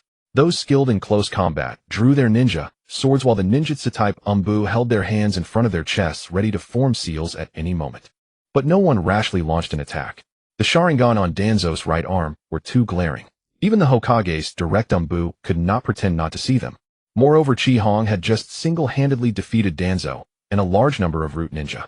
The still flowing sea of sand, the rising rock walls around them, and the immense chakra still lingering in the air all reminded them of the terrifying power Chi-Hong possessed. Once a battle began, no one knew how many of those present would survive. Hiruzen Sarutobi gripped the adamantine staff tightly, his aged face full of grief and fury. Danzo is the Hokage's assistant of Konoha. Even if he committed a grave crime, he should be investigated by the village and judged by Konoha. By killing him in front of me, you are openly trampling on the village's rules. Chi-Hong looked at the pale right arm that had been sealed separately by rock. That arm was covered with closed Sharingan. Behind each eye might lie a dead Uchiha. Even if I agree to spare him, will the Uchiha clansmen who died unjustly at Danzo's hands agree? Hearing this, the Uchiha ninja's eyes simultaneously blazed with anger. Over the years, the Uchiha had not been without clansmen missing or killed in missions. Some bodies were never found. Others had their eyes already destroyed when their corpses were returned to the clan grounds. The explanation Konoha gave was usually that the enemy had deliberately destroyed the dead's eyes to prevent the Sharingan from leaking intelligence. But the Sharingan on Danzo's arm made these explanations highly suspicious. Uchiha Tekka stared fixedly at that arm. So many Sharingan. Can't this prove that Danzo has killed Uchiha? Fugaku also asked in a deep voice, third Hokage. Danzo secretly collected and transplanted Uchiha Sharingan. Aren't you going to give the Uchiha an explanation? Hiruzen Sarutobi's expression darkened. Don't treat uninvestigated speculation as fact. You claim Danzo killed Uchiha ninja and took their eyes. Do you have solid evidence? Konoha will not let criminals go, nor will it allow anyone to execute village high-ranking officials based on guesswork. The Uchiha side immediately stirred. With so many Sharingan right in front of us, what more evidence do we need? Did these eyes grow on him by themselves? Third Hokage, how long will you continue to shield Danzo? Several Umbu immediately stepped forward. The Uchiha ninja also pressed forward. Fugaku raised his hand to stop his clansmen behind. Maintain formation. Don't attack first. But Chi-Hong sneered and pointed the tip of his blade at Danzo's corpse. Evidence. The Sharingan on Danzo's arm. Aren't they evidence? Hiruzen Sarutobi was momentarily, regardless of whether the original owners of these Sharingan died directly by Danzo's hand. The fact that Danzo secretly transplanted Sharingan and researched the Uchiha's bloodline limit was undeniable. Chi-Hong looked at him coldly. With so many Sharingan placed before you, you're still asking me for evidence. Is it only when the entire Uchiha clan is slaughtered and all their eyes are implanted into Danzo's body that you'll be willing to admit what he has done? Hiruzen Sarutobi took a deep breath. I will naturally conduct a thorough investigation into Danzo's private transplantation of Sharingan. If he indeed killed Uchiha ninja, Konoha will give you an account. But this is not a reason for you to defy the Hokage's orders and kill him privately. Chi-Hong's gaze turned completely cold. Even now, Hiruzen Sarutobi was still emphasizing the Hokage's orders and Konoha's rules. As for how many Uchiha had died and what Danzo had actually done, they could all be left for later investigation. The so-called thorough investigation was nothing but a delaying tactic. Shimura Danzo conspired with Uchiha Itachi and forces outside the village to destroy the entire Uchiha clan. Doesn't that count as a reason to kill him? Hiruzen Sarutobi's pupils contracted. The surrounding Uchiha ninja also stirred. Forces outside the village. Are there others involved tonight? Itachi has indeed betrayed the clan. Hiruzen Sarutobi immediately retorted, Itachi is a Konoha Umbu. His mission is to monitor the Uchiha and prevent a coup that would harm the village, not to help Danzo eliminate the Uchiha. Chi-Hong stared at him. If that's the case, then explain why Itachi brought a masked man claiming to be Uchiha Madara into the clan grounds tonight. Hiruzen Sarutobi's expression changed drastically. If what Chi-Hong said was true, tonight's events were no longer just an internal Konoha conflict. Fugaku stepped forward. I can testify. That masked man possesses an extremely special time-space technique. He appeared together with Itachi in the Uchiha clan grounds with the purpose of cooperating with Root to annihilate the clan. Hiruzen Sarutobi immediately asked, where is that masked man? He escaped. Fugaku said coldly, if Chi-Hong hadn't discovered Danzo's plan in advance, the Uchiha clan grounds would have been a river of blood tonight. Then how would the third Hokage explain it to Konoha? Hiruzen Sarutobi fell silent. Chi-Hong's voice rang out again. Shimura Danzo has been conducting research using the first Hokage's remains. Does that count as a reason? Hiruzen Sarutobi's face changed dramatically. Even the Hokage's direct Umbu briefly stirred. The first Hokage, Hashirama Senju, was the founder of Konoha. Any unauthorized research and desecration was tantamount to betraying Konoha. Hiruzen Sarutobi's gaze fell upon Danzo's right arm. The pale skin, the deformed shape, and the powerful vitality capable of sustaining so many Sharingan. All the clues connected at this moment. Hashirama's cells. Indeed, Danzo had conducted experiments on Hashirama cell transplantation in his early years. But the experiments had caused numerous deaths, and Hiruzen Sarutobi had long ordered the research to be halted and all materials sealed. Orochimaru's subsequent continuation of human experiments was also a major reason for his defection from Konoha. He had never imagined that Danzo had been secretly conducting the same research, and even transplanted the experimental results onto himself. I will personally investigate these matters. Hiruzen Sarutobi said in a deep voice. If Danzo indeed privately researched Hashirama cells and participated in plotting to eliminate the Uchiha, his crimes are naturally unforgivable. But you still have no right. Investigate. Chihong interrupted him directly. Danzo transplanted the first Hokage cells into his own body. The evidence is right before your eyes. He filled an entire arm with the eyes of Uchiha clansmen. The evidence is also before your eyes. Root besieged the Uchiha clan grounds. The corpses are at your feet. Shizui's Mangekyo was transplanted into his right eye. Everyone present saw it with their own eyes. What else are you planning to investigate? Hiruzen Sarutobi's face grew increasingly grim. Even the Hokage's direct umbu began to waver. They would still protect the Hokage, but they could not turn a blind eye to everything Danzo had done. Attacking a Konoha ninja clan, transplanting numerous Sharingan, researching Hashirama cells, and collaborating with forces outside the village. Any one of these charges, if proven, would be enough to declare Danzo a rogue ninja. Hiruzen Sarutobi gripped the adamantine staff tightly. No matter what Danzo has done, tonight's events must end here. The Uchiha will lay down their weapons, and Root will be placed under umbu control. I guarantee as the third Hokage that I will uncover all the truth and give the Uchiha an account. Chihong, Kakashi, and several umbu immediately tensed. Chihong did not swing his blade, but stared directly at Hiruzen Sarutobi. Shimura Danzo researched the first Hokage's remains, massacred a village ninja clan, colluded with outside forces, and instigated a civil war in Konoha. Instead of prosecuting his crimes, you demand the victims lay down their weapons. Hiruzen Sarutobi said in a deep voice, I have already said that Danzo's crimes will be investigated by the village. He is already dead. Chihong's voice directly overpowered Hiruzen Sarutobi. Now the one who truly needs to make a choice is. He raised his bloodstained ninja sword and pointed at the devastated Uchiha clan grounds. The collapsed houses, the burning streets, the corpses of Root Ninja, and the wounded Uchiha clansmen were the most direct evidence of tonight. Shimura Danzo planned to destroy the Uchiha, and the Uchiha are also a part of Konoha. If you continue to stand on his side and pressure the Uchiha, you are effectively continuing his plan. A sandstorm erupted around Chihong, surging into the sky. His immense chakra swept across the battlefield without reservation. Under the gaze of the Uchiha ninja and the Hokage's direct umbu, Chihong hurled a question at the third Hokage, who had ruled Konoha for years.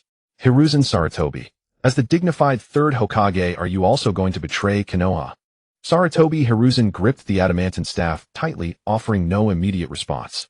At this moment, the attention of all factions in Konoha was focused on the Uchiha clan grounds.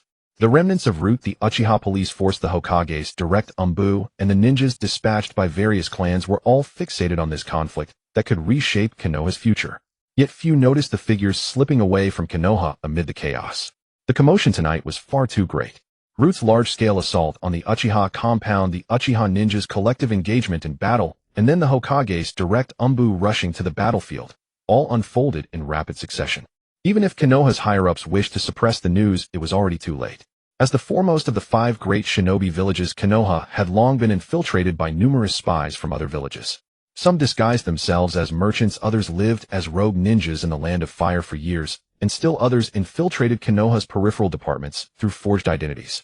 Ordinary intelligence would not compel them to risk exposure. But tonight was different. The conflict pitted Konoha's leadership against the Uchiha, who possessed. Once the two sides completely broke ranks, regardless of the victor, Konoha would inevitably suffer a devastating blow. On the outskirts of Konoha, a Kumo spy disguised as a merchant stuffed a scroll into the mouth of a summoning beast. White smoke rose, and the summoning beast vanished instantly. In another forest, an IWA spy released the sealing technique on the bird. The intelligence-laden bird took flight, soon merging into the night.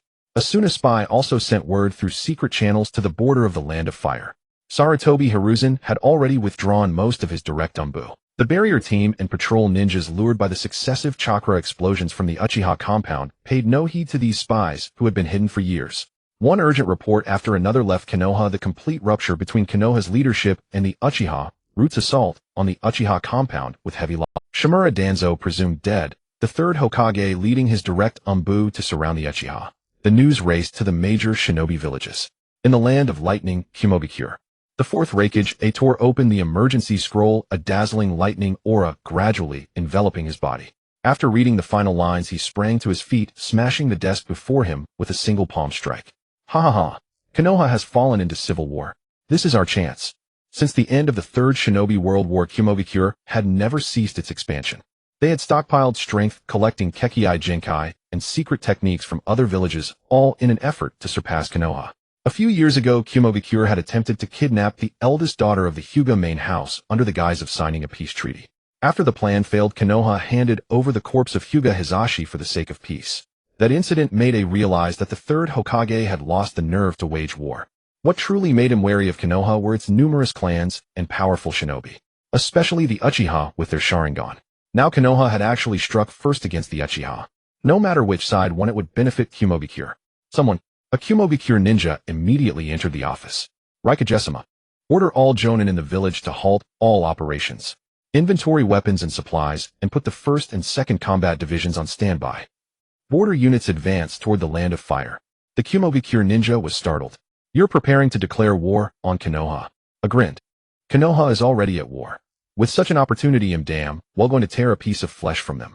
Shortly after, the pale blonde-haired Samui entered the. After reading the intelligence, she said calmly, the information hasn't been confirmed yet. If Konoha deliberately set this as bait, a hasty deployment could fall into a trap. Then send sensor ninjas and reconnaissance units to verify first. I replied without hesitation. The army must be assembled immediately. By the time all reports are confirmed, Konoha might have already resolved its internal strife. Samui nodded. Understood. He'll prioritize mobilizing units specialized in rapid deployment. In the land of Wind, Sunagakure, the fourth Kazekage Raza placed the intelligence on Konoha's civil war on the conference table. Chiyo Ebizo and several Suna higher-ups passed it around. The land of Wind had harsh conditions, and the daimyo continuously cut Suna's budget, handing over most missions to Konoha. To keep the village running, Raza even had to personally use magnet release to gather gold dust. Now the chance to escape this predicament had finally arrived. The Uchiha and Konoha's leadership have already come into direct conflict. This is Suna's opportunity to gain interests in the land of fire. A higher-up hesitated. Konoha's strength far exceeds ours. Raza gave him a cold stare. This time it's not just us. Kumobikure and Iwagakure won't let this opportunity slip either. Besides, if we don't tear a huge chunk of flesh from Konoha, how can Sunagakure grow stronger? The higher-up fell silent. Chiyo put down the intelligence. Her son and daughter-in-law had died at the hands of Konoha's White Fang, so she was naturally eager to seize any chance to weaken Konoha. We can deploy troops, but we cannot launch a full-scale war immediately. First, move our forces to the border. Attack only after confirming that Konoha cannot quell its internal strife. Ebizo nodded. We must also guard against Iwagakure. Raza made a swift decision. Convene a jonin meeting. Order border units to move toward the land of rivers. Prepare the puppet corps and the sealing squad. Additionally, keep a close watch on Gaara. The young Gaara could not yet fully control Shikaku. But if Konoha plunged into a full-scale civil war, the One Tail would become Suna's weapon of war to seize benefits. In the land of Earth, Iwagakure, the third Tsuchikage Inoki floated in his office, carefully reading the intelligence from Konoha. He had waited many years for a crack to appear within Konoha. Sarutobi Hiruzen actually did strike against the Uchiha. Standing beside him, Kitsuchi warned in a low voice, the intelligence hasn't confirmed an Uchiha defeat. The losses on Root's side seem even heavier. Inoki smiled. This is the best outcome. If the Uchiha were easily defeated, Konoha could still absorb their resources. Only when the two sides are evenly matched will Konoha truly bleed. He floated to the map of the shinobi world, his finger crossing over the land of grass and landing on the border of the land of fire. Mobilize the explosion corps and the border garrison. As soon as the Uchiha and the Hokage's direct Umbu officially engage in battle, Iwagakure will immediately cross the land of grass. Kitsuchi asked, directly attack Konoha. No. Inoki shook his head. First, seize the military strongholds in the northwestern part of the land of fire. Let Kumobikure and Sunagakure test Konoha's remaining strength. Once Konoha is under attack on multiple fronts, Iwagakure will deliver the fatal blow. Unlike the other three major shinobi villages, the isolated Kirigakure did not receive the news in time. The fourth Mizuka Jigura was still enforcing a harsh isolationist policy. The purge of the Bloody Mist never ceased, and clans with Kekii Jinkai were constantly suppressed. The Hozuki clan grew increasingly reckless, the Yuki clan struggled, and the seven swordsmen of the mist were long incomplete. Kirigakure's intelligence capability regarding the outside world had dropped to a minimal level. In the land of lightning, a bustling town remained brightly lit. On the second floor of a brothel, Jiraiya sat by the window, a wine cup and notes for his novel on the table. A small toad suddenly leaped in from outside. Jiraiya, urgent message. The casual look on Jiraiya's face vanished instantly. He opened the scroll handed by the toad and quickly read its contents. Root had attacked the Uchiha compound. Danzo was presumed dead. Sarutobi Hiruzen was leading his direct Umbu to confront the Uchiha. Jiraiya was silent for a moment, then slowly walked to the window. The old man still couldn't stop Danzo. He knew the tensions between Konoha's leadership and the Uchiha, but never expected things to escalate to this point so suddenly. To defeat Danzo and Root, the Uchiha had displayed power far beyond what Konoha's higher-ups had anticipated. Moreover, the internal strife in Konoha could never be hidden from other villages.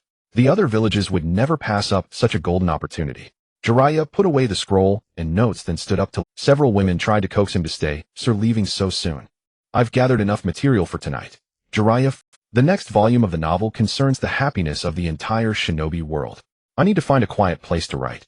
After leaving the room, the smile faded completely from his face. Jiraiya went to a deserted alley, bit his finger, and formed hand seals. Summoning technique. White smoke cleared, and a small toad appeared on the ground. Contact Fukasaku Sage for me. Have Mount Mayaboku prepare for reverse summoning. The small toad looked up and asked, Are you going back to Konoha? Yeah. Jiraiya gazed toward the land of fire. If I don't go back, Konoha might really be destroyed. White smoke. His figure vanished into the night of the land of lightning.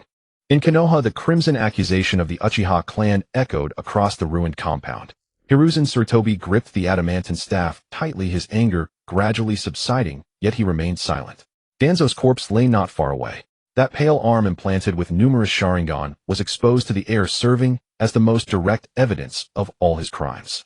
Hiruzen Sarutobi forced himself to calm down and swiftly analyzed the current situation. Danzo was already dead, and the main forces of Root had been routed by Chi-Hong and the Uchiha. On the other hand, the Uchiha side with Fugaku and a large number of elites still retained their combat strength, especially Chi-Hong, whose strength was unfathomable. Even now, Hiruzen Sarutobi had not fully grasped how many abilities Chi-Hong possessed. Although the ANBU directly under the Hokage had arrived, they might not be able to suppress the Uchiha. Moreover, the fact that Danzo had transplanted Sharingan and conducted research on Hashirama cells had been exposed, and some ANBU members' attitudes had clearly wavered. Once the two sides clashed, Konoha would inevitably suffer heavy losses. The commotion in the Uchiha compound was so great that spies from other hidden villages lurking in Konoha could not have failed to notice. Once Cloud Rock and Sand confirmed the internal strife in Konoha, they would inevitably mobilize troops toward the Land of Fire. Even if the Hokage's faction eventually eliminated the Uchiha, the remaining strength would not be enough to withstand the attacks of the three great hidden villages. Danzo was already dead. Continuing to fight the Uchiha to the death for a dead man would do no good to Konoha. With this thought, Hiruzen Sarutobi slowly restrained his chakra, and the adamantine staff drooped slightly. Kakashi sensed the change in his attitude, his tense body relaxing slightly, yet he still did not put away his kunai. Hiruzen Sarutobi took a deep breath. Let this end here tonight. Both ANBU and the Uchiha will put away their weapons at the same time. The remaining members of Root will be taken into custody by the direct ANBU. Danzo's corpse and right arm will be sealed as evidence. The village will conduct a thorough investigation into the experiments on Sharingan and Hashirama cells. The losses suffered by the Uchiha tonight will also be, Hiruzen, what are you saying? An angry voice suddenly came from a distance.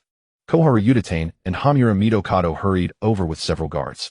The two first saw the ghastly sight of Danzo's severed head and body, then noticed the Sharingan on his right arm, their faces turning extremely grim.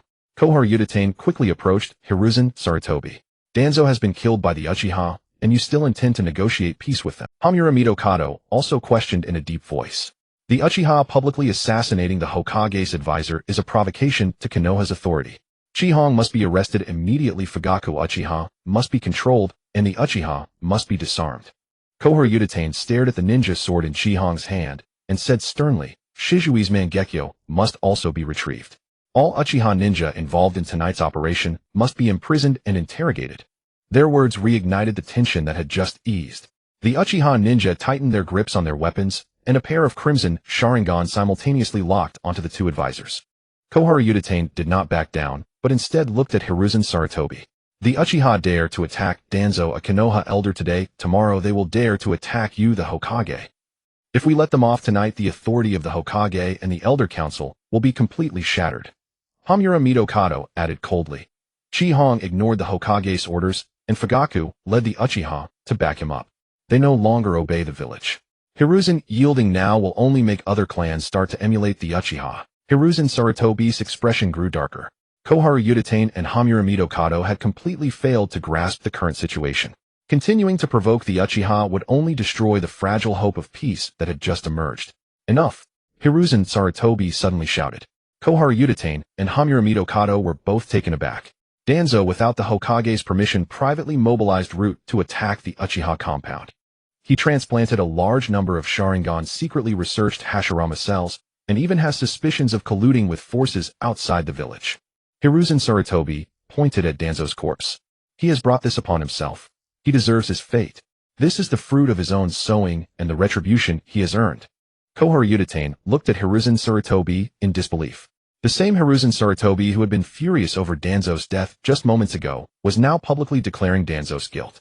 Hiruzen, everything Danzo and we did was for the sake of Konoha. Hamuramito Kado could not help but say, even if Danzo was wrong, he should have been judged by the village, not executed privately by the Uchiha. Shut up.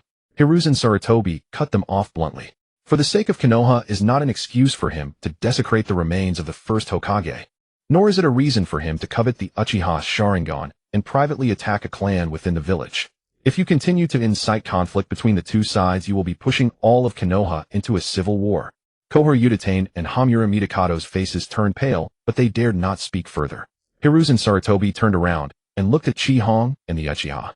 Danzo is guilty, and Root's unauthorized attack on the Uchiha is also guilty. The village will investigate everything and give the Uchiha an explanation. Having said this, Hiruzen Sarutobi shifted his tone. But the Uchiha's handling of tonight's events was also problematic. Chi Hong, I ordered you to stop, yet you still killed Danzo. Fugaku, as the head of the Uchiha clan, you should not have allowed the entire clan's ninja to confront the Hokage's direct ANBU. Things didn't have to be pushed to this extreme. You should have trusted that the village was capable of delivering justice. Hiruzen Sarutobi regained his usual composed demeanor, as if his earlier anger had never existed. Both sides will cease hostilities immediately tonight. The direct ANBU will withdraw from the Uchiha compound, and the Uchiha will stand down from combat readiness. The remaining Root members will be taken over by the ANBU, and the Sharingan on Danzo's right arm will be identified one by one. Eyes belonging to the Uchiha will be returned by the village. Chi Hong and Fugaku will come to the Hokage building tomorrow to explain the situation, and the Uchiha will publicly acknowledge their excessive actions in the village. Hiruzen Sarutobi's tone softened slightly. As long as you make a self-criticism in the village tomorrow, this matter will be considered settled. The Uchiha side fell into an eerie silence. Fugaku and the clan members behind him all looked puzzled, even wondering if they had misheard. Just moments ago, Hiruzen Sarutobi had been furious about Danzo's death. In the blink of an eye, he declared Danzo guilty, then turned around to reprimand Koharu Yutane and Hamuramito Kado. Finally, he only asked the Uchiha to make a public self-criticism, as if he intended to brush off tonight's events lightly. How had they never noticed before that this Hokage could change his face so quickly? Yet Fugaku did not let his guard down. Hiruzen Sarutobi had not truly forgiven the Uchiha. He simply judged that going to war now would not benefit Konoha, and was prepared to sacrifice Danzo's reputation to temporarily pacify the Uchiha. Once the Uchiha accepted the conditions and disarmed, the initiative would return to the high-ranking officials of Konoha. One by one, the Uchiha ninja looked at Chi Hong. Fugaku also remained silent, leaving the final decision to him. Facing everyone's gaze, Chi Hong suddenly let out a cold laugh. Lord Hokage, what kind of dream are you still having? Hiruzen Sarutobi's eyes darkened slightly. Chi Hong slowly raised his ninja sword. We, the Uchiha, are the victims tonight. Shimura Danzo led Root to besiege the compound, and even colluded with Uchiha Itachi and forces outside the village to exterminate the Uchiha. The Uchiha merely fought back. Why should we apologize to the village? Chi Hong's gaze swept across Hiruzen Sarutobi, Koharu Yutane, and Hamuramito Kado in turn. You want to let a dead man like Danzo bear all the blame, and let the rest of you remain in your original positions? Things in this world are not that cheap. A strong sense of unease suddenly rose in Koharu Yutane's heart. But Chi Hong had already begun to arrange a new truth for tonight in a calm voice. The Konoha Hokage's advisor Shimura Danzo coveted the Sharingan of the Uchiha clan and conspired with the third Hokage and the other two advisors to exterminate the Uchiha bloodline. Hiruzen Sarutobi's pupils contracted sharply. Koharu Yutane and Hamuramito Kado's faces changed dramatically. Their plan was discovered by the rogue Uchiha ninja Uchiha Itachi and a mysterious force from outside the village. Conflicts arose between the two parties over the distribution of benefits, and Uchiha Itachi, in league with the outside force, launched an attack. The Konoha Root Organization, the third Hokage, and his 3 advisors, all were killed. A slight smile curled at the corner of Chi-Hong's mouth. The Uchiha clan could not react in time, and only managed to kill the rogue ninja Uchiha Itachi. As for the mysterious outside strongman, he managed to escape in the chaos. Koharu Uchiha stared at Akai in disbelief. You wish to kill the Hokage and the 2 advisors, then pin the blame on Itachi and outside forces. Akai Uchiha, this is rebellion. Akai did not argue further. Hiruzen Sarutobi, though appearing to yield earlier, had actually bought considerable time through negotiation. Within Konoha, forces loyal to the Hokage and the old leadership were rapidly rallying. Further delay would only expose the Uchiha to more enemies. Since the decision to eliminate the old leadership of Konoha had been made, it must be swift and decisive. Boom. The ground beneath Akai's feet suddenly cracked. His figure vanished in an instant, his ninja blade aiming straight for Hiruzen Sarutobi. Hiruzen Sarutobi reacted swiftly, immediately raising his adamantine staff. Clang! The ninja blade and the adamantine staff collided heated. A piercing roar echoed across the battlefield. The violent force surged through the adamantine staff into his arms, and the ground beneath Hiruzen Sarutobi's feet instantly fissured. His expression shifted slightly. Akai not only possessed powerful ninjutsu and uncanny abilities, but also far surpassed ordinary Uchiha ninja in close-quarters combat. Seeing Akai make his move, the Uchiha ninja did not hesitate. The conflict between them and the Konoha leadership had festered for years. Tonight, Root had intended to annihilate the Uchiha outright. There was no room for compromise left between the two sides. Fugaku's Mangekyo slowly rotated. Stop the Hokage's direct ANBU. Eliminate the remaining Root members. Protect the clan's elders and children. Do not allow anyone near Akai's battlefield. He looked at Koharu Uchiha and Hamura Mitokado, who were preparing to retreat. Do not let them leave the clan grounds. The elite of the Uchiha police force charged out as one. Fire-style shuriken and explosive tags flew simultaneously toward the ANBU formation. Kakashi deflected several shuriken with his kunai and immediately ordered, First squad protect the Hokage. Second squad block the Uchiha and cover the 2 advisors' retreat. The Hokage's direct ANBU engaged swiftly. The Root remnants, now leaderless without Danzo, fell into disarray. Some still followed Danzo's orders from before his death, attacking the Uchiha. Others, freed from Root's restraints, scattered and quietly slipped away from the battlefield. The 2 sides were instantly locked in close combat. Fire-style jutsu exploded one after another. Kunai and shuriken crossed in the night sky, and the flames from explosive tags illuminated a large swath of the clan grounds. The deafening sounds of battle spread rapidly through Konoha. At the Nara clan compound, Shikaka Nara stood outside watching the towering flames rising from the direction of the Uchiha clan grounds. The deafening sounds of battle spread rapidly through Konoha. At the Nara clan compound, Shikaka Nara stood outside watching the towering flames. Inoichi Yamanaka was the first to speak. Shikaku, are we truly going to do nothing? The Hokage's direct ANBU are already engaged with the Uchiha. If this continues, more will die on both sides. Chozo Akimichi also wore a worried expression. The third Hokage is still the Hokage of Konoha. If we remain silent, it will be hard to explain later. Shikaku shook his head. This is a conflict between the Hokage faction and the Uchiha. Root attacked the Uchiha clan grounds, and Akai's target is the old leadership of Konoha. So far, the flames of war have not touched the Ino Shikacho clans. Why should we involve ourselves? Inoichi fell silent. Chozo looked at the distant, ever-brightening fires. Shikaku, which side do you favor? Shikaku was silent for a moment, then slowly shook his head. Hiruzen Sarutobi held the title of Hokage and commanded the direct ANBU with loyal ninja in the village rushing to reinforce him. Yet the Uchiha had already defeated Danzo and the main force of Root. The power Akai had displayed far exceeded anyone's expectations. Until a clear victor emerged, Shikaku would not make a judgment. Tell the men all ninja remain in the clan compound. Protect the elders and children. No one is to approach the Uchiha clan grounds without authorization. As long as the war does not spread here, we will not aid either side. At the Hyuga clan compound, Hayashi Hyuga activated his Byakugan, watching the direction of the Uchiha clan grounds. Chaotic chakra clashed continuously. The most conspicuous were the chakras of Akai and Hiruzen Sarutobi. Several Hyuga elders gathered around Hayashi. The great elder Hyuga Sogi spoke gravely. The Uchiha have already attacked the Hokage. If the Hyuga do not immediately send support, they will surely face retaliation from the Hokage faction. Another elder added, if the Uchiha win, the Hyuga's position as the premier clan will also be threatened. Hayashi deactivated his Byakugan, his expression unchanged. The Hyuga will not participate in the battle. Hyuga face changed. Clan leader. Years ago when Kumogakure failed to kidnap Hinata, the village made the Hyuga hand over Hisashi to appease their anger. Hayashi cut him off directly. The greater good the Hokage speaks of can be built on the sacrifice of a clan at any time.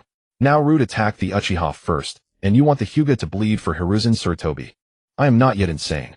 The elders' faces darkened, but they could not refute him. Seal off the clan grounds.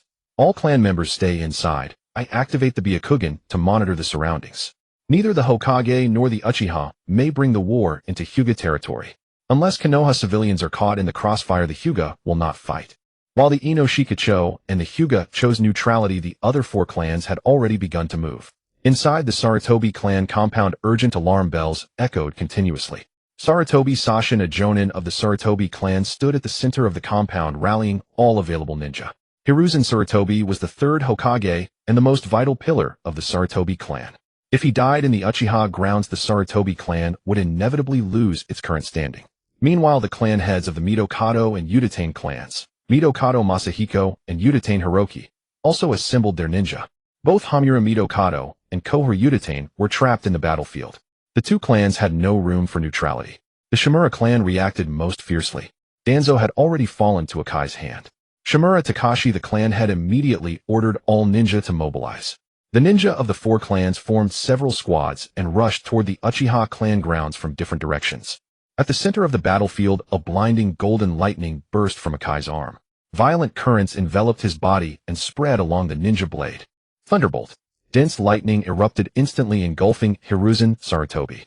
The moment the lightning appeared, Hiruzen leaped backward, his hands forming seals rapidly. Earth-style earth flow wall. A thick wall of earth rose from the ground. The lightning shattered the wall, sending countless fragments of rock flying in all directions. Hiruzen used the opportunity to complete a new set of seals. Water-style water wave. Water spread quickly across the ground, attempting to expand the lightning's conductive range and limit Akai's use of Thunderbolt. Akai stepped directly into the water. The spreading currents could not harm him, but they forced the surrounding ANBU to retreat from the 2 combatants. He stomped the ground, shattering it. Massive amounts of earth and rock shot into the air. A murky sandstorm quickly obscured vision. Sharp fragments of stone carried by the fierce wind slammed into Hiruzen Sarutobi. Hiruzen did not waste chakra to forcibly dispel the sandstorm. Instead, he judged Akai's position through sound and airflow. Akai burst out from the side and behind. But the adamantine staff suddenly extended, sweeping in from the side. Akai blocked the attack with his blade, but his body was still pushed back several meters. Hiruzen used the recoil to quickly increase the distance. Akai raised his left hand. A large amount of rock floated into the air, then crashed down like a torrent of rain. Rock slide. Earth-style earth dragon bullet. The earth coalesced into a massive dragon's head. Dense earthen projectiles and rocks collided in midair, and shattered stone fragments instantly blanketed the battlefield. Akai charged through the smoke and dust, once again closing in with his blade. The adamantine staff continuously changed its length and angle of attack, clashing with the ninja blade repeatedly. Akai had the advantage in strength and chakra, but Hiruzen, with his rich experience, prevented him from establishing absolute. After a brief separation, dark energy rapidly condensed in front of Akai. Dark pulse. A twisted shockwave swept outward. Hiruzen released earth and fire style in quick succession. The earth wall weakened the impact, and the subsequent fire collided with the shockwave, causing a massive explosion. Before the smoke had cleared, Hiruzen charged from the side. The adamantine staff struck Akai's crossed arms with tremendous force. The ground beneath Akai's feet caved in, but he did not fall. Hiruzen spat a stream of fire at close range. The rock in front of Akai rapidly closed to block the incoming flames. Both retreated simultaneously, once again increasing the distance. Akai possessed greater chakra and physical strength, and his special abilities made him unpredictable. Hiruzen, on the other hand, mastered all 5 chakra natures and could quickly adapt his response to each attack. In the short term, neither could easily defeat the other. Within the heart of the Uchiha clan's territory, the fierce battle between Chi-Hong and Sarutobi Hiruzen raged on. Shinobi from the Sarutobi, Mitokado, Udatane, and Shimura clans were hastening toward the scene. Chi-Hong, however, remained undistracted. Before reinforcements could arrive, defeating Sarutobi Hiruzen was the key to shifting the battle's balance. Dazzling golden lightning erupted once more from Chi-Hong's form. Thunderbolt. Dense currents of electricity tore through the dust and sand, assailing Sarutobi Hiruzen from multiple directions. Through their earlier exchanges, Hiruzen had confirmed that Chi-Hong was completely immune to the lightning he himself unleashed. Water release techniques not only failed to harm Chi-Hong, but also served as a conduit for the spread of electricity. He swiftly altered his approach. Earth released multiple earth flow wall. Several thick earthen walls rose abruptly from the ground. The adamantine staff extended rapidly, carrying Sarutobi Hiruzen out of the lightning's domain. Boom! Thunderbolt pierced through the walls one after another. Mud and rubble exploded amid the electric glare. Using the sandstorm to conceal his movements, Chi-Hong pursued Hiruzen through the air. Rock energy swiftly enveloped his ninja blade. Hiruzen twisted midair, and the adamantine staff shortened instantly. Clang! The two weapons collided once more. Hiruzen landed on the ground using the impact his hands, already slightly numb. Chi-Hong alighted steadily nearby. The moment his feet touched the earth, Hiruzen completed his hand seals. Wind release, great breakthrough. A fierce gale rushed toward Chi-Hong, forcibly altering the sandstorm's flow. Hiruzen then expelled a vast torrent of flames. The wind fanned the fire, and the raging inferno swiftly sealed off the space around Chi-Hong. Simultaneously, the ground began to churn beneath him. Hardened earth sank abruptly, attempting to disrupt his balance. Chi-Hong stomped the ground beside him, shattering it. A mass of rock rose up, forming a barrier before him. The flames collided with the rock, and the explosion's shockwave radiated outward. Sarutobi Hiruzen burst from the side of the blaze, the adamantine staff suddenly elongating to strike at Chi-Hong's ribs. Chi-Hong sidestepped and swung his blade toward Hiruzen's shoulder. The adamantine staff shortened, instantly blocking the blade anew. They exchanged a series of blows. The clang of weapons meeting rang out without pause. While defending, Hiruzen analyzed the abilities Chi-Hong had displayed. Devastating golden lightning. Wide-scale manipulation of rock. A sandstorm that could persistently influence the battlefield. A dark energy brimming with negative aura. And strength, defense, and chakra far surpassing ordinary shinobi. These abilities were clearly distinct from normal ninjutsu, yet they still relied on chakra as their foundation. If they were powered by chakra, they could not be without cost. Hiruzen continuously changed the nature of his techniques, trying to find Chi-Hong's weakness. But Chi-Hong, relying on his formidable physique and reaction speed, neutralized each assault. The two fell into a stalemate once more. Just then, a mechanical voice that had been silent for a long time suddenly echoed in Chi-Hong's mind. Detected host engaged in battle with an evenly matched opponent. Rewarding host with one Pokémon item draw. A glimmer of understanding flickered in Chi-Hong's eyes. The system's rewards were not entirely without pattern after all. Altering the original storyline, defeating important figures, and fighting sufficiently powerful opponents could all trigger rewards. Now Sarutobi Hiruzen had been judged by the system as a formidable enemy capable of matching Chi-Hong. Chi-Hong did not immediately draw. Pokémon items were numerous. What he drew could directly affect the battle or prove temporarily useless. Since Hiruzen had not yet fallen, Chi-Hong was not inclined to divert his attention. He reserved the draw opportunity and charged forward again, blade in hand. On the other side of the battlefield, Uchiha Fugaku intercepted Uchiha, Korumido Kato Hamura, and Hitaki Kakashi. The three had abandoned any thought of. Kakashi took the lead in frontal engagement, while Koharu and Hamura launched ninjutsu from the flanks. However, the two advisors had not experienced high-intensity combat for years. Kakashi took the lead in frontal engagement, while Koharu and Hamura launched ninjutsu from the flanks. However, the two advisors had not experienced high-intensity combat. Kakashi's 3-Demo Sharingan spun rapidly, barely tracking Fugaku's movements. But he faced a true Uchiha. The Sharingan he could not deactivate offered little advantage, instead continuously draining his chakra. Fugaku did not linger on Kakashi. His gaze passed over Kakashi and settled on Uchiha Koharu. Kakashi immediately sensed his intent. A piercing crackle of lightning erupted. Raikiri. Kakashi rushed toward Fugaku from the side. Fugaku evaded the Raikiri preemptively while flinging several shuriken. Uchiha Koharu swung her kunai, knocking them down one by one. But she failed to notice the fine wires trailing behind the shuriken. The wires tightened abruptly, entangling her arm. Fire release, great fireball technique. A scorching sphere of flame rushed toward her. Koharu hastily performed a water release. Water and fire collided, heated, and a vast cloud of scalding steam spread rapidly. A figure emerged through the steam. A sharp kunai sliced precisely across Uchiha Koharu's throat. Blood sprayed. She clutched her neck, staggered back a few steps, and finally collapsed near Danzo's corpse. Koharu. Midokado Hamura's face contorted in fury. He angrily formed hand seals, preparing to unleash a jutsu at Fugaku. The Sharingan in Fugaku's eyes rotated slightly. Before Hamura's technique was complete, Fugaku appeared in his blind spot via body flicker. Two kunai clashed repeatedly. Hamura defended hastily, but soon revealed an opening under Fugaku's assault. Kakashi turned to assist. Explosive tags that had been placed on the ground detonated simultaneously. The flames from the blast blocked Kakashi on the other side. By the time he burst through the fire, Fugaku's kunai had already pierced Midokado Hamura's chest. Hamura's body stiffened. Fugaku withdrew the kunai and slashed across his throat again. Midokado Hamura collapsed lifelessly. Apart from Sarutobi Hiruzen, all of Konoha's old high-ranking officials were dead. Kakashi did not flee.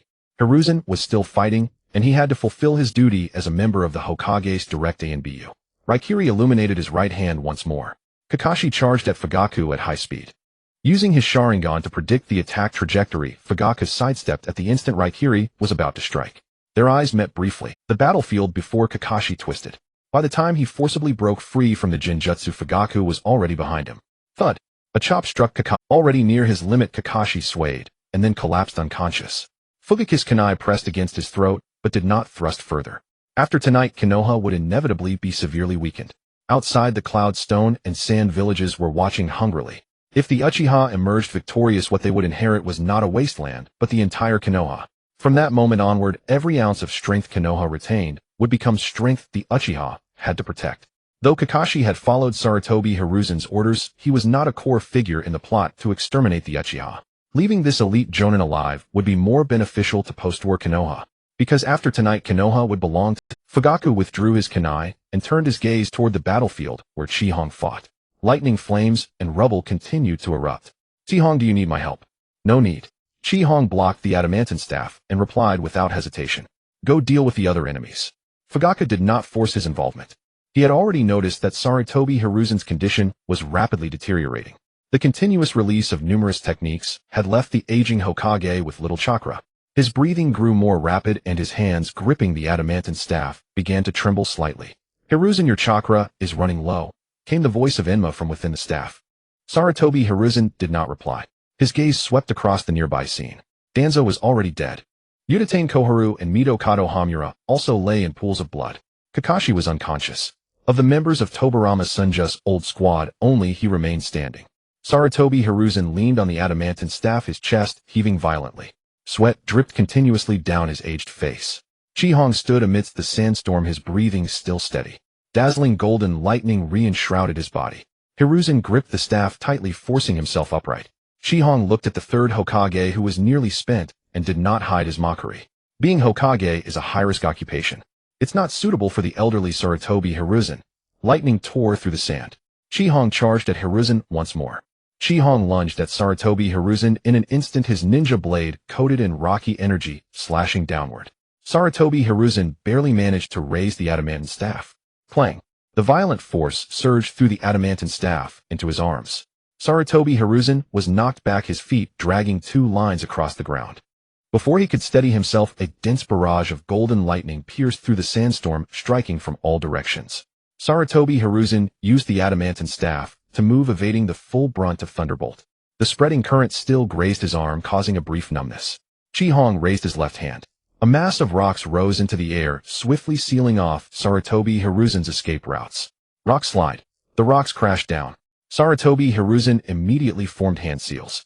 Earth release, earth flow wall. A thick wall of earth rose from the ground. Yet dark energy followed closely. Dark pulse. The earth wall shattered instantly. Sarutobi Hiruzen was forced to retreat, barely dodging the falling rocks. Chihong had gradually adapted to his fighting style. No matter what jutsu Sarutobi Hiruzen used, he needed hand seals and chakra manipulation. Chihong relied on his speed advantage to launch continuous attacks, denying him the chance to adjust tactics or recover stamina. Thunderbolt forced movement. Rock slide cut off retreat. Sandstorm obscured vision. Dark pulse shattered jutsu. Chihong then closed in, using his powerful physique and ninja blade for relentless offense. Sarutobi Hiruzen evaded several lethal strikes with his vast experience, but his reaction speed was clearly declining. The ninja blade broke through the adamantine staff's defense again, leaving a wound on his shoulder. Blood stained the Hokage robe. Sarutobi Hiruzen endured the pain, swinging the adamantine staff to drive Chihong back. The spreading current from Thunderbolt grazed his legs, causing his body to stiffen abruptly. Chihong swung his blade again. Boom. Sarutobi Hiruzen was sent flying backward, staff and all. The adamantine staff plunged into the ground, helping him steady himself. Sarutobi Hiruzen gasped heavily. His chakra was nearly depleted, and his aged body could no longer withstand Chihong's power. Hiruzen, you can't fight anymore. Enma's voice came from the adamantine staff. Your body has reached its limit. Reinforcements from the 4 clans are coming. Find a way to escape. As long as you survive, Konoha has a chance to regroup. Sarutobi Hiruzen did not answer. Chihong would not give him a chance to withdraw. Utatane Koharu and Midokado Hamura were dead. Kakashi was unconscious, and the Hokage's direct ANBU were completely suppressed by the Uchiha. Even if the four clans' reinforcements arrived in time, they might not be able to save him. Sarutobi Hiruzen looked up at the Uchiha ninja behind Chihong. After tonight's battle, Chihong had become the true core of the Uchiha. Fugaku also possessed immense strength, and had already begun to think from the perspective of Konoha's future ruler. As long as the two of them lived, the Uchiha would likely seize control of Konoha. Sarutobi Hiruzen could not accept such a future. In his eyes, Chihong had become a rebel ready to overthrow Konoha's order. A man who believed only in power taking over Konoha would inevitably eliminate all dissenters and drag the village into an abyss. Sarutobi Hiruzen used the adamantine staff to support his body, forcing his back straight. Uchiha Chihong, your power has indeed exceeded my expectations, but you only solve problems with killing. If you continue to live, the entire Konoha will be dragged into the abyss by you. And he released his grip, letting the adamantine staff fall to the ground. I may no longer be able to protect Konoha, but before I die, I will rid Konoha of the Uchiha, the greatest scourge. Sarutobi Hiruzen formed hand seals quickly. Chihong immediately sensed a chilling power emerge. This power was utterly different from chakra. The battlefield temperature dropped rapidly, and a sinister aura spread across the entire Uchiha compound. Sarutobi Hiruzen squeezed out his last chakra. Sealing technique, dead demon consuming seal. An invisible wave erupted. A massive, grotesque death god phantom appeared behind Sarutobi Hiruzen. The death god had long pale hair, a short blade in its mouth, and a greedy, eerie smile on its face. Sarutobi Hiruzen did not focus the forbidden technique's power solely on Chihong. He burned his remaining chakra, expanding the dead demon consuming seal's formula to its limit. The cold sealing barrier spread rapidly, enveloping the entire Uchiha compound. The death god slowly raised its head, its gaze sweeping over the Uchiha ninja present. Everyone felt a chill deep in their souls. Fugaku, seeing the death god phantom through his Mangekyo Sharingan, turned pale instantly. Chihong, take the clan and leave. This is the Uzumaki clan's sealing technique, dead demon consuming seal. Once caught by the death god, the soul is sealed forever. Chihong did not move. Fugaku shouted anxiously, don't worry about us. You are the hope of the Uchiha clan. You can, as long as you live, the Uchiha still have a future. Fugaku was ready to sacrifice himself to buy Chihong time. The surrounding Uchiha ninja did not flee either. Several elite Uchiha stood before Chihong, and Fugaku prepared to offer their souls to give the two a chance to live. Other Uchiha ninja locked onto Sarutobi Hiruzen. They planned to kill the caster before the dead demon consuming seal was complete. Shuriken, kunai, and fire release were all aimed at Sarutobi Hiruzen. Everyone stop. Chihong's voice rang across the battlefield. The Uchiha ninja ready to sacrifice halted. Those charging at Sarutobi Hiruzen also stopped. The dead demon consuming seal had already been activated. Even if Sarutobi Hiruzen's body was destroyed now, it might not stop the death god from completing the contract. Chihong looked up calmly, watching the death god looming over the compound. Sarutobi Hiruzen poured his last chakra into the technique. The soul phantoms of Uchiha ninja began to waver. The death god removed the short blade from its mouth, transforming it into a giant soul scythe, and swung it down upon the entire Uchiha compound. Chihong stepped forward, spreading his hands. Protect! A verdant barrier instantly appeared before him. Supported by immense chakra, the barrier expanded rapidly, enveloping Fugaku and all the Uchiha ninja. The death god scythe struck the barrier heavily. There was no explosion, no roar. The scythe halted outside the barrier, unable to advance. The entire battlefield fell silent. Fugaku and the Uchiha ninja stared in shock at the verdant barrier. The death god's smile gradually faded. It looked down at the scythe, then at Chihong behind the barrier, as if unable to comprehend what was happening. The death god raised the scythe again. The second strike still failed to shake the barrier. Chihong stood still, calmly maintaining the protect. The death god ceased its movements, its grotesque face showing clear confusion for the first time. Impossible. Sarutobi Hiruzen stared at Chihong in disbelief. The dead demon consuming seal was a forbidden technique activated at the cost of the caster's soul. Yet the death god's power could not break through that verdant barrier. Sarutobi Hiruzen desperately tried to force his body, attempting to maintain the technique. The prolonged battle and the large-scale dead demon consuming seal had already pushed his body to its limit. The last shred of chakra was completely exhausted. Sarutobi Hiruzen's legs gave way, and he slowly sank to his knees. The death god did not claim any Uchiha ninja's soul, but the price would not be voided. The death god cast one last glance at Chihong, then its arm passed through Sarutobi Hiruzen's body, forcibly dragging out his soul. Before his consciousness faded, Sarutobi Hiruzen still stared intently at the Uchiha behind the barrier. Chi-Hong was unharmed. Fugaka took no damage. All Uchiha ninja remained standing. The forbidden technique he had unleashed with his life had claimed not a single target. The death god vanished into the void with Sarutobi Hiruzen's soul. Chi-Hong lowered his hands. The verdant barrier slowly dissipated, and the chilling aura shrouding the Uchiha compound receded as well. Sarutobi Hiruzen's body collapsed limply, lying still like Danzo Yuditane Koharu and Midokado Hamura. Shortly after the death god vanished, dense footsteps echoed from the outskirts of the Uchiha clan grounds. Several ninja squads arrived at the battlefield from different directions. Yuanfei Zongjin of the Sarutobi clan charged at the forefront. Shuahomen Jingyan Zhuanshin Hongshu and Jitsun Long followed closely behind, leading their clan's ninjas. Nearly all available ninjas from the four clans had mobilized. Among the ranks were also Konoha ninjas from ordinary families. Some were former subordinates of Yuanfei Risen, while others had simply heard that the Uchiha had attacked the Hokage and voluntarily came to suppress the rebellion. Everyone assumed Yuanfei Risen was still fighting. But when they entered the Uchiha clan grounds, they all halted in their tracks. A large portion of the clan grounds had been reduced to ruins. The ground was riddled with deep craters and cracks left by ninjutsu, and the mingled aura of flames, lightning, and sand still lingered. Numerous root and umbu ninjas lay fallen across the battlefield. Yuanfei Risen's soulless body rested in the center. The adamantine staff had reverted to its original form. Yuanma stood guard beside Yuanfei Risen, gazing at the Uchiha with grief and fury. Not far away, the mangled corpse of Jitsuin Tuanzang lay scattered. Zhuanshin Xiaochun and Shuahomen Yin also lay in pools of blood. Kakashi was unconscious on the other side. On the Uchiha side, though there were casualties, their main force remained intact. Chi-Hong stood before Yuanfei Risen's corpse.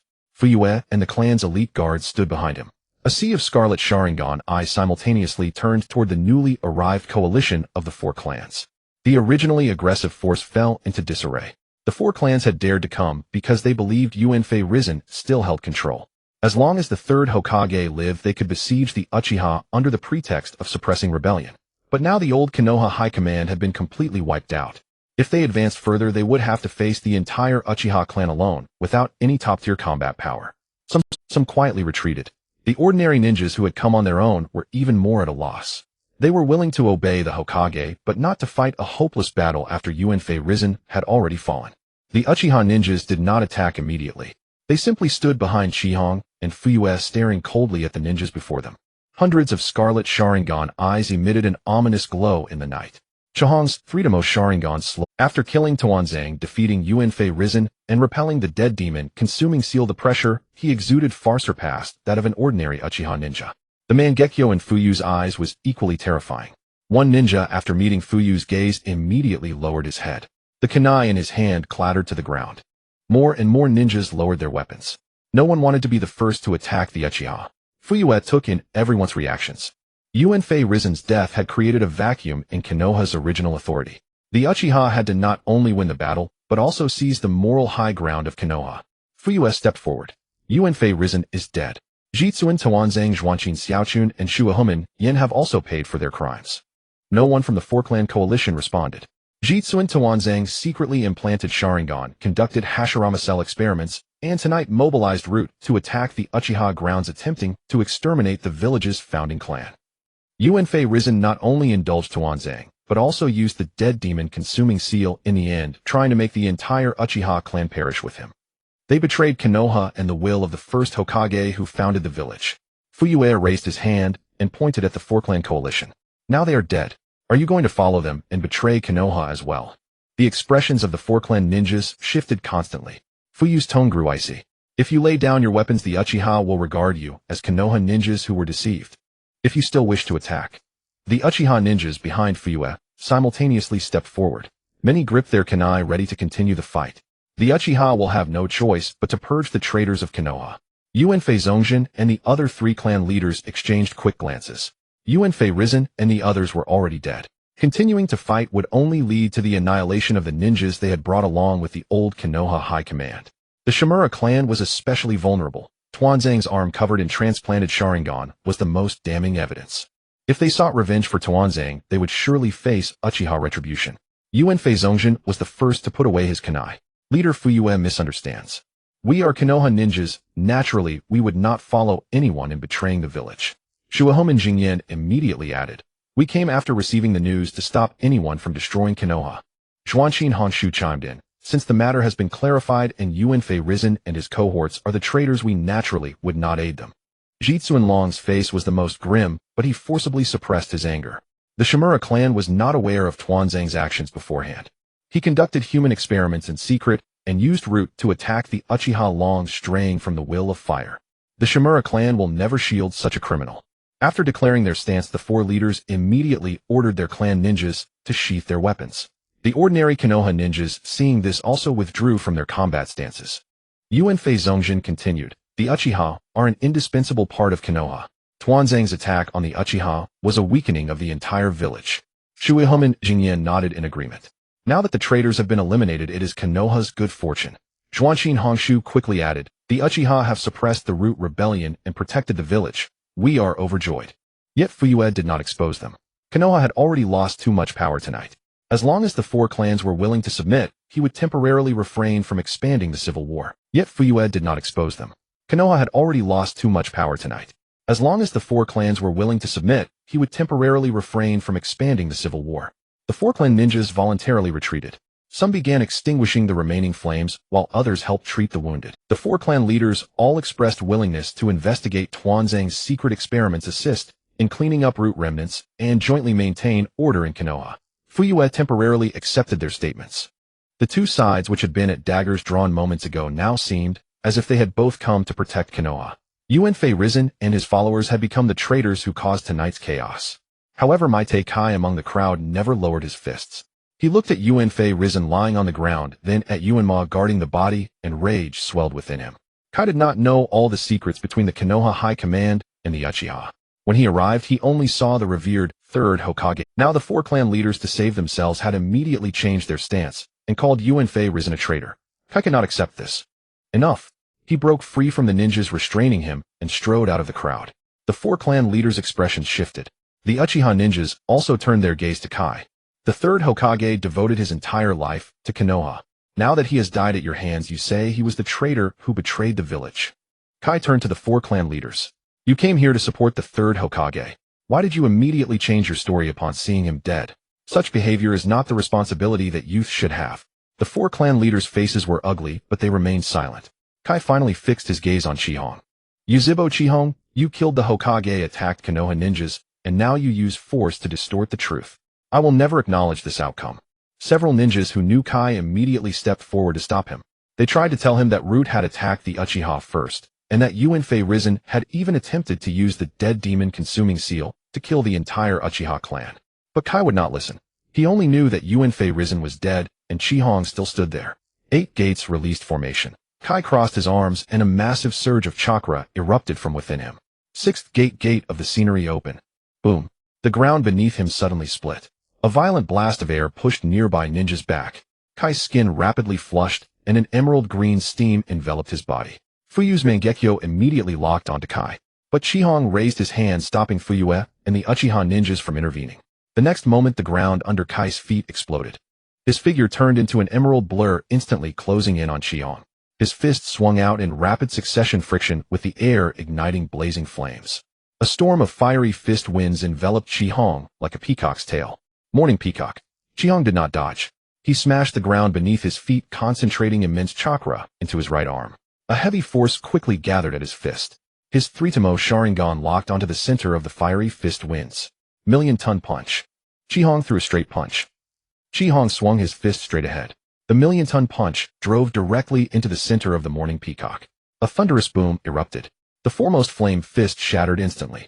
The force within Chihong's fist continued to surge forward, piercing through the oncoming fiery fists one after another. Emerald green vapor, scorching flames, and violent punching pressure intertwined. The dust from the explosion rapidly spread, completely engulfing Chihong and Might Kai. Fugaku activated his Mangekyo Sharingan, his gaze fixed intently on the center of the collision. He had already recognized the forbidden technique Kai was using. The 8 gates could lift the body's limitations, granting power far beyond the normal state for a short duration. The more gates opened, the greater the speed and strength, and the heavier the burden on the body. Fugaku also knew that the most famous user of the 8 gates was not Kai, but his father Might Dai. Back then, Might Dai Amir Genin opened the final gate and single-handedly faced the 7 swordsmen of the mist. After that battle, only 3 of the 7 swordsmen left alive. A genin who had long been underestimated turned the 7 swordsmen into the 3 swordsmen with the 8 gates. Now, although Kai only opened the 6th gate, his physical condition far surpassed Might Dai's normal state. The power from the Gate of Wonder was still not to be underestimated. Moreover, Chi-Hong had already endured multiple battles. He had fought against the masked man with space-time ninjutsu, killed Danzo, confronted Hiruzen Sarutobi, and consecutively used Thunderbolt, Rock Slide, Dark Pulse, and other special sealless ninjutsu, finally blocking the dead demon consuming seal with his own techniques. Even though Chi-Hong's chakra was immense, it was impossible for him to have no depletion. On the other hand, Kai had just arrived at the battlefield, his stamina and chakra remaining at full capacity. Everyone present believed that the two would at least engage in a fierce taijutsu duel. The 4 clans ninjas also rekindled a glimmer of anticipation. They did not think Kai could defeat Chi-Hong, but they hoped Kai could drain Chi-Hong's strength. Some Uchiha ninjas tightened their grip on their weapons. As long as Chi-Hong fell into a disadvantage, they would immediately surround Kai. A dull thud echoed from the center of the dust cloud. Surprise clearly flickered in Fugaku's eyes. Chi-Hong's million-ton punch had not been stopped by the Morning Peacock. The flame assault created by Kai's rapid punches appeared formidable, but all its power was pierced through from the front by Chi-Hong. The sea of flames quickly dissipated. Chi-Hong's fist passed through the Morning Peacock, striking Kai heavily before he could alter his movement. The emerald green vapor was instantly dispersed. Kai's body flew backward like a cannonball, smashing through rocks and broken walls along the way. A thunderous boom echoed. He crashed heavily to the ground, the fractured earth sinking beneath him. The azure steam on Kai's body rapidly faded. The power from the 6th gate began to recede. The physical burden from the Gate of Wonder and the impact of the million-ton punch left him utterly incapable of continuing the fight. Kai barely supported himself with his palms, as if trying to rise. His arms suddenly gave way and his body fell again. Kai's head lolled to the side, and he instantly lost consciousness. There was no second collision. Nor was there the fierce duel everyone had anticipated. Chi-Hong had used only 1 punch. The dust gradually dissipated. Chi-Hong still stood in place. Apart from a few traces left on his clothes by the flame fists, he bore no visible injuries. Chi-Hong slowly withdrew his fist, his breathing still steady, as if the one he had just defeated was not Kai with the 6th gate opened, but an ordinary ninja. The entire battlefield fell into dead silence. Those familiar with Kai knew that although he always spoke of youth, his taijutsu prowess was among the top in Konoha. Even without opening the 8 gates, Kai could overwhelm many jonin with his speed and strength. After opening the 6th gate, even the Kage of various villages might not be able to knock him down with a single blow. Yet Chi-Hong, after successive battles, had shattered the Morning Peacock with pure power and knocked Kai unconscious with 1 punch. This meant that Chi-Hong not only possessed powerful ninjutsu Sharingan and special abilities, but also held absolute superiority in the very field where Kai excelled. Fugaku glanced at the unconscious Kai, then turned to Chi-Hong. He had thought he already understood Chi-Hong's strength. Now it seemed Chi-Hong still showed no signs of exhaustion. Fugaku could not even determine how much power Chi-Hong still held in reserve. The last shred of hope in the hearts of the 4 clans ninjas vanished completely. When Kai launched his attack, some had hoped he could inflict mutual damage with Chi-Hong, allowing the 4 clans to regain some initiative. But the result before them proved that even after continuous depletion, Chi-Hong still possessed the strength to suppress Konoha's jonin. Moreover, behind him stood Fugaku and a large number of Uchiha elites. The 4 clans ninjas all lowered their heads, no longer daring to meet Chi-Hong's gaze. Those civilian ninjas who had wavered due to Kai's interrogation also fell silent.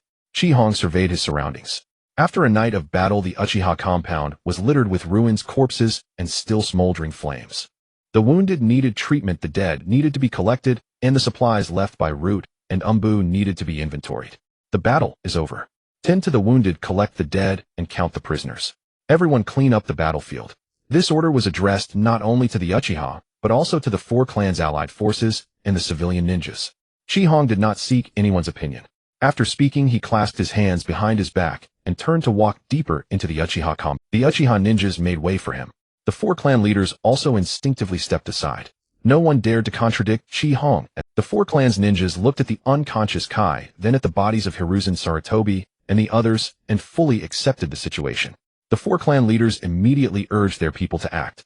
They were even more eager than the Uchiha, afraid of being considered still loyal to Hiruzen Sarutobi. Some moved rubble, searching for survivors buried beneath. Others extinguished the flames to prevent the fire from spreading. Still others assisted medical ninjas in treating the wounded and collecting the dead. The civilian ninjas also began clearing the roads, gathering the scattered ninja tools. The reinforcements that had just prepared to suppress the Uchiha were now all focused on cleaning the Uchiha compound. The Uchiha ninjas were responsible for supervision and registration. The casualties on both sides. The prisoner lists the ninja tools and documents left by Root. All were recorded one by one. Fugaku did not relax his vigilance, just because Danzo and Hiruzen were dead. Danzo had operated Root for many years. His true power could not have all appeared on tonight's battlefield. There must be hidden Root bases beneath Konoha. These bases would contain not only remnant Root members, but also evidence of Danzo's human experiments, Hashirama's cell data, stolen Sharingan, and a vast number of secret archives. Fugaku called Uchiha Tetsuka and Uchiha Inabi to his side. Danzo is dead, but Root has not completely disappeared. Immediately seal off Konoha's underground passages, abandoned training grounds, and secret entrances. Find Danzo's Root base. Uchiha Tetsuka nodded immediately. Yes. Fugaku continued, no matter how deep it is hidden, do not let it escape. Even if you have to dig 3 feet into the ground, unearth everything that Root has. The police force quickly split into several teams. Some were tasked with searching Danzo's usual offices. Others went to check the secret passages near the Hokage building. The gates of Konoha were also sealed by the Uchiha to prevent Root ninjas from fleeing the village in the chaos. The remaining Root ninjas had lost their command. Some, seeing the situation was hopeless, voluntarily laid down their weapons, claiming that they had only obeyed Danzo because of the forbidden techniques he had placed on them. To prove their sincerity in surrendering, they revealed the location of Root's main base, the underground entrance, the ceiling barrier, and the secret codes. Several Root ninjas familiar with the base's internal structure offered to personally lead the way. Uchiha Tetsuka did not fully trust them. He had their chakra sealed and dispatched elite Uchiha with Sharingan to monitor them throughout. If anyone tried to lead the search team into a trap, they would be killed immediately. The Root ninjas did not resist. Uchiha Tetsuka led a group of Uchiha elites out of the compound. Under the guidance of the defectors, they arrived at an abandoned training ground in Konoha. A Root ninja stopped before an inconspicuous stone wall, reached out, and touched a mechanism in the corner. A dull grinding sound followed. The stone wall slowly slid apart. A pitch-black passage leading deep beneath Konoha appeared before them. Cold air surged out from the passage, mixed with the smell of medicine, blood, and decay. The leading Root ninja lowered. This is still only the outer entrance. Lord Danzo's true base is deeper underground in Konoha. Uchiha Tetsuka activated his 3-Demo Sharingan and stepped into the darkness first. Everyone stay alert. Dig out everything Root has hidden underground. The sky was gradually approaching dawn. One by one, the tightly shut doors of Mui's various quarters opened. Ordinary villagers cautiously observed the situation outside, yet none dared to approach the Yuzhibo clan grounds. A rumor had already begun to spread through the village. The third Hokage, Yuanfei Risen, was dead. Jitsuin, Tawanzang, Zhuanqin, Xiaochun, and Shuahuman Yin had also perished. Mui's Hokage and 3 Hokage advisors had been annihilated overnight. Not only had the Yuzhibo clan not been eliminated by the Root, but they had also defeated the entire force of the Hokage faction. Within the Naoyang clan grounds, Naoyang Lujio Chodao Dingzhua and Shanzhonghai had not rested all night. They had not directly participated in the battle, but had continuously gathered intelligence through their respective channels. First, Yuzhibo Yu and a mysterious outsider attacked the Yuzhibo. Yuzhibo Yu was killed by Yuzhibo Fuyue, and the mysterious outsider escaped using a space-time ninjutsu. Tawanzang and the Root engaged in battle with the crimson-clad shinobi and the Yuzhibo ninja at the edge of the Yuzhibo clan grounds. The third Hokage arrived personally. The 4 clans, Yuanfei, Shuahuman, Zhuanqin, and Jitsuin, began to assemble. Above the Yuzhibo clan grounds, a chilling and terrifying colossal phantom once appeared. Shortly after, a violent clash of taijutsu erupted there. Finally, all sounds of battle ceased completely. Chodao Dingzhua gazed toward the direction of the Yuzhibo clan grounds. Is it over? Naoyang Lujio nodded gently. It is already over. Shanzhonghai's expression was grave. Lord Risen and the Yuzhibo. Who won? Lujio did not answer directly. He rose and walked to the window, sighing wearily. It is meaningless to ask who won now. What we truly must consider is what to do after dawn. If Yuanfei Risen had won, the Umbu would have long appeared throughout my announcing that the Yuzhibo rebellion had been suppressed. The 4 allied clans would not have remained in the Yuzhibo clan grounds to help the Yuzhibo clear the battlefield. Now no orders had come from the Hokage building, yet the periphery of the Yuzhibo clan grounds was gradually being taken over by Yuzhibo ninja. The outcome was already clear. Yuanfei Risen had lost. The old high-ranking officials of Mai had also lost their ability to control the village. Lujio turned around. Later, you 2 will come with me to the Yuzhibo grounds. Shanzhonghai immediately understood his intention. You intend to declare the stance of the Ino Shikacho. Lujio shook his head. Not declare a stance, but confirm who will make decisions for my next. And also to prevent another round of purges as much as possible. The Ino Shikacho 3 clans had not participated in tonight's operation against the Yuzhibo. That was their greatest bargaining chip. But merely remaining neutral was not enough. The old power structure had collapsed. They had to proactively contact the Yuzhibo to secure their positions in Mai. Within the Riri clan grounds, Riri Rizu had kept his Byakugan activated, observing the direction of the Yuzhibo clan grounds. Distance and buildings prevented him from seeing every detail, but he could judge the progress of the battle through changes in chakra. Yuanfei Rizen's chakra had once erupted violently. A sinister and unfamiliar force enveloped the entire Yuzhibo clan grounds. Subsequently, a massive chakra barrier appeared on the Yuzhibo side. Finally, Yuanfei Rizen's chakra completely vanished. It was not a concealment of presence nor a departure from the Byakugan's range of observation. It was a complete disappearance at the level of life and soul. Rizu slowly closed his eyes. The third Hokage is dead. The Riri elders standing by changed color drastically. The Riri clan had not participated in tonight's battle, a correct decision made by Rizu. Had the Riri joined the camp encircling the Yuzhibo, they would now have to face retaliation. But remaining neutral did not mean the Riri could continue to stand by. The Yuzhibo had defeated the Root, the Umbu, and the third Hokage, and had also subdued the 4 allied clans Hiden. In the new power structure, the Yuzhibo would inevitably occupy the most important position. A Riri elder whispered, "Clan head, should we send someone to the Yuzhibo grounds after dawn?" Rizu was silent for a moment. "I will go myself. What happens to my next concerns all ninja clans." After returning to his room, Rizu stood alone before the window. Everything he had seen tonight through the Byakugan kept replaying in his mind. Fuyue possessed a Mangekyo Sharingan beyond the 3 Tomo. Although Chi Hong outwardly only had the 3 Tomo, he had displayed power far exceeding that of ordinary Mangekyo users. Tuanzang had even been able to utilize the Yuzhibo's Sharingan through transplantation. The Sharingan could evolve from a single Tomo to 3 Tomo, and then into the Mangekyo. In contrast, the Riri clan's Byakugan seemed to have been fixed since its initial awakening. For the first time, Rizu earnestly pondered this question. Is the Byakugan truly inferior to the Sharingan? The Sharingan can evolve. Can the Byakugan only remain at its current level? Deep within the Yuzhibo clan grounds, Chi Hong returned to his own courtyard. The walls here remained intact, the houses had not collapsed. The tables and chairs in the yard were still in their original positions, as if the great battle that had reshaped Mai's power structure had never occurred. Chi Hong simply washed off the dust and bloodstains from his body, then sat down to rest at the wooden table. He was not excited about defeating Yuanfei Rizen, nor did he immediately head to the Hokage building to take over Mai. The most important task of the night had been accomplished. How to handle Mai's power structure and relations with the ninja clans could be left to Fuyue, who was more adept at such matters. Soon after, footsteps sounded outside the courtyard. Fuyue pushed open the door and entered. He had already arranged for battlefield cleanup, prisoner custody, and the search of the root base, and had temporarily extricated himself. Fuyue's clothes were stained with large patches of blood, and his face bore a weariness that was hard to conceal. Especially the eye that had activated the Mangekyo. It still throbbed with sharp pain. He walked to the opposite side of Chi Hong and sat down, taking out 2 sealed containers and placing them on the wooden table. The first container held a pair of Mangekyo Sharingan from Yuzhibo Yu. Even after leaving the body, the eyes still emitted a chilling, sinister energy. The second container held a single Mangekyo left behind by Yuzhibo Jishui. Fuyue looked at Yu's eyes, his expression becoming complicated. No matter what choices Yu had made, he was still his own son. Yet now all that remained before him were these eyes. Fuyue pushed the 2 containers toward Chi Hong. "These are the pair of eyes you left behind, and the other Mangekyo of Jishui. You already have the other eye of Jishui. Now both pairs of Mangekyo are complete.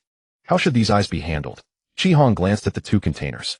He pushed the container holding Yu's eyes back toward Fuyue. "Yuzhibo Yu's eyes belong to you." Fuyue frowned slightly. Chi Hong said calmly, "Yu is your own son. These eyes can only realize their true value in your hands." Fuyue did not press further and put the container away. Chi Hong then took out the eye of Jishui that he had kept. The 2 Kotoamet Tsukumi Mangekyo were placed together. Chi Hong looked at Fuyue. "Lately, after using the Mangekyo, have you often felt your vision blur?" Chi Hong then took out the eye of Jishui that he had kept. The 2 Kotoamet Tsukumi Mangekyo were placed together. Chi Hong, "The more you see the future, the closer that eye comes to blindness." Fuyue was silent for a moment, then finally nodded. "You are right. After using the Mangekyo, recently my vision does become blurry. My pair of eyes is actually near its limit." In tonight's battle, Fuyue had used the Mangekyo many times to predict attacks, find openings, and observe the battlefield. Each time he saw the future, it consumed the light of that eye. Now, even without using dojutsu, shadows had appeared in his field of vision. Chi Hong looked at Fuyue and spoke slowly. "The Mangekyo Sharingan is not actually the final form of the Sharingan." Fuyue suddenly looked up. An ordinary Mangekyo gradually loses its light through use. But if you fuse the Mangekyo power of a blood relative, you can break through this limitation. Fuyue looked down at Yu's eyes. Chi Hong continued, "Transplant the Mangekyo of a direct blood relative and let the 2 powers merge. If successful, you will acquire the Eternal Mangekyo Sharingan. It will not gradually go blind from frequent use of dojutsu, and its power will be enhanced. Fuyue finally understood why Chi Hong had given him Yu's eyes. He was Yu's biological father. The bloodline connection between them satisfied the condition for fusing into the Eternal Mangekyo. Fuyue reached out and pressed the sealed container. After transplanting Yu's eyes, will my Mangekyo evolve? Chi Hong replied, there is a high probability, but it is not simply a matter of swapping eyes. You must let his dojutsu power merge with your own Mangekyo. Fuyue was silent for a long time. As the head of the Uzibo clan, he understood what the Eternal Mangekyo signified. Although the old high-ranking officials of Mai had been eliminated, other ninja villages might take advantage of Mai's internal strife to launch an attack. The Uzibo had to possess sufficient strength. But from a father's perspective, it was hard for him to transplant his son's eyes without any qualms. Finally, Fuyue put the container away. Let us seal Yu's eyes for now. Until then, I will minimize the use of the Mangekyo. Chi Hong nodded. He also sealed away the two eyes of Jishui separately. The complete Kotoame Tsukumi was one of the most dangerous trump cards in the Uzibo's possession. But Chi Hong would not use it lightly. Directly altering another's will would inevitably bring unforeseen consequences. The first rays of dawn crossed the courtyard wall, falling upon the container, holding Yu's eyes.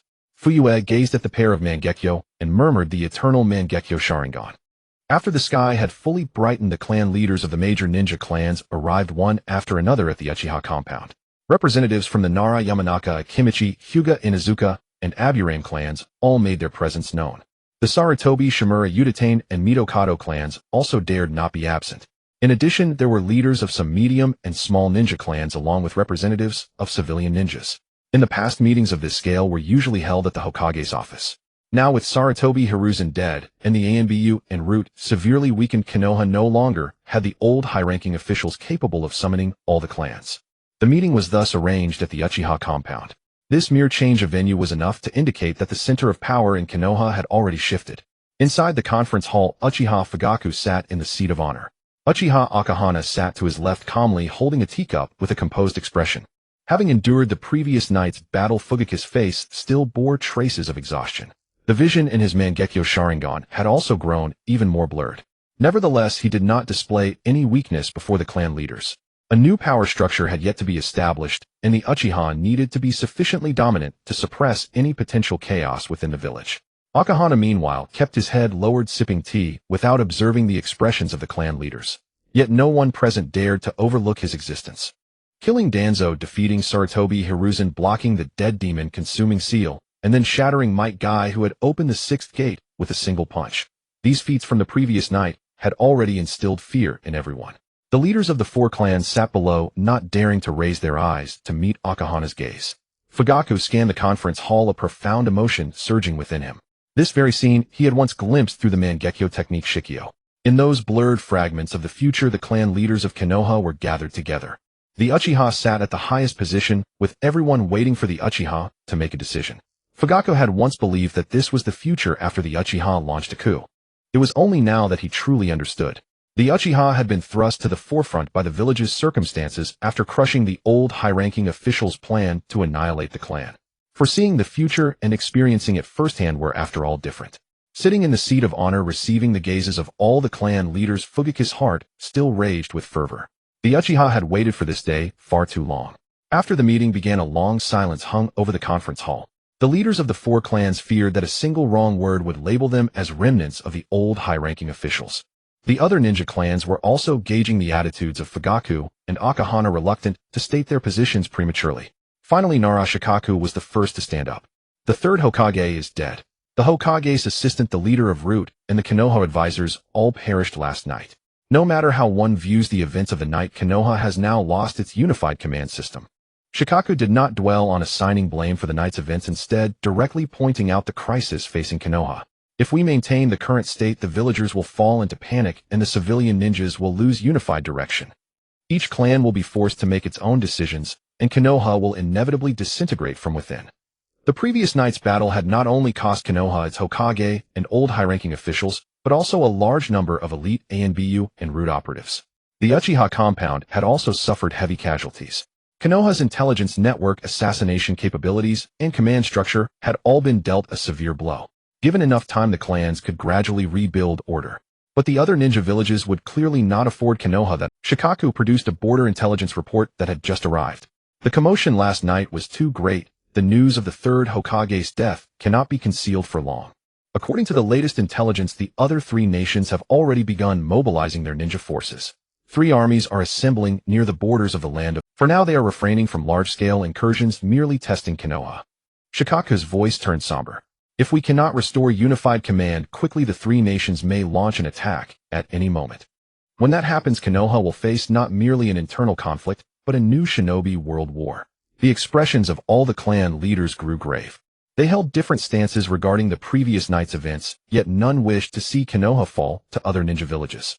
Konoha was the common foundation of all the ninja clans. Once the village was destroyed, no one could remain unaffected. Shikaku continued, Konoha must now accomplish first, select the 5th Hokage to stabilize the villagers and ninjas. Second, reorganize the ANBU, the police force, the clan ninjas, and the civilian ninjas. Third, dispatch troops to the 3 borders to prevent the enemy from entering the heart of the Land of Fire. Under normal circumstances, the selection of a Hokage required discussion among the high-ranking officials, majority support from the Jonin, and the approval of the Fire Daimyo. But the old high-ranking officials were all dead, and enemy forces were massing at the borders. Konoha had no time for a lengthy power transition. The clans had to first choose a leader who could issue orders that very day and command the obedience of all ninjas. After listening to Shikaku's remarks, Fugaku looked around the room. Since clan leader Shikaku believes that the 5th Hokage must be chosen immediately, then who among those present here is qualified to take that seat? Under these conditions, the answer was already clear. One after another, gazes instinctively fell upon Akahana. Akahana remained with his head lowered, drinking tea, his expression unchanged. Under these conditions, the answer was already clear. One after another, gazes instinctively fell upon Akahana. Akahana remained with his head lowered, drinking tea, his expression unchanged. No one could deny that he was the most qualified person to become the 5th Hokage at this moment. Yet what the clans truly hoped for was that Fugaku would succeed to the position. Fugaku had served as the Uchiha clan leader for many years and understood the compromises and exchanges of interests among the ninja clans. If Fugaku became Hokage with Akahana continuing as Konoha's supreme combat power to deter foreign enemies, it would undoubtedly be easier for the clans to accept. If there were any other choice, they would even prefer to bring back Jiraiya or Tsunade of the Senju. Both were the legendary Sannin of Konoha, renowned throughout the shinobi world, possessing ample strength and prestige. But Jiraiya had long been traveling abroad, and Tsunade had left Konoha many years ago. With the armies of 3 nations at the border, Konoha simply had no time to search for them. Nara Shikaku could see the hesitation of the clans. He also understood that Fugaku becoming Hokage would put everyone more at ease. However, it was Akahana who had turned the tide the previous night and made the 4 allied clans lay down their weapons. If Fugaku became Hokage, Konoha would simultaneously have a nominal Hokage and an actual supreme deterrent force in Akahana. With foreign enemies pressing at the borders, Konoha could not afford 2 centers of power. It needed a leader whose authority and strength were unified. Moreover, the fear that the clans harbored toward Akahana could be transformed into the dread that other ninja villages felt toward Konoha. A powerhouse who had defeated the 3rd Hokage becoming the 5th Hokage would prove that Konoha had not lost its supreme combat capability. Nara Shikaku rose from his seat. Yamanaka Inoichi and Akimichi Choza both looked at him, but did not stop him. Shikaku first bowed slightly to Fugaku, then turned his gaze to Akahana. Konoha needs a Hokage who can stabilize the village, command all clans, and deter the 3 nations. Uchiha Akahana quelled the turmoil last night, and has proven his strength and decisiveness. Looking at Konoha as it stands now, no one is more suited to assume the position of the 5th Hokage. Shikaku paused for a moment before declaring solemnly, therefore on behalf of the Nara clan I propose that Uchiha Akahana succeed as the 5th Hokage. As Nara Shikaku's words fell, a brief silence enveloped the council chamber. The Nara clan had long been renowned for their wisdom, and served as staunch supporters of the Hokage lineage. Now that Shikaku had openly nominated Chi-Hong, it signified that Konoha's established political forces acknowledged the Uchiha standing. Yamanaka Inoichi was the first to rise. The Yamanaka clan endorses Shikaku's proposal. Konoha's intelligence and command structure have been severely crippled. We must restore unified leadership as swiftly as possible. Akimichi Choza followed suit. The Akimichi clan also concurs. The forces of 3 nations are massing at our borders, and Chi-Hong possesses the strength to deter the enemy. After the Ino Shikacho trio had voiced their assent, Hyuga Hayashi made his decision. The Hyuga clan agrees to Uchiha Chi-Hong succeeding as the 5th Hokage. The Hyuga had not participated in the previous night's operation against the Uchiha. Publicly supporting Chi Hong at this moment would further demonstrate their stance. Clans such as Inuzuka and Aburame quickly voiced their agreement. The remaining minor clans, seeing the major clans of Konoha had already made their choice, hesitated no longer. Even the Sarutobi, Shimura Udatane, and Mitokado clans were forced to offer their public support. Faced with the near-unanimous endorsement from all clans, Chi Hong showed no sign of elation. He raised his teacup, his gaze sweeping across the assembly, and inquired with a faint, ambiguous smile, "Do you truly believe I am fit to be Hokage?" Many clan leaders felt a tightening in their hearts. Only last night the coalition of 4 clans had gathered at the outskirts of the Uchiha compound. Today these very same people were vying to support Chi Hong as Hokage, a shift in attitude far too abrupt. Narashikaka's expression remained unruffled. This is the most suitable choice made in the interests of Konoha. The other clan leaders nodded in agreement. Chi Hong did not call them out. "If I become Hokage, I will not retain any so-called Hokage advisors as Hiruzen Sarutobi did." A brief stillness settled over the council chamber. The system of Hokage advisors and consultants had been a cornerstone of Hiruzen Sarutobi's administration. Danzo Shimura, leveraging his position as advisor, had established the route complete with its own armed forces and secret bases. Inuzuka Tsum, the head of the Inuzuka clan, spoke directly. "Konoha already has a Hokage, why would we need advisors? If the Hokage and the advisor share the same views, the advisor is unnecessary. If their opinions differ, which order should the village's shinobi follow?" Other clan leaders immediately chimed in agreement. In the past, it was precisely this dispersion of power that allowed Danzo to act on his own under the guise of for Konoha's sake. Now Konoha needed unified command, not another position that could rival the Hokage. The 4 clan leaders also expressed their approval as if they had never benefited from the old system. The smile at the corner of Chi Hong's mouth deepened. The position of Hokage advisor can be abolished, and Root has no further reason to exist. Konoha will not permit anyone to maintain private armed forces beyond normal oversight. All clans voiced their agreement once more.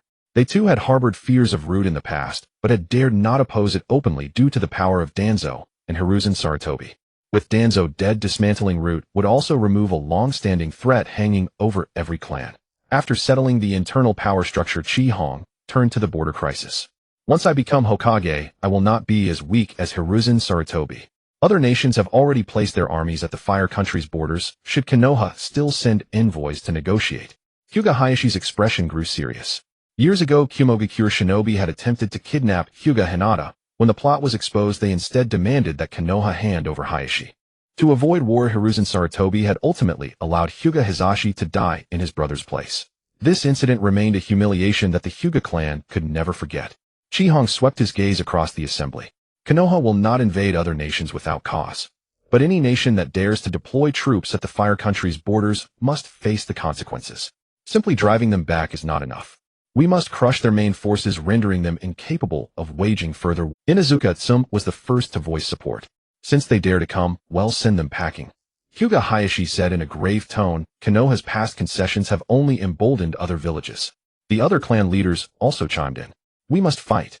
This time we not only drive them back, but make them hurt, make them fear." Konoha was always the strongest village. It was only the former leadership's weakness that made other villages think Konoha could be bullied. Even those clan leaders who had initially worried about Chi Hong's aggressiveness now appeared more hawkish than anyone. Since they could not change Chi Hong's decision, standing by his side was undoubtedly the safest choice. The 2 principles Chi Hong proposed received unanimous support from all clans. Internally, abolishing the Hokage advisor and Root would ensure Konoha had only one supreme command center. Externally, they would repulse the 3-nation army, Heiden no longer engaging in endless compromises. Chi Hong set down his teacup. "Since you all deem me the most suitable, then I accept the position of the 5th Hokage." The Uchiha faction could barely conceal their elation. The clan leaders, amidst their awe, also breathed a sigh of relief. Regardless of the future, Konoha at least had someone who could issue unified commands once more. Fugaku turned to Chi Hong. "The Uchiha clan supports Chi Hong as the 5th Hokage. His Mangekyo vision was nearing its limit, preventing him from using his dojutsu recklessly any longer. He intended to leave the Mangekyo Sharingan of Uchiha Itachi for Uchiha Sasuke. In contrast, Chi Hong, after defeating several formidable enemies in a single night, still retained formidable combat power. With the armies of 3 nations pressing at the border, Chi Hong was more suited to be Hokage than him. Fugaku's public endorsement also quashed any remaining hopes among the clans of using the Hokage position to divide the 2. Someone proposed immediately preparing the Hokage robes and hat, and notifying the daimyo of the Fire Country to hold the inauguration ceremony. Hong flatly rejected the idea. War has already reached our borders, there is no need to waste time on ceremonies. As of now, the appointment of the 5th Hokage and wartime powers take immediate effect. The Hokage building and all departments will complete their handover today. Each clan shall immediately tally the shinobi and supplies available for combat. The formal inauguration ceremony will be held after the war ends. No clan raised any objections. Just as everyone was about to discuss the deployment of forces along the 3 borders, hurried footsteps suddenly echoed from outside the council chamber. Uchiha Tetsuka, who was in charge of searching Root's base, entered with several elite Uchiha. His expression was unusually grim. Clan head Hong-sama. The first round of searches at Root's base is complete. We found something. Several sealed containers were brought into the Inside the transparent containers filled with nutrient fluid floated countless Sharingan eyes, each labeled with a number and compatibility notes. The Uchiha clan members in the chamber fell silent instantly. Tetsuka suppressed his rage. These were found in Root's transplantation research area. And this is only the first batch. A chilling murderous intent flickered in Fugaku's eyes. Continue. Tetsuka produced several large storage scrolls. As the seals were undone, several specially treated corpses appeared in the center of the chamber. The marks of the caged bird curse seal remained on their foreheads. Some of the corpses had their eyes removed while the heads and meridians of others were covered in experimental scars. Hyuga Hayashi shot to his feet, his Byakugan activating instantly. Several of them had been recorded as missing on missions while others were presumed dead on the battlefield with their bodies unrecoverable. Now they had been found in Danzo's underground base.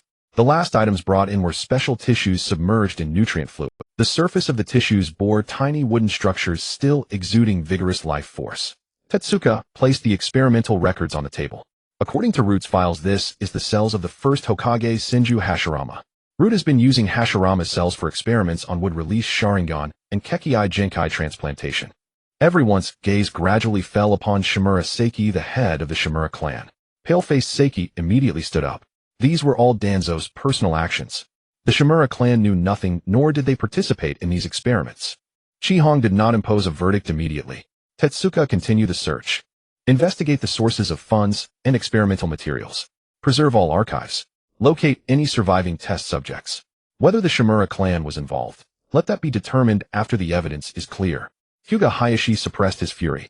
5th Hokage, I request that the Hyuga participate in the subsequent investigation. I want to know the identities of these clansmen and where the stolen Byakugan ended up. Granted. All evidence shall be registered uniformly. No one may remove or destroy archives without authorization. Just then an Uchiha shinobi hurried into the council chamber. Hong-sama clan head Jiraiya has returned. As soon as the words were spoken, the doors of the council chamber were pushed open. Dust-covered Jiraiya stood at the entrance, his gaze passing over the clan leaders and settling on Fugaku and Hong at the head of the room. Zillai stood at the entrance of the council hall, his gaze quickly drawn to the evidence. The vats filled with Sharingan exuded a cold gleam. Several corpses of the Rishang branch family lay nearby, some with their eyes already removed. Finally, there were Zujian cells still maintaining vigorous activity while immersed in nutrient solution. With his keen eyes, Zillai could naturally see that these items could not have been collected in a short time. Root's human experiments had been ongoing for many years. During this time, Yuanfei Risen had always been the Hokage of Mai. Zillai fell silent for a long time before shifting his gaze from the evidence to Hong. Must we kill the old man? The council hall instantly fell silent. Zillai did not question Hong's right to succeed as Hokage, nor did he defend Tuanzang and Root. He only wanted to know if his teacher had to die. I heard about last night's battle. With your strength, you could have knocked him unconscious, sealed his chakra, or imprisoned him for life. Even forcing him to step down and publicly judging his crimes would be better than killing him outright. Zillai's voice carried suppressed pain. You clearly had other choices. Hong did not mock nor seek grandiose excuses. He put down his teacup and said seriously, no. Yuanfei Risen must die. Zillai's fists clenched slightly. Hong continued. Last night was not an ordinary power struggle. Tuanzang led Root to attack the Yuzhibo clan compound, aiming to kill the resistors, seize the clan's Sharingan, and completely dismantle the Yuzhibo. After Yuanfei Risen arrived, not only did he not stop Tuanzang, but he also integrated the Umbu and the 4 clans to support him. Finally, he even activated the Reaper Death Seal, intending to take me with him, using his own soul. From the moment the old Mai leadership decided to annihilate the Yuzhibo, there was no room for compromise between the two sides. Yuanfei Risen was not an old man who could be simply imprisoned after losing his position as Hokage. He had ruled for decades with his former subordinates and disciples scattered throughout the Umbu various departments of Mai and the 4 clans. Numerous civilian ninja regarded him as the spiritual symbol of Mai, and the daimyo of the Land of Fire was also closely connected to him. As long as Yuanfei Risen was alive, there would be those who wished to restore the third Hokage. Even if Yuanfei Risen himself no longer competed for power, the old forces could use his name to oppose the Yuzhibo. Imprisoning him would only make him a tragic symbol in the eyes of the old forces. Mai now faces the armies of three nations that cannot have two power centers simultaneously. Knocking him unconscious, sealing him, or imprisoning him for life would only delay the conflict. Remnants of the Umbu might rescue him, and other ninja clans might unite again under the banner of restoring the third Hokage. Other ninja villages would also use him to create internal strife in Mai. Shihong looked at the Sharingan immersed in nutrient solution without any regard for the presence of other clan leaders. If they had only restricted the police force or stripped the Yuzhibo of political power, there might have been room for negotiation. But they chose genocide. From the moment they made that decision, they should have understood the cost of failure. They wanted our lives. We won, yet we should spare theirs. There is no such logic in this world. Zilai had no word. From a personal emotional standpoint, he wished Yuanfei Risen alive. But from the Yuzhibo's perspective, Shihong had no reason to spare Yuanfei Risen. Moreover, Yuanfei Risen was not executed by Shihong after surrendering. He had activated the Reaper Death Seal, intending to die together with Shihong and the entire Yuzhibo clan. Zilai glanced at the evidence left by Root and did not continue to defend his teacher. After a brief silence, he suppressed his complex emotion. Let's set aside the matter of the old man for now. The Cloud Rock and Sand villages are all gathering at the borders. How do you plan to respond? Mai lost its Hokage advisors Umbu Root and a large number of elites last night, and even the original command system has collapsed. It is too dangerous to engage all three nations simultaneously. In Zilai's view, Mai had been severely weakened. The safest approach would be to temporarily defend and then try to divide the three nations. Shihong suddenly smiled. Severely weakened. His gaze swept over the clan leaders in the council hall and finally rested on the Yuzhibo. As long as the Yuzhibo remain in Mai can hardly be considered severely weakened. Root seemed to possess a large number of elites, but had always used its strength to monitor ninja clans, eliminate dissidents, conduct human experiments, and plunder bloodline limits. These forces were never truly used to protect Maio. Instead, they had been draining Mui's internal strength. If the old leadership had succeeded last night, the Yuzhibo would have truly disappeared from Mai. Mai would have also lost an entire ninja clan with Sharingan, as well as top-tier combatants like Fuyue and Shihong. Now that the Yuzhibo still exist, the constraints imposed by the old leadership and Root have disappeared. Mai can now, for the first time, truly mobilize the full power of the Yuzhibo. Other ninja villages are testing Mai. The more cautious we are, the more they will think Mai is incapable of counterattack. So we will divide into three routes and confront the enemy heathen. Shihong raised his hand to point at the border map on the table. Yunin is the strongest, and I will go there personally. I alone am enough. The council hall fell silent briefly. Yunin possesses the fourth Raikage, the 8-tails Jinchuriki Karubi, and the 2-tails Jinchuriki. Its overall strength is the strongest among the three nations. Yet after last night's battle, no one dared to assert that Shihong could not do it. Shihong's finger then moved to the northwest. Yunin is left to the Yuzhibo. Fuyue will lead the police force and the clan's elites to block the main force of Yunin. Fuyue did not hesitate at all. Rest assured, leave the Yunin front to the Yuzhibo. The Yuzhibo ninja in the council hall were equally high-spirited. During the Third Ninja World War, the Yuzhibo were assigned by the old leadership to the Wuyin front.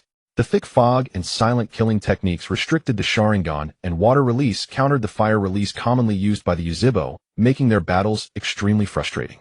In contrast, Yunin excels at frontal assaults and large-scale earth release. The Sharingan can perceive hand seals, see through earth release ambushes, and use Jinjutsu to disrupt enemy formations. For the Yuzhibo, this is precisely a war that allows them to fully utilize their strengths. Shihong finally pointed to the southwest of the Land of Fire. Shine will be left to the other ninja clans and civilian ninja. Naoyang Lugio will oversee the overall command, with the Shanzhong handling intelligence and communication, and the Qiudao responsible for frontal breakthroughs. The Rishiang Xuanzhong and Yun will handle reconnaissance, tracking, and guarding against puppet poison. Any questions? The clan leaders shook their heads almost simultaneously. Shine has long been affected by budget cuts from the Land of Wind, and its ninja numbers and war supplies are inferior to both Yunin and, with Shihong taking on Yunin alone and the Yuzhibo taking on Yunin, leaving only the weakest Shine to them, the clans naturally had no reason to refuse. Naoyang Lugio glanced at the map. No problem. Each clan will immediately tally their ninja and supplies and complete the assembly today. Rishiang Rizu and others also expressed their agreement. They were not only confident in blocking Shine, but also wanted to use this war to prove their stance to Shihong. The deployment of the three fronts was thus decided. The strongest Yunin would be confronted by Chi-Hong personally. Yanin was left to the Uzibo clan. Shine would be blocked by the remaining ninja clans and civilian ninja of Mai. Zilai watched Chi-Hong, his expression still complex. Yanin not only had the fourth Raikage, but also the 8 Tails Jinchuriki. Having just experienced a great battle last night, Chi-Hong's risk of going alone to the Yunin front was too great. After a moment, Zilai stepped forward. I will go with you to the Yunin front. Chi-Hong looked up at him. Zilai said in a deep voice, you are now the 5th Hokage of Mai. Mai cannot afford the turmoil of losing another Hokage. These words also represented his recognition of Chi-Hong's status on a practical level. Chi-Hong and Zilai exchanged glances for a moment, and a faint smile appeared on Chi-Hong's face. Once the three fronts were determined, Akka wasted no further time. The forces of Kumogakure, Iwagakure, and Sunagakure had already gathered at the borders of the Land of Fire, poised to launch probing attacks at any moment. The longer Konoha delayed its response, the more the three nations would believe that the village had yet to recover from its internal strife. Akka turned his gaze to the clan heads assembled in the council chamber. Return and prepare, he said. Inventory the shinobi available for combat, and ready the tools, military rations, explosive tags, and medical supplies. Arrange for those who remain behind to protect the villagers and the vital points of Konoha. Do not wait for a unified schedule. Whoever finishes preparations first shall depart for the border. The mobilization speed of different clans varied. Forcing everyone to wait for a complete assembly would only waste precious time. Those who finished first could head to the border ahead of schedule, establish defensive lines, and scout enemy movements. Then Akka turned to Nara Shikaku. I leave the Sunagakure front to you. Shikaku nodded solemnly. I will complete the reorganization as quickly as possible. Sunagakure excelled in puppetry and poison, so antidotes and medical ninja had to be prioritized. As long as the clans accepted unified command, the combined strength of Konoha's forces would be enough to suppress Sunagakure. Akka then looked at Fugaku. As for Iwagakure, besides the troops that will be deployed, you must leave enough clan members in the village to maintain order and guard the root evidence. Fugaku replied calmly, rest assured, leave Iwagakure to the Uchiha. The police force needed to rapidly transform from a village security unit into a wartime army. Uchiha shinobi skilled in fire release, Jinjutsu, and reconnaissance would have to be reassigned, and they also needed to prepare tools and explosive tags to counter Iwagakure's earth release. As for Inoki's particle style, only Fugaku himself could be wary of it. After arranging the two fronts, Akka finally turned to Jiraiya. When you are ready, come directly to me. Jiraiya nodded. He needed to replenish his tools, organize intelligence on Kumogakure, and contact Mount Myaboku. The Kumogakure front had the fewest personnel, but it was the most dangerous one. Ordinary shinobi would be of little help against the 4th Raikage and the 8 Tails Jinchuriki. They might even become a burden. Akka's goal was not to engage in a prolonged war of attrition with Kumogakure. If he could directly crush their high-end combat power, the main army would lose the will to continue the offensive. I want to see Konoha's troops appear at the border before the three nations truly enter the Land of Fire. Move immediately. Yes, 5th Hokage. Nara Shikaku Yamanaka and Noichi Akimichi Choza and Hyuga Hayashi acknowledged the orders simultaneously. The clan heads of Sarutobi, Shimura Yutane, and Midokado also departed swiftly. They needed to prove their loyalty through this war to regain the new Hokage's trust. As the clan heads returned to their territories, Akua's orders spread rapidly through Konoha. Shinobi on break were urgently recalled. Every weapons depot began inventorying supplies. Medical ninja accelerated the production of medicines and antidotes. The sealing squad prepared storage scrolls for transporting materials. Intelligence personnel reorganized the movements of the three nations' armies, and civilian shinobi were reassigned based on strength and mission experience. Konoha, which had been shaken by internal strife the night before, quickly entered a state of full mobilization. The 5th Hokage's inauguration ceremony had not yet taken place, but Akua's commands had already reached every corner of the village. Fugaku remained at the Uchiha compound to comfort the clan members, tally the casualties, and reorganize the police force. The fallen clan members from the previous night needed burial, the wounded required treatment, and the remaining root operatives and evidence seized from the underground base also had to be guarded. These matters were all related to the Uchiha, and Akka did not interfere excessively. Fugaku had been clan head for many years and knew how to handle them. After the meeting, Akka returned home. When he pushed open the door, the clamor of the outside world gradually faded. From the Root and Umbu attack on the Uchiha compound the night before to killing Danzo, defeating Sarutobi Hiruzen, quelling the chaos, assuming the role of 5th Hokage, and deploying the three fronts, Akka had barely had a moment's rest. Only now did he finally have a brief moment of solitude. However, he did not return to rest. During the battle the previous night, the system had notified him of a reward, but he had been too busy to claim it. The reward for this mission was not a new ability or Pokémon, but a Pokémon item lottery. Aka sat down in his room. System claimed the reward. A familiar screen appeared. Warehouse Pokemon Item Lottery 1. Activate the lottery wheel. Activate. The system screen rapidly expanded into a massive wheel. The wheel was divided into many sections, each labeled with a different Pokemon item. Pokemon Item Lottery activated. Host has lottery count 1. Aka did not immediately start. Instead, he first examined the rewards on the wheel. Firestone, Waterstone, Thunderstone, and Leaf Stone, evolutionary items, came into view one after another. There were also Charcoal, Mystic Water Magnet, Leftovers, Life Orb, Focus Sash, and Choice items.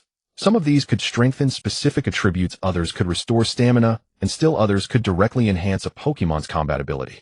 Any one of them could provide new tactical value. Aka's gaze soon fell on a few extremely narrow sections. In those sections were Mega Evolution Stones with distinctive spiral patterns. His expression finally changed. Mega Evolution was different from ordinary evolution. It allowed certain Pokemon to temporarily break through their original form in battle, causing drastic changes in power, defense, and even abilities. A Pokemon capable of Mega Evolution could become a trainer's most powerful combat core. However, the Mega Evolution Stones occupied only tiny areas on the wheel. The slightest deviation of the pointer would land it on an ordinary item next to them. Aka could not specify the result, nor could he use his Sharingan to interfere with the system lottery. War was imminent, so he hesitated no longer. Begin the lottery. Confirmed use of Pokemon Item Lottery 1. Lottery starting. The enormous wheel began spinning at high speed. At first, Aka could still make out Firestone, Charcoal, and Leftovers flashing past the pointer. As the speed increased, the various items quickly blurred into a swirling ribbon of color. After a moment, the wheel began to slow down.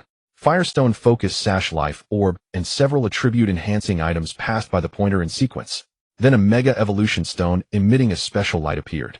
The wheel slowed further. The pointer passed over an ordinary held item and slowly entered the narrow area of the Mega Evolution Stone. The last bit of inertia faded.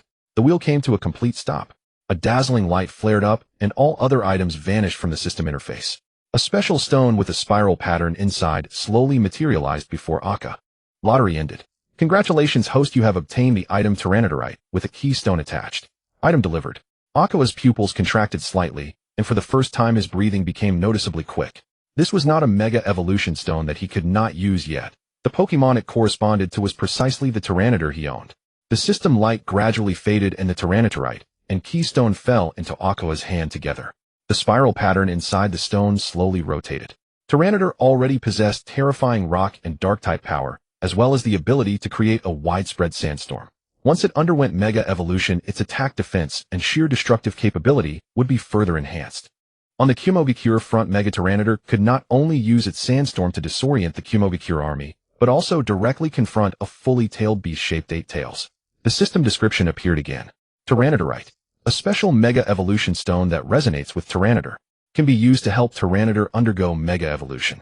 Aka thought for a moment, and the Mega Evolution Stone vanished, then a joyful roar echoed from within his body.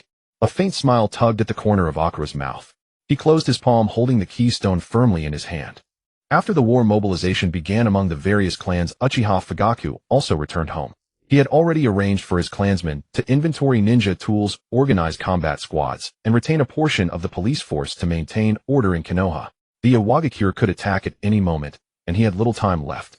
But before departing for the front, he had to come back to see Sasuke. Fugaku pushed open the door. The room was extremely quiet. Uchiha Sasuke lay with his eyes tightly shut, his face still pale, but his breathing had steadied. Uchiha Makoto sat beside the bed holding Sasuke's hand, without letting go. She had not slept all night, and her eyes were filled with evident exhaustion and sorrow. When she saw Fugaku return, Makoto did not speak, only looked up at him. Fugaku understood the question in her eyes. Itachi has sided with Danzo and Sarutobi Hiruzen. He knows Root plans to annihilate the Uchiha, and has personally attacked the clan members. Makoto's fingers tightened slightly. Fugaku did not conceal what had happened the previous night. Itachi used his Mangekyo Sharingan to suppress the clan members, trying to help the old Konoha leadership destroy the Uchiha's resistance. He was familiar with the clan's layout, and also knew the clan members' fighting styles. If Fugaku had held back at that moment, other Uchiha might have. No matter what Itachi's original intentions were, from the moment he attacked his own clan, he became an enemy of the Uchiha. I could not go easy on him. Makoto lowered her head and did not argue. She knew everything Fugaku said was true. Itachi had already participated in the clan annihilation. As the clan head, Fugaku could not sacrifice other clan members for the sake of his own son. Yet Itachi was still their child. The righteous reason could not ease the pain of losing a son. Mikoto clutched her clothes tightly, her shoulders trembling slightly. Just as the couple fell into silence, a faint voice came from the bed. Brother. Fugaku and Mikoto turned their heads simultaneously. Sasuke had woken up at some point. His face was pale and tears had already soaked his pillow. A single Tomo Sharingan spun rapidly in his eyes, his disordered chakra fluctuating with his emotions. Mikoto wanted to step forward to comfort him, but Fugaku raised his hand to stop her.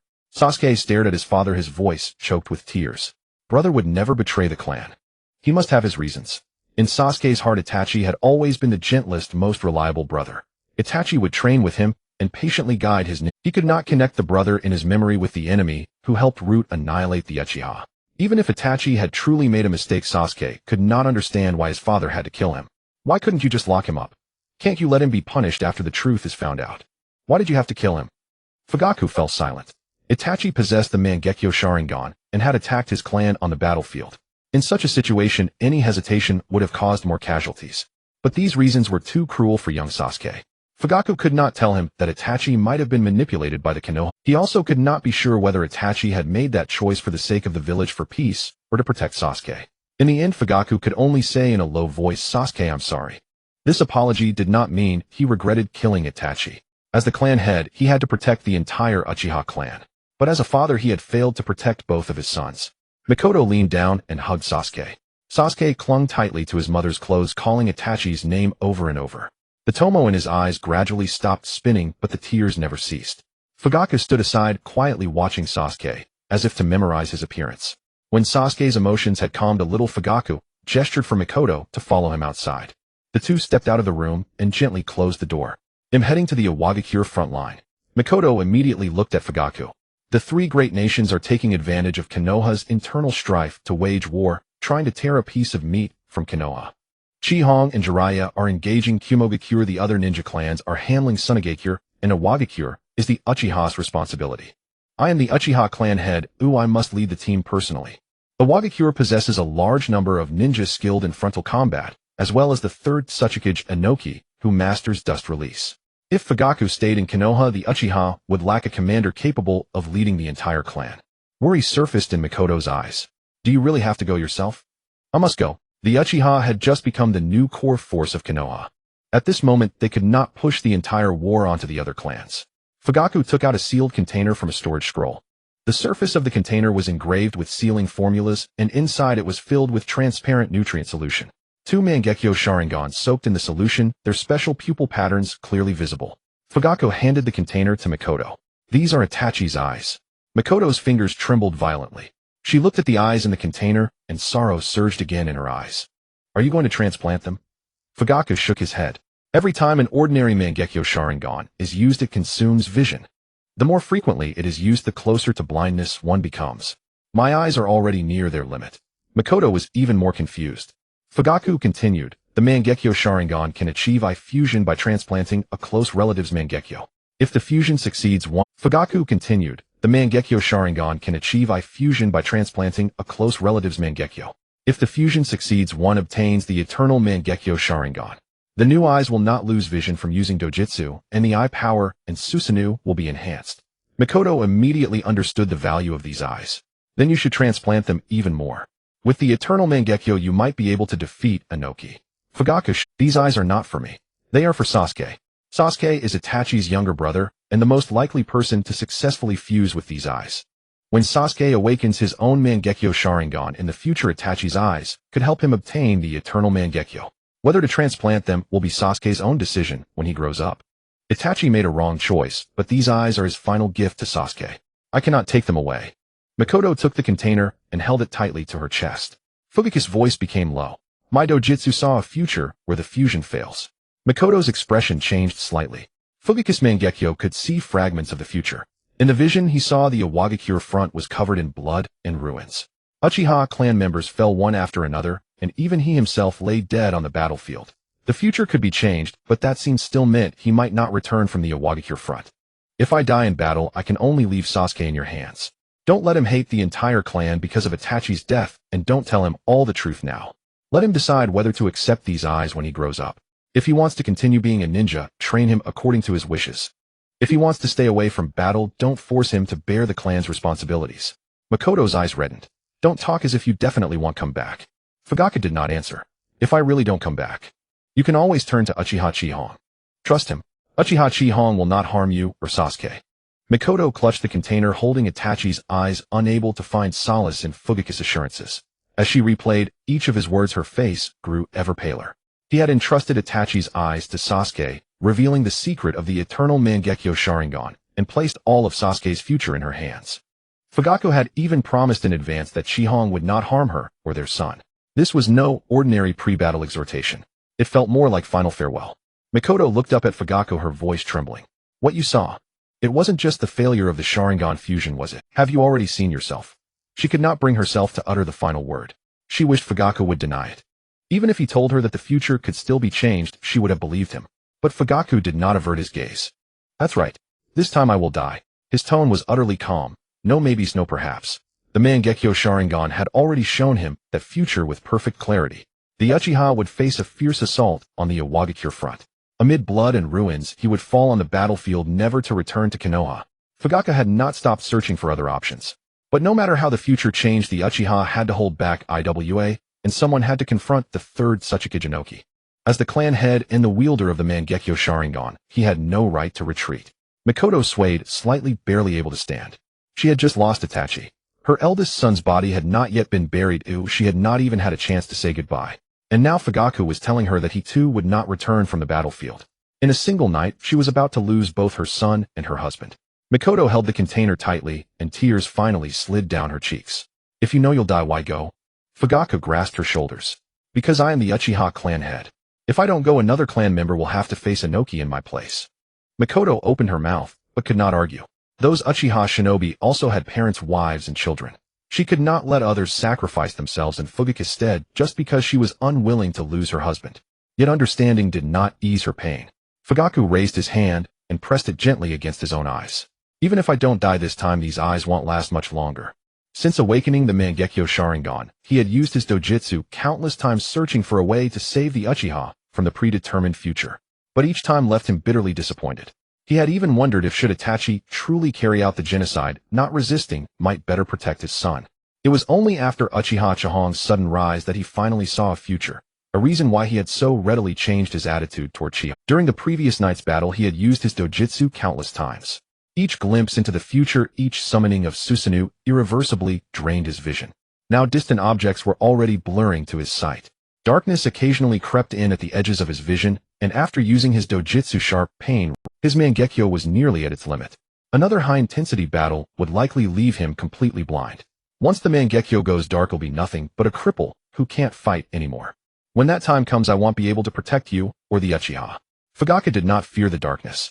What he could not bear was to lose his power and watch others shoulder the responsibilities that should have been his. The internal crisis in Konoha had just settled, and now 3 nations' armies were pressing at the borders. Although Chihong had become the 5th Hokage, he could not defeat all enemies alone. The Uchiha needed to prove their worth through military achievements if they wanted to secure their new position in Konoha. Since his eyes were destined to go blind, the time he could still wield the Mangekyo was dwindling. Rather than become useless later, let them serve their final purpose on the IWA battlefield. Someone must hold back Inoki. Even a normal Sharingan might see through dust release, but it won't necessarily evade it. Among the Uchiha, now only I am suited for this task. Fugaku was not simply going to the battlefield to die. He would use his last dojutsu strength to restrain Inoki, inflict heavy damage on IWA, and help the Uchiha win that front. If the Uchiha repelled IWA, they would earn undeniable military merit. Chihong's position as Hokage would also become more secure. Even if Fugaku died in battle, Mikoto and Sasuke would be protected by the entire clan. The eyes left by Itachi would not be coveted by others. At least this time I get to choose how I die. I will use my death to secure a stable future for you and Sasuke. Mikoto could no longer hold back her grief. She grabbed Fugaku's clothes and shook her head desperately. She did not care how much merit the Uchiha gained, nor did she want to be the wife of a war hero. All she wanted was for Fugaku to come home alive. But from outside the courtyard, the sounds of Uchiha shinobi assembling drifted in. All the clansmen heading to the IWA front were waiting for their leader. Mikoto wanted to beg him to stay, but in the end she could not utter a single word. Fugaku pulled her into an embrace, his movements less restrained. Mikoto don't hate Chihong. She looked up with tear-filled eyes. The 3 fronts had been arranged by Chihong. It was also Chihong who had assigned IWA to the Uchiha. If Fugaku truly died on the battlefield, she would inevitably transfer some of her pain onto Chihong. Fugaka did not want that to happen. Chihong didn't force me to go, nor does he want me dead. Even if he hadn't made this arrangement, I would have volunteered the Uchiha to face IWA. The Uchiha had just survived the threat of extinction and gained unprecedented status in Konoha. To maintain that position, they had to shoulder corresponding responsibilities. The IWA front was both a danger and an opportunity for the Uchiha to prove themselves anew. As clan head Fugaku could not simply enjoy the changes brought by Chihong while letting other clans bear the cost of war. This is my own choice. I just want to make my death more meaningful. If he could trade his life for victory on the IWA front, Mikoto would earn the respect and protection of the entire clan, and Sasuke would become the son of a war hero. Chihong, mindful of his sacrifice, would also look after the mother and son. This was the best outcome he could secure for his family. Fugaku had done everything he could. He had prevented the Uchiha from being wiped out, personally dealt with Itachi, who had stood against the clan, and preserved Itachi's eyes. Now that Chihong was the 5th Hokage, the Uchiha no longer had to suffer the old council's surveillance and oppression. The only things he could not let go of were Mikoto and Sasuke. Mikoto held on to Fugaku tightly, unwilling to release him. After a moment, she slowly loosened her fingers. She had not accepted Fugaku's death, but she could only respect her husband's final choice. Fugaku straightened his clothes, regaining his usual calm and dignified demeanor. Once he stepped out of the house, he was no longer just Mikoto's husband and Sasuke's father. He was the Uchiha clan head. He had to make his clansmen believe that he could lead them to victory against IWA. Fugaku walked a few steps, then suddenly stopped. He would not have a chance to say goodbye to Sasuke in person. Even if he entered the room now, Sasuke probably would not want to see him. After a brief silence, Fugaku turned to look at Mikoto. Tell Sasuke I'm sorry. Itachi had stood against the clan, but he had never hidden his affection for Sasuke. Fugaku had killed Itachi, taking away the brother Sasuke admired most. Now he was about to march toward the death he had foreseen. Fugaku did not expect Sasuke to understand him. Even if Sasuke learned the whole truth when he grew up, he might never forgive his father's choices. If he wants to hate me, let him hate. With that, Fugaku did not linger. He turned and walked toward the assembly square in the Uchiha compound. Mikoto stood at the doorway, tears blurring her vision, but she did not call out to him again. In her arms, she held Itachi's eyes. In the room behind her lay Sasuke, who had just lost his brother. And her husband was walking step by step toward the death he had foreseen. The courtyard gate slowly closed. Mikoto finally lost her strength, sank down against the doorframe, and clutched the container tightly, afraid to let her sobs be heard in the room. After the various clans of Konoha began their war mobilization, Uchiha Chihong confirmed the latest intelligence from the direction of Kumogakure, then left the village with Jiraiya rushing at full speed to the border of the land of lightning and the land of fire. The two brought no ordinary ninja, nor arranged for logistics units. Apart from essential ninja tools and supplies, they were virtually traveling light. Chihong planned to first defeat Kumogakure's high-end combat power in this front as quickly as possible, and then support the other two battlefields as circumstances dictated. In the dense forest, two figures continuously stepped on tree trunks, moving swiftly forward. Jiraiya occasionally glanced at Chihong. Having just endured a great battle the previous night, and then convened the clans to complete war deployment, Chihong's face showed no apparent fatigue. His pace remained steady, as if he was not about to face the Kumogakure army, but rather an ordinary mission. After observing for a long time, Jiraiya finally couldn't help but speak. Chihong, are you really confident in dealing with those ninja from the land of lightning? He did not doubt Chihong's strength. The previous night's battle had proven that even Hiruzen Sarutobi and Shimura Danzo combined could not kill Chihong. But Kumogakure was not just the fourth Raikage. The 8-Tails Jinchuriki Killer Bee, the 2-Tails Jinchuriki Yujito, numerous elite ninjas skilled in lightning release and taijutsu, as well as complete sensory, sealing, medical and logistics units, had all assembled at the border. Even if Chihong could handle a, Jiraiya was unsure how he planned to deal with the 8-Tails and the entire Kumogakure army. Chihong did not stop moving. Relax. I won't do anything without certainty. Jiraiya continued to ask, what exactly are you planning to do? Use the Sharingan to control the Cloud Ninja, or directly attack their command post. Once numbers reached a certain scale, a ninja army could completely disperse. As long as some Cloud Ninjas circumvented them, they could continue deep into the land of fire. But Chihong did not explain his plan. Once you see the Kumogakure forces, you'll understand naturally. Jiraiya shook his head helplessly and did not press further. After a moment of silence, he suddenly recalled everything that had happened the previous night. Hiruzen Sarutobi and Shimura Danzo had attempted to eliminate the Uchiha, but both ended up dead. Chihong not only arrived at the Uchiha compound in time, but also quickly took control of Konoha's situation after the battle, leveraging the invasion of 3 nations to complete the integration of the clans. This series of events was intricately linked, difficult to explain solely by on-the-spot reactions. Jiraiya turned his head to look at Chihong. Was the battle with the Uchiha clan last night also within your expectations? He was not just asking about the root attack on the Uchiha. That Danzo would mobilize Root Sarutobi would side with Danzo Itachi would help the old Konoha leadership, and even Shiki Fujin could not kill Chihong.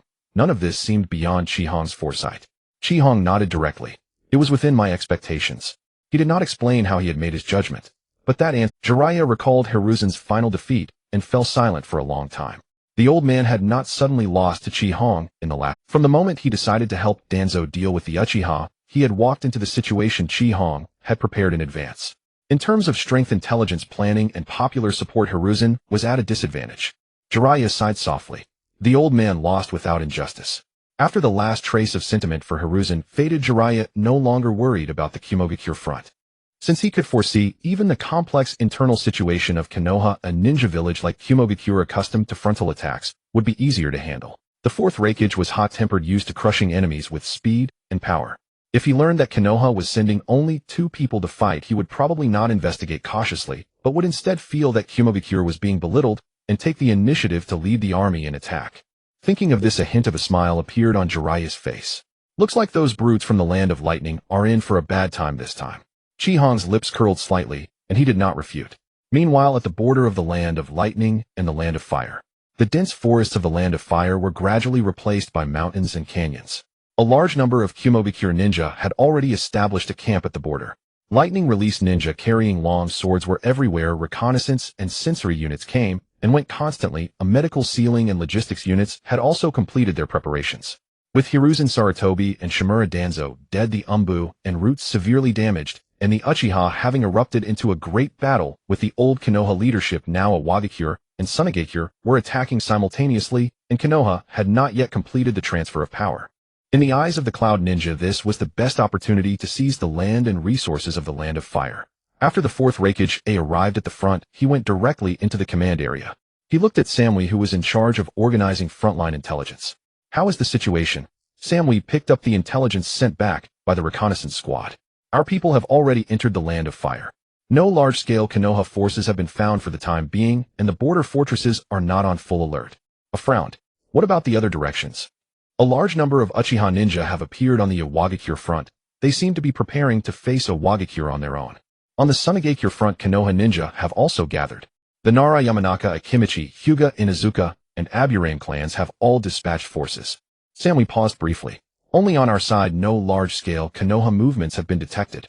No ninja army, no large quantities of supplies, and no sealing squad arranged for the Jinchuriki. The Kumogakure front seemed to have been deliberately abandoned by Konoha. O was silent for a moment, then suddenly sneered. Konoha really looks down on our Kumogakure village. Konoha sent the Uchiha to fight Iwagakure, and had the various ninja clans jointly deal with Sunagakure, but only did not deploy troops to the Kumogakure direction. In his view, either Konoha had no one left to use, or the new Hokage did not take Kumogakure seriously at all. Samui, however, did not let. This is abnormal. Since Uchiha Chihong could defeat Hiruzen Sarutobi, there is no way he is unaware of our. I suggest continuing reconnaissance while confirming Chihong's location. I directly interrupted her. Continuing to wait will only give Konoha time to deploy troops. Even if they have prepared a trap, I will crush them, Hiden. He turned to look at the Cloud Ninja, who had already completed preparations. Full speed ahead. Since Konoha dares to belittle Kumogakure, let them pay the price. The order quickly spread through the camp. Reconnaissance ninja set out first, followed by the sensory squad, and lightning release elites and longsword units began forming assault formations. Just as the Kumogakure army was about to cross the border, hurried footsteps suddenly came from ahead. A reconnaissance squad that had ventured deep into the Land of Fire quickly returned. The leading Cloud Ninja was named Sukadai Kenji. He knelt on one knee before his expression somewhat strange. A immediately asked, has Konoha made a move? Yes. Konoha ninja have been spotted heading to the border. His eyes lit up with fighting spirit. How many? Sukadai Kenji hesitated briefly. The surrounding Cloud Ninja all looked at him. Samui sensed something unusual and said coldly, just say it. Sukadai Kenji lowered his head. 2 people. The camp instantly fell silent. Veins bulged on his forehead. How many did you say? Only 2 people. No other Konoha ninja have been found nearby, nor any follow-up forces. They are heading straight toward us. The Cloud Ninja present looked at each other in bewilderment. Konoha dispatched a large number of ninja to face Iwagakure and Sunagakure, yet used only 2 people to deal with Kumogakure. In their eyes, this was more than just contempt. Sammy did not get angry, as she immediately seized the key point. Who are they? One of them has white long hair, and should be Jiraiya, one of the Sannin. The other is wearing the attire of the Uchiha clan. Sukadai Kenji paused. He is very likely the newly succeeded 5th Hokage, Uchiha Chihong. The expressions of the Cloud Ninja shifted slightly. The anger on his face gradually turned into icy fighting spirit. He turned to look toward the land of fire, and violent lightning-released chakra surged from within his body. Good. Since the new Hokage of Konoha has come to die in person, I will grant his wish. By the time Uchiha Chihong and Jiraiya reached the border between lightning and fire, the Cloud Ninja army had already departed from their camp and begun advancing into the land of fire. Amidst the mountains and forests, figures of Cloud Ninja were everywhere. Scout ninjas were deployed at the forefront. The Perception Squad monitored the surrounding chakra reactions, while Lightning Release ninjas and the Longsword unit formed the frontal assault formation. The Medical Squad, Sealing Squad, and Logistics unit were positioned at the rear of the army. The 4th Raikage AI sat at the center, while Samui was responsible for relaying intelligence and coordinating the various divisions. Compared to the vast Cloud Ninja Legion, Chihong and Jiraiya standing at the border appeared exceptionally insignificant. AI had already confirmed their identities, but did not halt the advance. If they could defeat the new Hokage of Konoha and one of the 3 legendary Sannin here, the Konoha ninjas on the other 2 fronts would inevitably be affected. As AI issued orders, a torrent of Cloud Ninja crossed the border, pressing down on Chihong and Jiraiya like a black tide. If they could defeat the new Hokage of Konoha and one of the 3 legendary Sannin here, the Konoha ninjas on the other 2 fronts would inevitably be affected. As AI issued, Chihong could handle containing the 4th Raikage, while he would use summoning beasts and large-scale ninjutsu to block the ordinary Cloud Ninja. If the 8-Tails Jinchuriki Killer Bee appeared, the 2 of them would join forces to deal with him. Just as Jiraiya was about to form hand seals, Chihong raised his hand to stop him. Just watch from here. Jiraiya's movements immediately halted. You plan to take them all on alone. Before him was not a few ordinary squads, but the entire Cloud Ninja army led personally by the... Yet Chihong's expression remained calm, with no hint of jest. Jiraiya recalled their conversation during the journey, and finally dispersed the chakra gathered in his hand, stepping back a distance. He did not completely let his guard down. If Chihong's plan encountered any mishap, he would immediately enter Sage mode and join the battle. Chihong walked forward a few steps alone. The Cloud Ninja Perception Squad immediately focused their attention on him, yet detected no signs of a large-scale ninjutsu eruption. There were no ambushes around, and Chihong did not form any hand seals. Just as the Cloud Ninja thought he was about to use the Sharingan, the wind direction on the battlefield suddenly changed. The gravel on the ground trembled lightly. The scattered sand and gravel among the mountains slowly rose, suspended in midair. The next moment, a fierce gale swept across the border. A vast amount of yellow sand surged from the ground, forming an ever-expanding wall of sand behind Chihong. Sunlight was obscured by the yellow sand, and the vision of the Cloud Ninja Perception Squad was also affected. The Cloud Ninja at the forefront instinctively slowed their pace. At first they thought it was a wind release or earth release technique, but soon they sensed something unusual. Chihong had not formed any hand seals. And deep within that yellow sand, a vast and unfamiliar energy was rapidly emerging. A pair of cold eyes slowly opened within the sand curtain. Heavy feet followed, and the entire border began to tremble gently. The Cloud Ninja looked up one after another.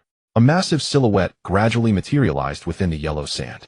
A solid, heavy body, a back covered in spikes, and thick limbs capable of easily crushing ordinary ninjas exuded an overwhelming sense of pressure.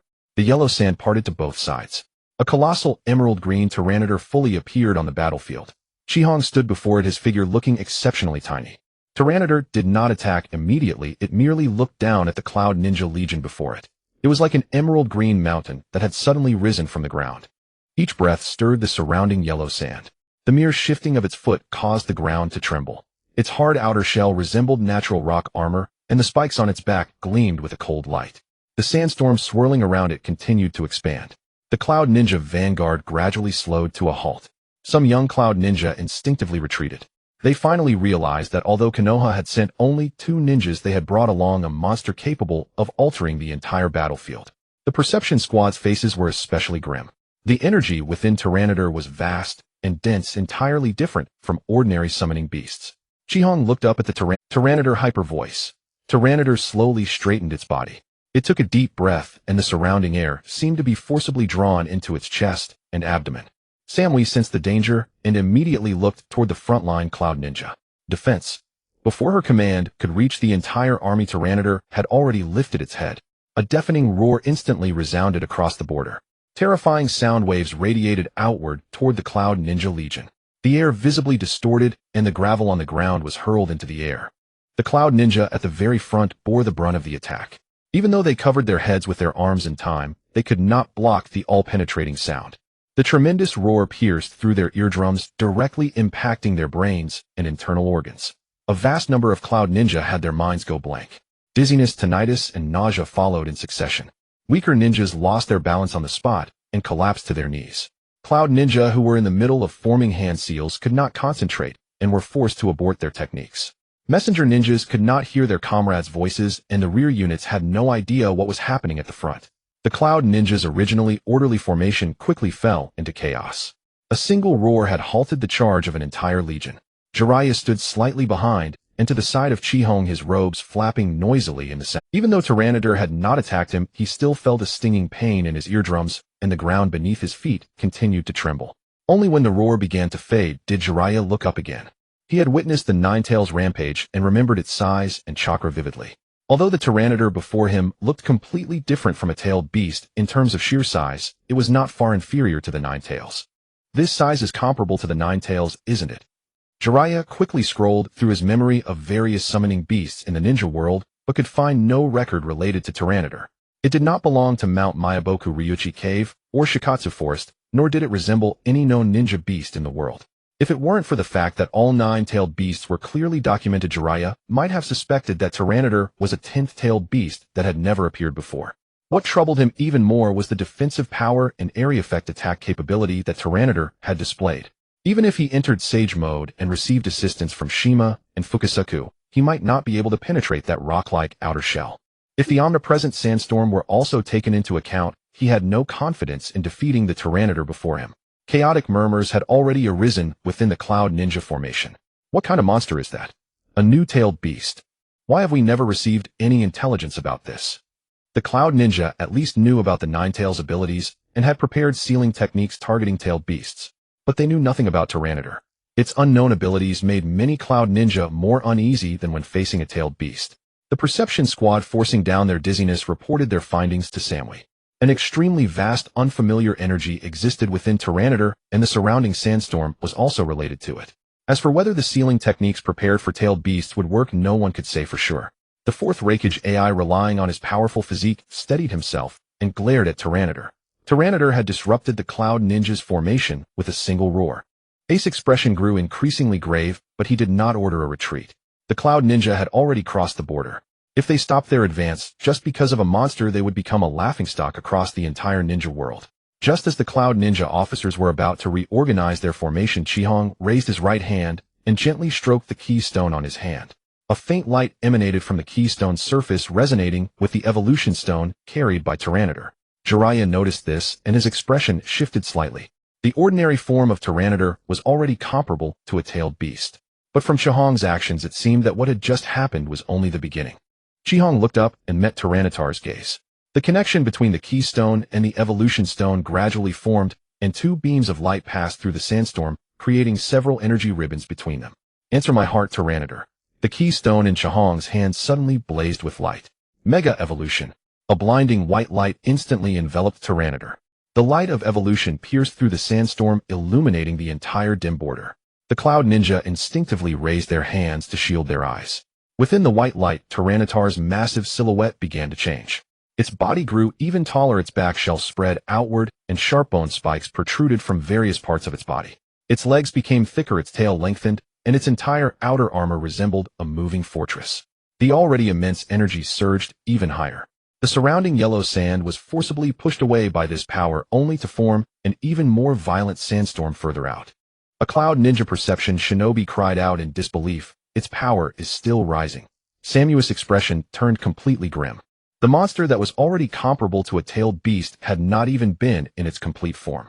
After a few breaths, the dazzling evolution light burst apart. An even more massive, more ferocious Mega Tyranitar appeared in the center of the battlefield.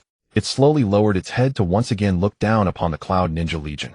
The Cloud Ninja, who had just begun to regain order, fell into dead silence once more. Jiraiya looked up at Mega Tyranitar, remaining speechless for a long time. A moment ago, he had thought that entering Sage Mode might give him a chance to fight Tyranitar. Now there was no need to continue the Chi-Hong had told him to stay and watch not, because he underestimated his power. This war indeed did not require his immediate intervention. Samui finally understood that Konoha had not stationed troops at the lightning fire border not because they were unable to defend. Their new Hokage had never intended to fight a conventional war from the very beginning. Chi-Hong stood in front of Mega Tyranitar and looked up at the fourth Raikage in the Tyranitar. Make them stay here. Mega Tyranitar let out a low growl. Its massive emerald green form stood in the center of the sandstorm like a mountain bristling. The light from the Keystone and Evolution Stone had not yet faded, and two streams of power still flowed between Chi-Hong and Tyranitar. Through this special bond, Chi-Hong could clearly sense Tyranitar's emotions. At the same time, the immense power within Tyranitar resonated back to Chi-Hong through the connection. Chi-Hong slowly clenched his fist. His muscles, bones, and chakra seemed to have entered an optimal state. The movements of the Cloud Ninja in the distance, the trajectory of the sand grains in the air, and the gradually activating lightning release chakra of the fourth Raikage, all were vividly captured in his sight. Only now did Chi-Hong truly understand why the strong in Uchiha history always laughed heartily when their power reached. It was not entirely madness from losing reason. When one held the power to sway the battle and crush powerful enemies, an uncontrollable exhilaration and confidence indeed arose. The corners of Chi-Hong's mouth gradually lifted. The next moment he raised his head and let out a hearty laugh, piercing through the sandstorm into the ears of the Cloud Ninja. The Cloud Ninja could not smile.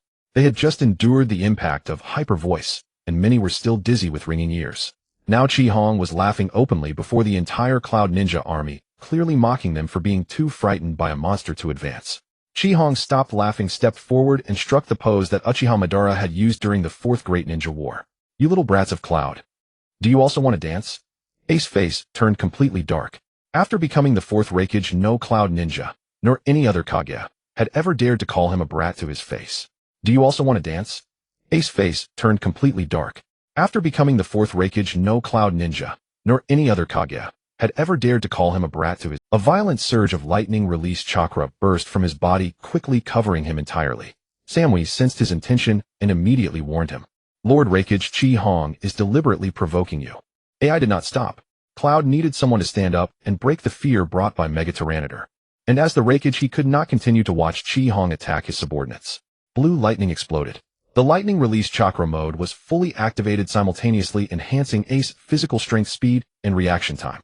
The rock beneath his feet shattered instantly, and he turned into a bolt of blue lightning, intending to bypass Tyranitar and directly attack Chi-Hong. But just as AI charged, Chi-Hong, who had been standing still, vanished.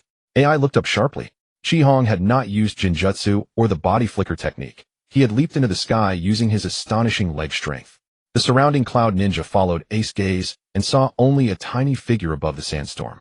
Chi-Hong broke through the yellow sand, arriving above the Cloud Ninja formation. Looking down from here, the Cloud Ninja's formation was fully exposed. Their originally dense formation for mutual support now made it difficult to disperse quickly. Chi-Hong adjusted his posture, concentrating power in his right leg. A dangerous aura descended from high above. AI immediately abandoned the pursuit and turned to roar at the Cloud Ninja formation. Scatter! Everyone scatter! Samui also ordered the sensory team and Signal Ninja to sound the alarm. A piercing alarm echoed through the formation. Only now did the Cloud Ninja realize that Chi-Hong's actual target was not the Raikage, but the entire Cloud army. High above, Chi-Hong began to plummet rapidly. The surrounding air was forcibly displaced, forming visible rings of air currents. A gap was torn through the sandstorm from above. The Cloud Ninja looked up and saw a figure descending like a meteor. Million-ton kick. Chi-Hong's foot slammed into the center of the formation. The front row Cloud Ninja leaped sideways. Earth Release Ninjas joined forces to raise defensive walls, while Lightning Release Ninjas used the body flicker technique to quickly evacuate. Jonin pulled along comrades who were too slow to react, desperately trying to escape the impact point. But Chi-Hong's descent was too fast. From Ace's warning to the attack's landing, only a very short time had passed. Chi-Hong's right foot slammed heavily into the ground. In that instant, the battlefield seemed to freeze. Then a thunderous roar far beyond lightning erupted. The ground at the impact point caved inward, forming a huge crater rapidly. The terrifying power spread outward through the rock layers, and air turning into a ring-shaped shockwave that swept across the Cloud Ninja formation. The newly raised earth walls cracked instantly. The ground flipped in sheets, boulders were hurled into the air, and nearby trees were uprooted. The front row Cloud Ninja were directly blasted away by the shockwave, and those in the back who were forming hand seals were forced to interrupt their jutsu. Sand and rubble gathered into a sky-obscuring wave swallowing large numbers of Cloud Ninja. The once intact Cloud Ninja formation was torn apart from the center by this kick. Cloud Ninja, near the impact point, had almost no time to defend, while those farther away were injured by the shockwave. The Signal Squad lost contact. Several assault units were forced to scatter. The Sealing Team's formation was disrupted, and the medical ninjas were overwhelmed by the sudden influx of casualties. The front and rear units were completely separated by the crater and broken terrain. Jiraiya, standing on the flank, was still forced to raise his arms against the shockwave. His feet plowed 2 furrows in the ground before he managed to steady himself. As the shockwave subsided, Jiraiya lowered his arms and looked at the completely transformed battlefield. Jiraiya finally understood why Chi Hong had told him not to intervene.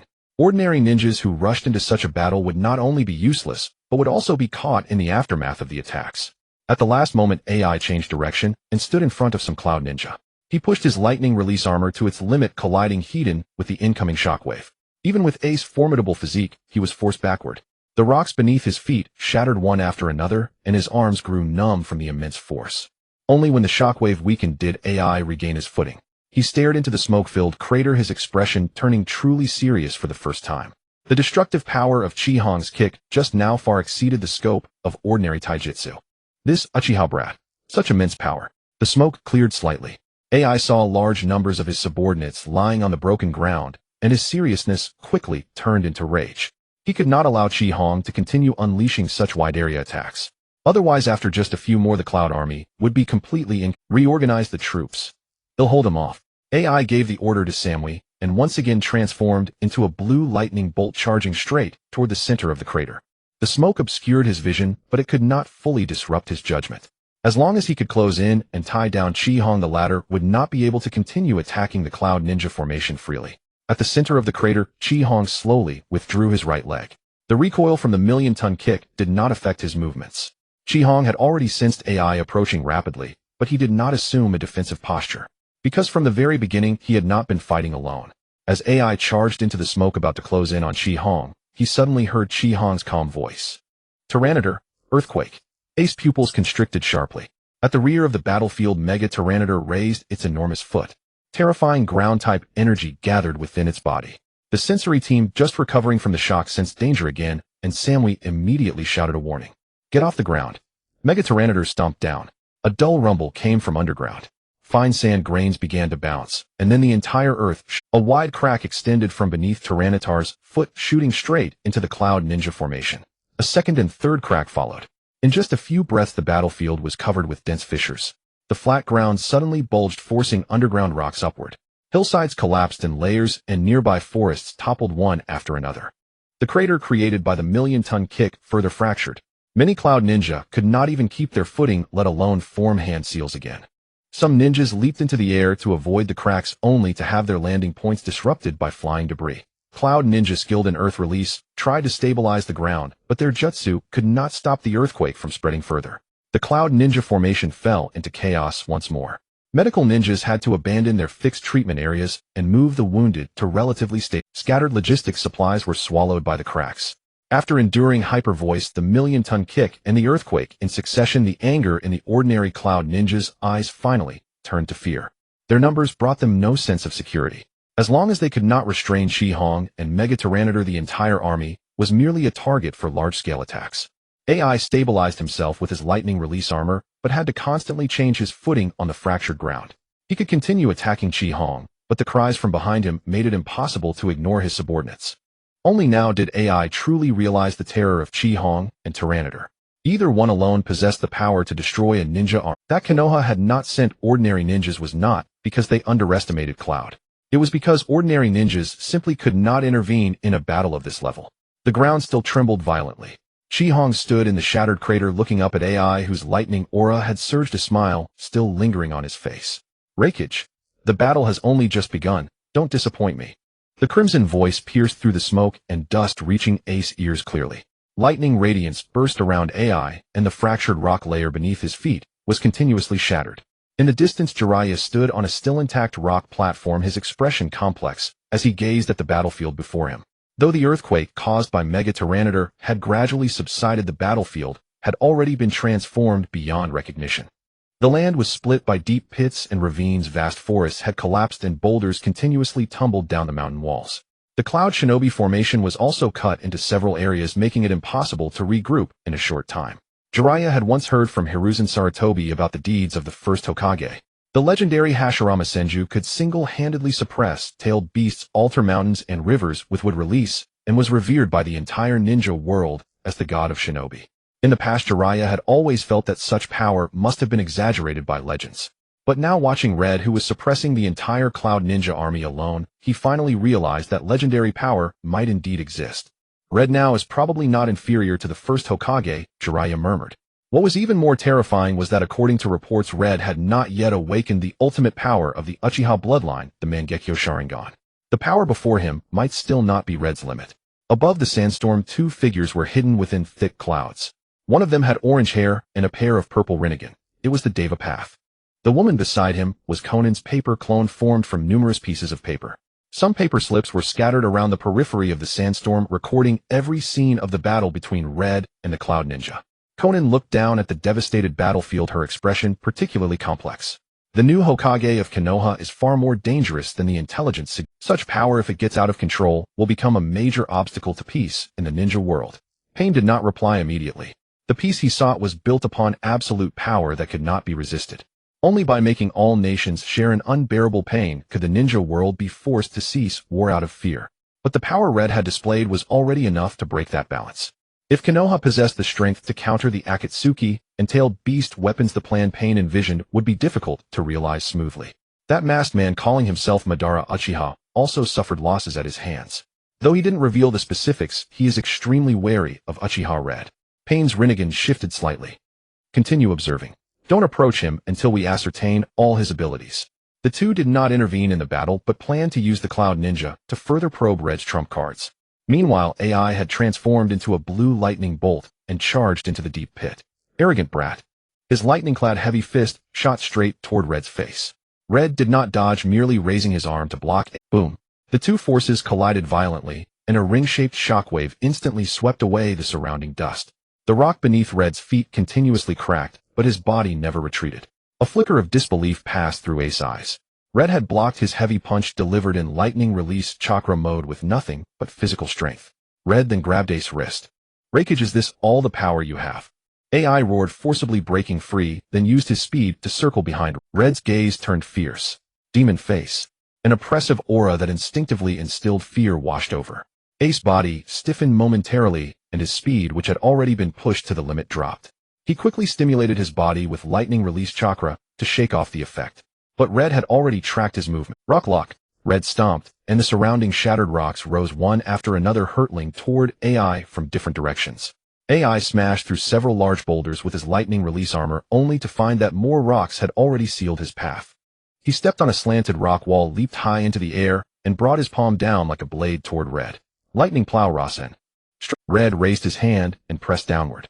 A rock imbued with special energy struck AI Hedon, sending the airborne Raikage crashing into the ground. AI crashed into the rock layer, and before he could get up, Red was already above him. Stomp. Red brought his foot down heavily. The concentrated impact penetrated the ground, and the area where AI was instantly collapsed. Blue lightning smashed through the rubble as AI broke free from the pit and rammed into Red with lariat. Red was shoved back several dozen meters by the force, but he used the momentum to spin and drove an elbow into Ace's chest. An eye for an even greater power erupted. AI was sent flying, crashing through several rocks before stopping. When he rose from the rubble, Red was already upon him again. Malicious pursuit. Black-red energy swirled around Red's fist, further amplified by the anger in Ace's heart. The heavy fist landed once more on the lightning release armor, driving AI back step by step. AI finally realized that these techniques without hand seals were not right. Simply charging in with speed would only let Red dictate the rhythm. On the other side, Killer Bee, seeing AI being suppressed, finally held nothing back. Red-black-tailed beast chakra surged skyward. The massive form of the eight tails Gyuki quickly manifested, its 8 octopus tentacles sweeping in all directions, pushing aside boulders and fallen trees. The Cloud Shinobi, in disarray, reignited with hope. Killer Bee did not form a tailed beast ball. Instead, he had the 8 tails lower its horns and charge straight at Mega Tyranitar. Mega Tyranitar did not evade, but strode forward, extending its claws to meet the charge. The horns and claws collided. Hedon. A dull thunderclap echoed across the battlefield, and the ground beneath both titans sank inward. Gyuki's 8 tentacles quickly wrapped around Tyranitar's arm's waist and tail, trying to topple it. Mega Tyranitar let out a low roar, its massive arms suddenly flexing. In the first contact, Gyuki sensed something was wrong.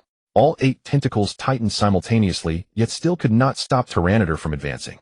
The 8 tail's hooves carved 2 deep furrows in the ground, as its huge body was pushed backward inch by inch.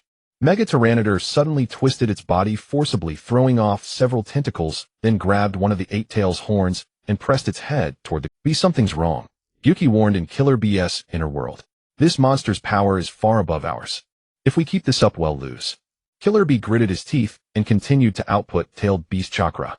Through the 8 tail's vision, he saw AI being knocked back by Red again. Big brother is still fighting. I can't back down. Knowing he couldn't persuade Killer B, Gyuki changed tactics. Again, 8 tentacles spread out, trying to entangle Tyranitar's limbs as much as possible.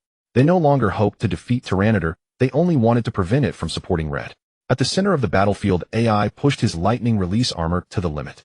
Red continuously used quicksand hell screech and stomp, restricting his speed with quicksand sound waves and ground impacts. AI barely broke through the quicksand and grabbed Red with a lightning release bomb. Both crashed into the ground, but Red activated wide area destruction first. The sweeping dark-type energy disrupted Ace striking posture and weakened his subsequent attack. Red then used Fire Fang, blasting blistering energy into Ace's shoulder. The lightning release armor flickered violently, and for the first time, AI actively distanced himself. High above, Conan silently recorded the moves Red had displayed. These abilities required no hand seals and had no fixed chakra nature. They even changed power based on the opponent's state. Even the Preta Path, which could absorb chakra, might not be able to absorb rock earthquakes and pure impact. Pain's expression grew even more grave. His power is already enough to influence the entire ninja world. We must find his weakness before the plan begins. Conan noticed that the sandstorm was spreading to higher altitudes.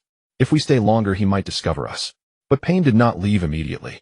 He still wanted to see if the 8 tails could force Red to reveal more power. At that moment, Mega Tyranitar grabbed one of the 8 tails' tentacles. The massive body of the 8 tails was forcibly lifted off the ground, then slammed into the mountain wall on one side. The mountain collapsed with a roar, burying Gyuki under countless rocks. We are no match for it. Gyuki's voice was especially heavy. On the other side, AI forcibly shattered the rock blockade and hit Red at maximum speed. Red deliberately absorbed part of the impact, then a silver-gray light burst from his body. An eye for an eye. The force he had just taken was amplified and returned. AI was sent flying, heating, crashing straight into the rubble near the 8 tails. AI rose from the debris and saw the 8 tails being suppressed by Mega Tyranitar. The two brothers exchanged a glance across the distance, both realizing that the situation had spiraled completely out of control. Red stood at the edge of the deep pit, while Mega Tyranitar stepped over the collapsed mountain and slowly came to stand behind him. AI wiped the blood from his mouth and once again erupted with lightning release chakra. Be charged with me. The 8 tails struggled up from the rubble and massive tailed beast chakra rapidly gathered. A faint smile curled at the corner of Red's mouth. Mega Tyranitar let out a low roar. Then let me see how much longer you can hold on. High above, Conan's paper clone quietly dispersed. The Deva Path cast one last glance at Red, then turned and vanished into the clouds. Ace's body erupted with lightning radiance, poised to launch a coordinated assault with Kalabi, when suddenly a surge of azure chakra rose from the rear of the cloud shinobi formation. Yomurin, the Two Tails Jinchuriki, stood atop a fractured rock layer, her gaze sweeping across the 2 battlefields. The 4th Raikage could not break through Chi-Hong's technique blockade, and the fully tailed beastified 8 tails had also lost to Mega Banjalasi in terms of raw power. If the current situation persisted, AI and Kalabi would eventually be defeated separately. The troops are in your hands, Yomurin instructed Samyi before leaping out of the formation. Azure-tailed beast chakra surged from her body, rapidly enveloping her entire form.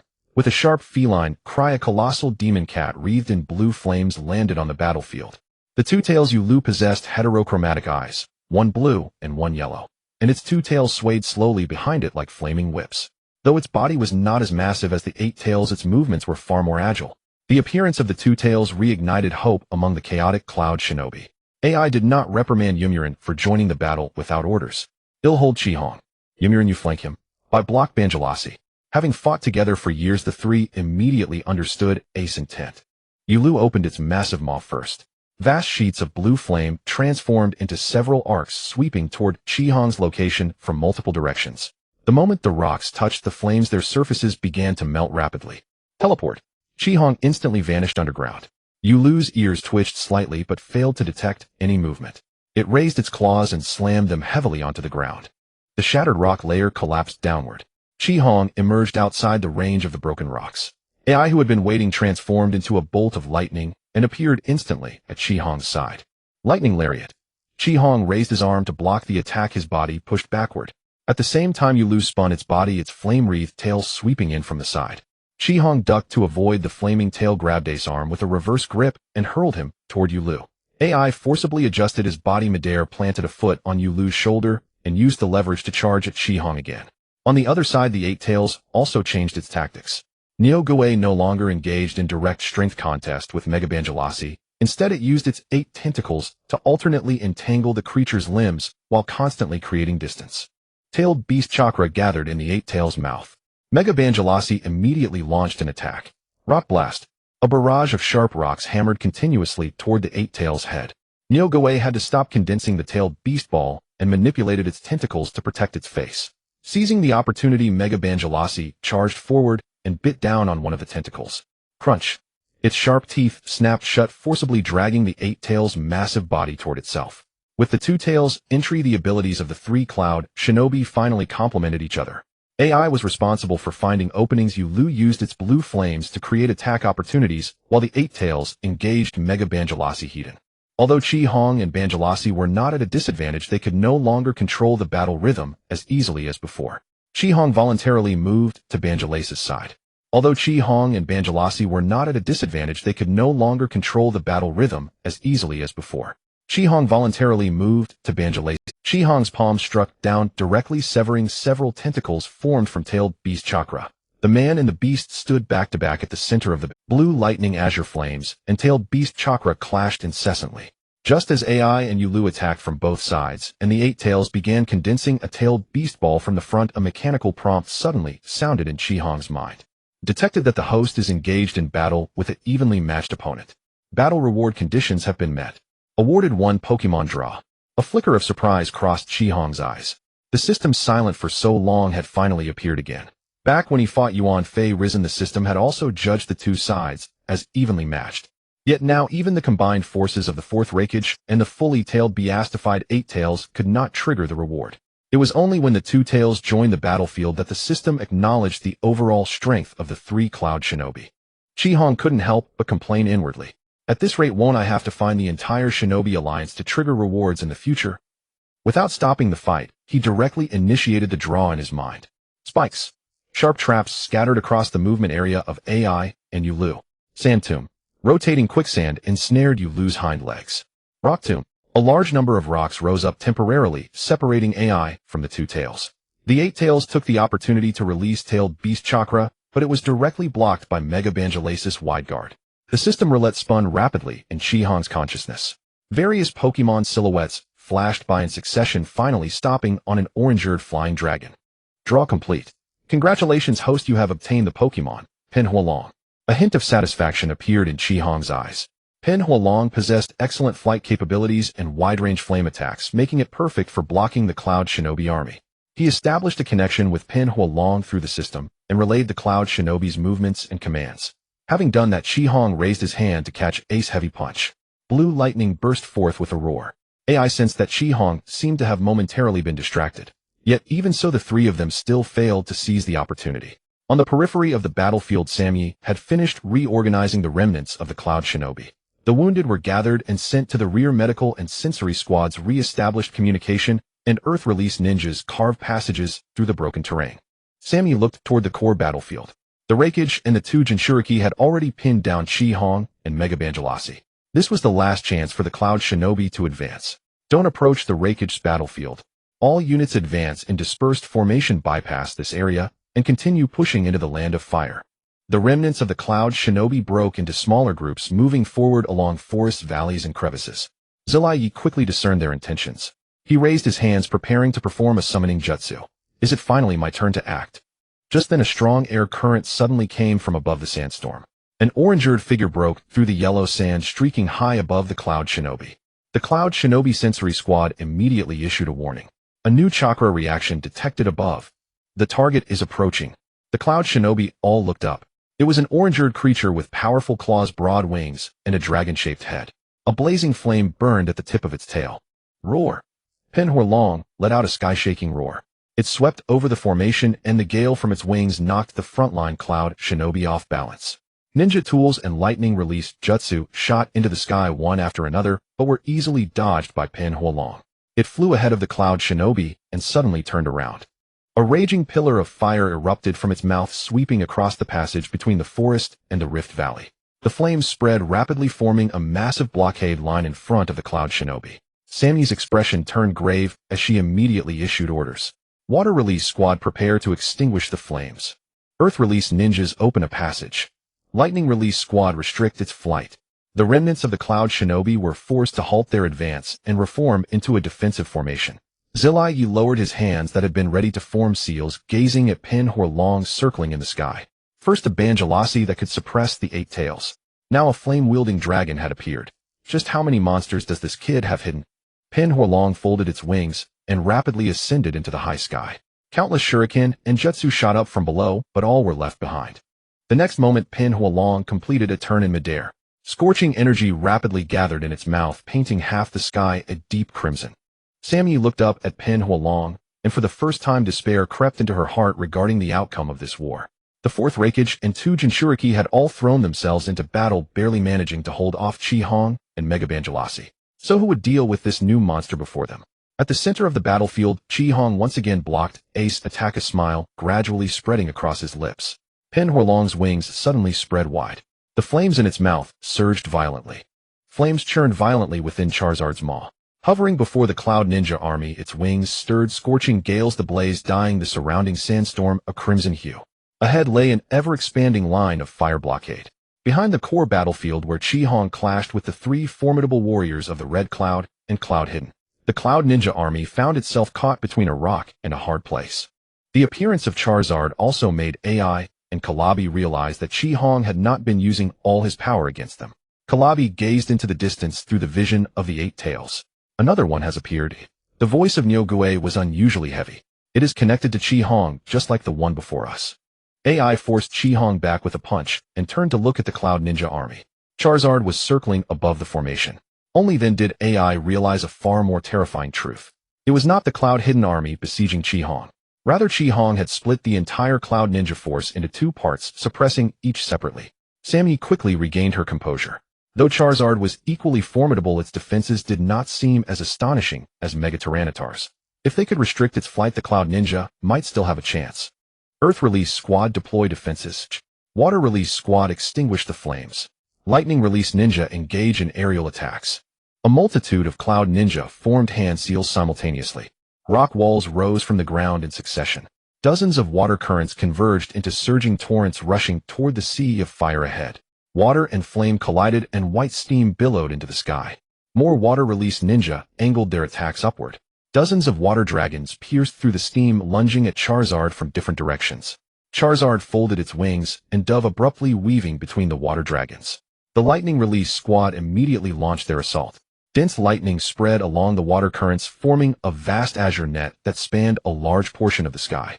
Charizard beat its wings, climbing rapidly along the edge of the lightning net. Several lightning bolts grazed past its body. At the apex, Charizard spun around abruptly. Heat wave. Torrents of scorching air cascaded down from the sky. The water dragons that had surged upward were struck heat by the heat wave, massive amounts of water evaporating instantly. Deprived of a stable conduit, the lightning scattered chaotically in all directions. The heat wave pressed down toward the ground. The front row of earthen walls cracked rapidly, large swaths of trees began to burn, and the explosive tags primed for detonation were ignited prematurely by the high temperature. The Cloud Ninja's newly restored formation fell into disarray once more. Charizard flew at high speed along the perimeter of the army, spitting flames continuously from its mouth. Fire spin. Several pillars of fire connected end to end, forming a massive ring of flame that separated multiple Cloud Ninja squads. Several Cloud Hidden Jonin leaped onto rock pillars to gain altitude, attempting to close in on Charizard. Charizard swung its wings in alternating strokes. Air slash. Sammy soon realized that continuing long-range exchanges would only deplete the Cloud Ninja's chakra. She ordered the Tool Squad to set up wires amid the vapor and dust, luring. Sammy soon realized that continuing long-range exchanges would only deplete the Cloud Ninja's chakra. She ordered the tool squad to set up wires amid the vapor and dust, luring Charizard to descend. Several Cloud Ninja charged deliberately toward the fire blockade. Charizard immediately swooped down from the sky. As it neared the ground, the hidden wires tautened simultaneously, forming a massive lightning-infused steel net. Dozens of explosive tags ignited in response. Charizard did not slow down. Scorching flames enveloped its body, transforming it into a blazing orange-eyed meteor plummeting from the heavens. Flare Blitz. Charizard slammed headlong into the wire net. The metal wires melted and snapped under the intense heat. Charizard tore through the trap and crashed heavily into the Cloud Ninja's defensive formation. An explosion of flames radiated outward. The earthen wall was shattered, leaving a massive gap. Large numbers of Cloud Ninja were flung away by the shockwave, and the ground bore scorched radial cracks. The surrounding Cloud Hidden Jonin immediately charged in. Charizard spun its body, its energy-laden tail sweeping across the area. Dragon Tail. Several Cloud Ninja, along with their weapons, were sent flying. Charizard then spread its wings and soared back into the sky. The trap that the Cloud Ninja had set at great cost was a complete failure. The unceasing flames divided the battlefield into dozens of zones. Though Water Lightning and Earth Release could momentarily drive back Charizard, they could never confine its movements. The Cloud Ninja army could only retreat continuously. Sammy looked up at the sky. Charizard showed no signs of fatigue. The flame at its tail burned ever more fiercely. The Cloud Hidden's numerical advantage was utterly unplayable on this battlefield. How many more of these monsters does he have? Can the Rayquaza really win? Doubts began to spread among the Cloud Ninja. Zillai stood on a distant high ground, his gaze shifting constantly between Tyranitar and Charizard. These two creatures clearly did not belong to the known summoning beast system of the ninja world. Zillai bit his finger and pressed both hands to the ground. Summoning technique. White smoke dispersed. The two-toed sages Fukasaku and Shima landed on his shoulders. No sooner had Shima appeared than she saw the Cloud Ninja army amidst the sea of fire. Little Zillai, have you gotten involved in a war again? Fukasaku remained silent. He first looked at Mega Tyranitar amid the sandstorm, then turned his gaze to the Charizard high in the sky, a similar confusion in his eyes. Zillai pointed at the two Pokémon. Fukasaku Sage, Shima Sage, do you recognize these two creatures? Are they an ancient clan of summoning beasts? Shima perceived carefully for a moment, then shook her head. Never seen them before. Mount Mayaboku has no records either. Fukasaku said in a deep voice, they are not tailed beasts, nor do they resemble ordinary summoning beasts. Zillai frowned. Even the two sages who had lived for centuries did not recognize the Pokémon. Fukasaku pondered for a moment and continued, the great Toad Sage witnessed the era of the Sage of Six Paths. After the battle we can return to Mount Mayaboku and ask him. Zillai nodded. Then he turned his attention back to the battle. Charizard was forcing the Cloud Ninja army to retreat. Chi-Hong and Mega Tyranitar were also steadily advancing amid the siege of the Rayquaza and two Jinchuriki. The Cloud Hidden's offensive was being forcibly pushed back into the land of hot water. Nilgaway sensed this as well. Why, we can't drag this out any longer. That Charizard has already suppressed the army and Tyranitar hasn't lost its combat capability. Kalabi made a decision quickly. Yumurin, hold off Tyranitar. My brother and I will take down Chi-Hong first. Yuloa issued a warning from within Yumurin's inner world. We cannot defeat it alone. Yumurin responded calmly. We don't need to defeat it. Just buy enough time for one attack. AI and Kalabi exchanged a glance and instantly understood each other's thoughts. Finish him in one go. The two tails let out a sharp feline cry. Cerulean flames erupted from its entire body. Its two tails swept across the ground, tossing up massive waves of fire that briefly separated Chi-Hong and Mega Tyranitar. Yuloa pounced at Tyranitar, both claws slashing down.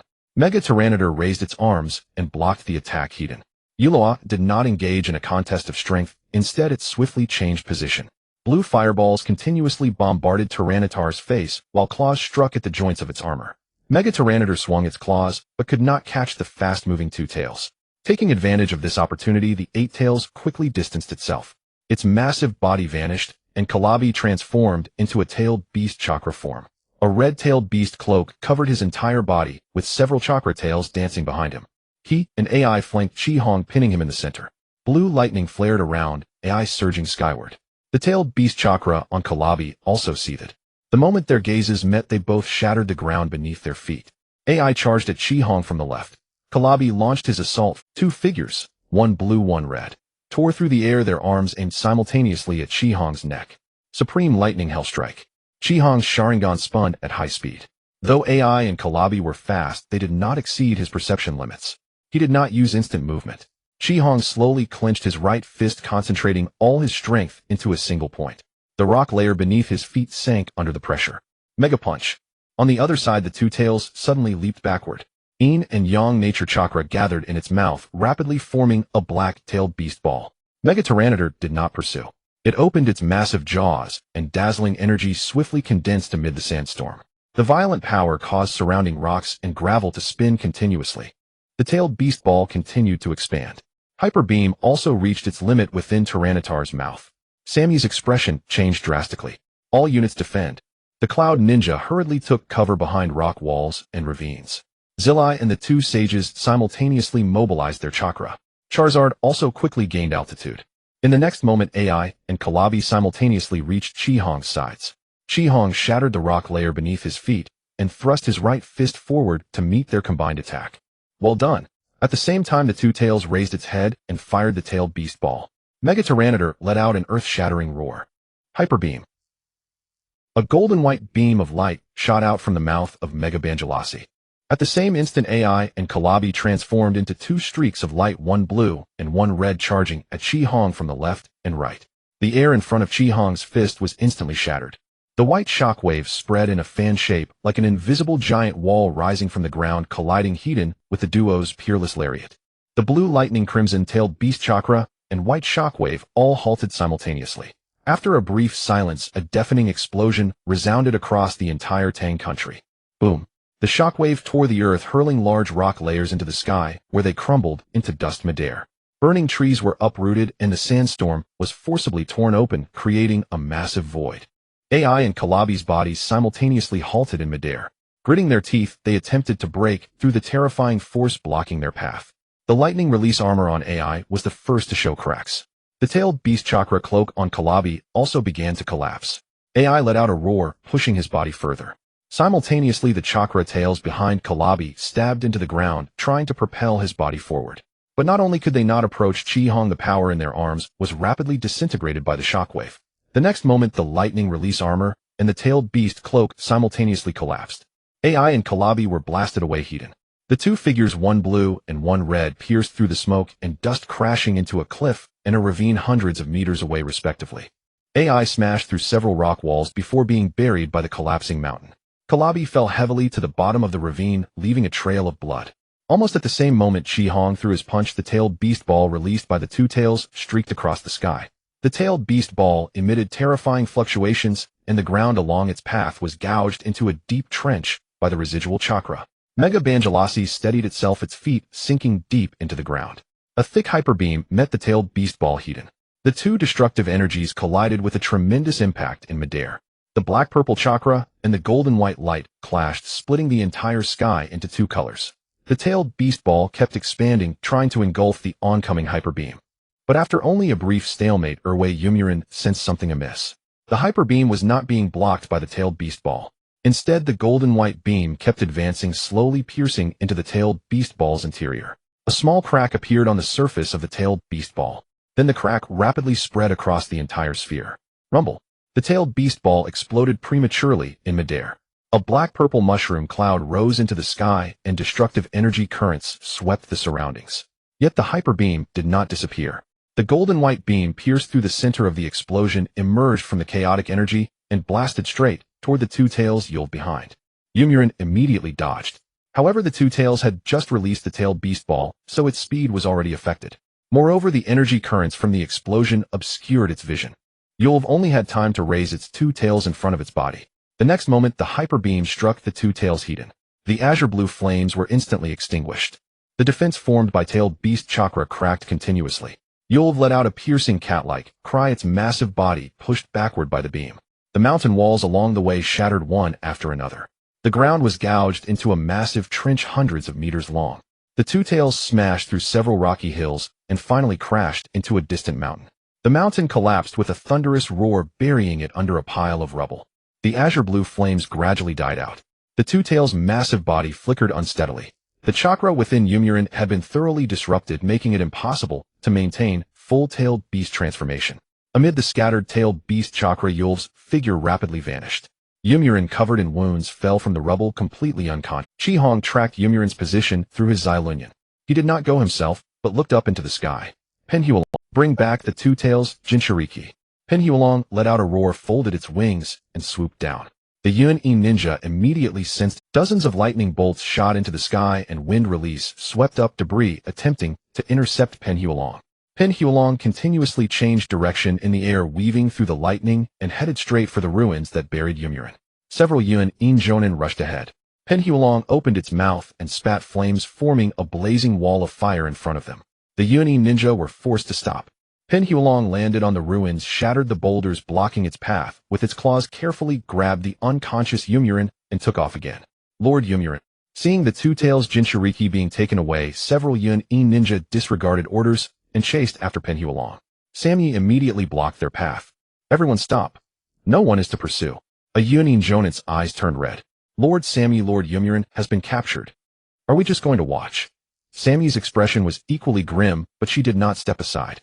If you rush over, can you save her? Do you want the Rayquaza and Lord B to die here too? The surrounding Yuan-E ninja fell silent.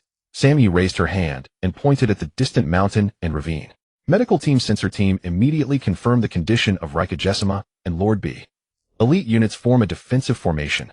Priority is to rescue Rayquaza and Lord B. No one is to pursue without authorization. The Yuan-E ninja could only suppress their anger and turn to run toward the two ruins. The lightning release armor on AI had completely disappeared. His chest was visibly sunken, his arms twisted, and his strong body was covered in wounds. His breathing had become extremely weak. Even so, his fingers were still trembling slightly, as if he wanted to stand up again. Kalabi's condition was equally dire. He lay at the bottom of the ravine, covered in blood, his tailed beast chakra cloak completely dissipated. Nyogawe called out anxiously in the inner world. B. Wake up. Kalabi's consciousness was hazy, and he could only barely produce a sound. Big brother. If not for Nyogawe absorbing a large portion of the impact, Kalabi would likely have died on the spot. The sensor ninja quickly confirmed that both had sustained fatal injuries and would be absolutely unable to continue fighting for a long time. When the news spread, the morale of the Yuan-E army plummeted to rock bottom. Their strongest Raikage and perfect Jinchuriki had joined forces, yet were beaten to the brink of death by a single punch from Chi-Hong. Such an enemy was simply beyond their ability to defeat. Penhualong crossed the sea of fire and finally landed beside Chi-Hong. It released its claws and placed the unconscious Yomurin on a flat rock. Chi-Hong looked down at Yomurin. Jinchuriki are the most precious strategic weapons of a ninja village. The two tails Yulv also possessed extremely high value. He had no intention of killing Yomurin here. Penhualong let out a low growl and stood beside Yomurin. Jiraiya stood on a distant high ground, silent for a long time. Chi-Hong alone fought against the fourth Raikage and two Jinchuriki. Mega Banjalasi pierced through the two tailed beast ball Hedon. Penhualong single-handedly blocked the remnants of the Yuan-E army. Now the highest combat power of Yuan-E had all fallen, and the entire army had lost the ability to advance further. Jiraiya slowly exhaled. Chi-Hong's strength has likely reached the level of the first Hokage. Chinchou Zhujian possessed the power to suppress an entire era, yet he was always bound by benevolence and tolerance. Chinchou Feijian was tough, calm, and possessed excellent strategic vision, but he lacked the absolute power that surpassed the entire ninja world like his elder brother. Chi-Hong, however, seemed to be a combination of the two. He possessed Zhujian-level power and Feijian's assertiveness. But it was precisely for this reason that Jiraiya felt uneasy. Shinzua also looked at Chi-Hong with a grave expression. Little Jiraiya, this Yuzebo kid can no longer be judged by the standards of ordinary ninja. His power is enough to change the balance of the ninja world. Jiraiya did not answer. If Chi-Hong became the strongest Hokage, protecting Mai would usher in unprecedented peace. But if he were to walk the path that Yuzebo Ban once took, the ninja world no longer had a second Chinchou Zhujian to stop him. On the other side, Sammy finally saw the defeat clearly. She ordered the medical ninja to do their utmost to treat AI, and Kalabi, the Earth Release Unit, to open an evacuation route, and the remaining ninja to tighten their formation to guard against further attacks from Chi-Hong. She did not immediately issue a retreat order because Yomurin was still in Chi-Hong's hands. But all the Yuan-E ninja understood that they no longer had the right to continue attacking. Jiraiya watched Chi-Hong's back and slowly clenched his fist. I hope you won't become the second Yuzebo Ban. A large number of Cloud ninjas gathered around A and Killer B, forming a final defensive formation. None of them dared to approach Crimson, for Crimson was already walking toward them. Crimson's gaze passed over the Cloud ninja line and landed on A and Killer B. These two were the core combat power of Cloud. If he could capture or kill them all here, Cloud would not be able to launch another war for a long time. Since Cloud initiated the war, they should bear the cost of defeat. Crimson raised his right hand. The Charizard high above immediately changed direction. Mega Tyranitar also stepped forward, causing the ground to tremble slightly. At that moment, Jiraiya leaped down from a Fukasaku and Shima stood on his shoulders respectively. Little Jiraiya, if this continues, the Cloud Army will be completely destroyed here. Shima looked at the Cloud Ninjas who had lost their will to fight. That child has already won. This is no longer about repel. Jiraiya pressed his palms together. Natural energy around him rapidly converged into his body. Orange-red eyeshadow appeared around his eyes, and his pupils changed accordingly. A powerful Senjutsu chakra erupted. Jiraiya leaped into the battlefield, standing between Crimson and the remnants of the Cloud Ninja. Crimson's raised hand stopped in midair. Charizard also hovered above Jiraiya. Mega Tyranitar let out a low roar, its ferocious aura pressing down on Jiraiya. Jiraiya did not yield. Crimson, that's enough.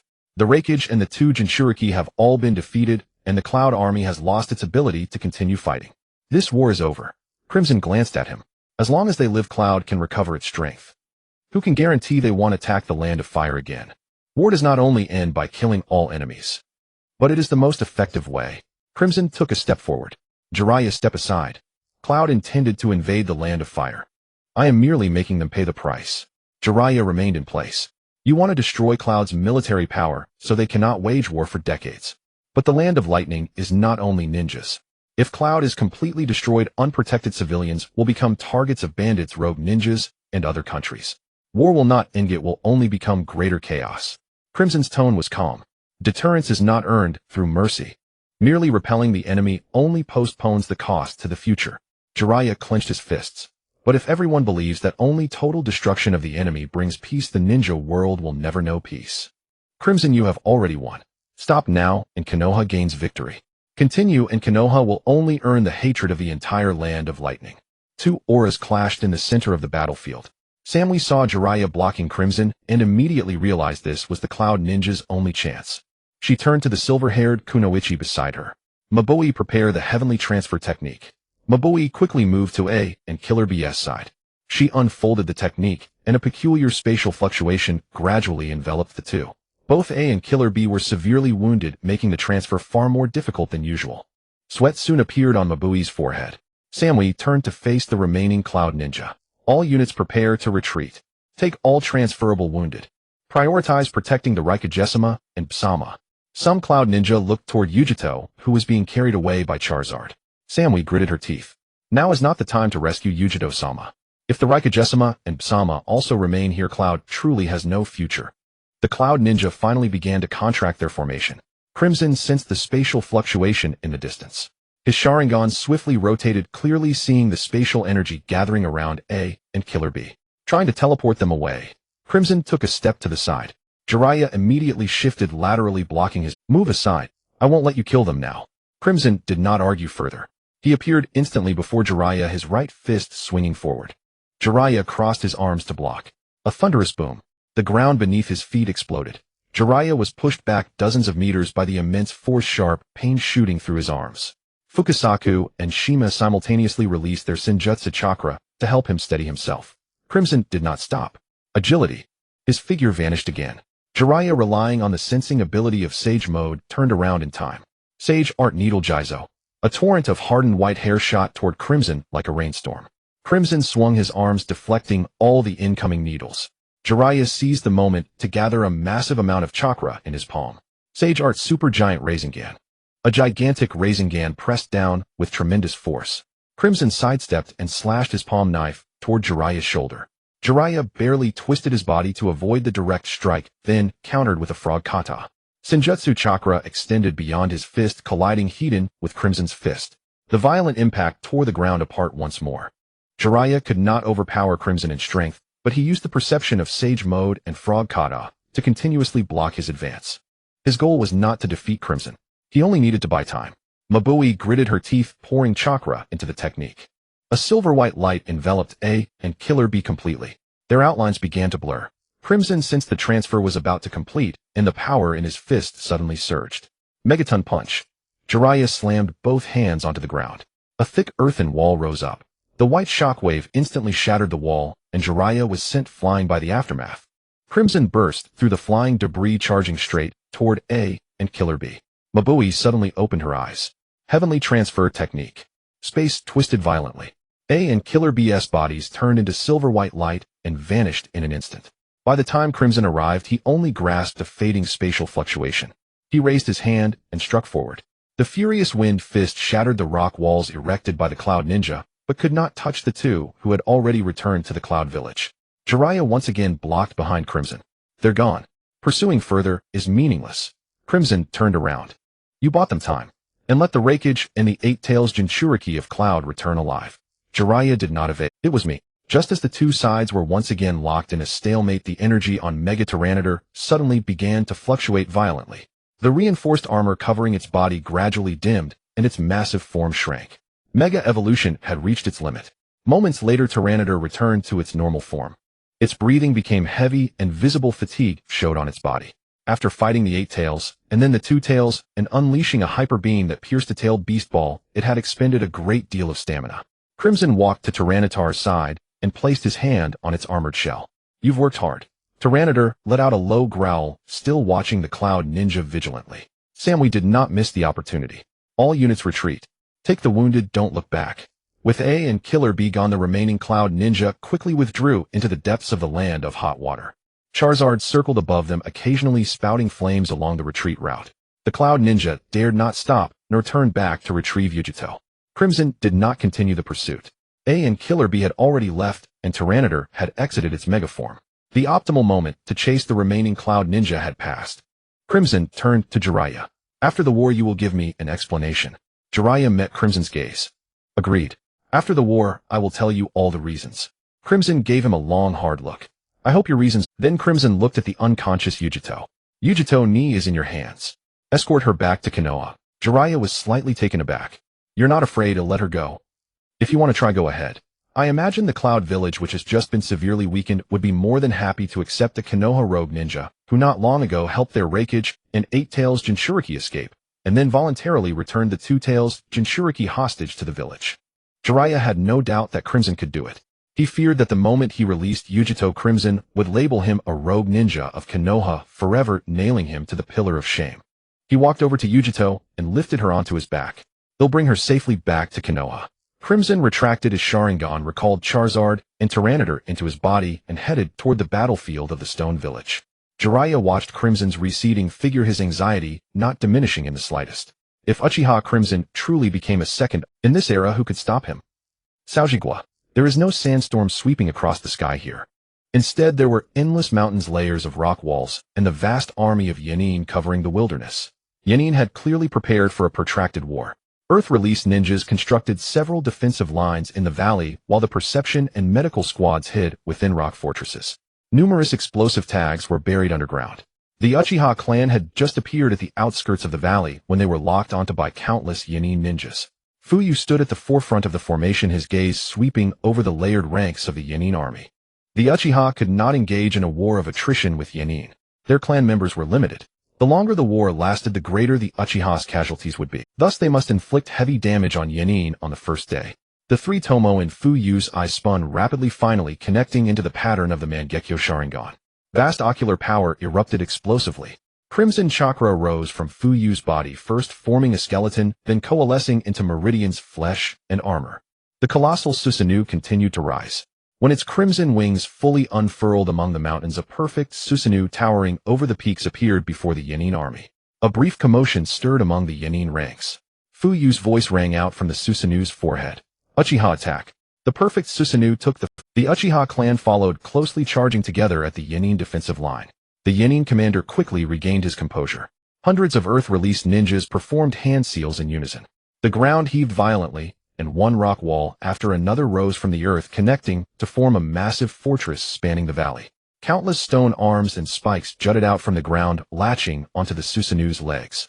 On both sides of the mountain peaks, dense boulders rolled down simultaneously. The perfect Susanoo drew its chakra giant blade. A crimson sword light swept across the battlefield. Before the blade even descended, the wind pressure it generated had already blown away the oncoming boulders. The next moment, the chakra giant blade slashed horizontally. Dozens of rock walls were severed simultaneously. The fortress built by Yanin split from the center and then collapsed with a roar.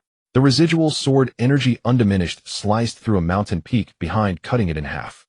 The perfect Susanoo strode over the ruins and charged directly into the front ranks of the Yenin ninjas. Ordinary ninjutsu striking its crimson armor only caused faint ripples. Each swing of the Susanoo's giant blade destroyed vast areas of earth-release fortifications. Underground tunnels collapsed one after another. The long-range units on the high ground lost their footing. The rock clones were shattered by the sword pressure before they could even serve as decoys. The first line of Yanyan's defense collapsed rapidly. Uchiha clan members surged through the breach Fuyu had created into the enemy formation. Fire release Great Fireball Technique. Fire release Great Dragon Fire Technique. Fire release Phoenix Sage Fire Technique. Vast flames swept over the collapsed rock walls, dyeing the gray-brown valley crimson. The hand seals of the Yenin ninjas were captured in advance by the Sharingan. Some Yenin ninjas having just performed Earth Release were breached from the flank by Uchiha elites. Yenin quickly changed tactics. The ordinary ninjas no longer blocked the perfect Susanoo Hiden. Instead, they dispersed to the sides using their numerical advantage to surround other Uchiha members. One rock wall after another rose from the midst of the Uchiha ranks, splitting their charging formation into several pieces. Rock spikes suddenly jutted from the ground, and some Yenin ninjas using pre-dug tunnels circled behind to attack the Uchiha's wounded and medical ninjas. The Sharingan could see through most attacks, but it could not eliminate the vast disparity in numbers between the two sides. An Uchiha ninja having just used Jinjutsu to control the enemy in front was attacked from underground by another Yenin squad. Another Uchiha elite dodged a frontal rock spear, but was overwhelmed by boulders falling from the mountaintop. Whenever a Yenin ninja fell, the rear would quickly send in a new squad to replace him. The perfect Susanoo was forced to turn and swing its sword, destroying the rock walls that segregated the clan members. Fuyu also spread his wings to block the boulders pouring down from the mountaintop. Just as he was forced to divert his attention to protect his clan, a short figure slowly rose into the sky. The third Tsuchikage Yemu clasped his hand. A white barrier quickly formed between his palms. Dust released detachment of the primitive world technique. A white beam of light shot across the sky. Along its path, rocks, flames, and chakra were directly disintegrated. The perfect Susanoo spread its wings and moved its massive body sideways. The dust release grazed its shoulder armor, shaving off a large chunk of crimson chakra, then erased a distant mountain peak from its center. At the same time, a heavy rumble came from the ground. Han the Five-Tails Jinchuriki, clad in red armor, charged into the battlefield with high-temperature steam constantly erupting behind him. Boil release unrivaled strength. Han's speed suddenly skyrocketed, and he slammed heavily into the Susanoo's knee. For the first time, the perfect Susanoo visibly wobbled. Fuyu controlled the chakra giant blade to slash down. Tailed beast chakra gushed out from Han's body. His body rapidly expanded, finally transforming into the Five-Tails Mu Wang. Fuyu controlled the chakra giant blade to slash down. Tailed beast chakra gushed out from Han's body. His body rapidly expanded, finally transforming into the Yemu flew above the Five-Tails and applied the super lightweight rock technique to it. The Five-Tails' huge body instantly became light, and its movement speed greatly increased. Just before the Five-Tails crashed into the Susanoo, the Yemu canceled the lightweight effect and instead increased its weight. The Five-Tails, enveloped in high-temperature steam, slammed Hiden into the Susanoo's chest armor. The perfect Susanoo staggered back repeatedly. Cracks appeared on its chest armor, but they quickly healed under the support of Fuyu's ocular power. The Yemu continuously gathered dust release high in the sky, blocking the Susanoo's counterattack routes. The Five-Tails then launched a series of frontal assaults. Their combined efforts barely managed to contain Fuyu, yet Fuyu still did not fall into a disadvantage. The perfect Susanoo spread its wings, stirring up a crimson chakra storm that drove the Five-Tails back. A giant chakra arrow then materialized. The arrow shot forth, instantly piercing through several mountain peaks. The Yemu relied on his flight ability to evade the attack, but a large fortress in the rear of Yenin was directly destroyed. The Susanoo then swung its giant blade, cutting a huge wound on the Five-Tails' body. The Five-Tails retreated in pain, with tailed beast chakra continuously leaking from the wound. The two sides fought from daylight until dusk. Fuyu could not defeat the Yemu and the Five-Tails while protecting his clan. The Yemu and Han could not break through the perfect Susanoo either. After the sun set, Yenin was the first to signal a retreat. The Yenin ninjas withdrew in an orderly fashion along the mountain fortresses and underground tunnels. The Yemu remained in the air on alert. The Five-Tails stood in front of the Yenin forces. Fuyu did not pursue. The Uchiha clan could not afford more casualties either. The perfect Susanoo gradually dissipated into crimson chakra. Fuyu landed on the broken rock, ground, his body swaying slightly. Uchiha Tiahua immediately stepped forward, but was stopped by Fuyu's raised hand. "I can still stand." Fuyu looked up into the distance. The mountains on the horizon had become blurred. Large shadows appeared at the edge of his vision, and the Mangekyo Sharingan kept sending scorching stabs of pain. He closed his eyes for a moment, wiping away the blood trickling from the corner of his eyes. After returning to the temporary camp, Fu Yu did not treat his own eyes. Have the clan's casualties been counted? Tiahua held the newly compiled list, his expression grim. Most of them have been counted. Several squads have lost contact. The final number may be higher. The Uchiha suffered heavy casualties on the first day. Several flank squads lost nearly all combat effectiveness. Many 3-mo elites were killed, and the consumption rate of medical supplies far exceeded expectations. Yenin still retained its numerical advantage. The Yemu and Han had also not lost their combat ability. Clan leader, the situation is not optimistic. Our individual combat power is indeed stronger, and you have held back most of Yanyan's strong ones. But there are too many Yenin ninjas. Every time we defeat a squad, 2 or even 3 will replace them. If we continue to consume, the Uchiha cannot bear it. Fu Yu was silent for a moment. Tomorrow we will shrink the front line.